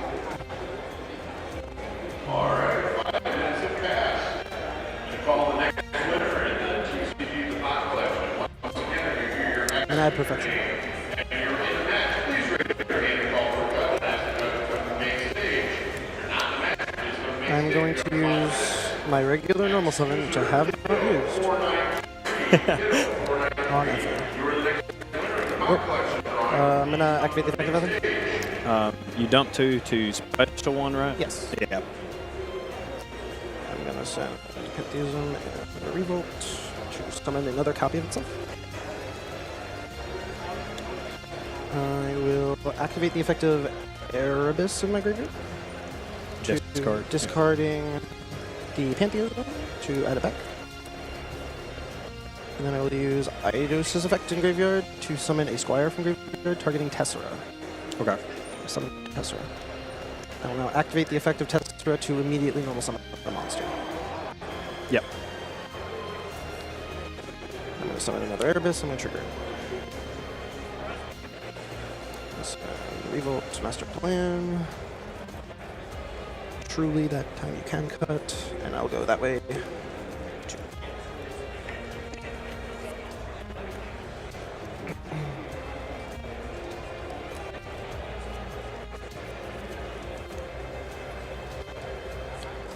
When you're ready. You are good. I'm going to set 3 cards face down. Let's do there. And I will attempt to end my main phase. Yep. End phase, Ether's going to bounce to my hand because it was summoned this turn. Off of Ether, yeah. Go ahead.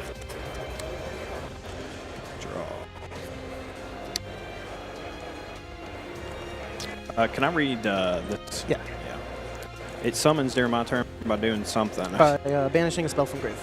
Okay.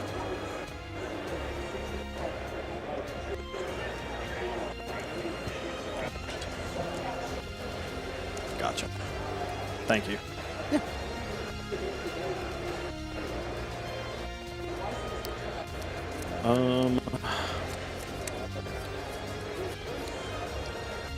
Let's go. In the draw phase, I'll go chant, activate the effect to add 1 level 4 lower radiant type to it. That's fine. Freeze Drop play! it. Yes, it's drop it. Freeze play! That's time of the round. Advanced format duelist. If your match has not concluded, the result is a double loss. If you need assistance, please raise your hand and call for a judge. If you have a time extension, it begins. I'll attempt to proceed to the main phase. And attempt to normal summon Eldam and activate Eldam's effect. It's for monsters, right? Yeah. Or MST. And you have 3 in hand? What's Main, yeah. Yeah, sorry, 3. Oh, I'm pointing to the phase on the thing, so you can see. Yeah. That's fine. This is good? Yeah, that's fine. You're good to go.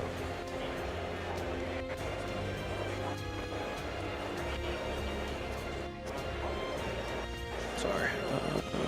We got all the time in the world. Which is nice.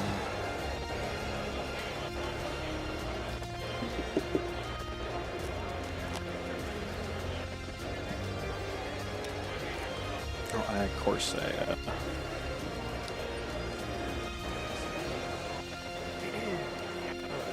Can you hear me?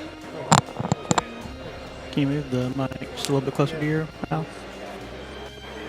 Hello? Yeah, that's a little bit better. Okay. Yeah. Let's try that, and I'll just talk louder. Yeah, Okay. just like project a little bit. Gotcha.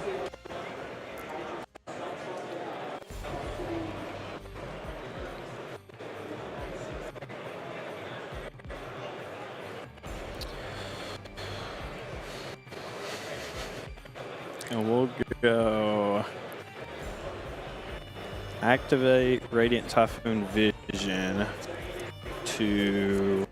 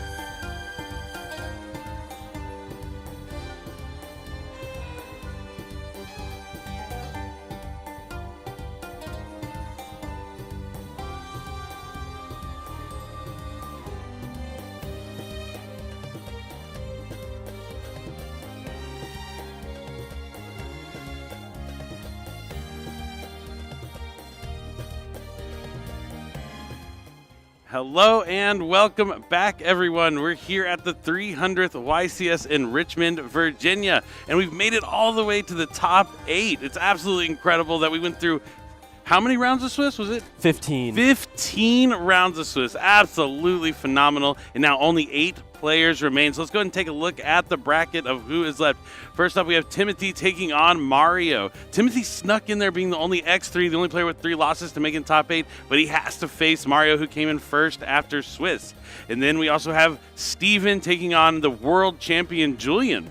Absolutely, that's going to be a match to watch for sure. And then we still have David versus Kamal. Kamal finishing in top 8 yet again. And lastly, Steven versus Giovanni. Yeah, so an incredible top 8. Kamal just won a YCS not too long ago. Julian is the reigning world champion. This whole top 8 is stacked, but we got to hear from some of our players. So let's go ahead and listen into what Julian had to say. Hey, I'm Julian. I'm from Nice, France, and I've been playing for about 2 years now. What it would mean for me to win the 300th YCS, it'd be amazing because I haven't won a YCS yet, so I'm just trying to get that trophy. My name is Steve Gleason from Haddon Township, New Jersey. I've been playing Yu-Gi-Oh! Since the beginning, basically, over 20 years now. And then what it would mean to me is, it would just mean a lot. Like, I've been playing this long and I've not had like a win ever. I got a couple top 8s, but hoping to go far this time.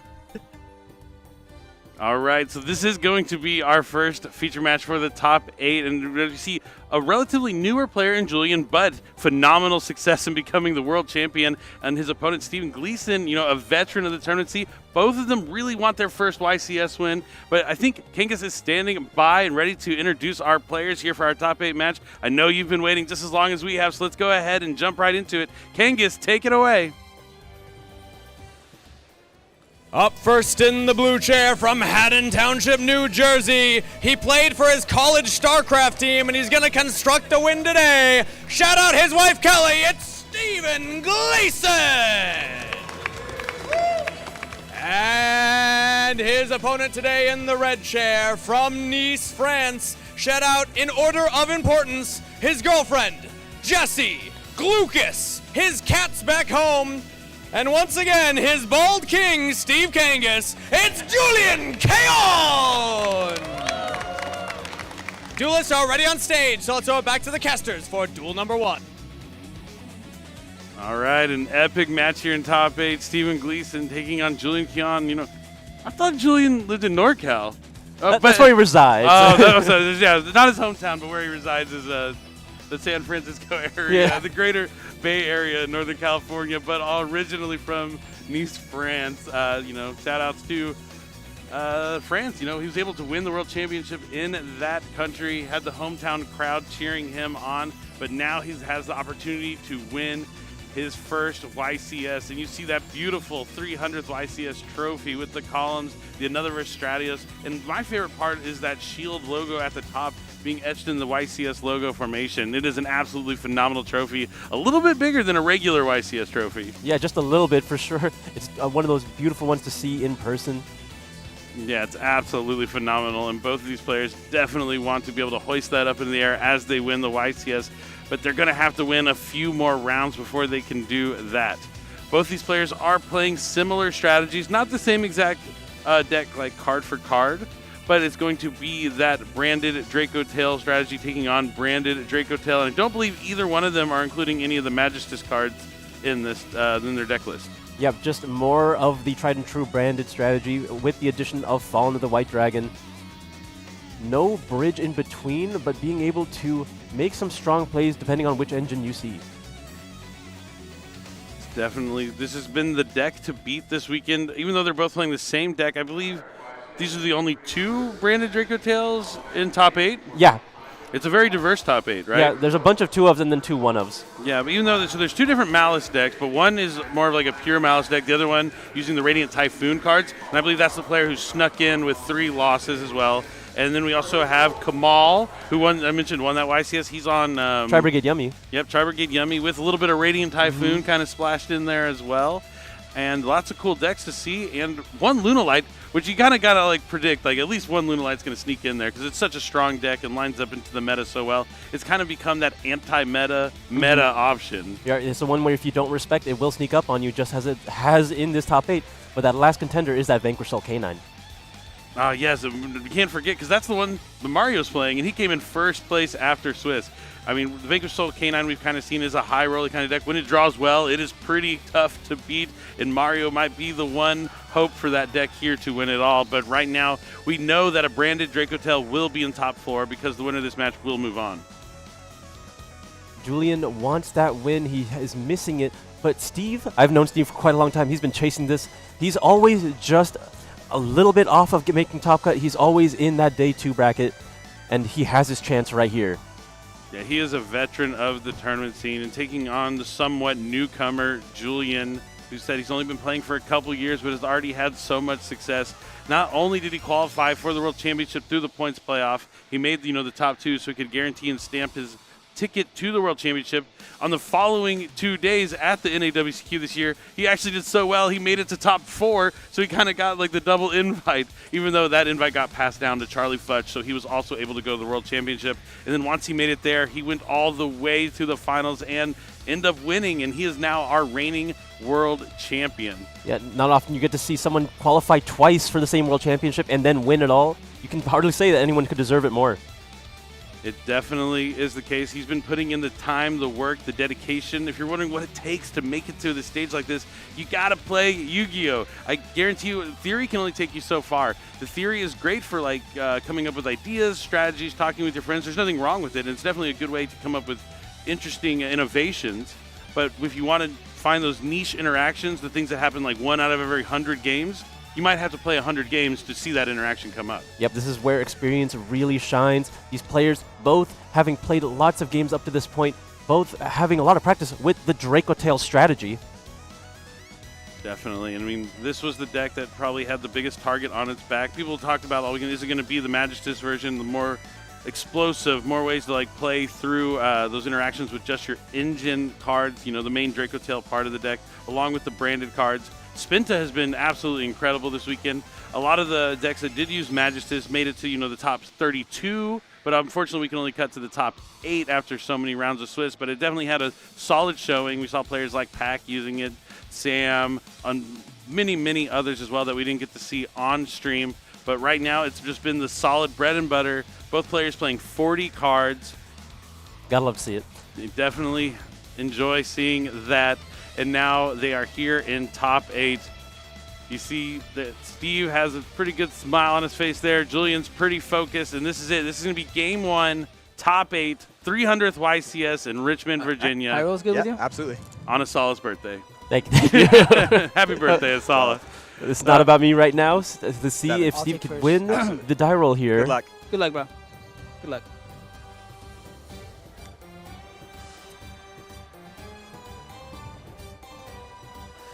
Are we good to start? All right. So the players are ready to go. I believe Julian won the die roll here. Draw, stand by main. Stand by phase. All right. Sure. Activate Old Charmy Perulia. But even though Julian won the die roll, it looks like Perulia is coming down in the draw phase for Steven, or standby phase. Before the main phase is the most important part. That's the one you have to do before the main phase so your opponent can't normal summon. Set 2. It looks like we're just going to be setting 2. Not committing anything here to the Perulia, maybe not even having anything. It looks like he has a couple of Mulcharmies of his own. I'm surprised he even chose to set any. A slow start for Julian. This is what Steve wants to see, and he gets to start off with that Fallen of the White Dragon, using its effect in the hand to send Albion to the graveyard to special summon itself.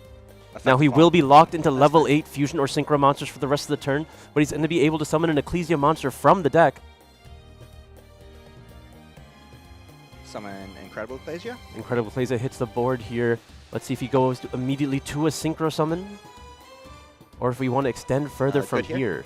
Yeah. I think out of all the matches we've watched, this is the first time I've seen someone actually lead with Fallen of the White Dragon. It hasn't come up too often, right? It's been a lot of Rahu, a lot of Branded Fusion, a lot of things that lock you out of the Synchros. I don't think I've actually got to see Ecclesia and the Dark Dragon be summoned to the field just yet. This is an ideal situation for Steven.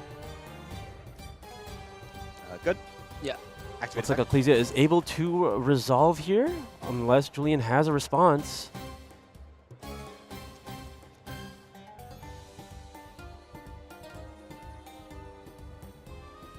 There's going to be a Forbidden Droplet. We're trying to cut off the Ecclesia's effect to go ahead and summon that Cartesia.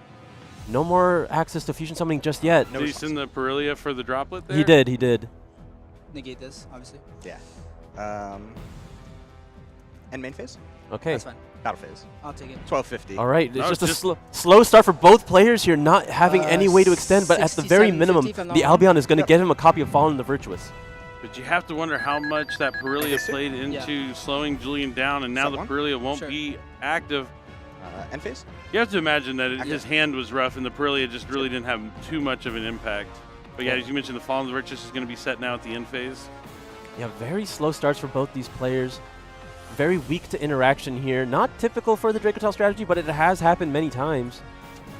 Still an end phase. All right, and a pass. It's going to be end phase Fallen the Virtuous here from Julian, probably going after his opponent's Fallen the Virtuous. Exactly the case. I mean, imagine he could go after the unknown, maybe trying to take out something like Dracotel Flame potentially. I imagine you just want to do this now because this Fallen the Virtuous will target get that, you I'm just another thinking my one. costs. And then you can go after the second one, not give him the chance to use his other Fallen the Virtuous to have even more follow-up, The depending? same kind of way. Like if it's Flame set, right? You'd want to go after the Flame now so you can't use the Flame, and then you use your follow-up Fallen of the Virtuous on the other Fallen of the Virtuous before he can use Fallen of the Virtuous. But we're both wrong. He's going after Ecclesia. That's fair. Can I trigger Ecclesia here? But now he's going to be able to add back the incredible Ecclesia because you have how many Albion is in the graveyard. Yep. And then during the end phase still, I assume Julian will be resolving his own Albion. That's good. The Fallen and the Virtuous is just the gift that keeps on giving. The most popular card, I want to say, in this tournament. And then Branded Fusion is able to go to the hand here. So Julian is going to be able to play unless Stephen Gleason has that Dracotel Flame set face down. A Flame, an Ash Blossom, a lot of options to be able to stop a Branded Fusion. And you True. know his hand is particularly weak going up to this point. And because Steven didn't continue his play, you have to assume that he has many options to try to stop your opponent from playing. Oh, that's a good Okay, draw. pretty good draw. Definitely saw that. He's going to start with Branded Fusion. Ash Does he Blossom. have the Ash Blossom? And it looks like he does. And Ash Blossom is going to meet the Branded Fusion here. No response from Julian.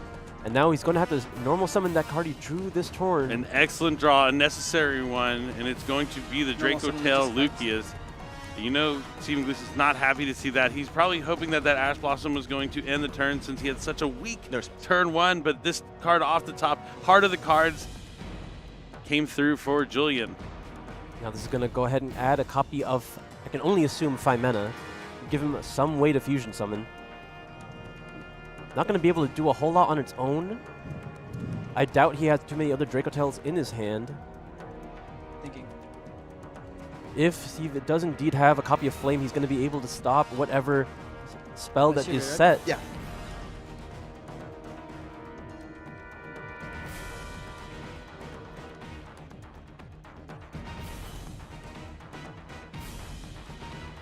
Add 5 mana. Yep, and it is going to be Phimena. Okay. Anything on res? No.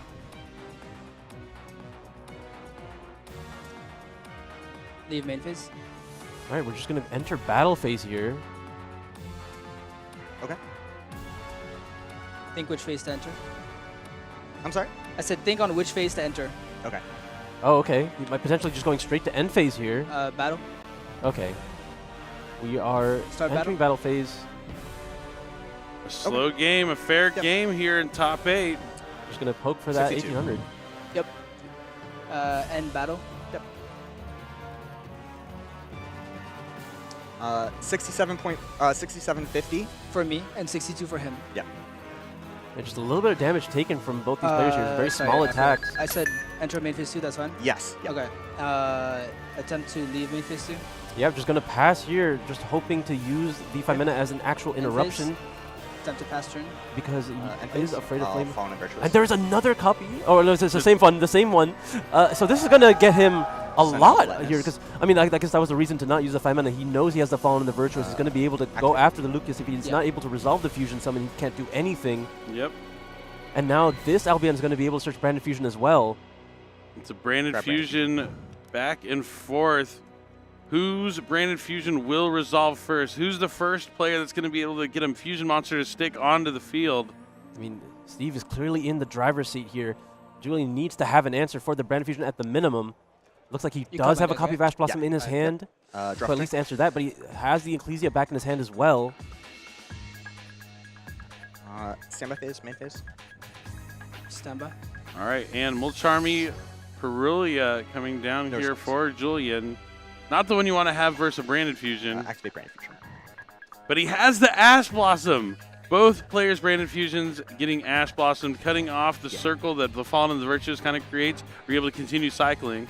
Now Steve has a decision. He has the ability to continue playing with the Ecclesia, but Julian only has the singular 5 mana in hand. Do you just let him draw into one more card and then try to play on the next turn? He decides to go 5 mana, fusing the Incredible Ecclesia, and it looks like another copy of 5 mana for Arthalion. Fantastic draw there, getting a 5 mana. Steve is breaking, by the way. So he's going to use the effect of Arthalion to add 2 cards back. He's going to be able to use 5 mana to set. Chainlink 1, Arthalion. And I think you're right about the driver's seat here for Gleason. I'd like to go to add back either a copy of 5 mana from the graveyard or another Ash Blossom just to Good have measure. that defense. Yeah. And it feels good when you're like in a position ahead and you're able to add back something like Ash for sure. 5 mana. He doesn't need to do that much damage here. He's already poked for a little bit. Can he resolve this Rahu? Can't Ash again. You know everything your opponent has. He just needs to be able to finish this game. You asked me once. Can't get ashed again. That's the truth. So here we go. What has Gleason got? He's going to activate that Rahu. Yep, Julian just lets it go. He's going to be using the 5 mana from hand and probably an Urgula from the deck.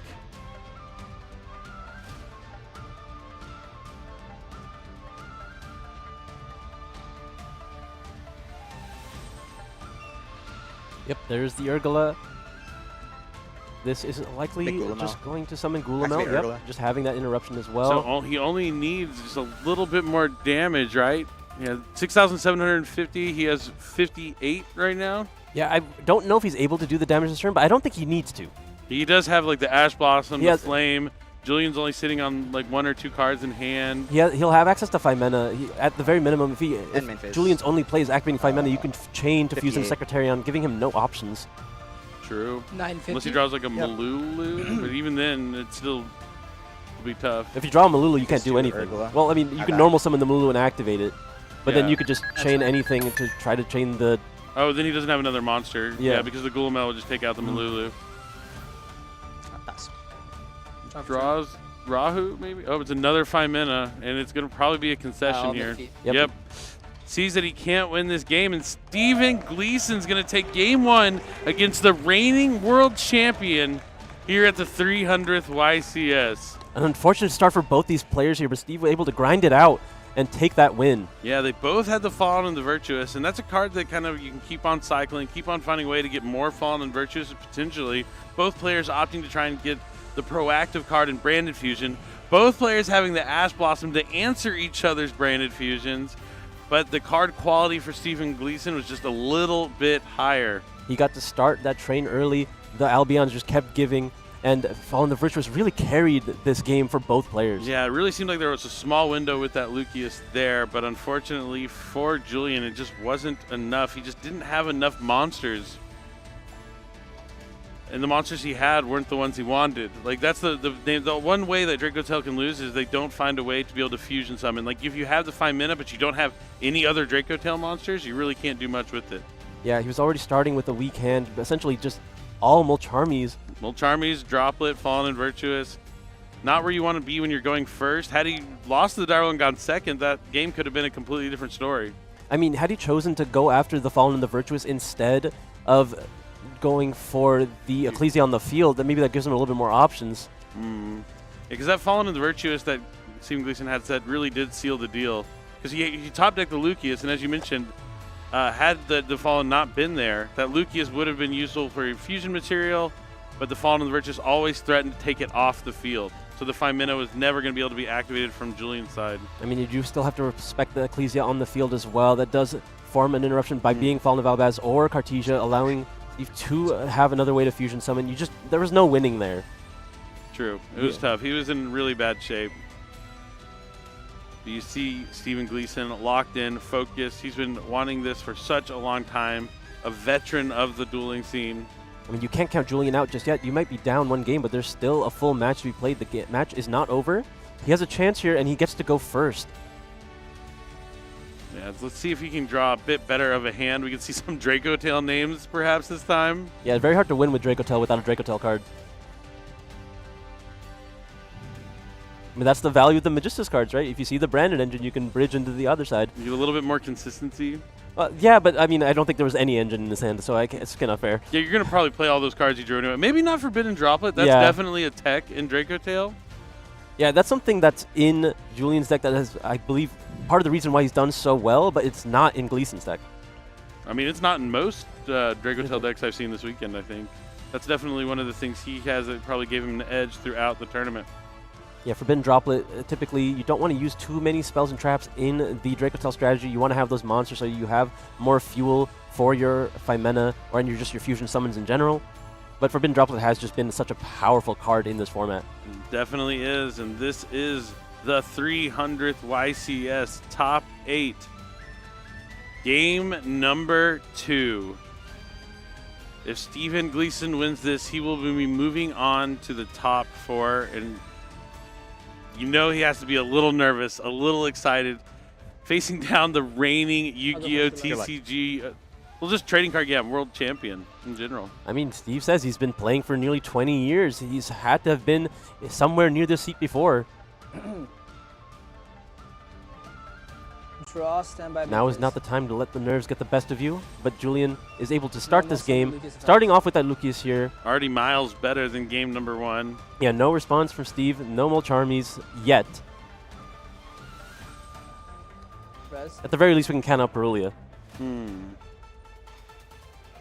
I wonder if he even kept it in at this point. Okay, but we do have the Fallen of the White Dragon as follow-up here. Spent all weekend not seeing this card be summoned before locked into fusions, and now it's happened 2 games in a row. I mean, fantastic start for Julian right now. It really is. These are the 2 cards you want to see in your opening hand going first. So the Fall of the White Dragon is going to send the Albion, the Branded Dragon to the graveyard, and then on summon is going to special summon the incredible Ecclesia from the deck. Oh, no, you're good. So now he can synchro summon for Ecclesia and the Dark Dragon. It seems like Steven's just letting him have the go-ahead. Yep, Ecclesia is going to be able to activate its effect and resolve. Is going to summon most likely Cartesia from the deck. Now, this gives him yet another way to fusion summon. So he has the Phimena in hand. He has a Cartesia to fusion summon. And then we're going to be backing it up with a Rahu. Wow. This is in his hand. Yeah, it hasn't even had to set the Rahu. That means he's probably going to be able to access every single Draco Tail trap. He's going to be using the Phimena from the hand. Considering which one to use from the deck, it's going to be the Urgula. It's almost always Urgula, I feel like, because it just gives you back the It's a monster safety from the net. graveyard. Yeah. You definitely want to have access to the Urgula at all times, just so you can make sure you can add the Phimena back in case something happens to the Stallion. But you are backed up here because you have Cartesia as well. 2 Phimena, 3 Urgula. No response. 0 responses from Steve right now. Flame hits the field. What will be our second? It's going to be that Ketu Draco Tail. And Phimena goes to hand. All right, so he's probably going to activate Ketu. Yep. He already has Phimena, so Malulu. Yeah, it's already on top. Nice. He knew that's what he was going to get. He saw it on top of the deck. He just adds the Malulu to the hand. Might as well save some time. That's flame, right? It is. Okay. Yep, there's a flame set. Now he can Cartesia effect? use the Cartesia effect. He's going to likely just use the Phimena again. Oh no, he's going to actually get rid of the Malulu here to get 2 more cards off of these Draco Tail effects. Secretarion Dragon coming down. Oh, he does actually have to use the Malulu as well because he needs to use a dragon if he's going to fuse with the Lucius because he is locked into level 8 or fusions or synchros. Can't make the Gulamel currently. And it's going to get the Sting and the Horn. So Draco Tail, Sting, Flame, and Horn all set face down. Malulu in the graveyard, but you have the Urgula to add back the Lucius.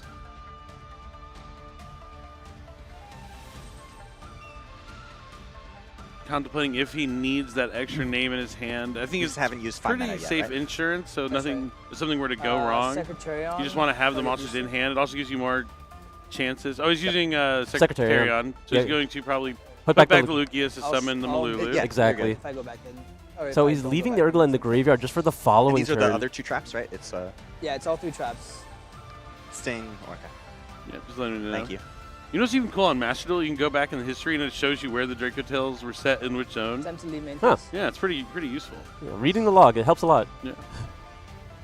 Now, Fallen and the Virtuous also in Julian's hand. Okay. I mean, he was going to be able to access it during the end phase anyway because of the Albion. Target Urgula.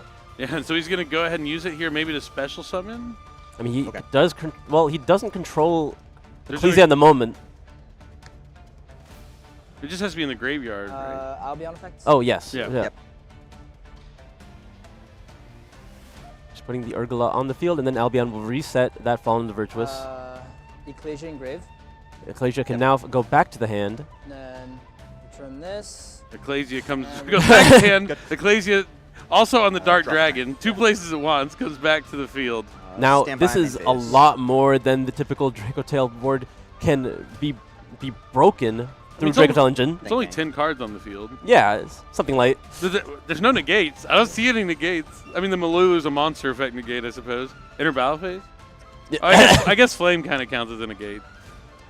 It's at least something, but yeah, this How do is- you feel about evenly matched against Branded? Or against Draco Tail? I think it's actually pretty solid. It seems like it would Yeah. be, right? You have to forego your battle phase, but it looks like he's going to threaten the Fallen of Albaz right away. This is probably, as funny as this, setting a monster is like the most threatening thing you can do to a Draco Tail field. You have to like force out interaction right away, or they have to believe you don't play the original Fallen of Albaz. Yeah, does Julian respect? I mean, what's he really going to do about it right now? He's going to use the Fallen of the Virtuous? Or no, he's going to activate the Cartesia. Cartesian, he's going to chain his Ecclesia and the Dark Dragon. Okay. I'm going to summon the Albaz in So my the graveyard. Ecclesia is going to banish itself to special summon the Fallen of the That's White easily Dragon, immediately. I think. That's my hand. Or, Yeah, he's just going to use it as well as that for the Mirror Jade. Okay, so it came out and was used as material. Got it. And now Mirror Jade is going to, I imagine, immediately activate. grave. All right, Steve He has not just- conceded yet, so I imagine he has some kind of options. So in case you missed it, the Fallen White Dragon was special summoned to the field and uses the materials to count as Fallen Albaz for that Mirror Jade. He didn't Sorry, actually physically place it on the field, just saving a step. Yeah, Julian tries to save clicks here. Yeah.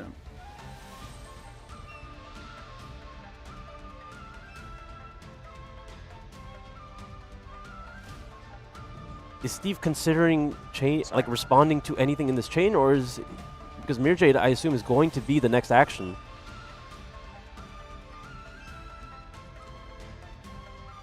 Okay, he has some going second tools in his hand. Active Jade.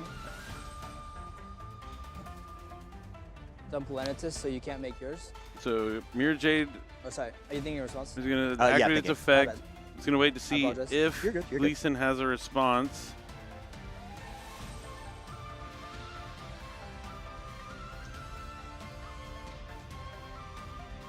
Sends his album not as his own.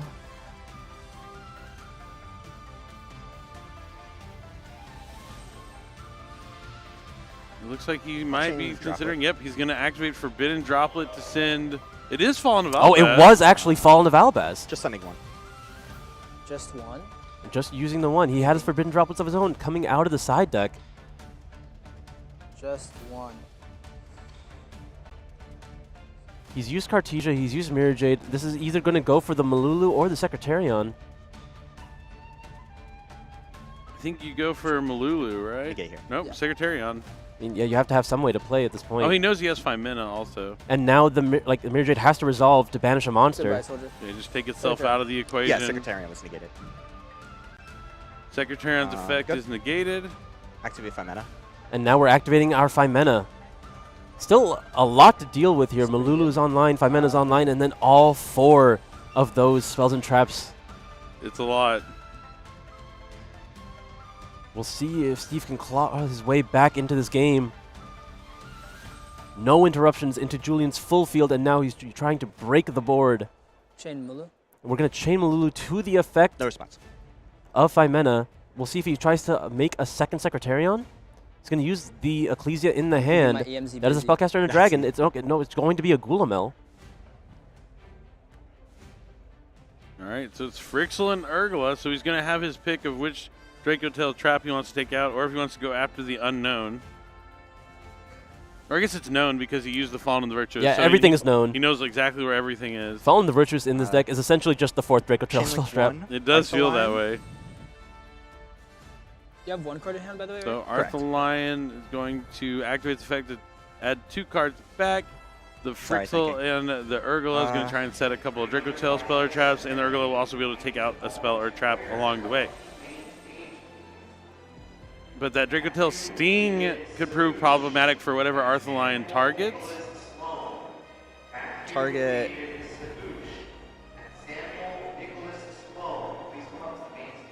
I mean, at this point, it kind of feels like you have to go for the flame here with Target Urgla. Frixel Everything else is target extremely chainable.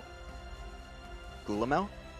And then Not that Urgla 2 targets, Urgla, but 3 Frixel. Julian can just use all those So cards that was right chaining. now. You And I imagine put Flame 3 is the chains on card deck, right? that you Correct. want Okay. to get Chain link around. For Malulu.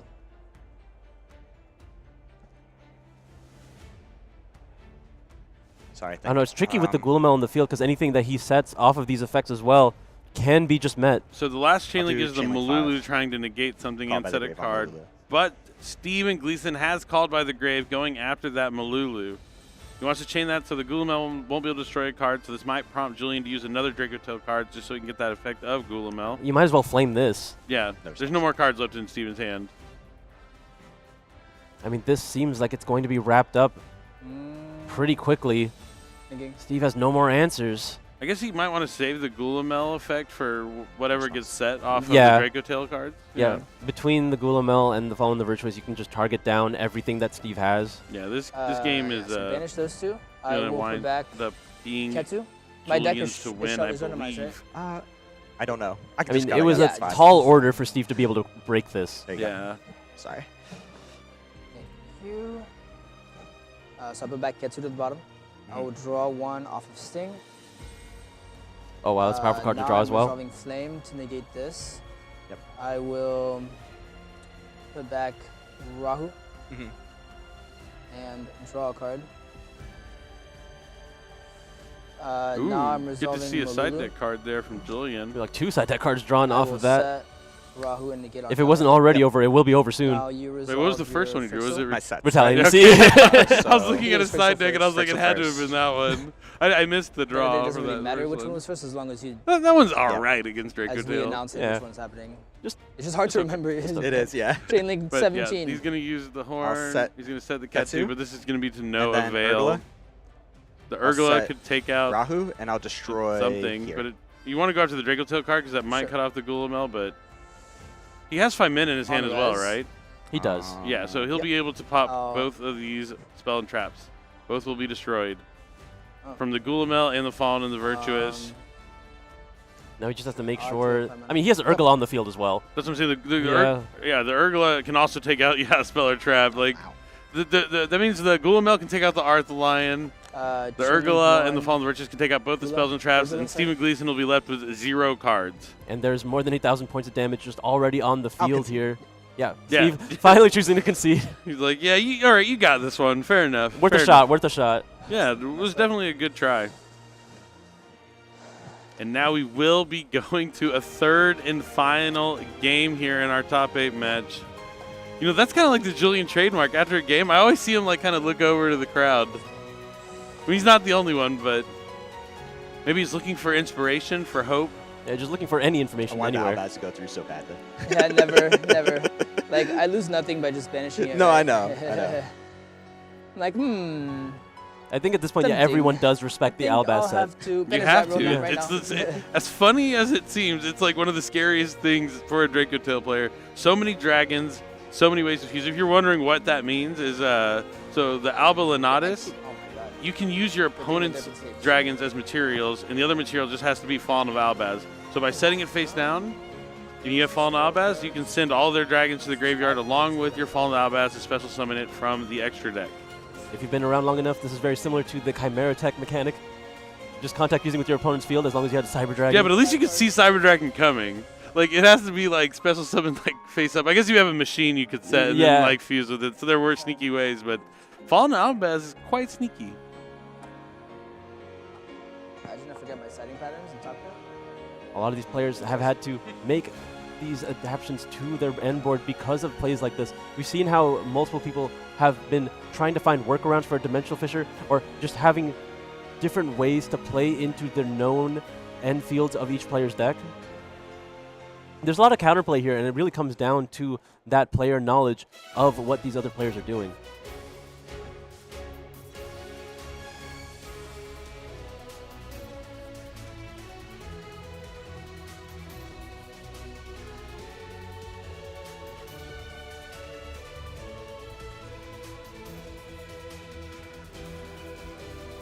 Players taking some time to side deck here.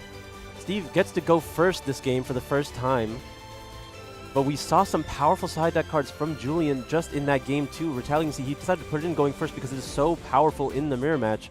We'll see if he's able to find it going second.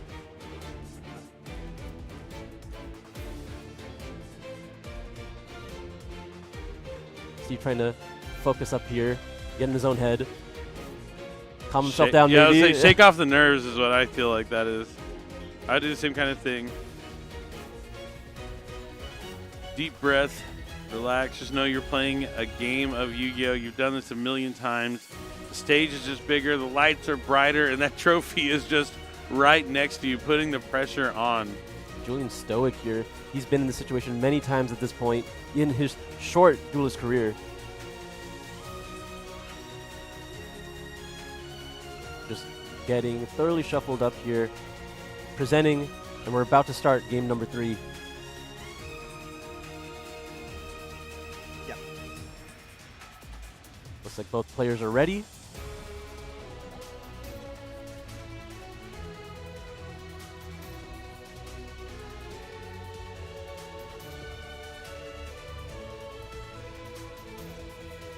You can feel the pressure here from both these players. All right, this is it. Game 3, top 8. 300th YCS. Richmond, Virginia. Fist bump. Good luck. Good sportsmanship all around. Steven will be starting things off. Here's some claps from the crowd, excited for this match to start, or maybe one of the other matches concluded.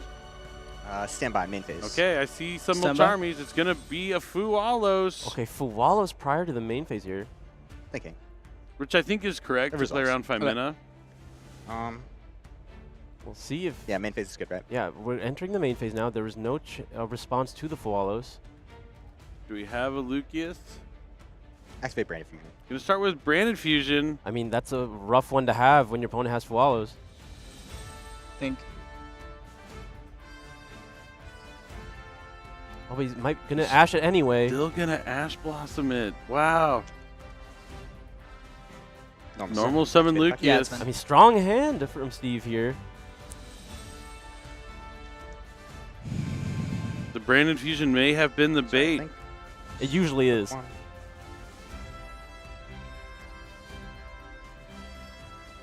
Won't immediately have any access to Fallen the White Dragon, but he will be accessing his Dracotail engine here. Will he be going for 5 mana? I mean, now that Julian's used 2 points of interaction from the hand there, he only has 3 cards, drawing to 4.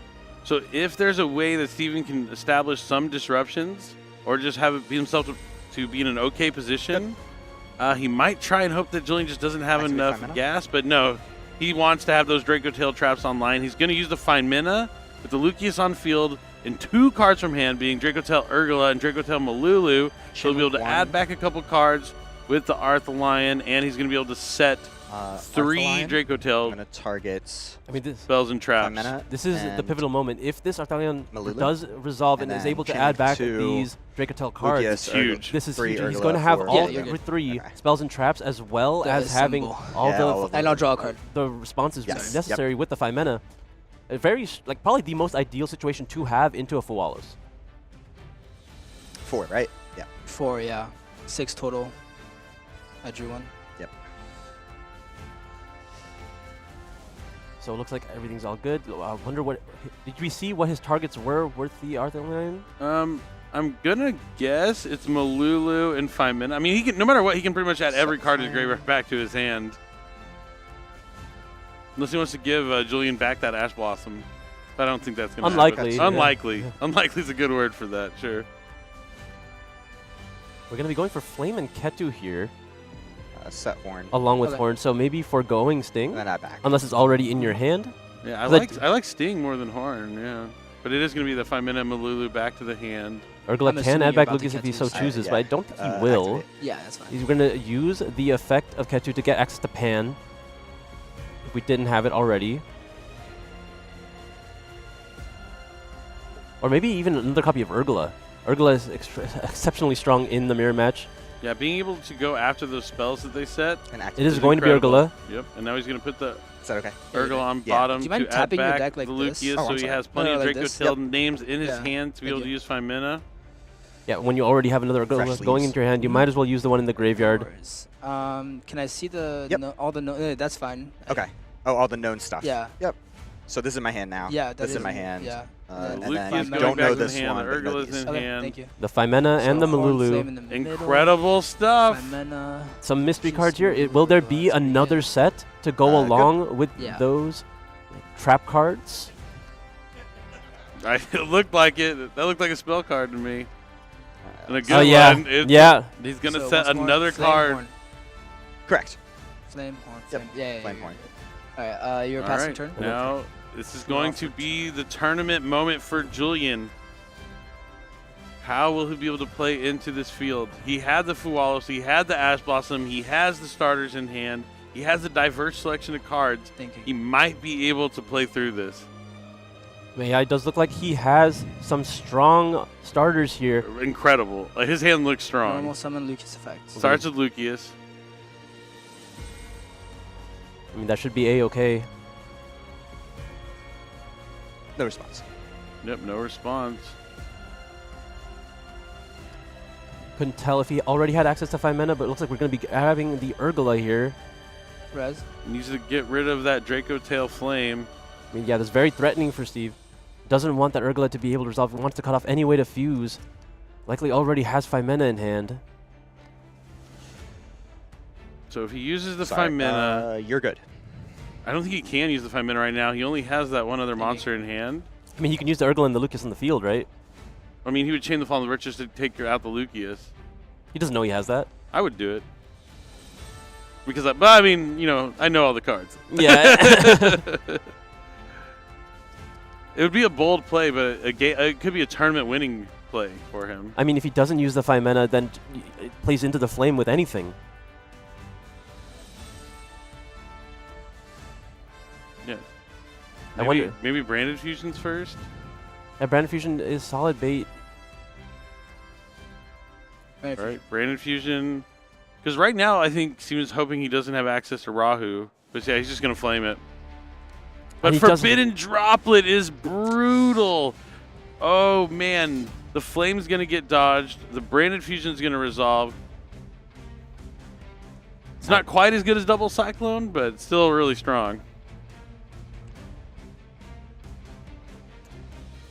You have Steve no longer in the driver's seat.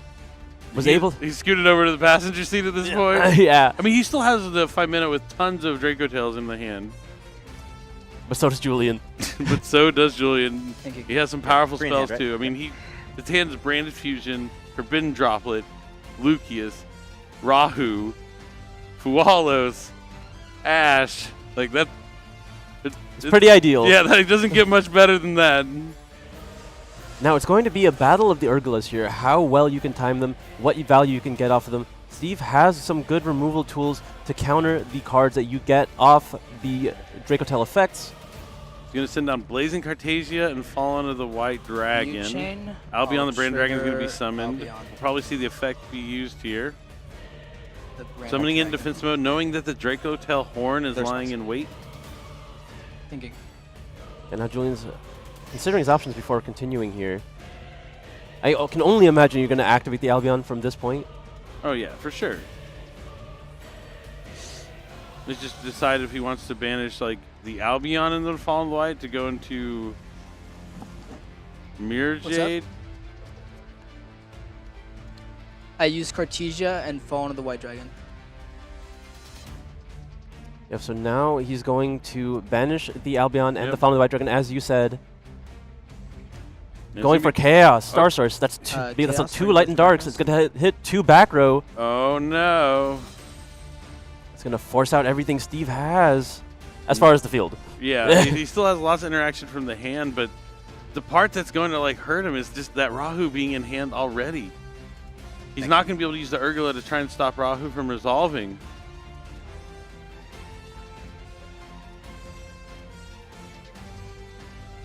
I mean, Julian will have to be careful moving forward of the Fimena in Steve's hand. Yeah, he also has the Malulu, which is useful, but going to go ahead and use the Horn to return his own Arthline, so he might have to be able to play around Ketu Dracotail. Yeah, I mean, it's better than giving him his Lucius back. Yeah, and he's going to probably fall in the versus, take out the Lucius. I think that would make sense.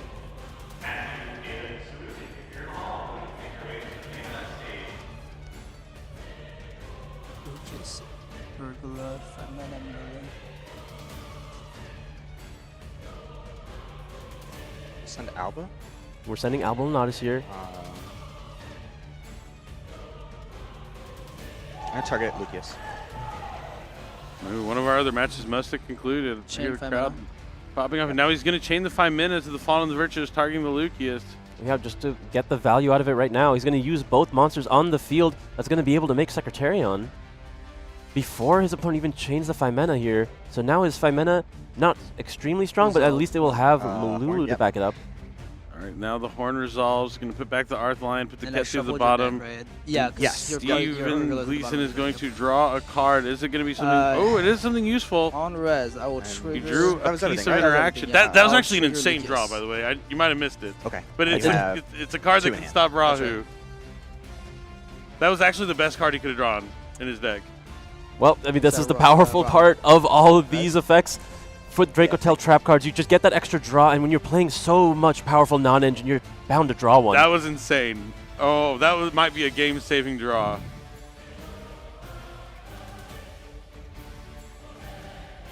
That just really shows you, like, just the traps not only are really strong, but those draws could be so impactful. I mean, that's what's carried Dracotail this far. Not necessarily because their board was oppressive, but because the draws were. Yeah. Now he's going after the 5 minute. I'm sure that Julian set Ketu here. And Gleason wants to take care of it, so he's going to use the 5 minute, sitting Malulu and Urgula. So he'll be able to negate the Secretarion, destroy the back row. But he's not going to be able to use the Arthelion that he summons if he's opting to summon Arthelion here. He could summon something completely different. Might be his own Secretarion, if I had to guess. I think he's thinking about it. Oh, he's thinking about Gulamel. That's not bad. No, we're using the new one. Chalice.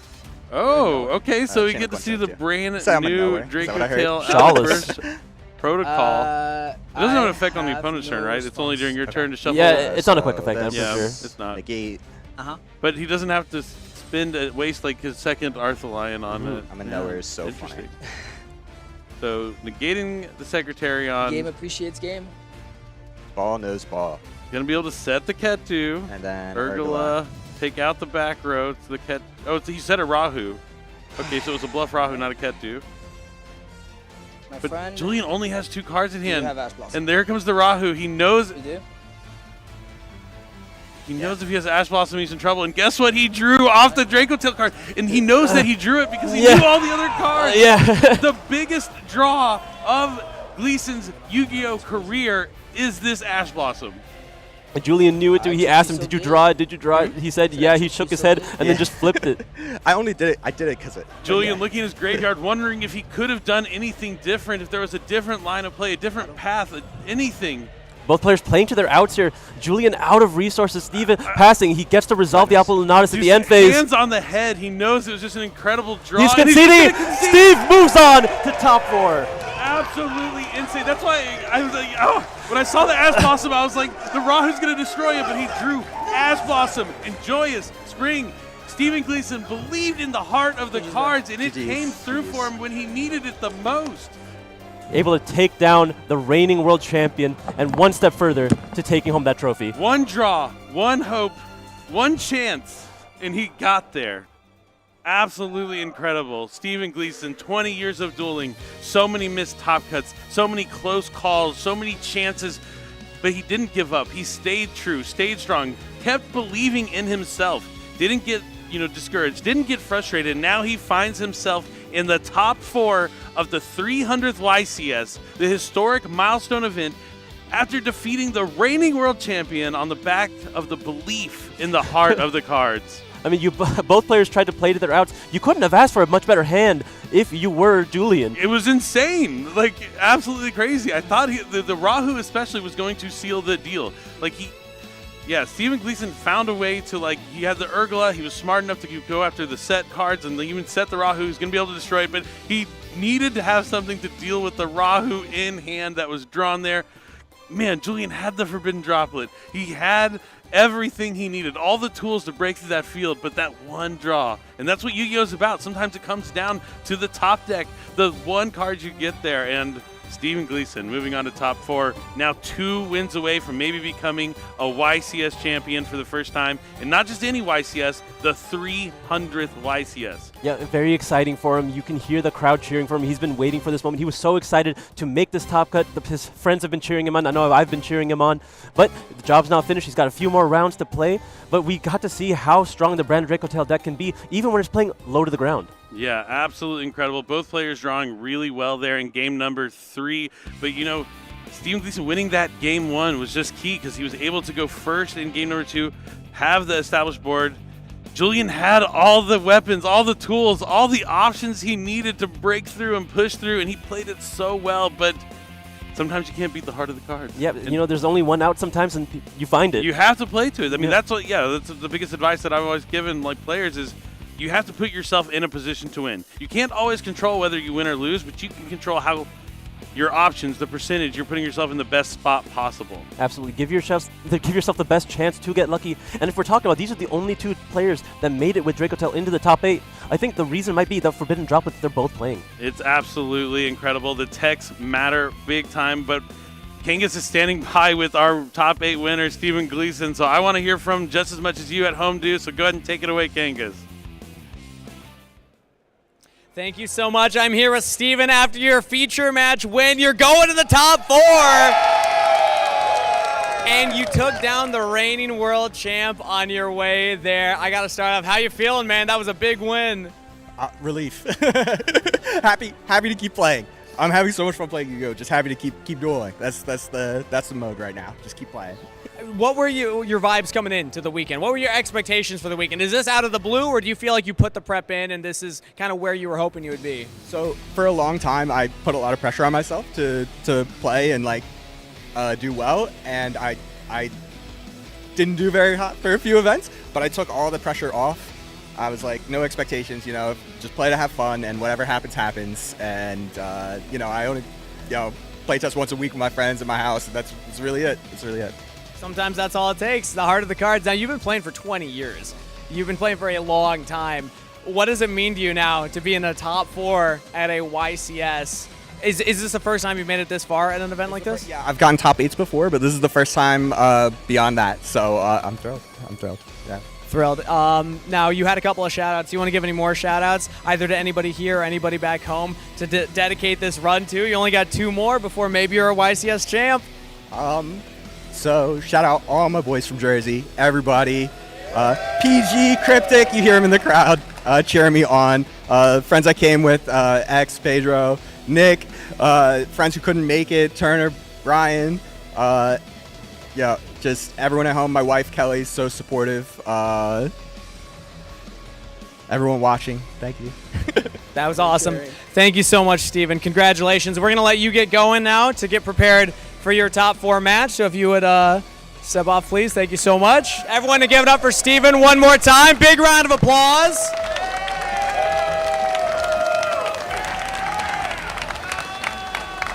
Big moment for that duelist that you just saw on stage. So gonna keep our eyes on him in that top 4.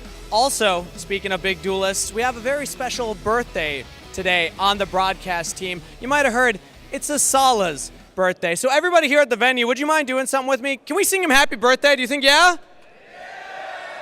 All right, I'll start it off. Happy birthday to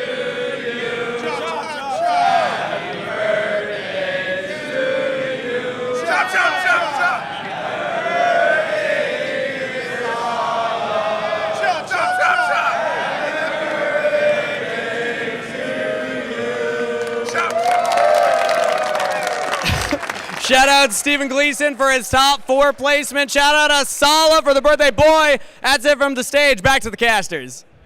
Okay, we got a cupcake for him. Enemy controller, bonfire, awesome. Just absolutely. Happy birthday, Sala. Thank you. This is just the beginning of the end.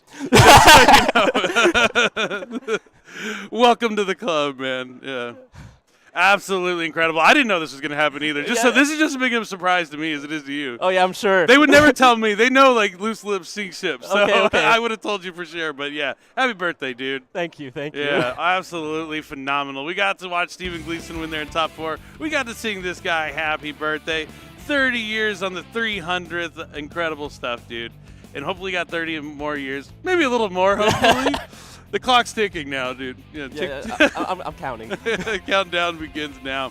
But it's been an absolutely incredible weekend. Let's go ahead and take a look at the top 8 bracket now that we've finished our feature match.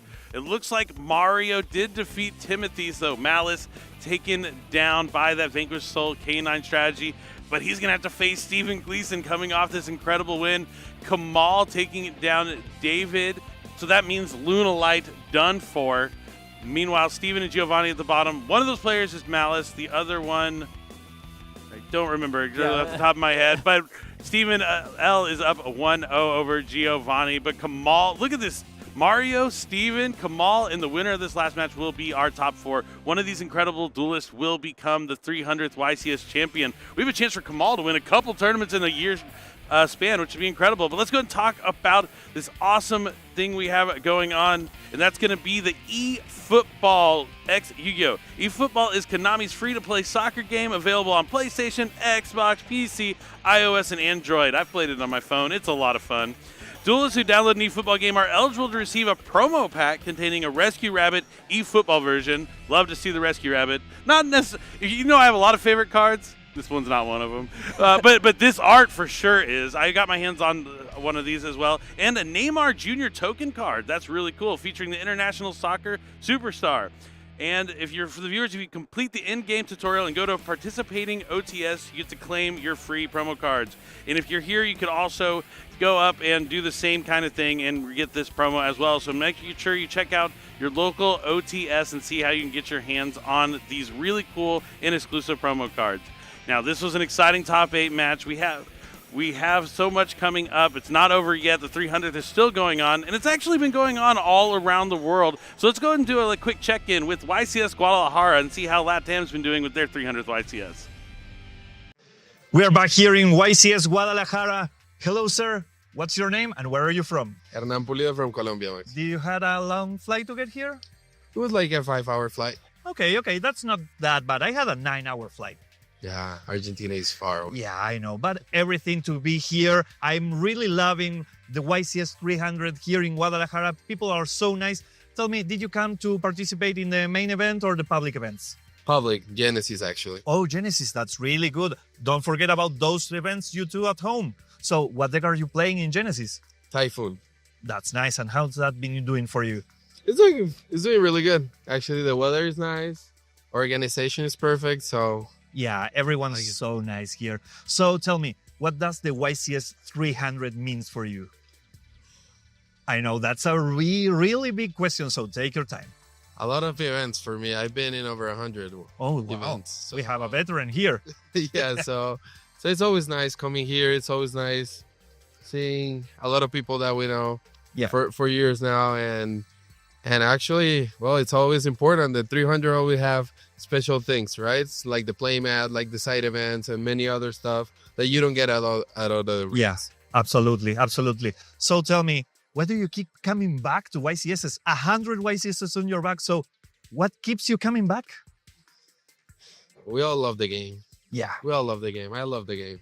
I really enjoy it, and it's very joyful. It's very joyful to go and meet people that you always meet. You know, we met years ago. Yeah. So for me, it's just there's nothing better for me to do than to be at the event. I mean, we could sum it up into friends, right? Yes, 100%. Wow, that's awesome. Thank you so much for your time. I hope you have a great day today. Enjoy, guys.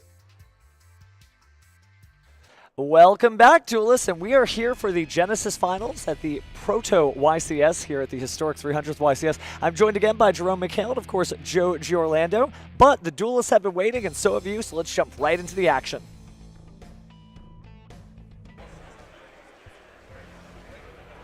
All right, so here we go. We saw Nicholas in our top 8 feature match win with the Dooms deck, and it's on all Doom of Dimensions finals. Oh, it here is, for the isn't it? Proto-YCS. The 2 new decks introduced, both Radiant Typhoon and Doom. And Nicholas, in his last match, took out another Radiant Typhoon deck, so he already knows what to do here. Same, maybe we can't say that for Alan. And Alan, of course, is going to be able to access the brand new Link monsters. So he really is staying loyal to the Doom Dimensions. He is, but that's not the only good card they got out of First Protocol. That's true. Windex got access to Sheena, and I predicted at the start that we'd see somebody get got by Sheena on stream. And this, I think, is actually the last chance for it to happen. Well, the good news is there'll be wind monsters on both sides of the field, so technically both of them have access to Sheena, although we did not see Nicholas play that. But, you know, we saw how much this tournament meant to Nicholas, all of his friends and family at home watching, and Alan, hopefully his supporters cheering for him too. We're going to start off with Doom's Change here. Again, a new card from Burst Protocol, so this is not just old school Doom of Dimensions gameplay. Going to go and destroy a card and then search another Doom's card, except Doom's Change. Searches for a monster. Sure. The artwork on that card looks so brutal. It is. The whole Dooms thing, like the attack on the Academy. Power Patron Dooms cards is pretty vicious. Well, we'll see how vicious his turn turns out to be, because we know how powerful the deck is, but it is going first, so we'll have to see what his game plan is, because before we saw him win, it was a 1-2 punch. I did get to see him go once first. Power Patron Dooms. Or go first once, rather, in the previous match, and it was a pretty strong setup. We'll see if he can replicate it here. Doomsy 7 Alara. I'll activate the effect of Power Patron Doomsy 1, Alara 2. Okay. Alara will set Doomsy Destruction. Can I read this one? Yeah, go ahead. Oh, yes, you definitely need to read that, Alan, Patron because will again, search it's for going to Atrocity. lock you out of adding cards from your deck to your hand except by drawing them. Sort of a fabled effect there. And you can almost tell these are Genesys Duelists because they certainly are explaining every single card effect as if it were the anime from top to bottom. A card very reminiscent of something like Mistake or Thunder King Ryo. Thunder Dragon Colossus. The whole deck is kind of an amalgamation of all of these things. Then equip. Sure. Except this time it's in a Machine Xyz package, where the regular monsters can just turn into the Xyz monsters as long as they're equipped. Target this card with effects. He's having a much smoother start than the duels that we got to see on stream last time. You know, everything going his way. Of course, Radiant Typhoon certainly does have interactions, but most of them are on your own turn, or at least you have to get to a turn so you can activate those quick play spell cards. And that would be Drastius appearing on the screen. Doomberg is attached to it as an Xyz material here. And now we've got a win. Sounds good. Passer. He's going to read this one real quick.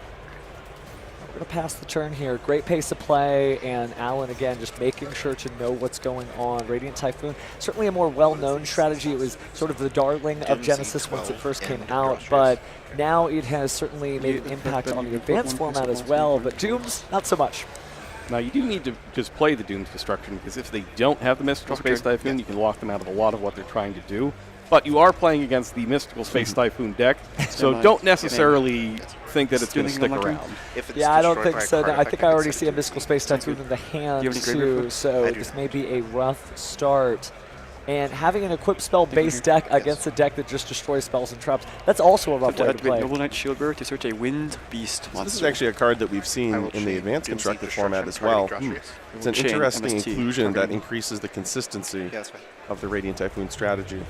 So, as expected, he changed the Destruction to the Search effect, and this Space Typhoon destroys it in response. I'll activate the effect Continuous of card Doomsy isn't there anymore. If it's destroyed by a card effect, I can target a monster on the field, equip a Doomsy monster to it from the deck.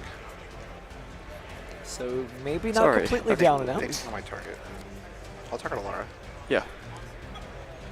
So Nicholas going to go ahead and equip a Dooms monster from the deck to Alara. I'll equip a Malfi.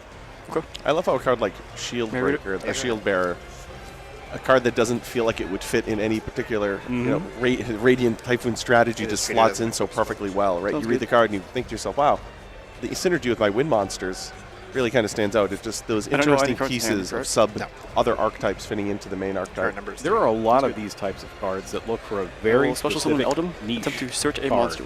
that you just, if you're just I have playing four. advanced, you just glance over them completely. Fable When you- Lurry? Fable Lurry. Mhm. When you start getting into Genesis, though, you start learning about all these cards and you start to make the connections as well.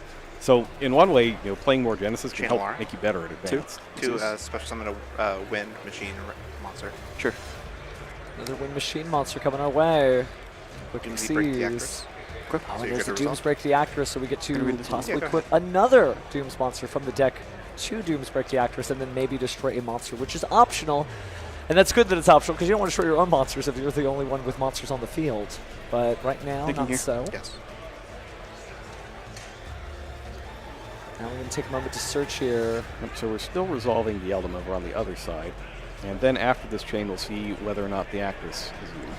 Yeah, this allows him to search a Radiant Typhoon monster. Could be a copy of I'll Swen. add Nick Hollow. Because I have MST in my graveyard. Looks like More Morgana Gala there. there. MST's in the Oh, graveyard. yes, my bad. On summon, I'll activate the Actress. Sure. I'll destroy himself and Eldom. That's fine. Okay. I'll activate the effect of the Actress to search for an equip spell. No response.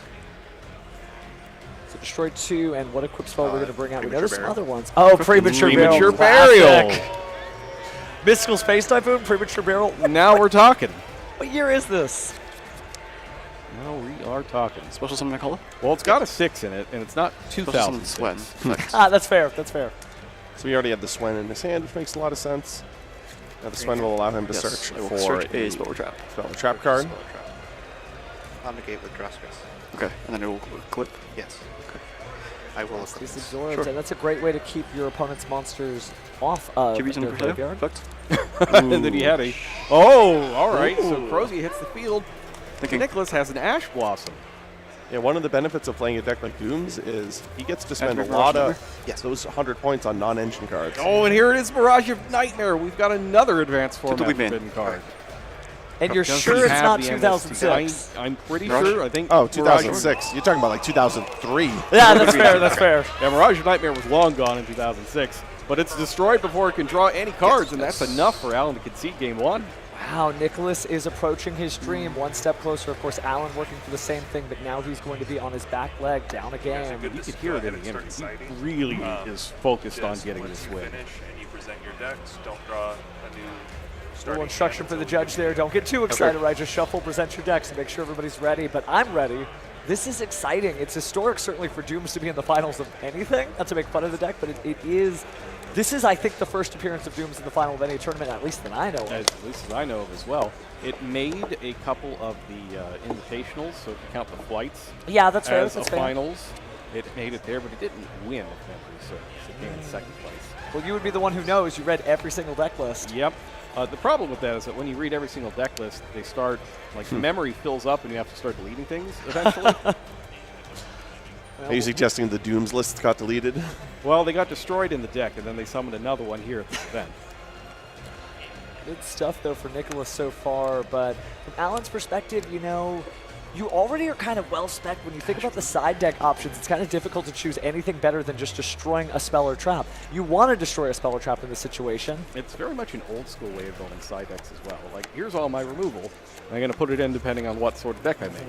Is it, do I need more monster removal here? Then I'll put an Ultimate Slayer. Do I need more back row removal here? Then maybe Cosmic Cyclone.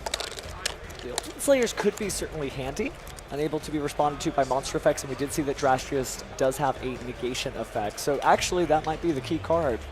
I'd really love to see Alan activate and resolve and actually get to play with Mirage of Nightmare. Yeah. Talking about the synergy between MST and Mirage of Nightmare, you literally go back 25 years essentially. I thought we were going to see it. I really Yeah, did. when Mirage of Nightmare is active, you get to draw until you have 4 cards in hand during your permanent standby phase.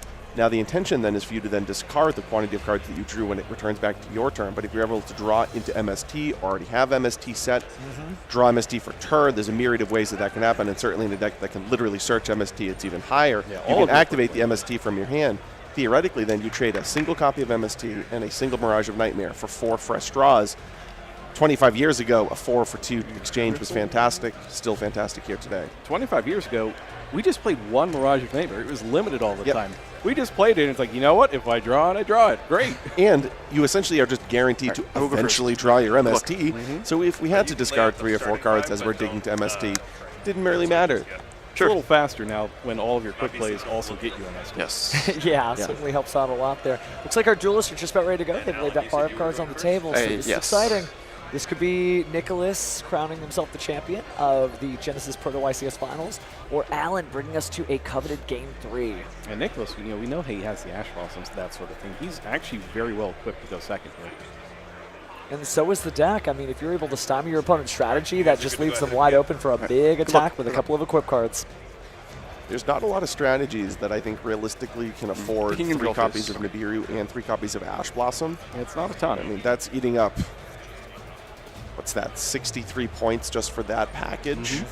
To have a, a hand interaction lineup that's reminiscent of Advanced Constructed. But the Doomsday cards allow him to do that. We're jumping on in here. Is it a copy of Manifestation? Yeah, this allows him to send a Radiant Typhoon monster from deck to the graveyard.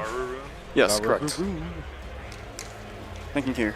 Vibrant Vortex. Certainly the right card to reach for, thinking ahead that he wants to stymie his opponent's strategy, right? Getting the ability to negate 1 card on the field. That may be all he needs to stop Nicholas from taking this duel over. We saw in that last feature match that keeping Medius off the field and effect was effective in stymieing him in his second game. So now we see Ascendance activated, allowing him to search out a copy of Mystical Space Typhoon.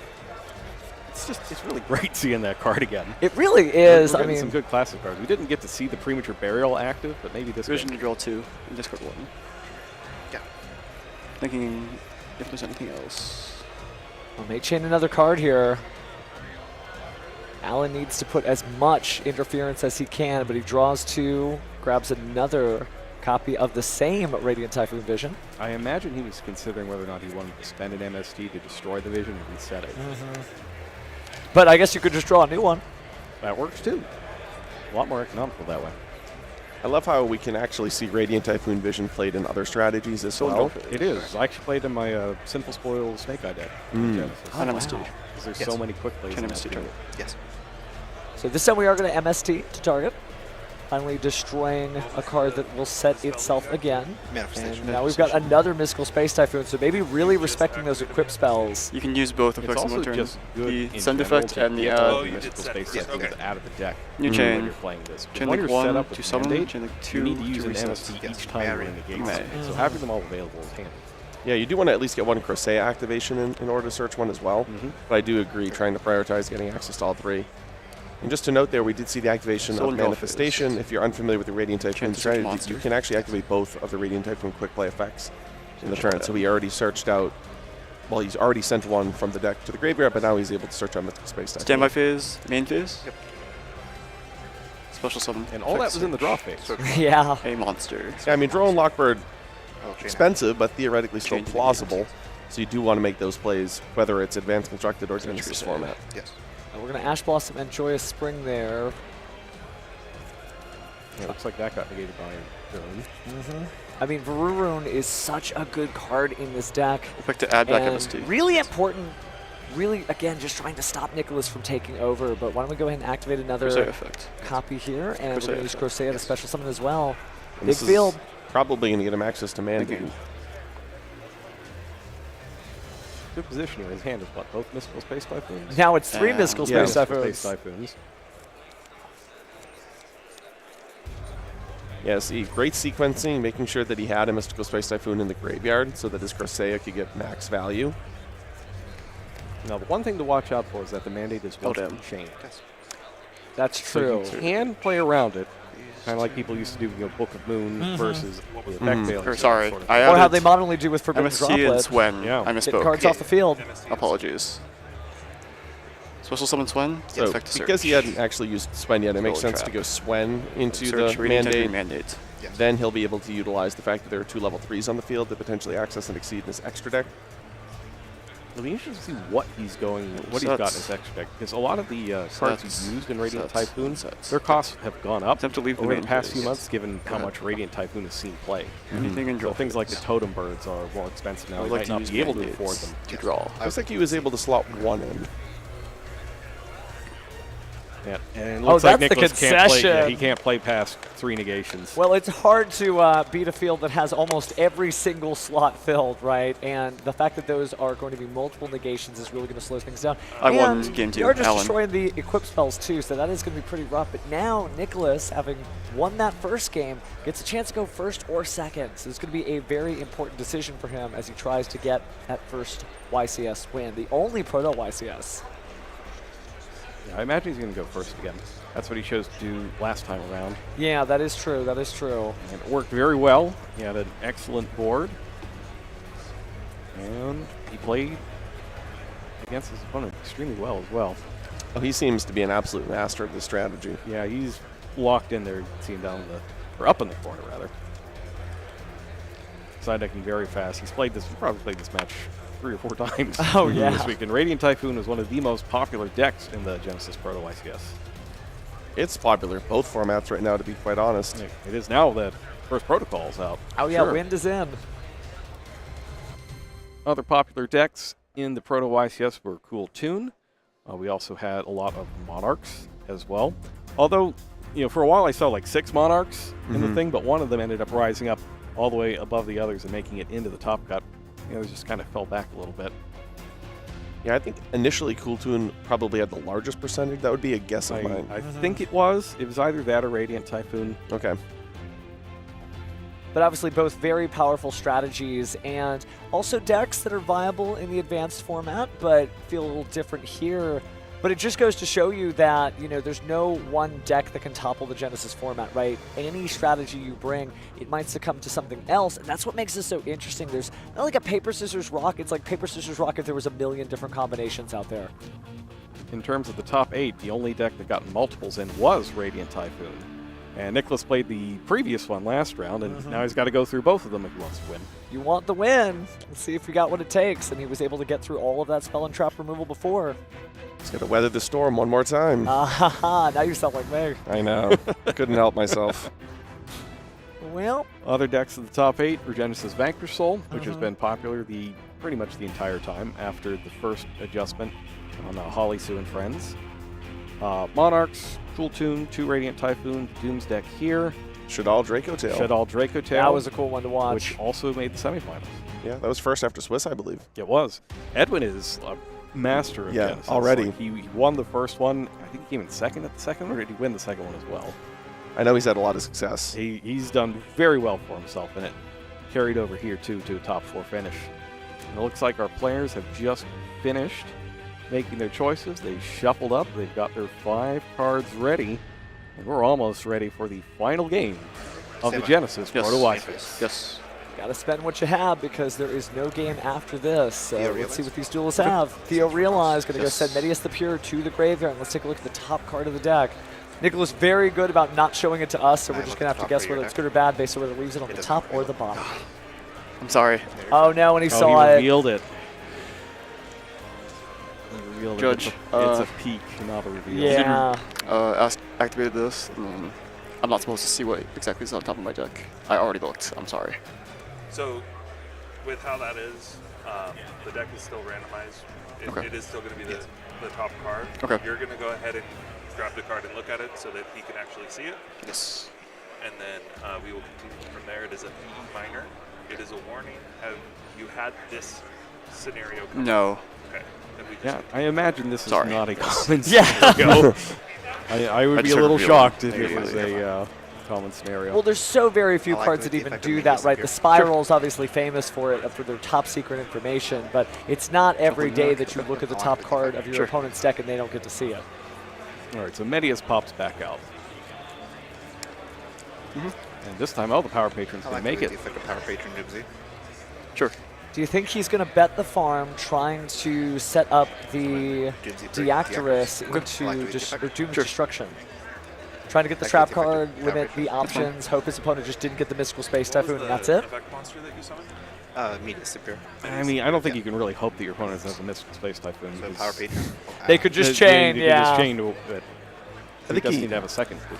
Looks like he even has Cosmic Cyclone in his hand. So he's added. I mean, if you add up all the access to Mystical Space Typhoon that he has, I guess theoretically he's not going to be able to search it under the conditions of destruction. So it does make sense to add that fourth essential MST variant effect to his deck. But it looks like we went for Doom's Raiders instead. We played the Doom's Raiders. We destroyed the Doomsbreak Deactorus and summoned the Amalfi, it appears. Okay. That seems pretty good. So the Amalfi is going to grab another card. Drastia. It's basically That's going to get Drastia. Yeah, for level 4 lowers and it negates their effects. So not trying to lock his opponent up, especially with his tournament life on the line. Just trying to push, put out a presentable field, maybe get to the Drastrius for the negation effect. The old living fossil. Sure. It's basically the watered-down version of Premature Barrel. I think we universally agree with that. Gaga Magician. Okay. I'll activate The the effect. Gaga Magician. Targeting Maybe the 4 Actors. Gauss. Sure. Going to bring back the Actress, and it's going to be huge. Take these. Sure. And then these two are going to make you Topic Future. Number F0. Sure. And these are going to make Topic F0. And this is what he was doing in his last match as well when he got to go first in Game 3. Was setting up here, bringing down the Drastrius. Doomsday change. 2. To destroy is a Doomsday card from my hand, deck, or field. Okay. What do I know in your hand? Nothing. 2 unknowns. I'll destroy Alara. Sure. I'll activate the effect of Alara. Sure. 2. To set a Alan Doomsday just card. kind of hoping, do I know anything? No, not yet, but there's the trap card, you know that. So different route to it, a little bit more complicated, but I think it was the right choice considering look at that field. When you have Draco Future on your side, it's a great card, to say the least. Great card. But little applause from the crowd when it arrived. May I read these? Yeah, go ahead. Go ahead and read those. So we've got Doomdirk equipped to Drastria. Now, because it's equipped, we'll be able to go ahead and use the quick effect to Exceed Summon. And then this is a quick effect to Exceed. This is basically the setup that he had to win the last match. I guess he knows it well at this point, considering the amazing tournament run he's had so far. Yeah. You pick up a thing or two. You got to play Genesys to know Genesys. He played, what, like 30? You say he had 30 matches? 30 different people? Yeah, 28-2 with his Dooms deck, and that's how he made the decision. That and vibes. And there it is. Draco Future, Drastria, the face-down Destruction. Taking and draw. Okay. Maybe you're going to try to search here, but with the Drastrius, you technically can negate the activation of a card trying to destroy your Doom's Destruction, so you might actually be able to lock them out of a search chain, right? They activate something that searches, you say no, they try to stop that, and then you negate it with Drastrius. Yep. But he has the Cosmic Cyclone in his hand. Would that trump that? It should. It should, right? Yeah. Maybe a little too much. How surprised would Nicholas feel to see Cosmic Cyclone come down in a deck with MST as its pivotal point? It just seems like such an interesting side deck choice.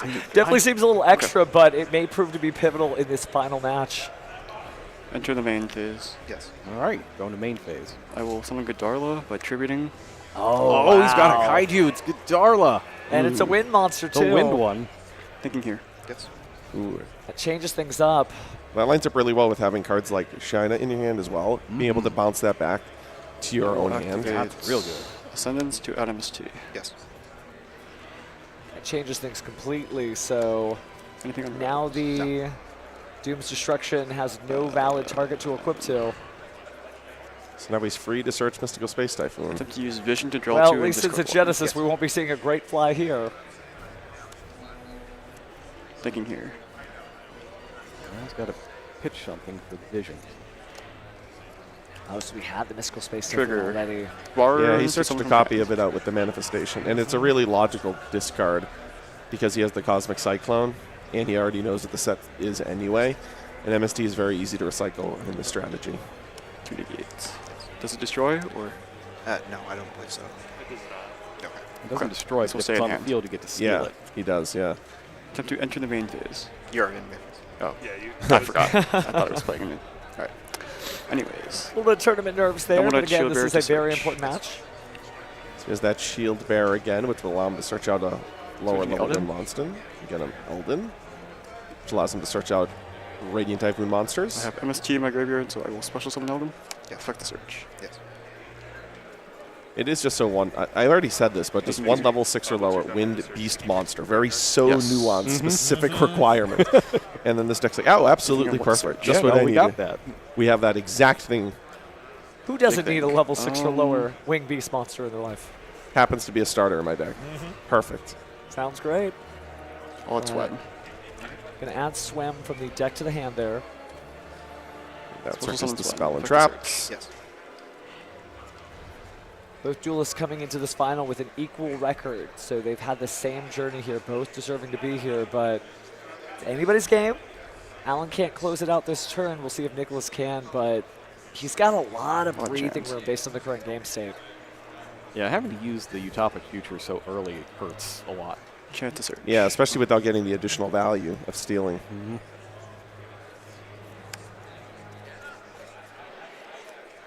Placing a lot of monsters in defense mode, but I'm sure that won't matter. We still have access to the extra deck of Genesis. Maybe no Link monsters, right?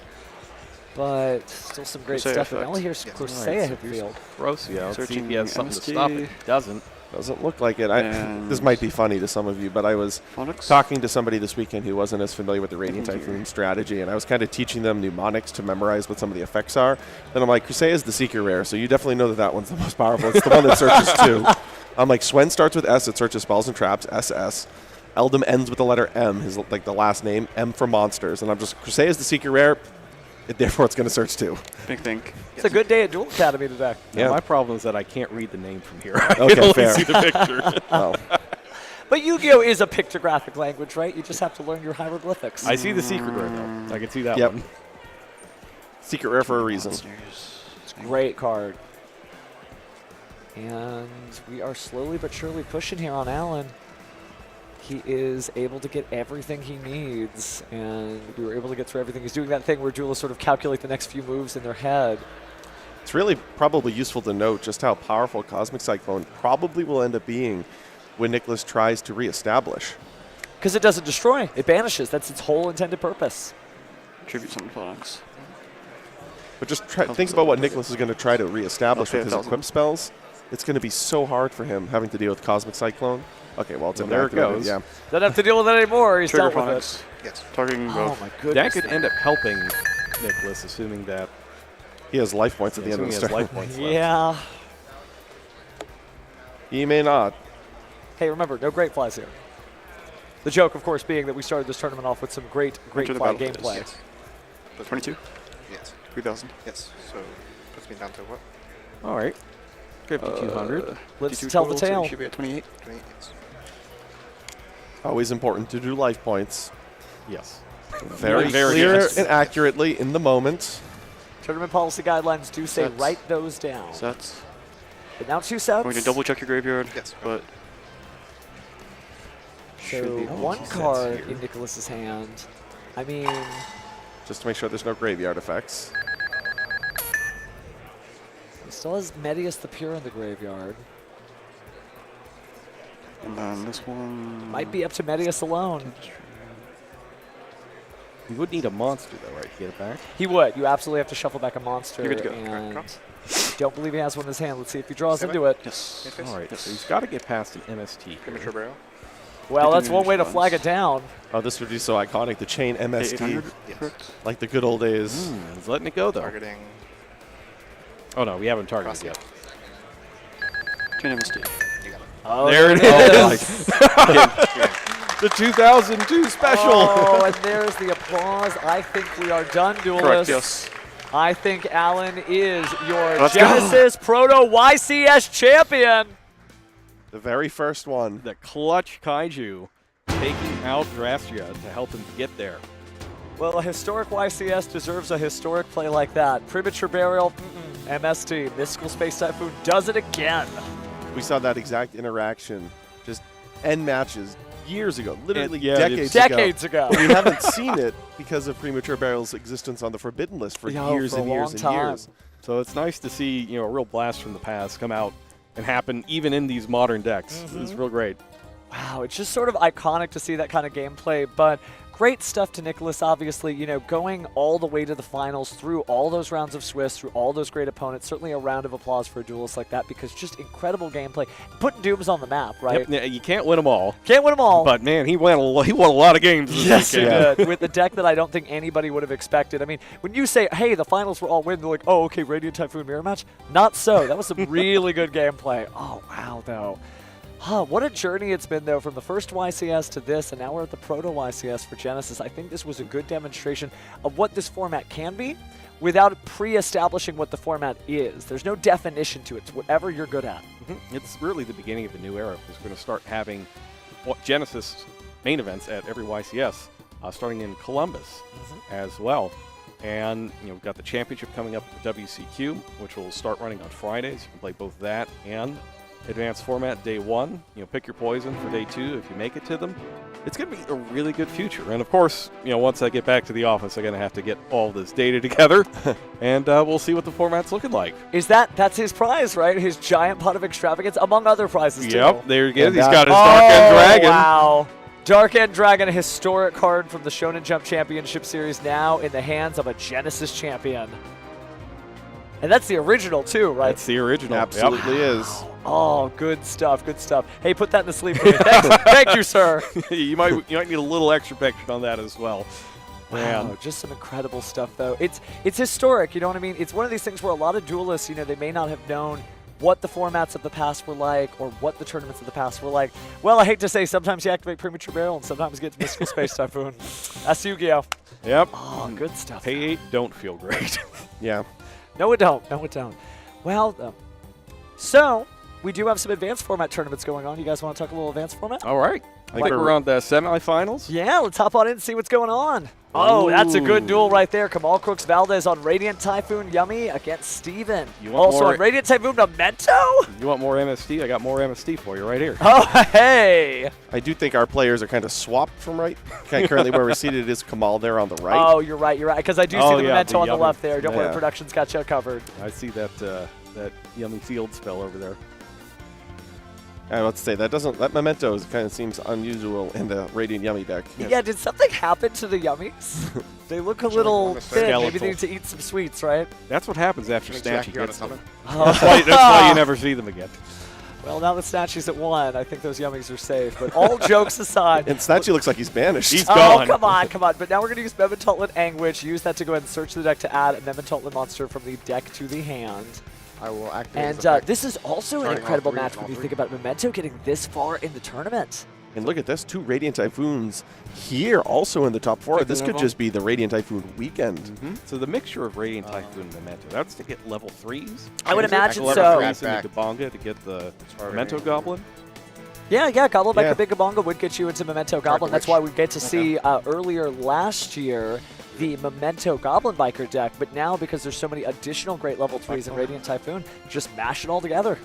And then, of course, the Radiant Typhoons synergize really well with the Yummy strategy in addition to the Radiant Typhoon strategy. Yeah. That they do. All right, you see him discarding Tri-Brigade Fractal there. So it's not just Radiant Typhoon Yummy, he's also got Tri-Brigade cards in there. He sends Kit to the graveyard. Yeah, that's what I meant, the Tri-Brigades. It's the 3 different packages all in one here. The Tri-Brigades, the Yummies, and the Radiant Typhoons. The Yummies are all beasts, so they fit one of the Tri-Decks you need. Well, it's funny. We were talking earlier, Joe, about how it seemed like the strategy was to bring 2 decks to the tournament, right? Mash them together to play 2 decks. These top 8 duelists, they're running 3 decks. Lightheart. So here's Lightheart, right? So that's obviously a Link 1. With Snatchy banished, it's very logical to have that included into your deck as well, just in case you need access to second. And all you have to do is banish 1 monster with the Tri-Brigade effect. It's just a Link 1. Certainly powerful. But now taking a quick look at the graveyard to help catch us up with how many Memento names are down there. You didn't use the effect of this yet, right? Looking at Akihiran. Both effects? Akihiran is not used, I think. That's what I heard. Creation King as well. I guess that is it. That's a lot of different names in there. And he's got SP Little Light. Cubsy. Yeah, this game is pretty well advanced. I wonder who went first. Who can tell? But the good news is, this is actually only the first game. So we will have plenty of duels left. At least one more after this. Also, Cubsy effect. All right, get cups of yummy. Grab. Allows him to add to his Yummy hand. surprise. Copy of surprise. Activate Yummy surprise. Gonna go and special summon another Yummy from the graveyard, and the launch, choice second appears to launch. be Yummy Marshmallow. Yep, Or that Marshmallow is Yummy. typically the most ideal one. Gets to instantly replace itself, allowing him to add a field spell. Looks like Mignon. You have any names engraved? No. I think that was a mistake. It could have been. Never. Duelist being a little hard on himself Nothing there. Could have special. been a mistake, but looks like we are going to go ahead and reveal Memental and Sleepy special summon itself. And now for a quick fusion summon, let's see what monster we fuse to. Probably the Cyber Twin. Yeah. Does look like Memental and Twin Dragon. Yep. I always call this one the I always call. Oh, that's the way I think about it. I think about their original. Twin Thunder Dragon. It's a reverse Thunder yeah. Dragon, yeah. The same stats, Yeah, too. it's not Cyber Twin. Yeah, you're right. Effect of pop. Discard All of the Memento monsters, you might be able to That's find on what they summon? used to On be. summon, Yeah. If you spend some time on the database looking at monsters with no effects. Are we talking to Genesys Duelist, or are we talking to Advanced Format Duelist? Jokes. All of them? jokes. Doesn't- All of them? Yeah. Darkblade, I guess, doesn't have an effect. Yeah, you're right. Blade, Yeah. monster. And neither does Tatsuno Tolshigol. Special. The original one, yep. Oh, Does Sleepy not work as a fusion substitute, or is there an Two in original? I So have there's two in mystical here. sheet number Just 1 one. and number Okay. 2. And one of them doesn't do anything. Okay, all right. Historic YCS, historic monsters. I'm with learning great about effects. card design today. That's what happens when Jerome gets into the booth with us. I get it now. He's a legend for a reason. That went over my head for about 2 years. That deck has been out. let's go play here. Come on. But yeah, it's all about this sort of great worship of these fallen cards in their great temple of Memento I Mictlan. already used it. Let's go back here. Can I read the level 1 mace guy? Do you keep it forever? No, Take it a goes look back. at It'll go back to No, the It'll mace go back to only me? keeps Yeah, the monster till the okay. end of the turn. And you can Um, only activate that effect if you have the Memento, I it's Memento will Tekutlika. Link Combine this creation. option to link Rebound. Make Special Rebound. cookie, effect a cookie to So now he's going to reduce. reduce this. Synchro. You know, we heard another duelist Like a in a future lollipop. match interview talking about how other duelists from them thought that Yummy was gone, right? Only one Yummy statue. There's no way you could play this deck, but it is good to see that it is still styling. And I appreciate incorporating it with so many other engines. I think Yummy absolutely still has a place in the format.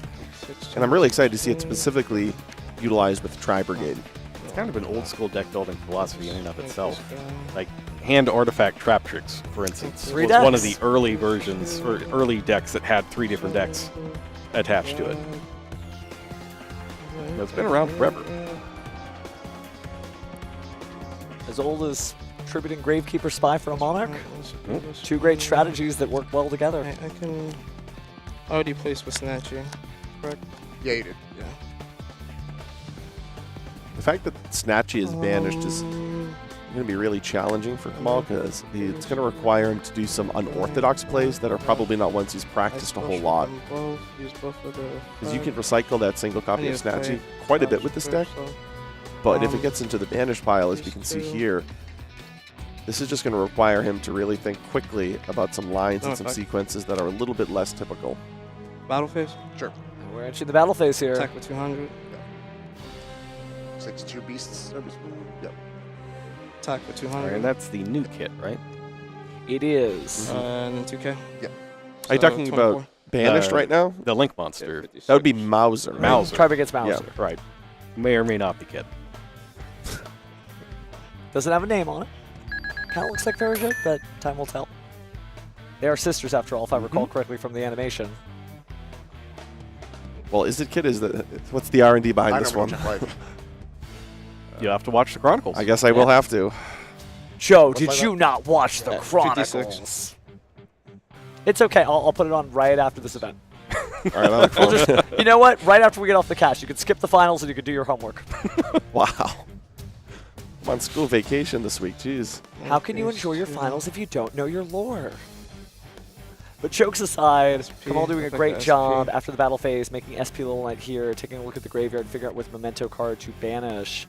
And there's so many names, so it's going to be kind of a fool's errand to try to get rid of the monsters unless you just get rid of the combined creation in the grave, and he does. Yeah, that makes a lot of sense. Combined creation is usually and a one-up, right? Typically, let's see. Because he's so hungry, he needs 5 different names to be shuffled back into the deck, so it is hard to run 2 of those cards. Oh, so the Snatchy came back. It must have been from an SP Little Knight, do you think? From SP Little Knight. Ah, okay. So SP had already used its effect before we tuned in. Okay. I was wondering why he hadn't used it yet. Okay, yeah, that explains a lot. Well, it doesn't look like Steven has... Like to search a momentum I guess he does have a play. It looked like his hand was just Ash Blossom. Maybe Nibiru. Technically, the Anguish uninhibited is full combo. I feel like it'll be inhibited. Yeah. Field. A little bit. And that alone is certainly a huge start there, but of course it still is going to get its search. Won't be able to destroy itself, but we are going to have no cards on the field, so Meventel and Tatsunoto Shigo can be summoned. Yep.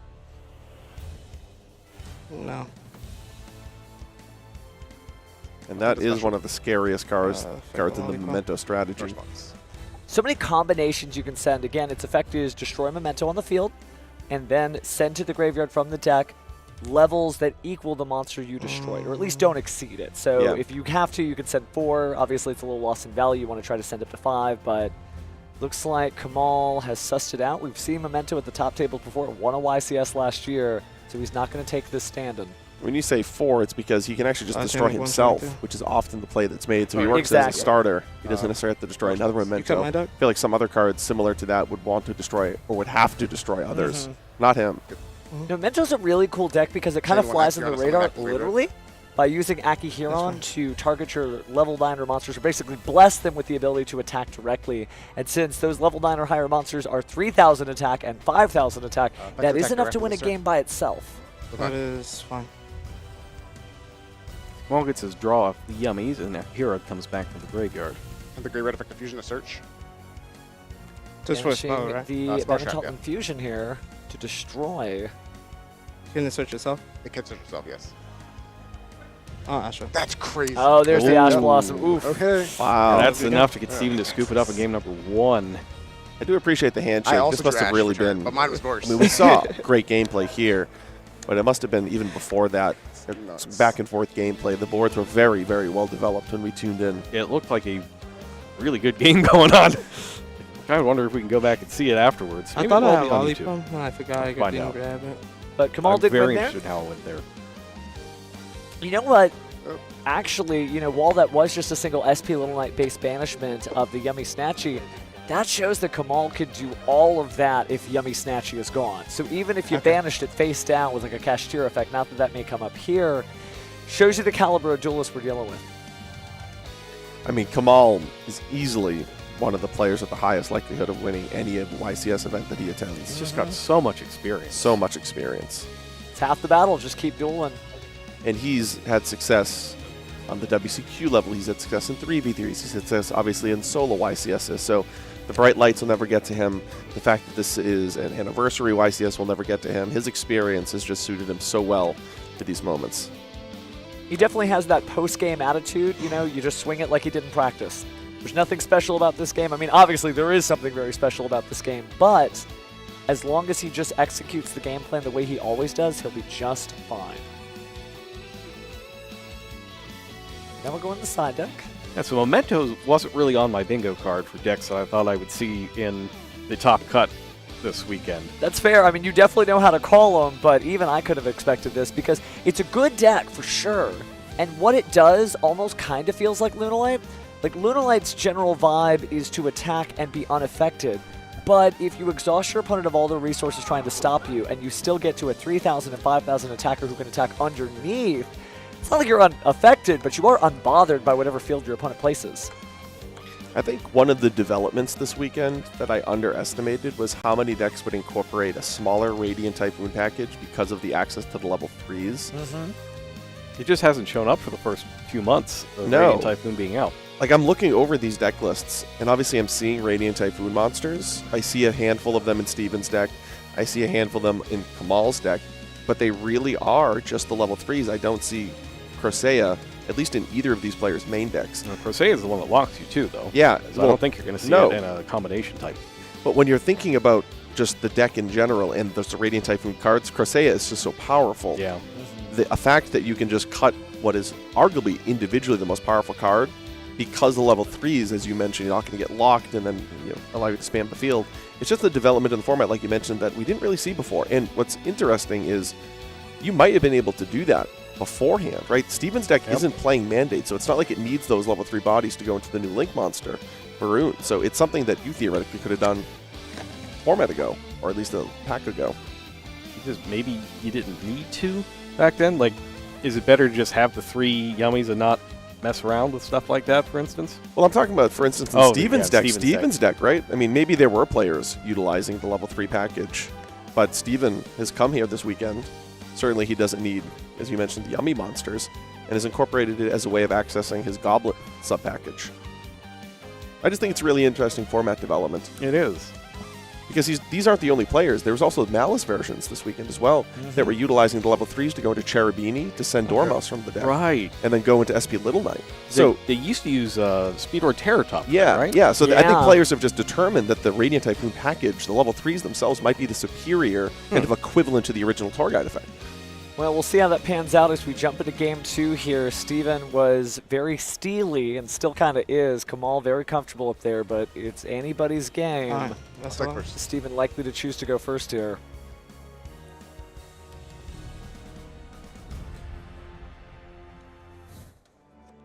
Memento's going first turn a little weirder than most, but the Radiant Typhoon gives it some extra ammo. Okay. So it looks like we have a copy here of Chant that will allow him to search out a copy of Eldom. Anything else in draw phase? Nothing in draw phase. Okay. Stand by. Seems like nothing on draw phase, but there's our Molchame Purulia. Ooh. Oh, by the grave, shut that right down. Oh no, shut that right down. Very important there, because the Call by the Grave, obviously, you have to burn it. You can't wait for anything else, but the Ghost Bell and Haunted Mansion follow up there. Now he's really going to have to consider his options, because you know what Memento does? Summons from the hand. Yep, and so do you know what else does? The Radiant Typhoon package. Right. Because he's going to go Eldom into Swen. That's tough. That's 2. If he were to do it, it would be 2 draws, yeah, absolutely. Mimital and Sleepy. That's fine. Maybe leaving the Sleepy so you can fusion some of the next turn. It's difficult to deal with. But he's going to do at least one more thing. There's got to be a card coming down. He's going to pitch. Oh, he is going to fuse. Okay. No, he's fusing with Goblin. Goblin and... Looks like the Witch. Like to search 2? Witch. Yeah. Into the Twin Dragon that's not the Cyber Twin Dragon, as I learned. It is not. It's cool, too. If you look at Thunder Dragon, it's pointing the opposite way. It's a perfect mirror image. Only, you know, with skeletons and bony parts. So grab the Akihiron from the deck. Get a brief moment to think about future plays. There's a lot of stuff going on in the Memento deck. Sequencing is very important. Yeah, and he's going to have to decide, is he going to try to make any additional pushes, potentially allowing Kamal to draw more cards, or is he going to hope to try and play on his next turn? The problem is he doesn't have any interactions. Okay. So he's kind of pressured into at least doing something to try and put up a degree of resistance, because Kamal with 4 cards drawing to 5 cards, I just don't think you can reasonably expect to have another turn if he passes. Hit the search. Yeah. We're going to banish the Mimital Infusion, destroy the Mimital Twin Dragon. Pushing just a little further. You have to. At least it wasn't a Molchame for Wallace. The way he's playing, that would have been even worse. Yeah, like I don't think he's going to go into the Radiant Typhoon cards in his hand. Yep. But I do think he's going to have to continue to play with the Mementos, with minimizing the number of summons from hand. Which so far he's been able to do, minus obviously the sort of mandatory one. It's amazing to see how far this deck has come. I mean, Valiant Smashers came out quite a while ago, but now the deck's gotten a YCS win under his belt. A lot of duelists respect it, and this is really why, right? Anguich grabbing the mace. Maybe we see the full combo here to try to set up the combined creation so he has the quick play change of heart style effect with the mace. It's a deck that Pac was really enjoying at some point last year. Yeah, that's true too, He's even playing it in Genesys. Wow. I believe also the Master Duel World Championship. So, I mean, Memento has really had its day in the limelight, but it's good to see it again here in our Top Cut. Channeling 1 here on add back fusion. Yep. So now the Pwn Party Then activated, the fusion returns back to the hand.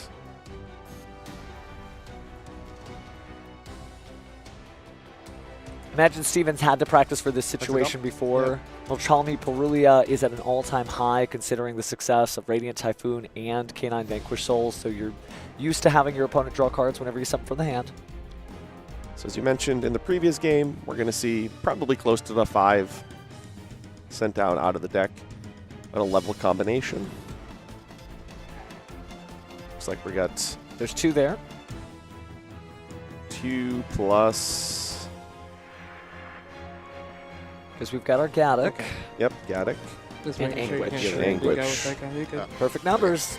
No value lost. Should I make one to summon itself back? Yeah. So Ghost in the Attic's one to distant add back cousin. on the bone party. And special summon back to the field allows you to go ahead and add one of the Memetotlan cards from the graveyard to the hand, electing for the Bone Party. So between Fusion and Bone Party, I wonder exactly how much he's going to be able to set up this turn, because, again, this is going to be another summon that's not affected by Purulia. Alright, Fusion by destroying and banishing. And I imagine this is going to be for the Creation King. I will say Steven has done a really good job keeping up the pace of play underneath Purulia. Right? It's certainly evident that he has practiced, and there's no way he would get this far into an event like this without having played through Purulia at least a few times this weekend. What was the third? Oh, the fusion and 2 guys. You're good. Yeah. Kamal understands. He was trying to figure out, like, what did you just do? It's like I shuffled 2 away and I destroyed 1. So, and now you get to send up to 3 from the deck or extra deck, so sending another copy of Creation King. And it looks like the combined creation, we got room for 1 more. Darkblade. So that Purulia obviously has shut him off from deciding to use the Radiant Typhoon cards, but I'm not exactly sure how much more the Radiant Typhoon cards realistically would have added to this field based on what the end result is. So banishing for the Memento Migplan. Activate. Yeah. Which will also let him set one of his Memento spell or trap cards from the graveyard to the field. So it's a really great field even under the Purulia. You're right, he had to have labbed this out. They'll trade on the eyes to see. It's good with what? He made it with what? Sleepy and 2 mementos in hand? We'll go Chain Link. Good Duelist just doing good stuff. Chain Link 1.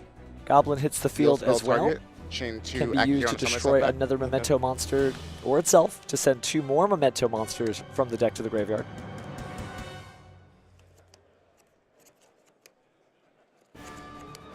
And then because of the destruction there, of course, the Trihorn Dragon, I believe, being summoned off of the field spell. Gives him another layer of interruptions. Oh, Ooh, interesting. Proxy F Magician. Into an Artemis, right? A Link 1. Yeah. Yeah, I think it's Fusion Summon time. Yeah, any level 4 or lower spellcaster makes Artemis.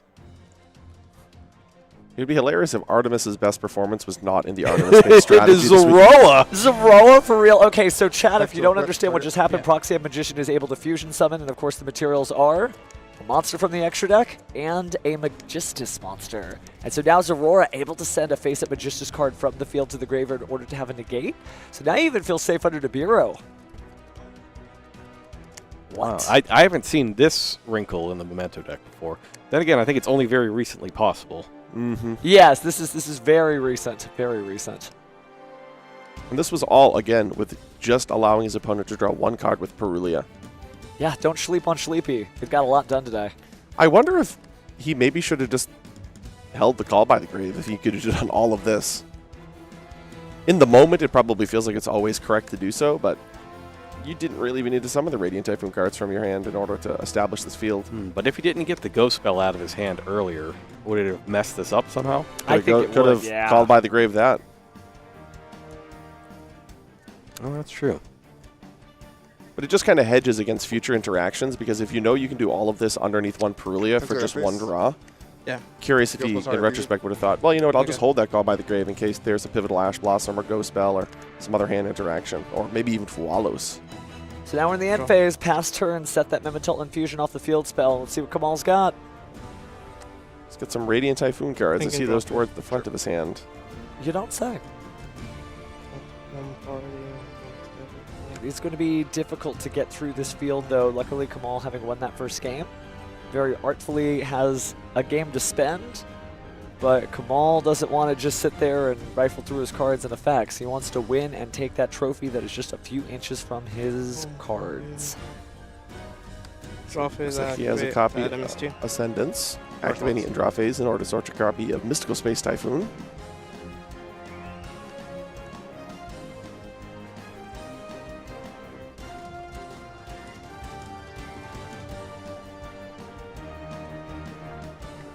This Aurora negate is definitely going to be pivotal here.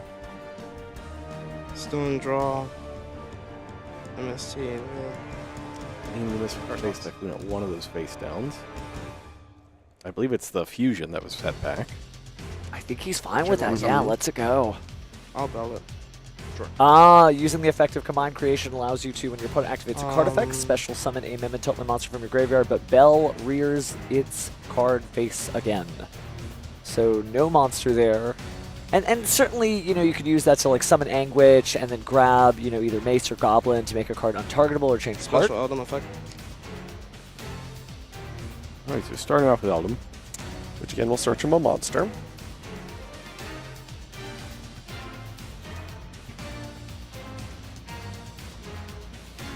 Technically, Steven's showcasing 4 strategies here all at the same time. He's got the Logistus in there too.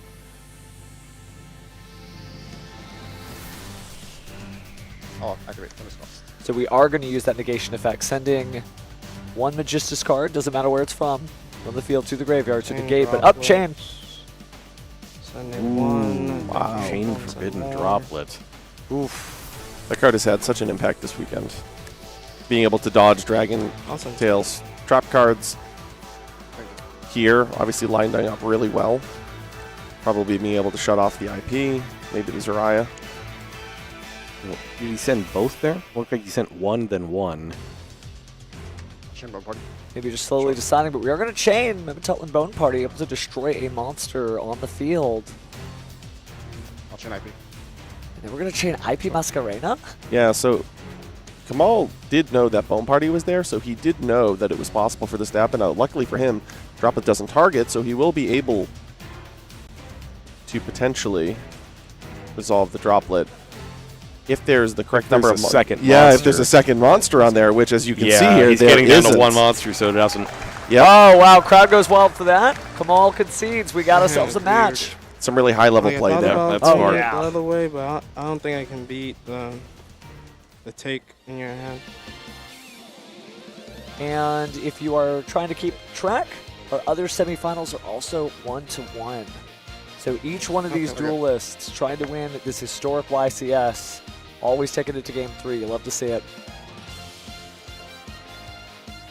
Kamal probably happy that he won that first game, because he's going to get a chance to play first. Gives you an extra chance, Memento, right? yeah. I do wonder, whether he started in the first duel or not. Oh, that's true. We didn't get to see that. It always feels good when you go second and steal game 1. You're always left wondering if you tune in mid-game. But good stuff either way. One of these duels is going to go to the finals. Both of them deserve it, but only one can move on.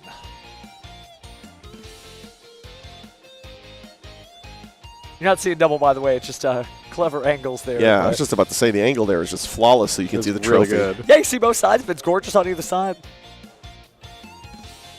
There it is. But it's not just about the trophy. It's about the title. It's about all of social media lighting up saying, you're the duelist. You won. You're clever. You're confident. You held it together. You made it here in Richmond, Virginia. Kamal takes one last look at the side deck there. Maybe a last-minute decision or two. This is, again, probably not a matchup that he's practiced too often leading up into this event. I can imagine over the course of the last couple of years being familiar with Memento, but Memento, Radiant Typhoon, Secret Magistus package out of absolutely nowhere, Goblin cards. It's a little different. Really is. Oh, is he doing it the old school way? Did he just shuffle his whole side deck in there? Yeah, take the out smoke 15? screen. Smoke screen. I mean, if you actually do look at his specific side deck, he has some really interesting cards. Right? He has a lot of engine pieces.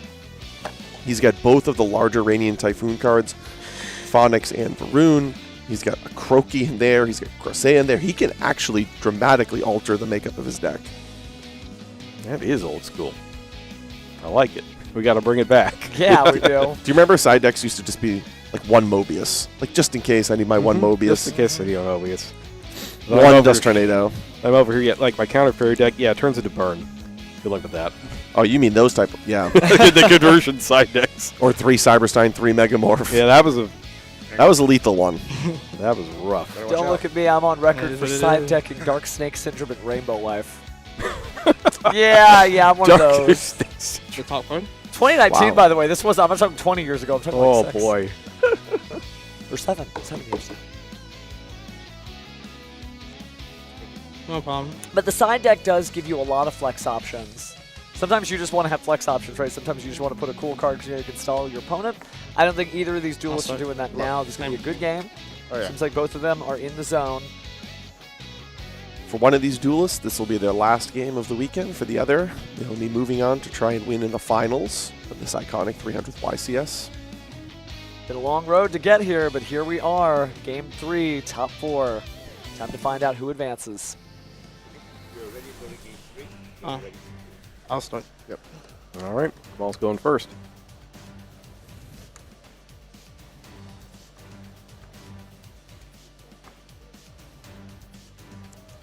Stand by.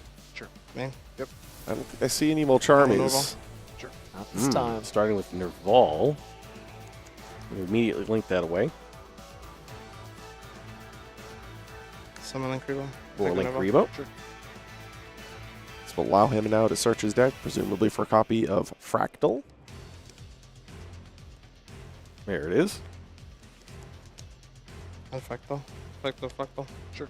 So back in the day, because you'd already used the Nerval, this wasn't the most satisfying sequence.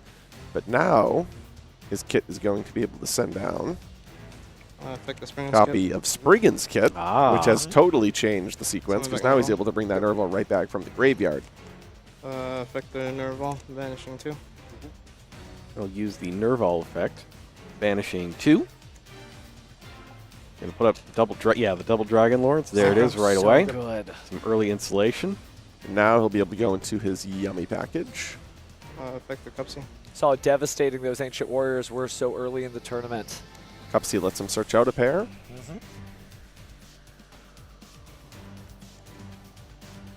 Cupsy presumably getting Cupsy. Cupsy on once. Cupsy and and Marshmallow. Marsh. Yep. Marshmallow goes to the graveyard. Special effect. Cupsy is summoned. Imagine we're getting Yummy Surprise, Surprise, here. yep, absolutely. That Marshmallow in the graveyard makes a lot of sense. Does look like he has a couple copies of Ash Blossom in his hand, which, you know, would have been great for him to shut off a Molcharmy if it was there from Steven. Link. Yeah, getting 2 in your opening hand is real good now that you can hit them all Charmy and then hit something on their turn as well. But if they don't have that Molcharmy, obviously would be the case with a lot of these hand interactions. He'd much rather one of those be Ghost Bell. We have Snatchy, which is going to be able to place Mignon.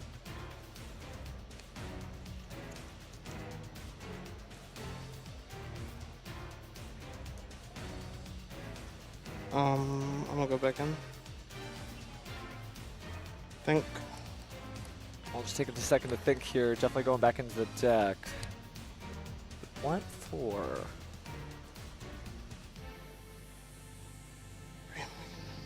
It sometimes feels so out of place just to see MST in these players' hands when they don't have the Radiant stuff yet. Like, you're just looking at his hand, you're like, Ash, okay, makes sense. MST, going first. It feels right somehow. I need to get used to that again. Space Typhoon. Well, I can't wait to have this experience all over again soon with Call of the Haunted. True. About a week. Not even that. Just a few days at Yeah. your local OTS. And Friday everywhere else, but it's going to be funny. Battle of Call the Haunted versus Mystical Space Typhoon. Who blinks first? A tale as old as time. But we see the Mignon bring back. The trick is you just got to set Marshmallow. 3 Call of the Haunted. I wonder how you might do that.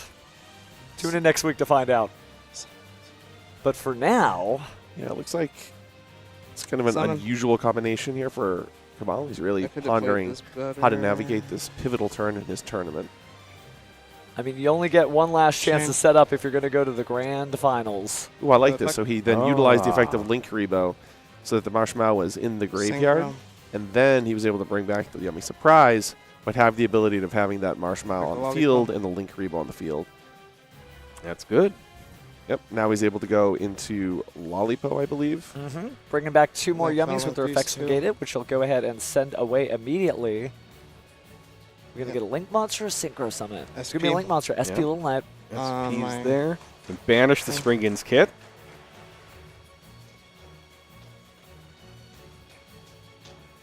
Next, I'll link these.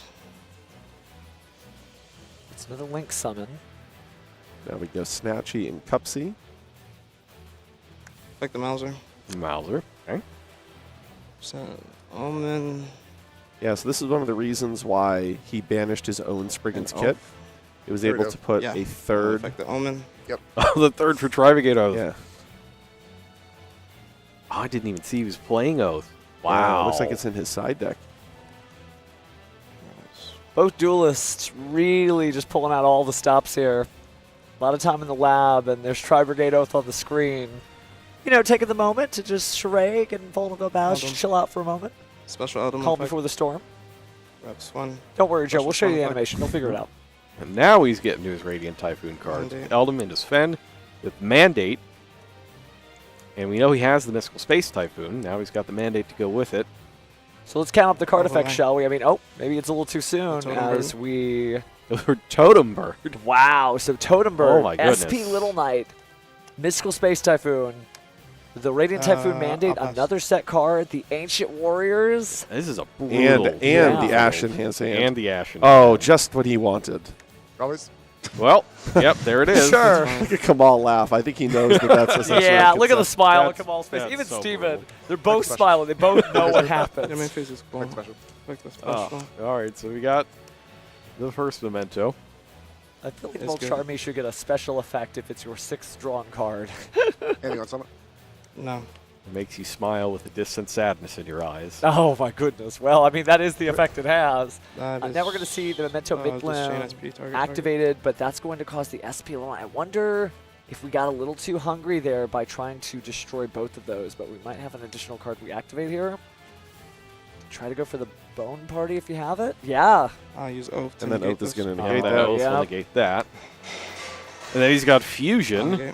And then Interesting. he's Totem got Bird Totem negates Bird. that. Oh, and then he's wow, got there's the Goblin, but it's not handshake. enough, and Do you have an answer for it's this? Come on, Do you have an Coach answer for Valdez this? advances. Steven, a good sport about it. Of Oh, course, shows the yeah. Ash Blossom. You didn't have much that I wasn't going to be able to stop, but Kamal will be entering the finals. That was his way of showing you. I know that feels bad. You do that Mulcharmy, but I had 2 Yeah. ashes, my friend. Don't fret.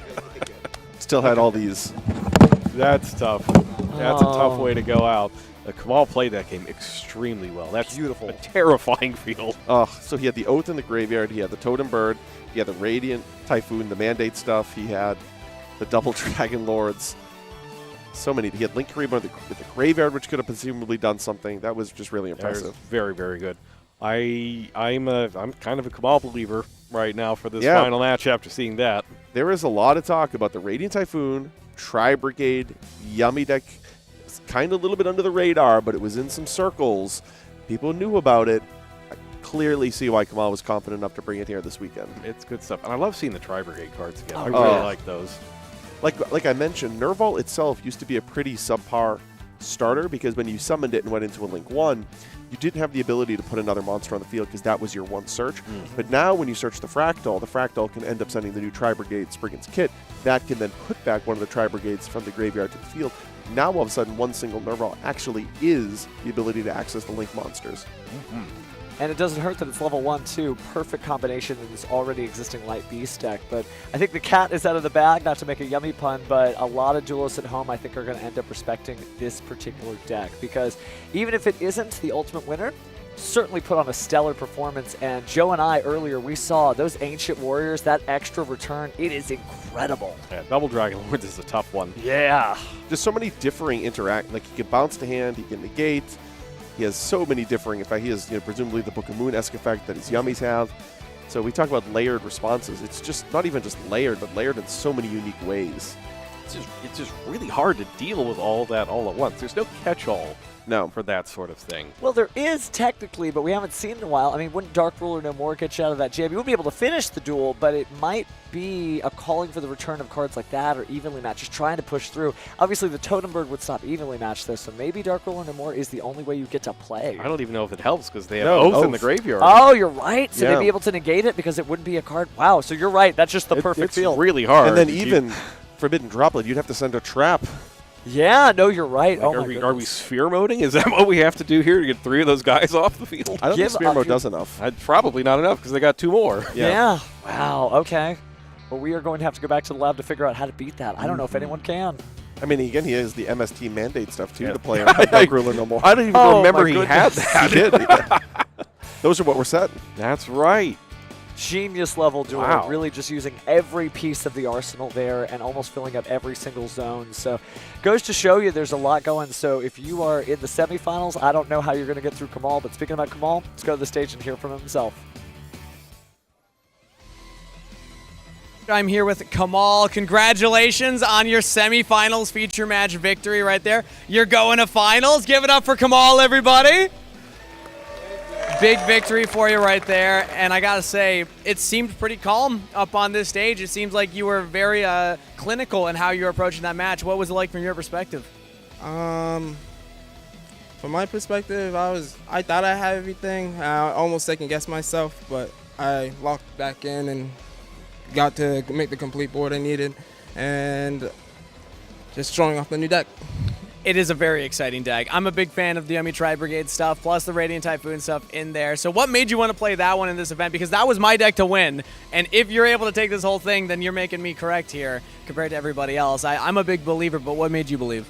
I've been testing Yummy Tri-Brigade for quite some time before the ban list. And then the ban list came out, and I thought the Yummy cards are still impactful, and a lot of people were just cutting it off, like checking it off the list. And I felt like the Yummy cards would give me a significant advantage for this tournament because it's not being respected. Yeah. Also, comfort, I'm sure, can play a lot in that as well. I want to talk about where you are right now, not only today, but in the history of all Yu-Gi-Oh! Duelists. You have 6 YCS titles. You've won 1 this season already. If you're able to win today, you're tying people like Jesse Cotton for 7. So how are you feeling right now going into the finals? Do you feel like this is your day, this is your moment? Yeah, I feel it's my day. I'm going to pass Jesse. That's the goal, is to be the guy with the most wins. Coming for Jesse, and you got to go through Mario, who won the other side of the semifinals. And he told me something when he was coming off that stage. He said, we were talking earlier, and we said it was going to be us in the finals. So Mario, psychic maybe? Did he predict it? I guess so. He knows. Do you have a message for your opponent? Good luck. Good luck, Mario. Thank you so much, Kamal. I'm going to let you get going and prepare for that finals. Back to the casters. Good luck indeed. Wow. Just goes to show you lots of sportsmanship even at this level of the game. I almost really wish that Steven asked, and did he give a predicted winner of this predicted final? Why are you going to make it hard on him like that? I mean, come on. He's just a kid. It's not like he was here in the early days collection, because let's take a moment to look at an amazing game, by the way, which is on sale. Do you have a favorite game, Drew, from the early days collection? Probably Eternal Duelist Soul. Oh, that's a great one. You know, for me... The GBA games, yeah. Yeah. I was really happy to finally be able to play for the first time Capsule Monsters GB. Oh, that's right. That's new. Because we never had that before, and if you don't know what it is, basically each of the characters from the show is telling you a Dungeon Dice Monsters style story, right? They're inviting you into their campaign, and then you have to do all these crazy things, and maybe Seto Kaiba gets a hold of a Millennium item in an all-universe story. What about you, Joe? What about early days stuff? I mean, I remember playing DDS. Yeah. Way back at the beginning. So that would be, for me, the most iconic, just because that would have been the first one that I started playing. Well, it is on sale from February 9th to February 23rd, so you can go ahead and get your hands on that. And it does have online gameplay, which is a lot of fun for some of those games that you may not have been able to play, right? You would have had to have a portable game console system from all that days back. But oh my goodness, speaking of early days, I can't believe, again, 300th YCS, we are so close to actually getting to watch the finals. I'm just going to go sit in the cheap seats and just cheer on just great duelists, because Mario and Kamal are going to put on a great show no matter what. They both absolutely deserve to hoist the trophy at the end of this weekend, so we're going to have a really an incredible winner no matter what happens in the finals. Certainly, certainly. Drum, you got any thoughts here? As you've seen so many of these events firsthand, up close and personal, anything to kind of kick us off into this one? It's always the most exciting time of the event. Just the energy in the room just starts really building up right before the finals, and you can feel it right now. So I can't wait to get out there and watch this myself. Well, tell you what, why don't we take a break and then we'll go ahead and watch the finals out in the seats with you guys. But oh my goodness, don't go away because it's going to be a good one. What's up, Duelists? Steve Kangas at the 300th YCS. I printed out a bunch of old pictures of some of the Duelists here. Let's see how many signatures I can get. We caught Ruben. Let's go. Excuse me, Ruben, big fan. Can I get your autograph? Yeah, of course. Here, there you go. Can you sign that for me? Perfect. Thank you so much, man. Appreciate it. Thank you. Big fan. Big fan. Big no, fan. No, you. Don't forget to subscribe to the YouTube channel, Steven and Steven. Follow him. Follow him. Follow him. Follow him. All right, we just found Julian.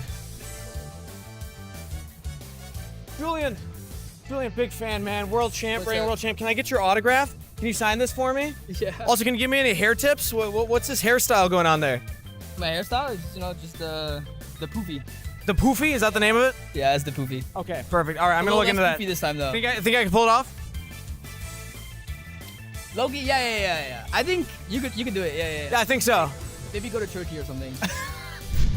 There's Jesse. Jesse, big fan. Can I get your autograph real quick? Can I just get your signature, please? Please? Why? It means Tormenting me with my past today. It means the world to me. All right, please. Thank you so much, Jesse. The eyes, those eyes that stare directly into my. Over the eyes? Okay. My teammate's soul, mind you. Your teammate? The person I'm playing is Raymond Dye. That's crazy. You won Worlds together. Yeah, he beat me in the finals, shifted me, and then we won Worlds together. Good story in the end. Yeah. Thank you. So many people. Excuse me. Sorry. You good? All right, we got Ryan. Ryan, can I get your autograph? I'm a big fan, man. Sure. I got it. Do you remember this moment? Drawing 2 dark holes off Desires. This was 2 dark holes off Desire? Like this moment? Yeah. That's how to Draco board. I think that this encapsulates that emotion. Maybe like disgust. Well, thank you so much, man. Big fan. Thank you. Yeah. We found Jerome. Jerome, big fan. I love what you're doing with Genesys. Can I get your signature? On this thing? Yes, on this. Sure, I guess. Thank you so much. Here's the Sharpie.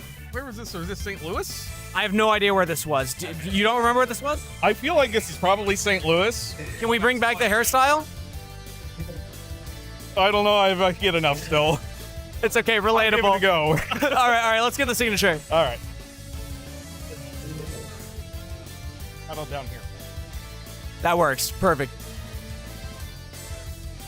Here was this. 2007? Let's pretend 2007, yeah. 2007 through 2026. Like that. Thank you so much, Jerome. Absolutely. Big fan. Take All right, 6,000. We found Jeff. Jeff, big fan. Can I get your signature, please? An autograph? An autograph on this one, please? Please? No. Is that please? For the fans at home. Oh my God. Thank you so much. Go away. All right, we just found Charlie. Charlie, big fan. Can I get your autograph? Can I please get your autograph right here? Yeah, big fan. What? Now that's you, right? What did you get? This is me. Where did you get this? That's you winning like a dragon duel. This is me. Dude, this means the world to me. Thank you so much, man. 2017? This was you, 2017? 2017. That's crazy. What would you say to 2017 you? You can achieve whatever you want. You just got to put the time and the work in. Put the time in the work in. Thank you so much, Charlie. Really appreciate it, man. Thank you.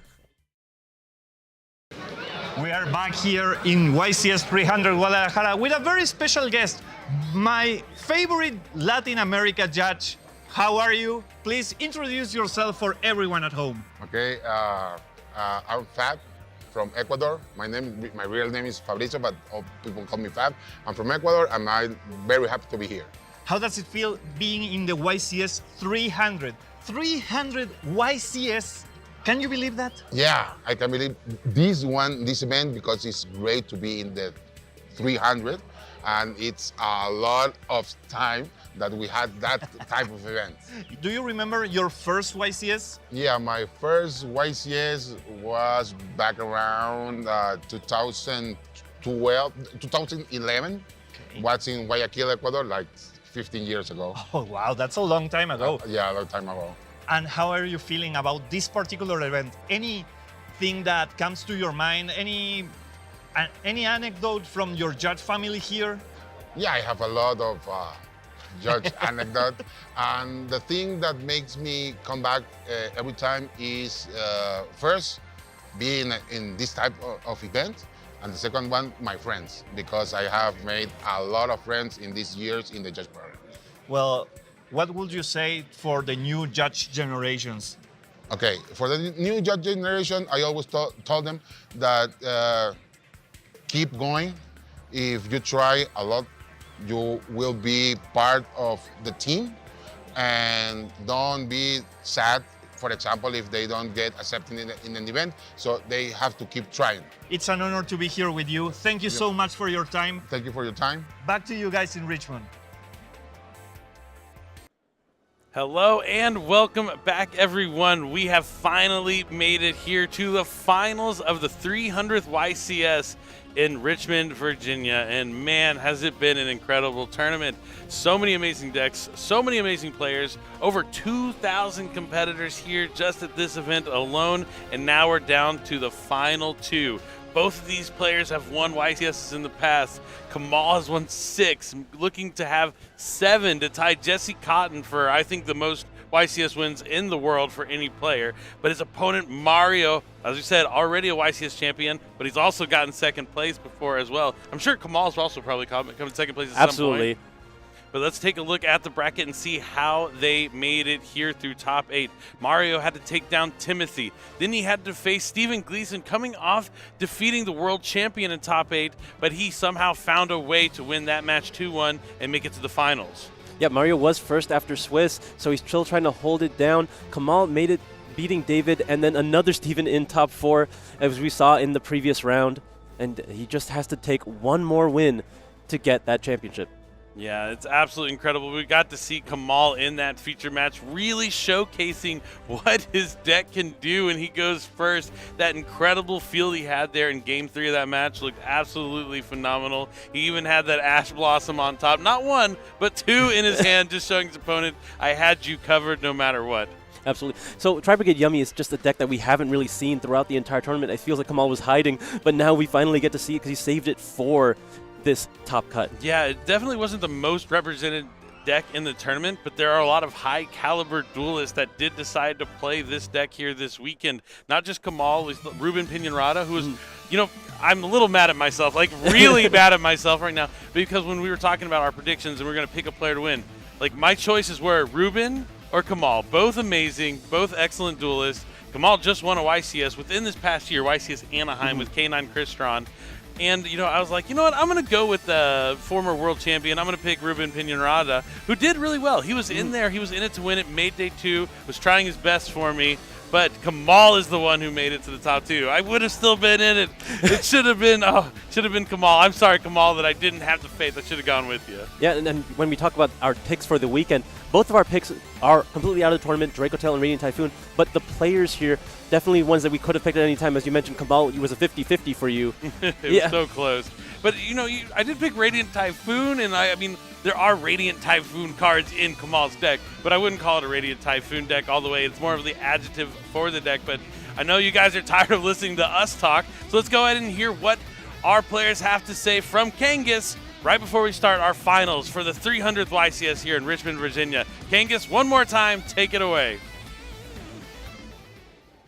Richmond, Virginia, get ready to make some noise for your 2 finalists. Up first in the blue chair from Montreal, Quebec, in his 2nd ever YCS finals, dedicating this one to all of Canada, Mario D'Amico!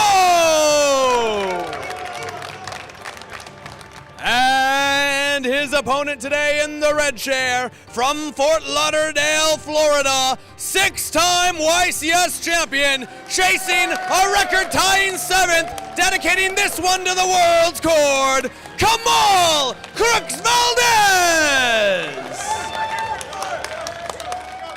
Richmond, Virginia. Give it up one more time for both of your finalists and one more duel here at the 300th YCS. It's time to duel. Thank you so much, Kangas. An incredible intro for an incredible match. It's going to be Canada versus the US of A. Kamal versus Mario. Both these duelists have been doing so well over the past couple of years. Mario was in the points playoffs, the world's qualifying point playoff this year, and was so close going to the World Championship. I think he was one win away from making it. And then I also believe he made top 8 at the NAWSQ and was also one win away and lost there as well, yeah, unfortunately. I can't believe it. And this is a similar situation for Kamal. Kamal has been one win away from Worlds several years in a row.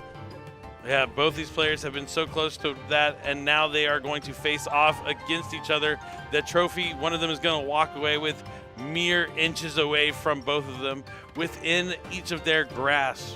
Now, you mentioned Kamal is your favorite to win, holding on to the spirit of Ruben, but yes, definitely. K9 Vanquish Soul already won YCS Dortmund. Do you think it can repeat here today? It certainly can. It is a deck that you have to watch out for. When it draws well, it does so many things. It's very impressive. It has some really good cards. It can high roll really high, but at the same time, there are the slight consistency issues. Just the inherent way that the Vanquish Soul cards work, you need multiple cards, some combinations of things to get your engines online. You need that rosin to resolve sometimes. Holly Slew is limited to once. You're not always going to see it, despite what we've seen in a lot of our feature matches with the Vanquish Soul cards so far. And as you mentioned, it already won YCS Dortmund. It was one of the favored decks to win. But, you know, the best, or what people thought was the best deck going in, Branded Draco Tail, not making it here to the finals.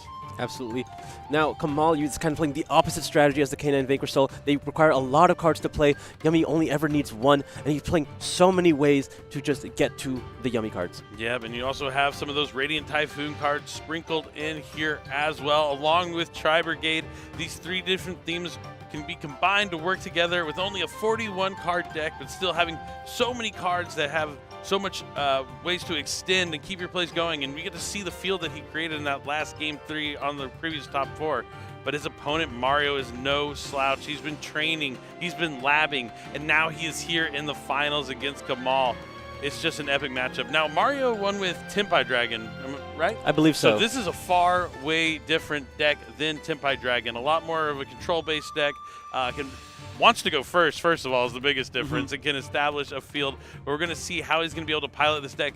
You mentioned he came in first after Swiss, had the best record, and is now in the finals. So not only can he be first after Swiss, he could be first after the whole thing is said and done. When Kamal won Anaheim, he was also first after Swiss, so he doesn't have that going for him this time. So we'll see if Mario can hold what Kamal did. Yeah, it's going to be an epic final match between these two duelists. Either one can walk away with the victory. I think what separates Mario's strategy here with K9 Vanquish Soul is that he's actually choosing to main deck Infinite Impermanence. This is not something you ever really see in the Vanquish Soul strategy, because you, again, want to have a lot of monsters so you have things to reveal for your Vanquish Soul effects. Yeah, it's a big key card. I wonder if that's something more like focusing to target things like Arthalai. Infinite Impermanence can be pretty useful depending on how Kamal is going to start. If he needs to use a Tri-Brigade effect to try and summon a Link 1 monster or something like that, an Imperm could slow him down potentially, but we're going to have to find out who's going to go first. It's our final match, game number 1, the 300th YCS here in Richmond, Virginia. The all-important die roll is about to begin. All right, here we go. Let's see what Kamal is going to roll. 12! Oh my god. Look at him. Hands on the head. That's okay. It doesn't get better than that. 12 in the finals. Is it your day? That's why these guys are in the finals. Whose day is it? I don't know. The luck is unimaginable, unmatchable. 11! 12, 11. Wait, will Mario roll the 12? It's not going to be easy. He's going to shake him for a minute. You got to shake him for a minute. Is there a 6? Oh, That's 2 and just a a 4. 6. Okay. Just a 6. Oh, wow. What things are already exciting, and the hands have not even been drawn yet. Absolutely incredible. Now Kamal is going to start things off. Will we make it to main phase, or will there be a dimension shifter from the Vanquish Soul player? It's time to duel. Yep. Main. Yep. All right, we make it into the main phase. Unlucky. Depends whose side you're looking at from. All right, I see some yummy monsters, so let's see how he's going to start things off. It's going to be Radiant Typhoon Champ. Monster. Going to use the effect to add a monster. More likely in this yummy version of the deck, right? You just want the monsters to be able to extend here. It's going to grab a copy of Eldrum. That's good. Now we're going to see all these strategies and how he is incorporating them together. Radiant Typhoon Eldrum will be special, or it's a normal summon? Special summon. It is special summon. Your opponent controls no spells or traps, so he can special summon it. True. So special summon. Going to add Radiant Typhoon Swin. That's same thing. Go ahead and special summon Swin. Swin's effect's going to activate here, so now he has the 2 level 3s on the field and is going to be able to net an additional card, and it's looking like Ascendance. Does seem like it. Eyeing his hand a little bit. Sorry, just thinking. Yeah, doesn't want to make any mistakes at this point in the tournament. Okay, he was looking at the Ascendance, but might be going with Vision. Yep, Radiant Typhoon Visions. We'll see if he activates it next. Next nope, he's going to send both of his monsters to the graveyard to perform a Link summon for Radiant Typhoon Varun. Varun's going to go ahead and grab a copy of Mystical Space Typhoon from the deck on Link Summon.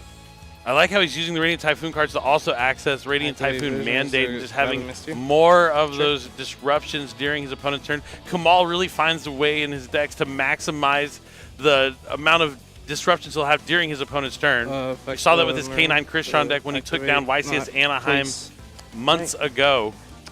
Yeah, place a continuous Radiant Trap on my deck. Yep, now that's 2 copies of Mystical Space Typhoon in hand to pair with the Mandate that is going to be active or placed on the field with the effect of Varun. Next, normal summon Marsh. Now normal summon of Marshmallow Yummy. Sure. No effect. He's going to send it to the graveyard for a Link summon for Yummy Snatchy. Now limited to 1. Thanks to that last Forbidden and Limited List update. 1 copy, no problem. Now on summon, he gets to use the effect to place the Yummy Amusement Mignon from the deck to the field. He'll be able to use that effect to special summon back a monster since he controls a Link 1. Both of those cards will be sent to the graveyard for a Synchro Summon immediately for Cupsy Yummy Way. He'll be able to add 2 Yummy monsters from his deck to his hand, and then he'll have to send a card to the graveyard.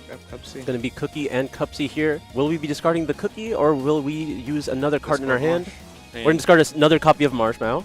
Not going to need that one. Now all these other Yummy monsters can just be special summoned from the hand since he controls that level 2 Light Beast. Cupsy Yummy is going to be special summoned, and we're going to be able to add Yummy Surprise.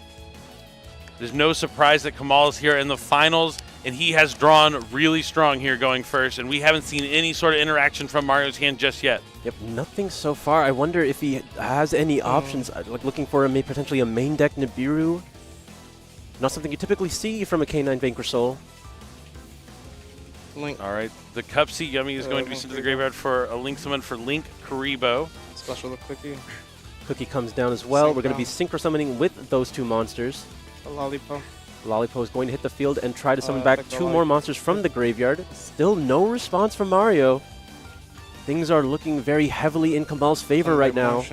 Marshmallow and Cookie back on the field, presumably to be sent straight back to the graveyard for another summon, but what will it be? What does he do? He still has a surprise, which is basically just a free monster if he so chooses to use it. He can special summon back that Marshmallow Yummy and add the surprise right back to hand. It's going to be a Synchro summon, or it could be a Link.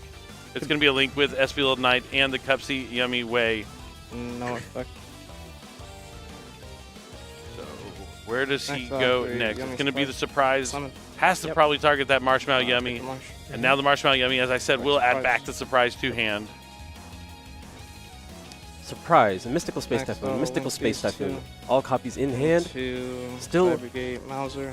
And now finally the Tri-Brigades come out. Mauser is Link summoned. He's going to be able to send 2 Tri-Brigade cards from the deck or extra deck to the graveyard. It looks like both are going to be coming from the deck.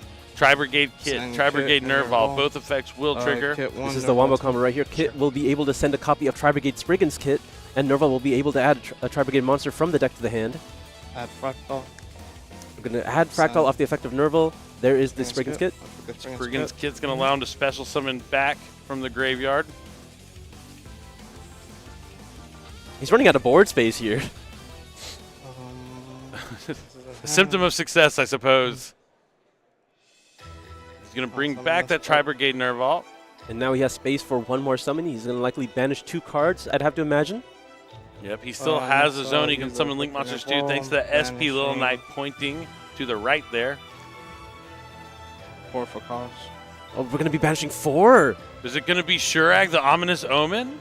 One of your favorite cards. Oh, I have a lot of them, and this is definitely one of them. Banish my Mauser. We're going to banish the Mauser, make some space. Wow. Next, that's pretty funny. Set 3. Interesting. And attempt to leave main. All right. We're going to finally attempt to leave main phase. There is no sign of a Nibiru the Primal Being. Mario just has to start his turn. And Kamal has so many interruptions available. Yeah, the Mandate with the 2 Mystical Space Typhoon set threatens a lot. The SP Little Knight, the Lollipop Yummy Way can bring back a ton. 3 cards in hand as well. The Shurag can search. As soon as he uses the effect of Lollipop as well, a monster will be summoned. He can use the effect of Shurag to banish. Yep, he has the banish too. I forgot it triggers any time, yeah. What will Mario do? Is he even going to attempt it? I mean, there's nothing to conceal here at this point. I'm pretty sure Kamal knows what his opponent is playing. So he's going to start with Vanquished Soul Rosin. So at least is starting with the card he wants to see. 3 cards in Kamal's hand as well. SP Little Knight's going to be chained to try and banish both of them. He'll let him search, but he's going to try and get rid of the Rosin. He would likely have to do that anyway after Rosin uses its effect on the field, if he so chooses. That's fine. Would it have been better to wait until Rosin activates its effect to try to go after the column? No problem. You're Ryzen and my SP. Yes. Gonna have to find out. So both cards get banished. Vanquished Soul Rosin effect is going to resolve to add a Vanquished Soul monster from the deck to the hand. Most likely a copy of Holy Sue if you don't already have access to it. Yep, there it is. Add Holy Sue? Limited to 1, but Rosin now okay? back at 3. Yeah. Plenty of ways to access the Holly Sue. All right, 1 interruption down for Mario. You still have the same amount of cards. And probably the fairest interruption of them all. Yeah. Just made more space for himself as well. For whatever that might mean. All right, stake your soul. More ways to extend. They're going to reveal Holly Sue. Will we choose to use Mystical Space Typhoon to try to get around it with Mandate? I revealed Holy Sue. So he's revealing Holly Sue, so he's looking for an Earth that's not Holly Sue. That would just be Caesar. Indeed, that's what I was thinking. I was like, it's nothing but Caesar, correct? Yeah. I mean, it could be Pantera, but like, there's no way. There's no way. It's been a while since I've seen that. It looks like he is going to use Mystical Space Typhoon, targeting the Stake Your Soul. Now, is there a chain here from Mario so he can stop the Mandate from negating the Stake Your Soul right away? And he does have a chain. And it's going to be the Holy Sue. Revealing Jiaolong. Now, Kamal can chain another Mystical Space Typhoon here if he wants. It's going to take a second to make sure he knows what Jiaolong does. So this way. Maybe check in the attributes he needs to reveal. And yeah, he is thinking about it. He's going to chain. First, he's going to do the Lollipop. Send it back so he'll be able to special summon back 2 Yummy Monsters. That has to be directly chained to an opponent's card activation. And now he can chain the Mystical Space Typhoon. And now it's time back to Mario. Does he have something else he can chain to stop this Mandate from negating the Stake Your Soul? That's fine. Affect the Mandate. I'm surprised Kamal cares about the Stake Your Soul that much for Caesar. Sure. I think he's just so focused on just keeping monsters off his field. Then I summon back 2. I mean, yeah, now that the Holly Sue will be able to hit the field, the Shurag will just take care of it. Yeah. Forcing him to either activate it. It's a singular copy, so if he uses it, he gets to go after whatever he summons. This gets summoned. I think on the square. Just thinking about where he wants to summon the Holly Sue. All right, now on a new chain. Anything here? Turn player, he could activate Jiaolong. No triggers. Not opting to use Jiaolong. 1, Chainlink 2. So it's going to be Chainlink 1 Shurag, Chainlink 2 Cupsy Yummy, Chainlink 3 Cupsy Yummy Way. So he's going to be trying to search 2 cards, draw a card potentially, and banish that Holly Sue. It's not Shurag's non-targeting, but now Mario is going to chain Holly Sue, revealing a Fire in the Dark. Going to be showing that lantern that was an unknown card. I assumed he had to have another Dark. Will chain. Now Kamal's going to chain the Cupsy Yummy Way, sending it back to the extra deck to special summon back 2 Yummy Monsters from the graveyard. Okay, so Chain So now the chain resolves. Here come the two monsters, Snatchy. And I can only assume Cookie. Cookie.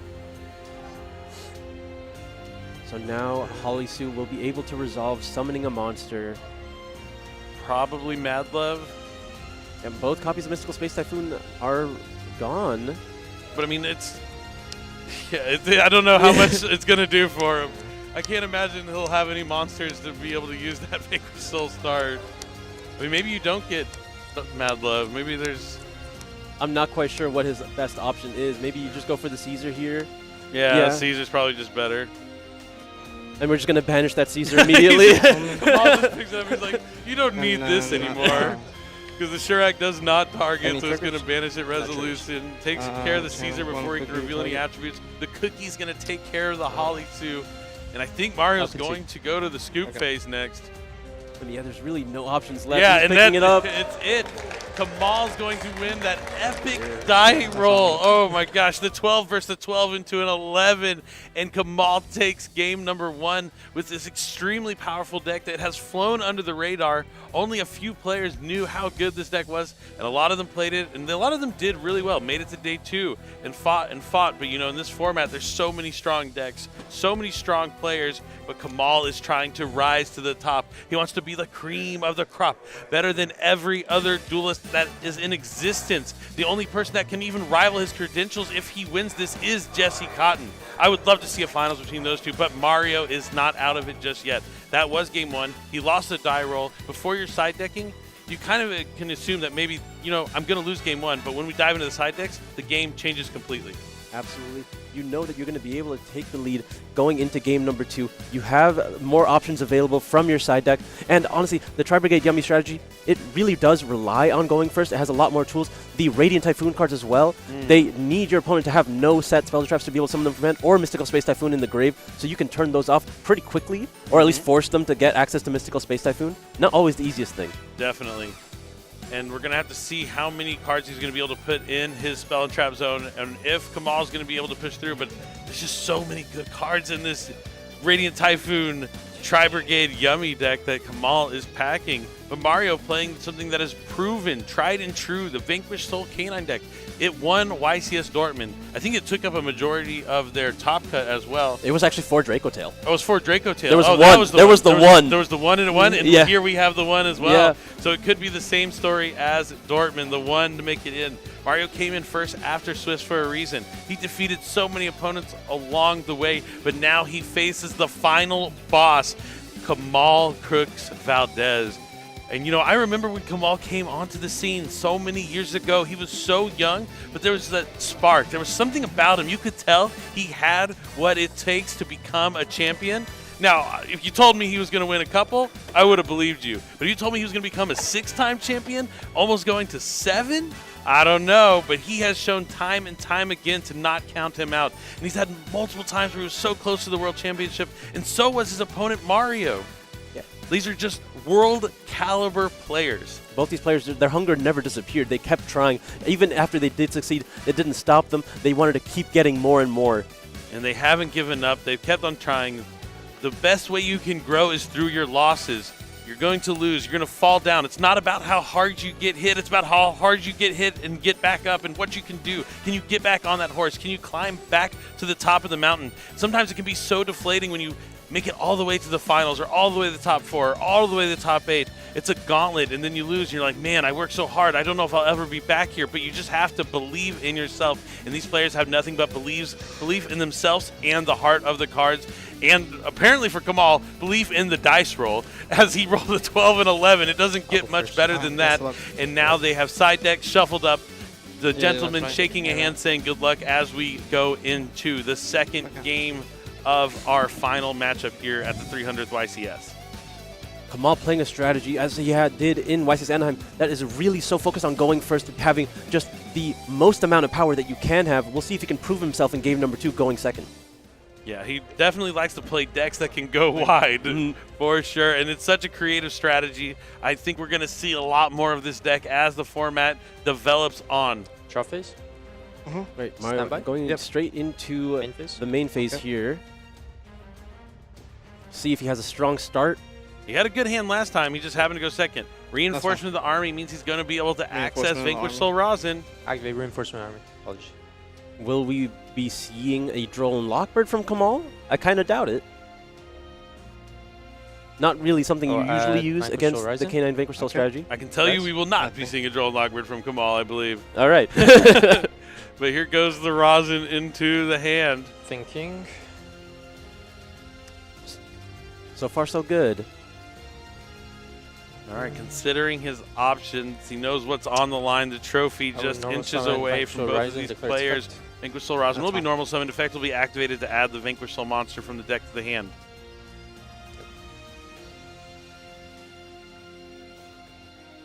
No responses from Kamal.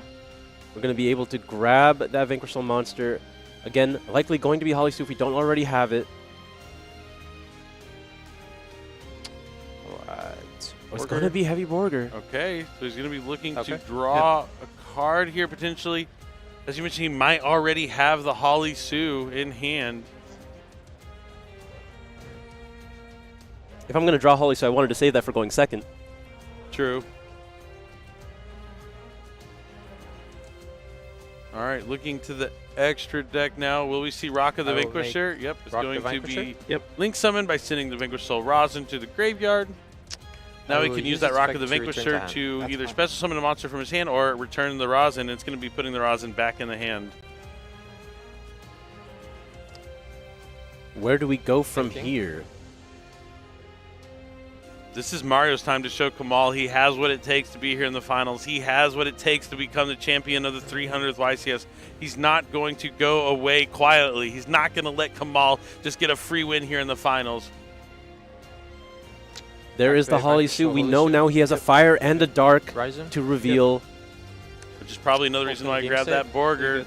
Reveal. And now he's going to reveal the fire in the dark, as you said. Special summon from the deck. This time it's for sure going to be Mad Love. Almost certainly. No responses from Kamal here. We might see a completely uninterrupted turn for the Vanquish Soul.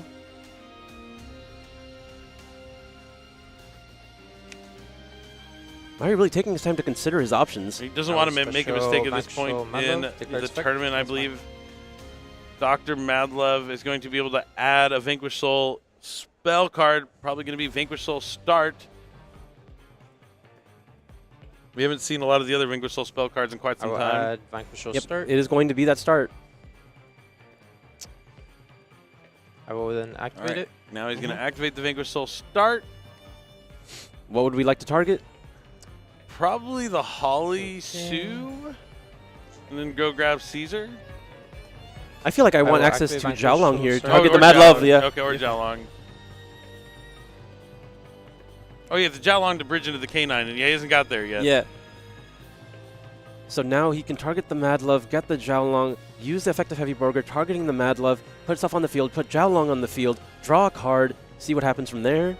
Yeah, we only saw the Vanquish Soul cards in game number 1. Okay, now he's getting the Caesar. Okay. So he still got Caesar. That's he has to target one of a different attribute. So yeah, I had the right target, but the wrong target on the field. The Caesar in hand. Where are these K9 cards? They're in here, right? Okay, yeah. Just had to double check the deck list. Maybe he already has his Jiaolong in hand. Probably. He has Caesar. He has Rosin. He has Borger. I'll go to end phase. I'll declare Vanquish Soul Start. Okay, we're knowing no K9 no K9 cards. Maybe they're sided out.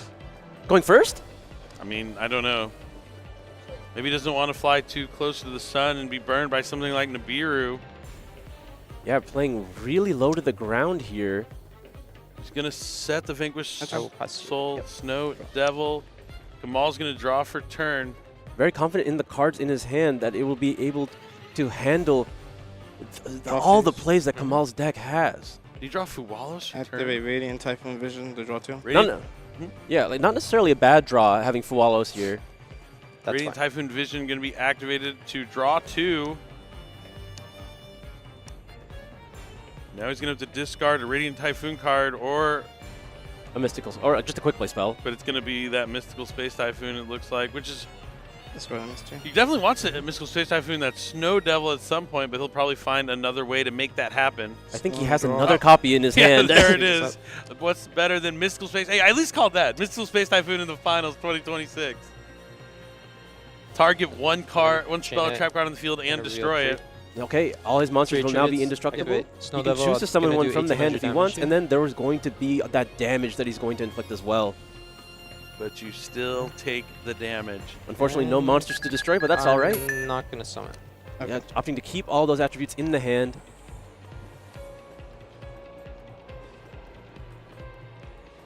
Main phase. Yep. Main phase, normal summon, Cupsy, Yummy. Effect. Any response here from Mario? Nope. Choosing to summon it in the column of a monster that already exists to try to play around the rosin, but it could easily be avoided. Thinking. By just using... Borger. Yeah, well, anything, yeah. Well, he has Borger and Caesar. So he would have to activate Holly Sue and then chain one of them so they can open up the column?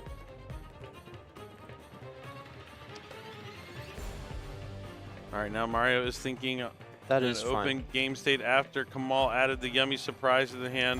Nothing here from Mario. Kamal moving to the extra deck. Gonna send Cupsy Yummy to the graveyard for a link summon for Yummy Snatchy. Gonna probably try and activate the effect on summon. That is also fine. And it's going to resolve. Gonna be able to place the Yummy Amusement. Mignon, I would imagine. Could be a Croaky, but it's going to be Mignon. Thinking here. You probably don't play a Croaky with all these other... Yeah, there's a lot going on here. Yeah, no Croaky here. Oh, in the main deck at least. And you wouldn't put it in going second, I'd imagine. Yeah, you just want to bolster your strategy going first.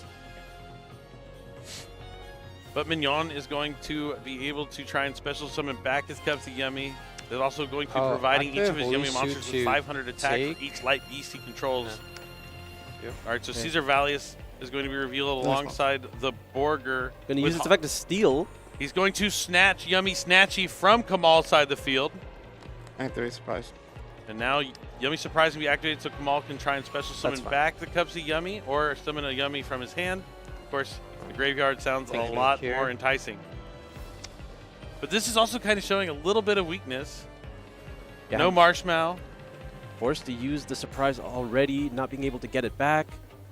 How many cards in hand? 4. 4. Kamal has 4 cards in hand, already committed his normal summon. I'll activate it. Has had to use the surprise. Mad Love can go after the monster with the lowest defense here. Put it back in his hand. So basically just trading with that Yummy Surprise. I will concede. Yep, and that is it. Oh, wow. Just a quick concession there. He's not able to play through. Not a strong hand from Kamal. Didn't have any of those ways to extend. So Mario playing low to the ground and evening out the series. Mario's telling Kamal, he's like, I know you're going for 7, but I'm going for 2. I want to be a 2-time champion. That's just another echelon he wants to achieve into another level of player caliber that is unseen by many duelists, and he has all of Canada cheering him on right now. And you see that trophy just so close to both these players' grasp. Only one game away. The next game decides who gets to take that trophy home.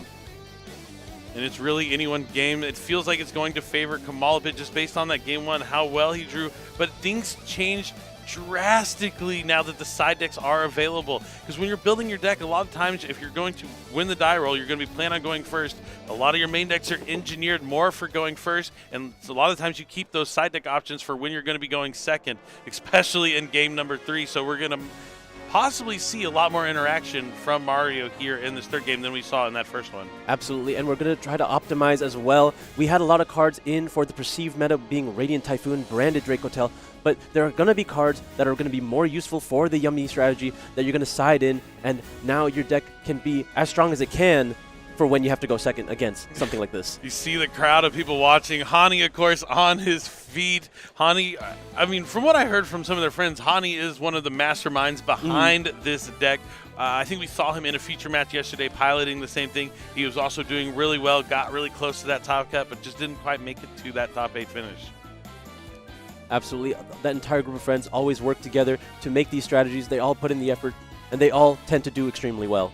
I mean, yeah, not every day you have a chance to win 7 YCS tournaments. Absolutely incredible, but it is by no means over.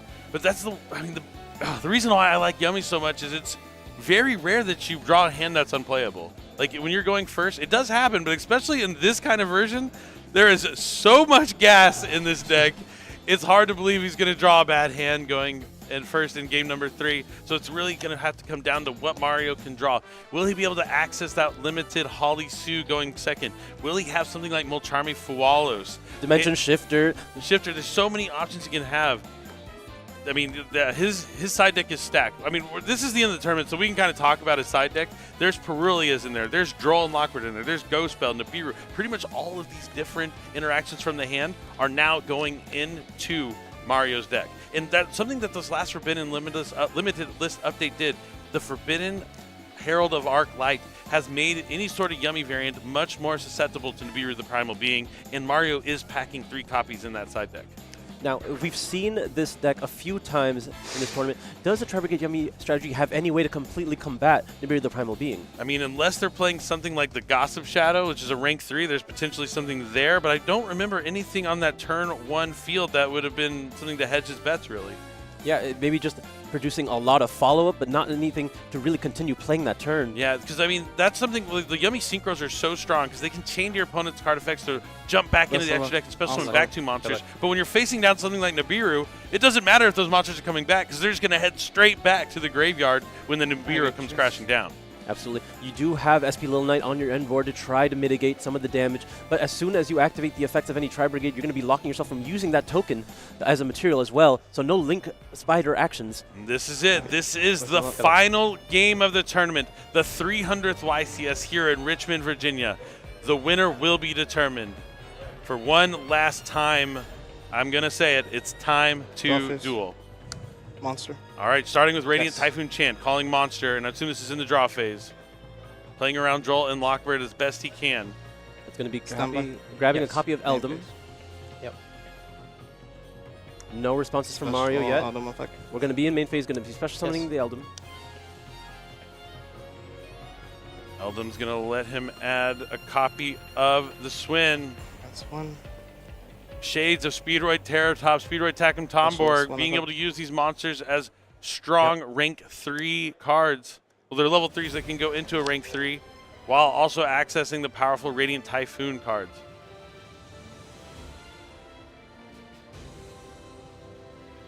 Visions. All right, as Radiant Typhoon Visions, this is going to allow him to find Mystical Space Typhoon or dig even deeper into his deck. I do see another copy of Radiant Typhoon Chant, so maybe he will be drawing later on after he thins some cards out. It looks like he's going to be linked summoning for Varun, just getting another copy of Mystical Space Typhoon here. Yep. And going to be looking for access to Mandate. Does Mario have Infinite Impermanence? He doesn't. Because I think this is one of the good cards you can hit with Imperm. Yeah, I'm not sure if you're choosing to keep it in against this matchup because there's honestly just too many cards to hit. It usually feels really bad against Yummy. But there's so much this deck does. It's tough. I think I just have anything that says that's useful and I'm going second, I'm probably leaving it in. Now we can activate the Vision. We have some free quick play spells in hand if we want to discard them. Draws 2 cards. He's probably looking for some more Yummy monsters. Draws into the 3rd copy of Chant. Kamal's hand, not great. There's 0 Yummy monsters in that hand so far. It looks like we're going to be getting rid of a copy of Mystical Space Typhoon. We can now activate the effect of Rune to place the Mandate on the field because a quick play spell was activated. He needs to find a Yummy. I saw Tri-Brigade Kit, but I don't know how much that does on its own. Maybe it can do more than I think. He still has the normal summon, so by using the Kit, he might be able to send Nerval and find a way. Now we're going to use Chant to add him MST. Sure. Just back from Graveyard here. In fact, the shuffle these 3 back. Oh, he's drawing. He's really looking for this Yummy monster. Yeah, Kit, I think Kit specifically is the one you don't want to draw. Yeah. Specifically, Tri-Brigade Kit, not Tri-Brigade Spriggan's Kit. Yeah, Tri-Brigade Kit. There's a couple kits in this deck.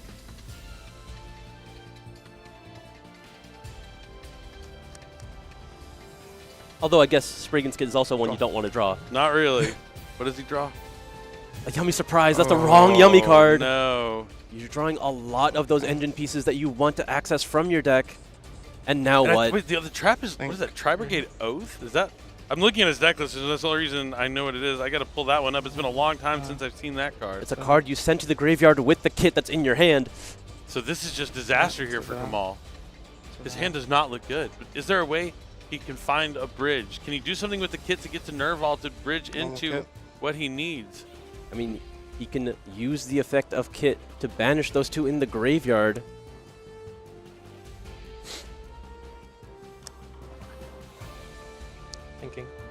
he could try to play low to the ground, set both the Mystical Space Typhoons with the Mandate, and have the double Dragon Lords.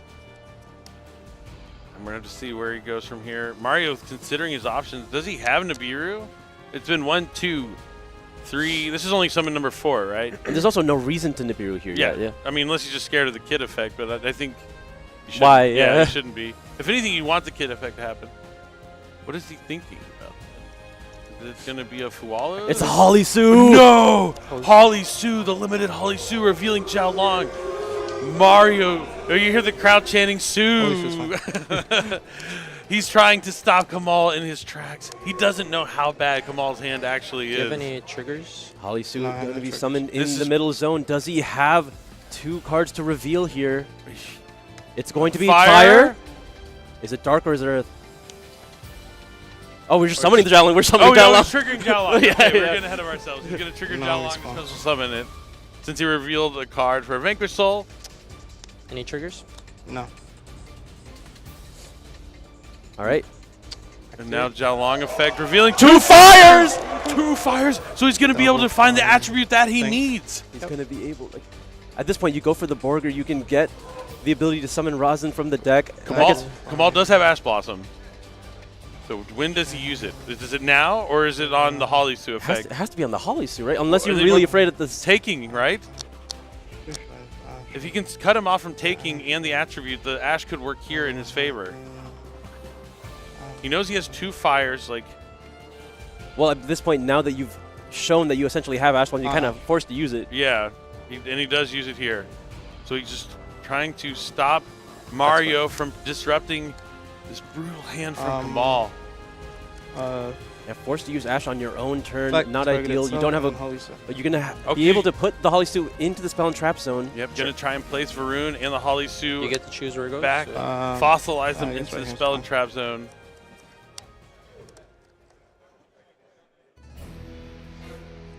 Now, what is this kit going to get him? Think. Double. Tri-Brigade kit, that is. Rosin, blank. Double Rosin, blank. This, that. Wow. This is a lot. Yeah.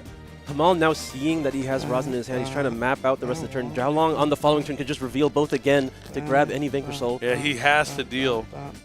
I mean, the Holly Sue being gone is very important. There's not many ways for him to get access to it again. He might have to destroy it himself.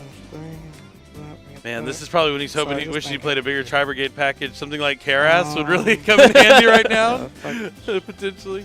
So he is going to banish the 2 Radiant Typhoon monsters, activate the effect of Tri-Brigade kit. No effect Veiler from Mario. I don't like how long he's taking. He's looking for answers and he doesn't know what he's It is the double Dragon Lords. Oh, I mean, that's a lot of follow-up. You still have the Mystical Space Typhoons here. But those Rosins are looming in Mario's hand. Next, I will link this off. He's going to use the effect, send kit. Or is he linking away the kit for Almirage? Okay, he's going to link summon Almirage since kit was normal summon. Yep. Now Kit will be able to send either Nerval or Tri-Brigade Spriggan's kit. Ooh. That would be cool. Tri-Brigade Spriggan's kit would give him more monsters.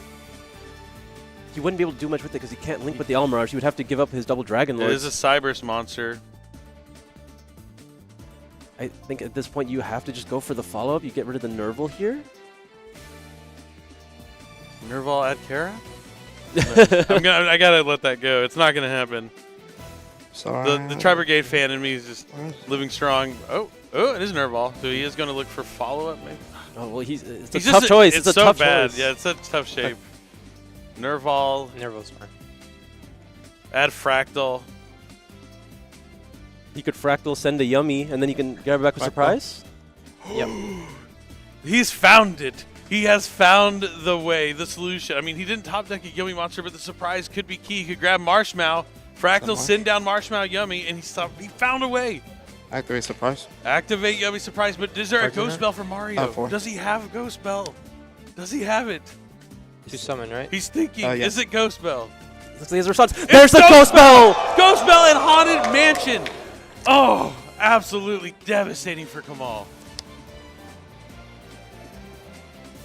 I told you, when the side decks come into play, that's when the interactions decide to show up. Is it? I would think. Right. He will respond with think. I'm not as greedy. I go. This is when Yu-Gi-Oh! Is at its best. Both players are doing the best they can with the cards they're dealt. Chain to bounce. That's fine. And he's going to chain the double Dragon Lords to send the Yummy Surprise to return the Jiaolong to the hand. Going to set 3 cards face down. 2 Mystical Space Typhoons and the Oath. And he knows there's 2 Vanquished Soul Rosins in Mario's hand, along with the Jiaolong. Can Mario navigate his way out of this? It's not 0 interruptions. There's still a lot of real cards that Kamal has. They're not great into the Vanquished Soul cards. Oh, and normal summon Ryzen, the card effect. Well, I gotta pull up the Oath effect on the field. The guy. I'm sorry. The 5 guy activates and trigger, right? Yeah. It just special summons a reveals, one link monster. Yeah. You special summon a beast. Okay. Beast Warrior Wing Beast is a different type from your hand or graveyard. MST. Alright, so he's going to MST, activate Missile Space Typhoon. Take it on his Varun, and then now you can chain Mandate if there's nothing else that Mario has here. But what does he do? Does he have to just double Dragon Lords the Rosin right back immediately? If he negates the effect afterwards? I have no response. Affect the mandate to negate. Yep, so he's going to mandate negate. Does Mandate negate all of its effects? Is it for the whole turn or just that effect? You don't usually see Mandate on like spell cards a lot of the time. I would imagine it's for the whole turn. Yeah, negate its effects. Okay, but he can still... He had no triggers, right? He can still activate the effect of Rosin, which will allow the Jiaolong. That's why I was wondering he wants to get it off the field so the Jiaolong can't touch down. But he could also try and negate the Jiaolong effect on field to search as well. I mean, putting the Oath in the graveyard is something. It is something. I don't know if it's something good. I just said it's something. I'm going to activate. Can't read that. Okay. Oh, it looks like we're going to be activating the Oath here. So he's going to target the double Dragon Lords and special summon back a monster of a different type. So it's a winged beast on the double Dragon Lords, right? So he can special summon a beast, and he's going to try and special summon the kit so he can get some value out of the double Dragon Lords, I believe. Double Dragon Lords is a beast warrior. Or beast warrior, sorry, not a winged beast. But it's not a beast. Yeah, it's not a beast. Double Dragon Lords just fly so high, I forget it doesn't have wings. How many cards in hand? I have 1. Just gotta think here. Very good. I mean, his hand right now is Rosin Jiaolong. Doesn't really do anything. That's what I'm saying. He just puts this Rosin back and has another chance to get to the yummy cards. If he had a way to dodge the Mandate, he would have used it by now. This is such a unique game, and one of the things I love the most about Yu-Gi-Oh! Is you'll see things. Another bell! Another ghost bell. But I mean, that's not that big of a deal. Yeah, I think that's okay. Yeah, it's still like, oh man, you had another one, but I don't think the kid was make or break it here. Is he going to send that Rosin right back to where it came from? But I know all the cards at this point. Does he chain the double Dragon Lords? Sending the Oath? Are they both going to go to... I mean, this really comes down to, can Kamal draw a yummy card to get, like, or just a playable card? Most of his deck. Yeah. So he knows everything. It's Rosin and Jiaolong in hand. Yeah, just send it back. Yeah, Mario can't play anymore this turn. Send it back. Let me show my card effects. Quick effects. I mean, send it back, Kamal. I do that. You do that.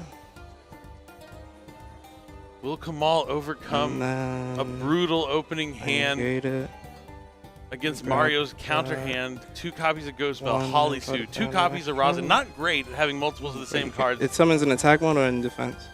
Which card? Jiaolong can summon attack mode? I choose. Okay. Kamal's trying to find an opening here, not trying to... Just looking at every single angle. I mean, I guess he doesn't... Like, even if he lets the Jiaolong come out, he can negate the effect of Jiaolong. He MSTs the Holly Sue. But then, if he does that, then the Rock of the Vanquisher can come out. So he'll have the 2 monsters, right? And he can't deal with both. And Rock can add back the Holly Sue because he's going to have the Mystical Space Typhoon. Okay. So he needs to send it back. Okay. I will attack Almirage.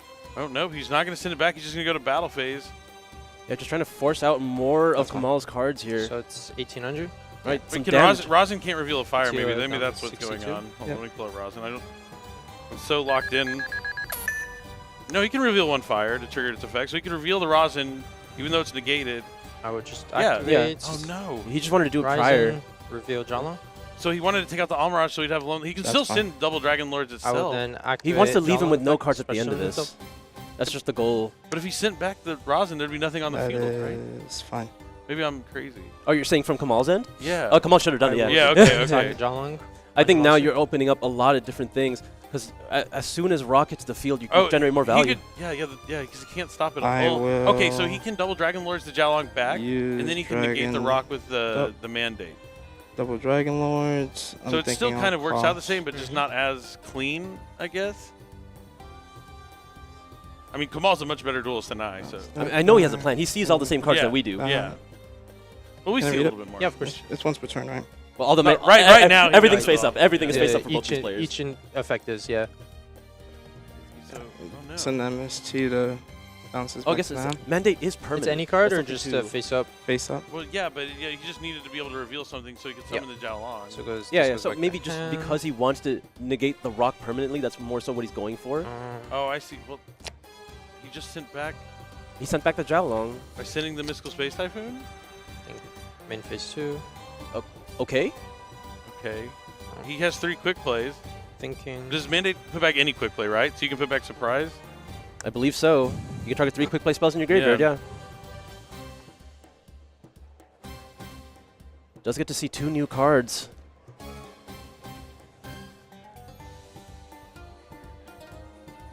Do you think he might have overlooked the fact that Rosin could still reveal despite its effect being negated? Just No, I don't think so. No, I- this must be what he wants.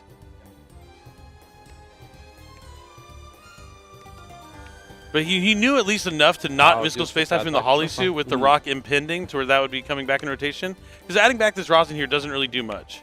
Yeah, the biggest real fear is Oh, he has a chant in here. Yeah, Rock can just summon. Rock can summon Rosin on the following turn. But he can just... Oh, no, he doesn't have any Mystical Space Typhoons for Mandate. Oh, but he can just double Dragon Lords the Rosin. Sure. But it just seems like things get so much more complicated this way. He wants to keep us on the edge of our seats. You summon twice, right? In extra deck? Yes. Yeah. I summoned more than twice. Mirage, River, Ancient Warrior. All right, we get to go for Typhon. That's fine. Interesting. Yeah, he's just going to Get rid of it. Okay, leaving it. Okay, few so options possible. nothing. So he just needs a Yummy Monster. Draw face. Oh, it's a Got minion. monster. Yeah. Or a Croaky? I think it was a Croaky. Oh, a Croaky would be so much worse. Got Beldum. But this chant might be good enough here. He's going to add the Eldum. He's going to probably draw a card with Mandate. Still looking for his first Yummy Monster of this game 3.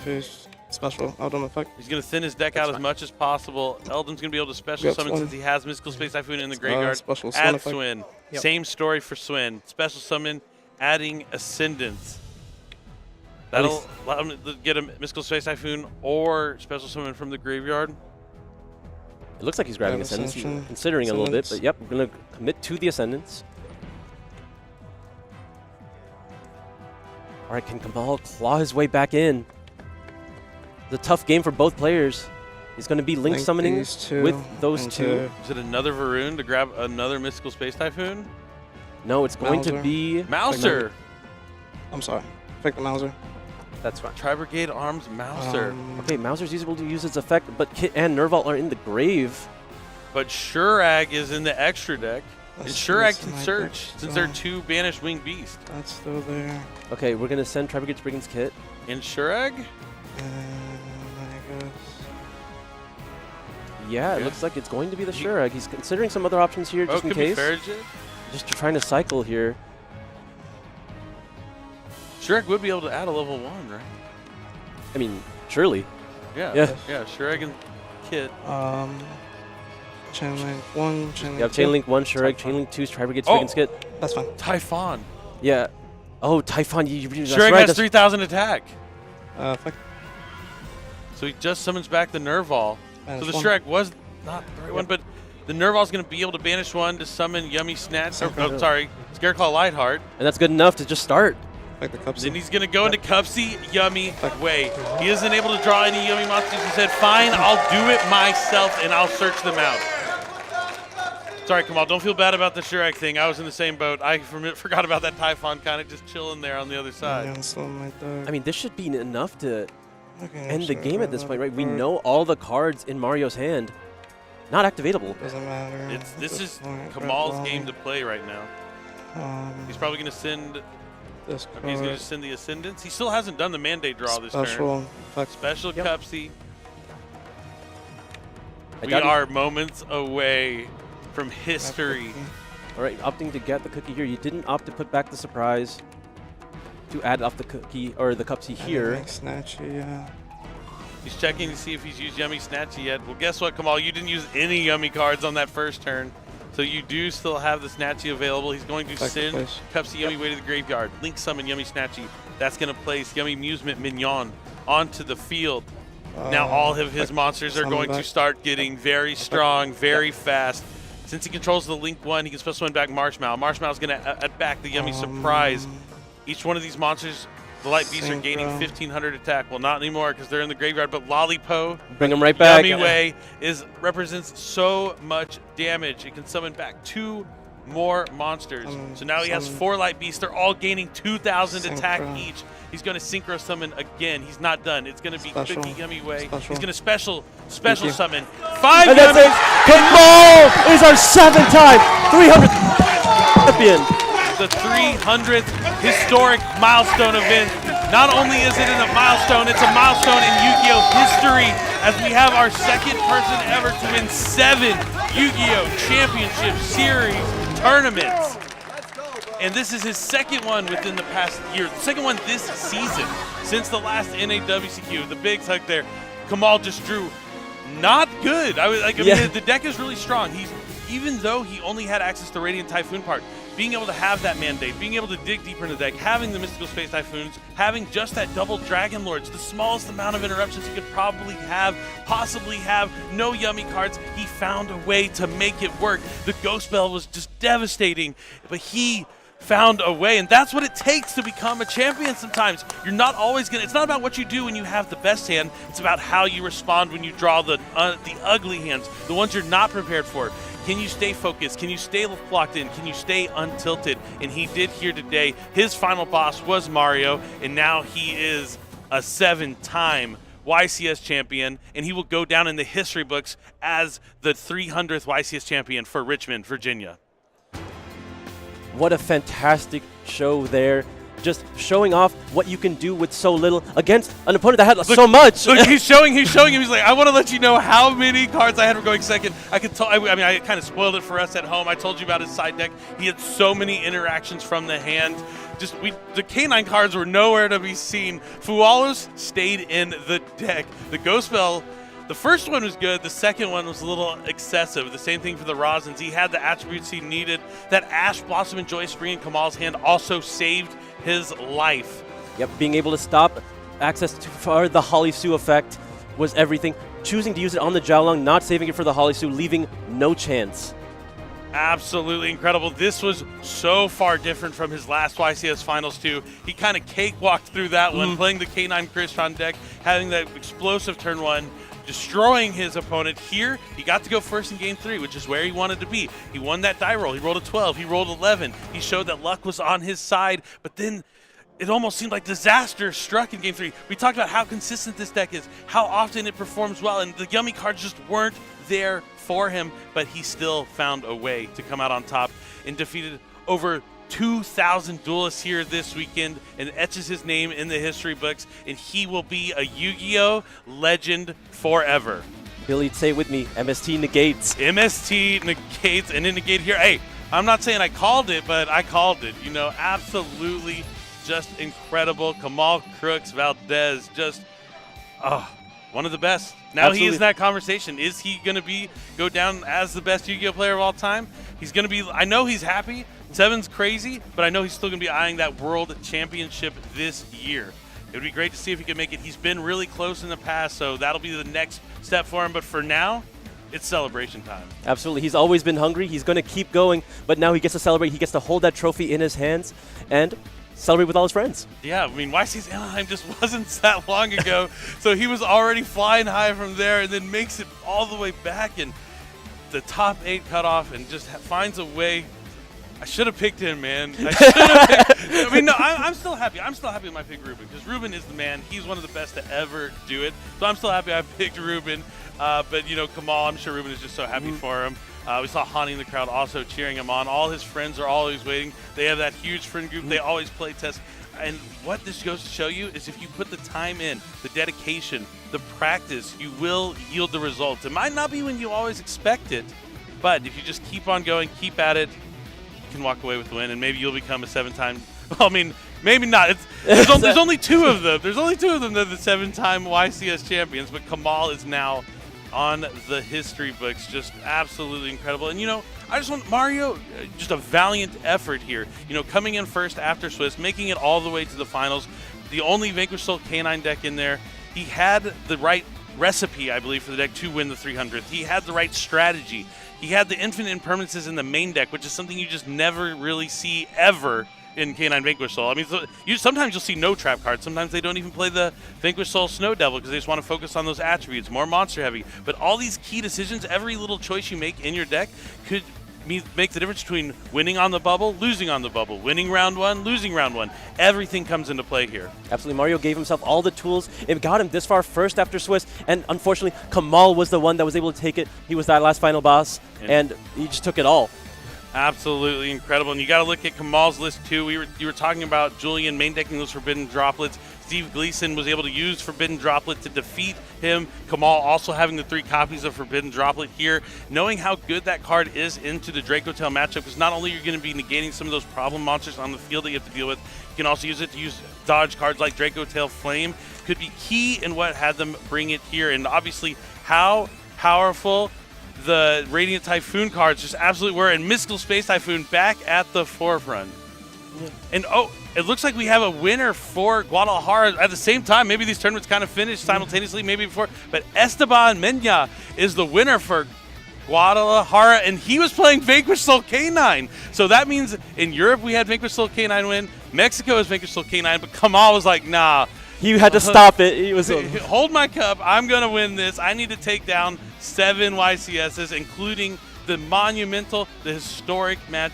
You know, absolutely congratulations to Kamal. It's been an incredible weekend. I'm so glad you guys got to join us and be here, a part of history, Yu-Gi-Oh! History, and you got to enjoy it as well. It's been an honor to be with you. Any final thoughts, Asala? No, absolutely. This is just a fantastic show, and I'm glad I got to witness it right here with you. Yes, it was amazing. Happy birthday. Couldn't have asked for a better finals. Absolutely incredible. But I want to hear from our winner. So, Kangas, go ahead and take it away one last time.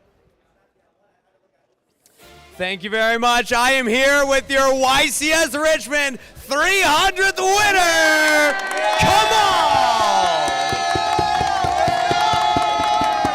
Kamal, the crowd was going wild for you all finals. They're even going wild for you now. Game 1 and 2, very one-sided, but that game 3, man, walk me through it. That was very close, very tight. Very grindy for sure. I couldn't beat the bell, I believe, but it was a good game. Still a good game. Billy Brake on the commentary was so impressed with how you were able to bridge the 2 decks together, the Tri-Brigade side, the Yummies side. You were able to pull off 3 decks, yeah. 3 decks.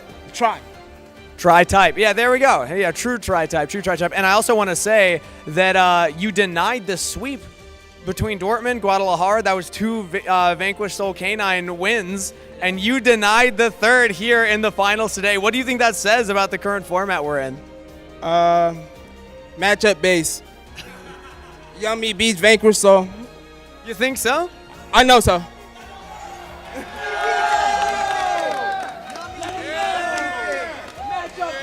Now, Kamal, this is a historic moment, not only for the 300th. That's a unique trophy that you have right there. But also, it's your 7th YCS title. You are tied with Jesse Cotton for 7 YCS victories. What do you think about the competition right now? The 2 of you are in an exclusive group currently. It's lit, man. It's lit. I can't wait. hope you catch up. Oh, I'm gonna pass him, but I hope you catch up. And that next one. So this is 2-1 season as well. Do you think you got another one in you in 2026? Of course. You will see my face a lot. Worlds. We'll be waiting for you. I want to give you one last shot. There's a lot of people here supporting you, but any shout outs that you want to give to anybody here, anybody back home? Shout outs to Hani, Nikolai, Charlie, Ruben, Haisam, Jose, LeBlanc, Jay, Urain. There's too many. Florida. All of Florida, all the homies here. Congratulations, Kamal, one more time. Everybody here at YCS Richmond, give it up one more time for your 300th YCS Champion!